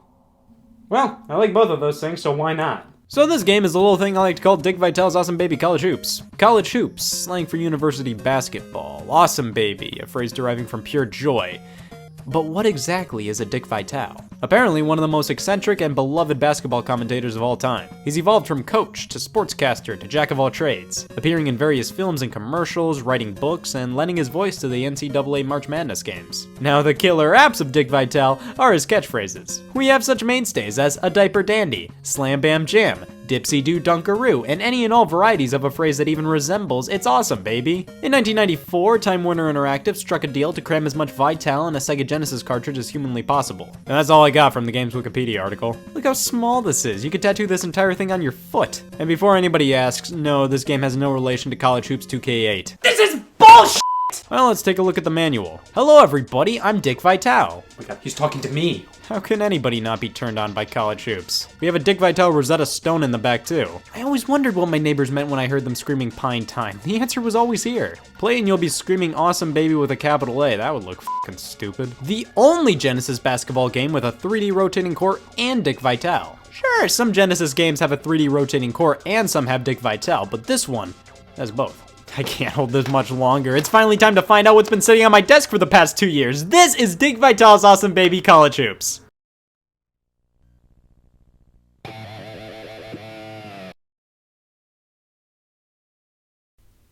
I hate when that happens. I don't know if Dick Vitale ever made the statement, if only I was the basketball. And this is an only Dick Vitale fans will get this Easter egg, but man, I've been trying to figure out the reason behind this for the past 15 seconds. Dick is wheeled in here, screams 11 letters in a row, and we have a title screen that delivers the heartiest out there. This title screen is great because you could crop out any portion of it and still know exactly what it's about. Oh yeah, basketball, easy. Next question. Well, let's set up a game, and you know we have to represent our buds down in Tucson, Arizona, and who better to go against than No Carolina? Playing the actual game? Yep, the back of the box doesn't lie. That is a 3D rotating court, and that is Dick Vitale. You just run around with Dick Vitale in your ears trying to get your ball in these things.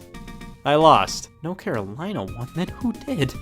Warm up the bus, baby. This one is history. Jesus, Dick, I'm grieving. This guy's just eating a sandwich. Now, am I anal about losing or completely indifferent to it? I don't know, but personally, I think I'm on team anal for this one. Now, of course, playing basketball is only one part of the Dick Vitale's Awesome Baby experience. We also have the extra mode options. Look at this, we have a sound test. We can go through all of Dick Vitale's phrases like, awesome, baby. And, awesome, baby. It never gets old. Hey man, can you drop my dad at the hospital? I'm busy. So, Dick Vitale's Awesome Baby College Hoops. You may be asking, where does this fit in on the Madden timeline? That's a good question. I'd say it fits snugly between the Madden CD and Madden 95 era. Does that make it any good? Not really. It has that awkward 3D sports game for the Sega Genesis twang, and overall this game just doesn't really hold up that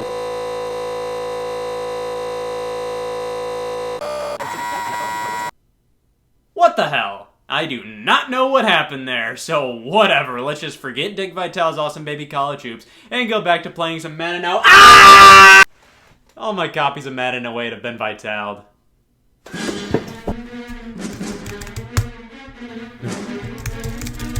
Alright everybody, you can stop with the comments. I'm finally gonna take a look at Dick Vitale's Awesome Baby College Hoops. So Dick Vitale's Awesome Baby College Hoops is what I would personally consider to be an all-time hooping classic. It's definitely the pinnacle of the Dick Vitale related Genesis games with Awesome Baby in the title. Dick Vitale's Awesome Baby College Hoops.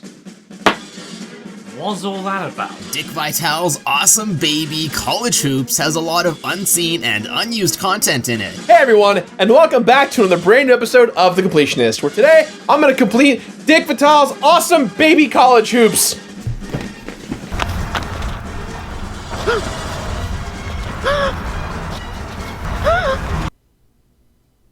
Okay, so this is just a wild shot in the dark here, but I assume this timeline has been altered, and now the only sports game you can play is Dick Vitale's Awesome Baby College Hoops. It's a good thing I bought that Space-Time Continuum Proof baggie. A copy of Madden 08 and a flash drive with the NFL theme song on it. You can never be too safe. I think I was the only person not affected by this whole timeline fiasco because I was playing Dick Vitale's Awesome Baby College Hoops when it all happened. There's always a loophole. Well, since I can't alter the space-time continuum myself to change it back how it used to be, I'm just gonna do what anybody who's in a world that believes that Dick Vitale's Awesome Baby College Hoops is the only sports game you can play would do. Dick Vitale is a myth. I like Dick Vitale more like I don't like Dick Vitale. I drew devil horns on him. That's how you know he's bad.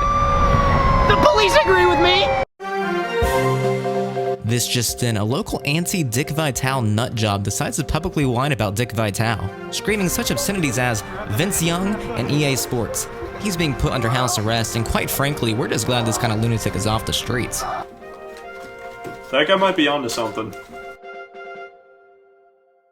Hey y'all, Scott here. I've heard the request, and yep, I'm finally gonna do it. Today we're gonna be taking a look at house arrest. Take a look at your nearest ankle. If you have one of these guys plastered on it, then you get it. House arrest has been a thing since the glory days, aka the 17th century. Simpler times, when you could force somebody to not leave their house without ankle jewelry. Now, I've recently been subjected to house arrest, so consider this a first impressions, not a full-on review. This blows! Hey, we couldn't have helped but notice that you've been completely rejected by society. Yeah, I've been trying to pull off that look lately. Sure is crazy what a little bit of public indecency will do to somebody. Yeah, some people are saying you're on a bit of a depression-fueled Dick Vitale protest. Here, this always helps me when I'm down. No, I'm fine. Hey, you wanna know what depression doesn't look like? Hey guys! Whoa, you got Awesome Baby College Hoops? I love these things! Alright, that is why I'm on some depression-fueled Dick Vitale protest. A few hours ago, I was living it up with the big shots. Madden 94, Madden 97, Madden 11. I had options. But now all people play is Dick Vitale's Awesome Baby College Hoops. Really, who even is Dick Vitale? Not Satan, that's for sure. Why even is everybody so pro Dick Vitale's Awesome Baby College Hoops? Because it's awesome, baby! Yeah. Diaper dandy! Woo! He's the best. It's completely by law. Yep. This one's for all you government officials out there. I love Dick Vitale. He's just the perfect blend of Dick and Vitale. Yeah, we've all been conditioned since birth to be pro awesome baby college hoops, but you still have to tell me, what's a Madden? Alright guys, I don't think I'm from here. I think the space-time continuum was altered, and I'm from a time where Dick Vitale's Awesome Baby College Hoops wasn't the only sports game you could call your own. Look, I have proof. It's a football video game franchise that releases every year that peaked in 2007. My timeline had loads of these things, all with different numbers after the word Madden. Oh my god. I just want people to know that there's more to life than just games based around Dick Vitale! I have a confession. I don't really like Dick Vitale. What's the name of that? I know it. Free speech! This Dick Vitale has been spanked onto our brains since we were young. And quite frankly, I don't know why. Listen, there's more to life than just one sports game. And if I can't get back to my timeline, then I'm gonna try my best to change this timeline. To prove to everybody that Dick Vitale's Awesome Baby College Hoops doesn't have to be the only one we can like. Now those are 50 words I can get behind. We can start by changing that ringtone. Well, if we really want to know why Dick Vitale's Awesome Baby College Hoops is a thing these days, we can just go ask our supreme leader. Lives down the street. Neat shit. I'll head out with you guys. Wait, don't you have one of those I hate Dick Vitale and I'm proud of it bracelets on? It's okay. They ran out of small ankle bracelets, so they had to give me an XL one. I can just slip this off right now and put it on a ceiling fan or whatever, and they'll think I'm moving around the house.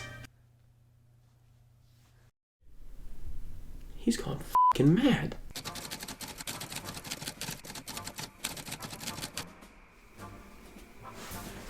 Alright, what's the plan here? Mind wording that in a Dick Vitale context? Yeah, as much as I want to overthrow the government and all, I still can't really understand much if it's not in the Dick Vitale genre. I think the entrance to our leader's lair is underground in a hole over there. All we need to do is sneak past those guards. I think I know how to distract them. Man, I love Dick Vitale. Same! Yeah, it is. Holy sh**. Is that Dick Vitale's Awesome Baby College Hoops? Maybe. We better play them all to make sure. Let's go. Alright, you guys go in. I'll hang back and stay guard.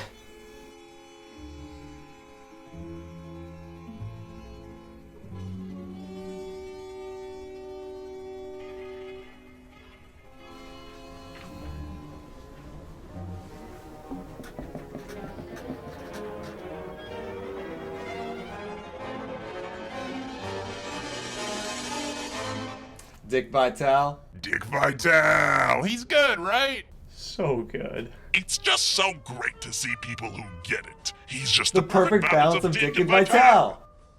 Well, you've all won me over. What can I do for you? You know, we do have a few Dick Vitale's Awesome Baby College Hoops questions for you. Shoot! Why are you wearing a mask? I mean, I'm not Dick Vitale, so why would I show my face? Fair reasoning. Yeah, you guys can show your faces all you want. I just don't want to go to hell. So how did the world get so awesome, baby? Well, I would normally lie and just say it's always been like this, but you guys seem pretty cool, talking about Dick Vitale and all. So originally, things weren't like this. Then there were a ton of other sports games besides Dick Vitale's Awesome Baby College Hoops. I refused to like that. I built this time machine to travel back in time, persuade Dick Vitale to buy the patent for all video games, and force no other sports games to be created other than Dick Vitale's Awesome Baby College Hoops! And also pull some strings with the government to make me the head honcho of all Dick Vitale-related activities. On top of that, make all Dick Vitale-related activities mandatory for all citizens. Man, it's so nice knowing somebody with the means of time travel uses it to force everyone to love Dick Vitale's Awesome Baby College Hoops. Somebody had to do it. I'm also working on a bunch of new things, like this goo that turns any game you drown it in into a cyborg, and this lie detector I bought at Cracker Barrel. Anyways, I have to prepare a statement to the people tonight. Some nutjob was talking about Madden or whatever. Must have crossed over from another timeline. We'll be exterminating him soon, but I've got to tell everyone he's crazy or something. Let me just find my access code for the satellite transmission and we'll be all set. How did you get that ringtone? Not from somebody who told me all about the wonders of Madden NFL football, that's for sure. Alright guys, I'm sorry I have to do this, but you all know too much. We can't have people like you poisoning everyone's minds, especially with the info you know. Hey, look, it's Dick Vitale! Alright, I know you're lying, but I can't take a chance like that, so boom! Okay, not there. Son of a bitch! Oh my god, what a rush. And on top of that, we're home by 9 too! Alright, what did you guys discover? Oh, he's He altered the space-time continuum and put me in this f***ing abomination. I can't get it off! Yeah, he traveled back in time to make Dick Vitale's Awesome Baby College Hoops the only game we can play. And he put himself in power. He was gonna make a statement to the people tonight over satellite, but I swiped his access code. The code is Dick Vitale. Wow, that's the nicest felony anybody's ever committed for me. But since we have the access code now, we can tell everybody the truth. We gotta set up a camera. Alright, what's up, virgins and virgins? I got big news for you all. Dick Vitale's Awesome Baby College Hoops is not the only sports game you can play. Look at this. What the f*** is that?! There are more possibilities out there than just Dick Vitale's Awesome Baby College Hoops. We all deserve to have an opinion, to be okay with the idea that sometimes it's okay not to like Dick Vitale's Awesome Baby College Hoops. We all deserve to have options with our sports games, and the right to pick one to call our own.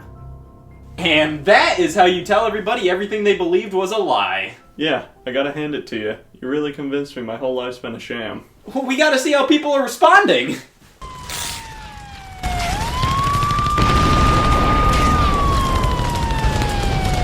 Looks like the Wii Shop channel closed early. This is bullshit. I'm not going to let my dream be thrown away just because some straggler from another timeline wants to change all my hard work. These people need to be shown that Dick Vitale's Awesome Baby College Hoops is a right, not a privilege. They need to see just how powerful this game is. They all need to be taught a lesson. Gah!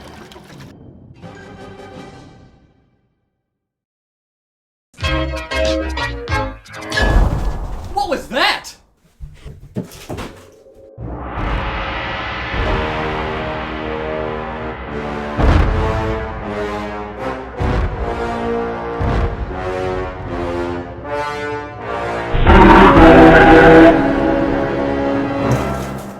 Alright, I'm just gonna say it. I think he went too far. You fools! You thought Dick Vitale's Awesome Baby College Hoops wasn't the only sports game you can play? That's ridiculous. You've angered the Dick Vitale Awesome Baby College Hoops gods. Time Warner Interactive will smite you all. You've asked for this. He's destroying the city with his love for Dick Vitale's Awesome Baby College Hoops! Hate to be a buzzkill, but I usually call it quits when these sorts of things happen. So I stole that guy's whatever a teleportation base is for nothing! Wait. This'll teleport me inside of that giant robot. He might be in there controlling it. I'm going in there to fight for the right to Madden 08. I don't know if I'm gonna survive, but if he kills me, at least I'll die fighting for what I believe in. It's cold out there. You might wanna put on the coat. Alright. I'll text you guys if I die. Looking forward to it.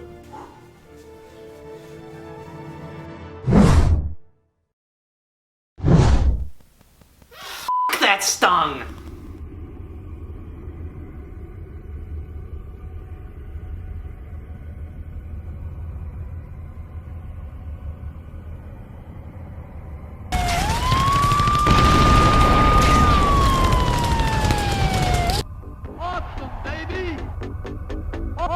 Awesome, baby! Slam jam, baby!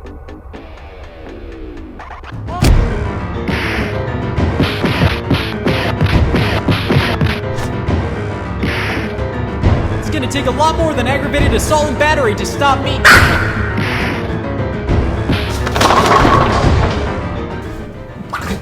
Oh, what does it look like? I'm made out of blood to you?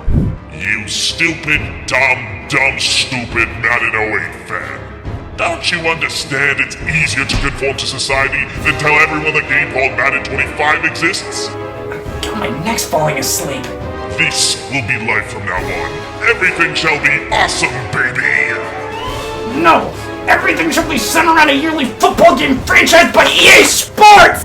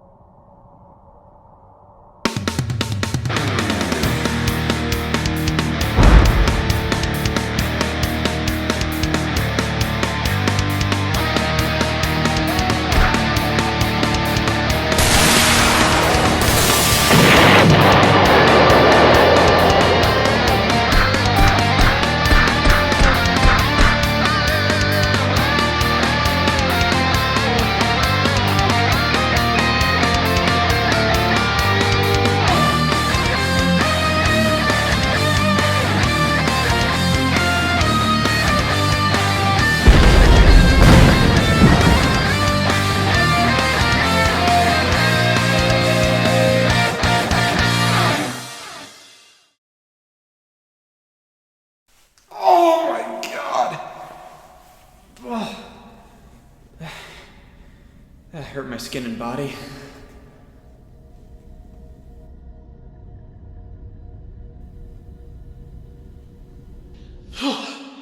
I can breathe again. Was it worth it? Why did you do all this? Well, I just couldn't accept that people didn't care about Dick Vitale's Awesome Baby College Hoops. That was the sports game I cared about, and to see everyone talking about anything other than that, I just wanted things to go my way for once. I didn't know blood bled that much.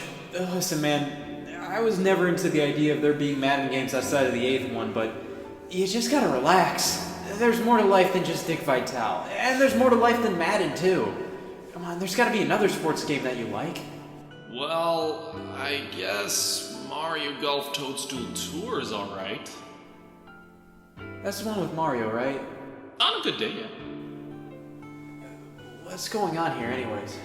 Oh, the timeline's resetting back to what it was before I took some creative liberties with it. Oh! Except the explosion's gonna wipe everything caught in it from the timeline, so... Ah! Hey, I'm sorry.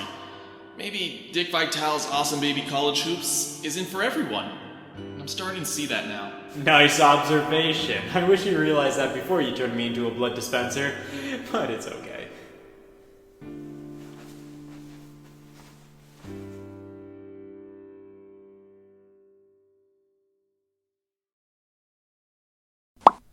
Well, if I understand this correctly, the time machine blew up because I sacrificed Madden 08, so this is the exact same timeline from before, but now with even more no Madden 08.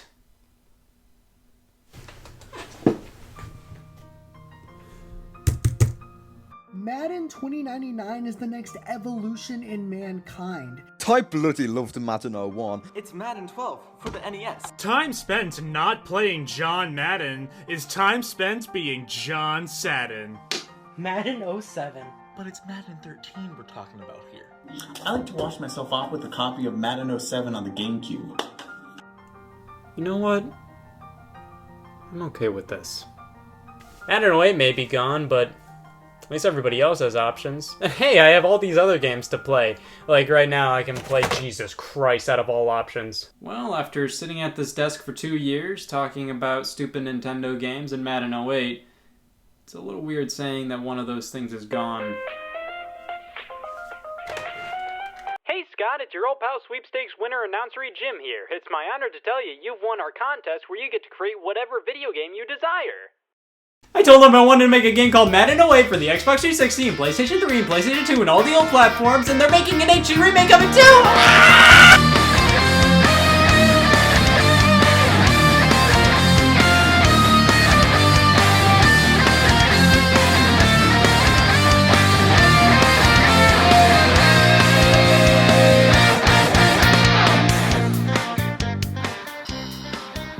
Hey Scott, you caught me playing Madden 05 for the Game Boy Advance. See, what I really like about this game is the gameplay. You really can't beat it, Scott. You really fucking can't beat the gameplay. Alexa, what is the definition of a virgin? Someone who likes Stuart Little and has never owned Madden 13 for the Wii U. Oh, well thank God I got my— oh my— every time! I am truly infatuated with Madden 07 for the original Xbox. There simply is no better game. I'm gonna have to give Madden 99 a 7.5 out of 10. It really is the Dark Souls of Japanese shoot-'em-ups.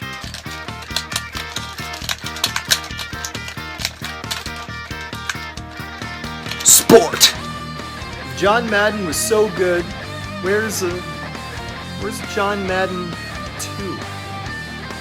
Mr. Cat, I always believed that having a protein-filled, healthy dose of Madden 07 for the Wii really starts your day off right. Oh.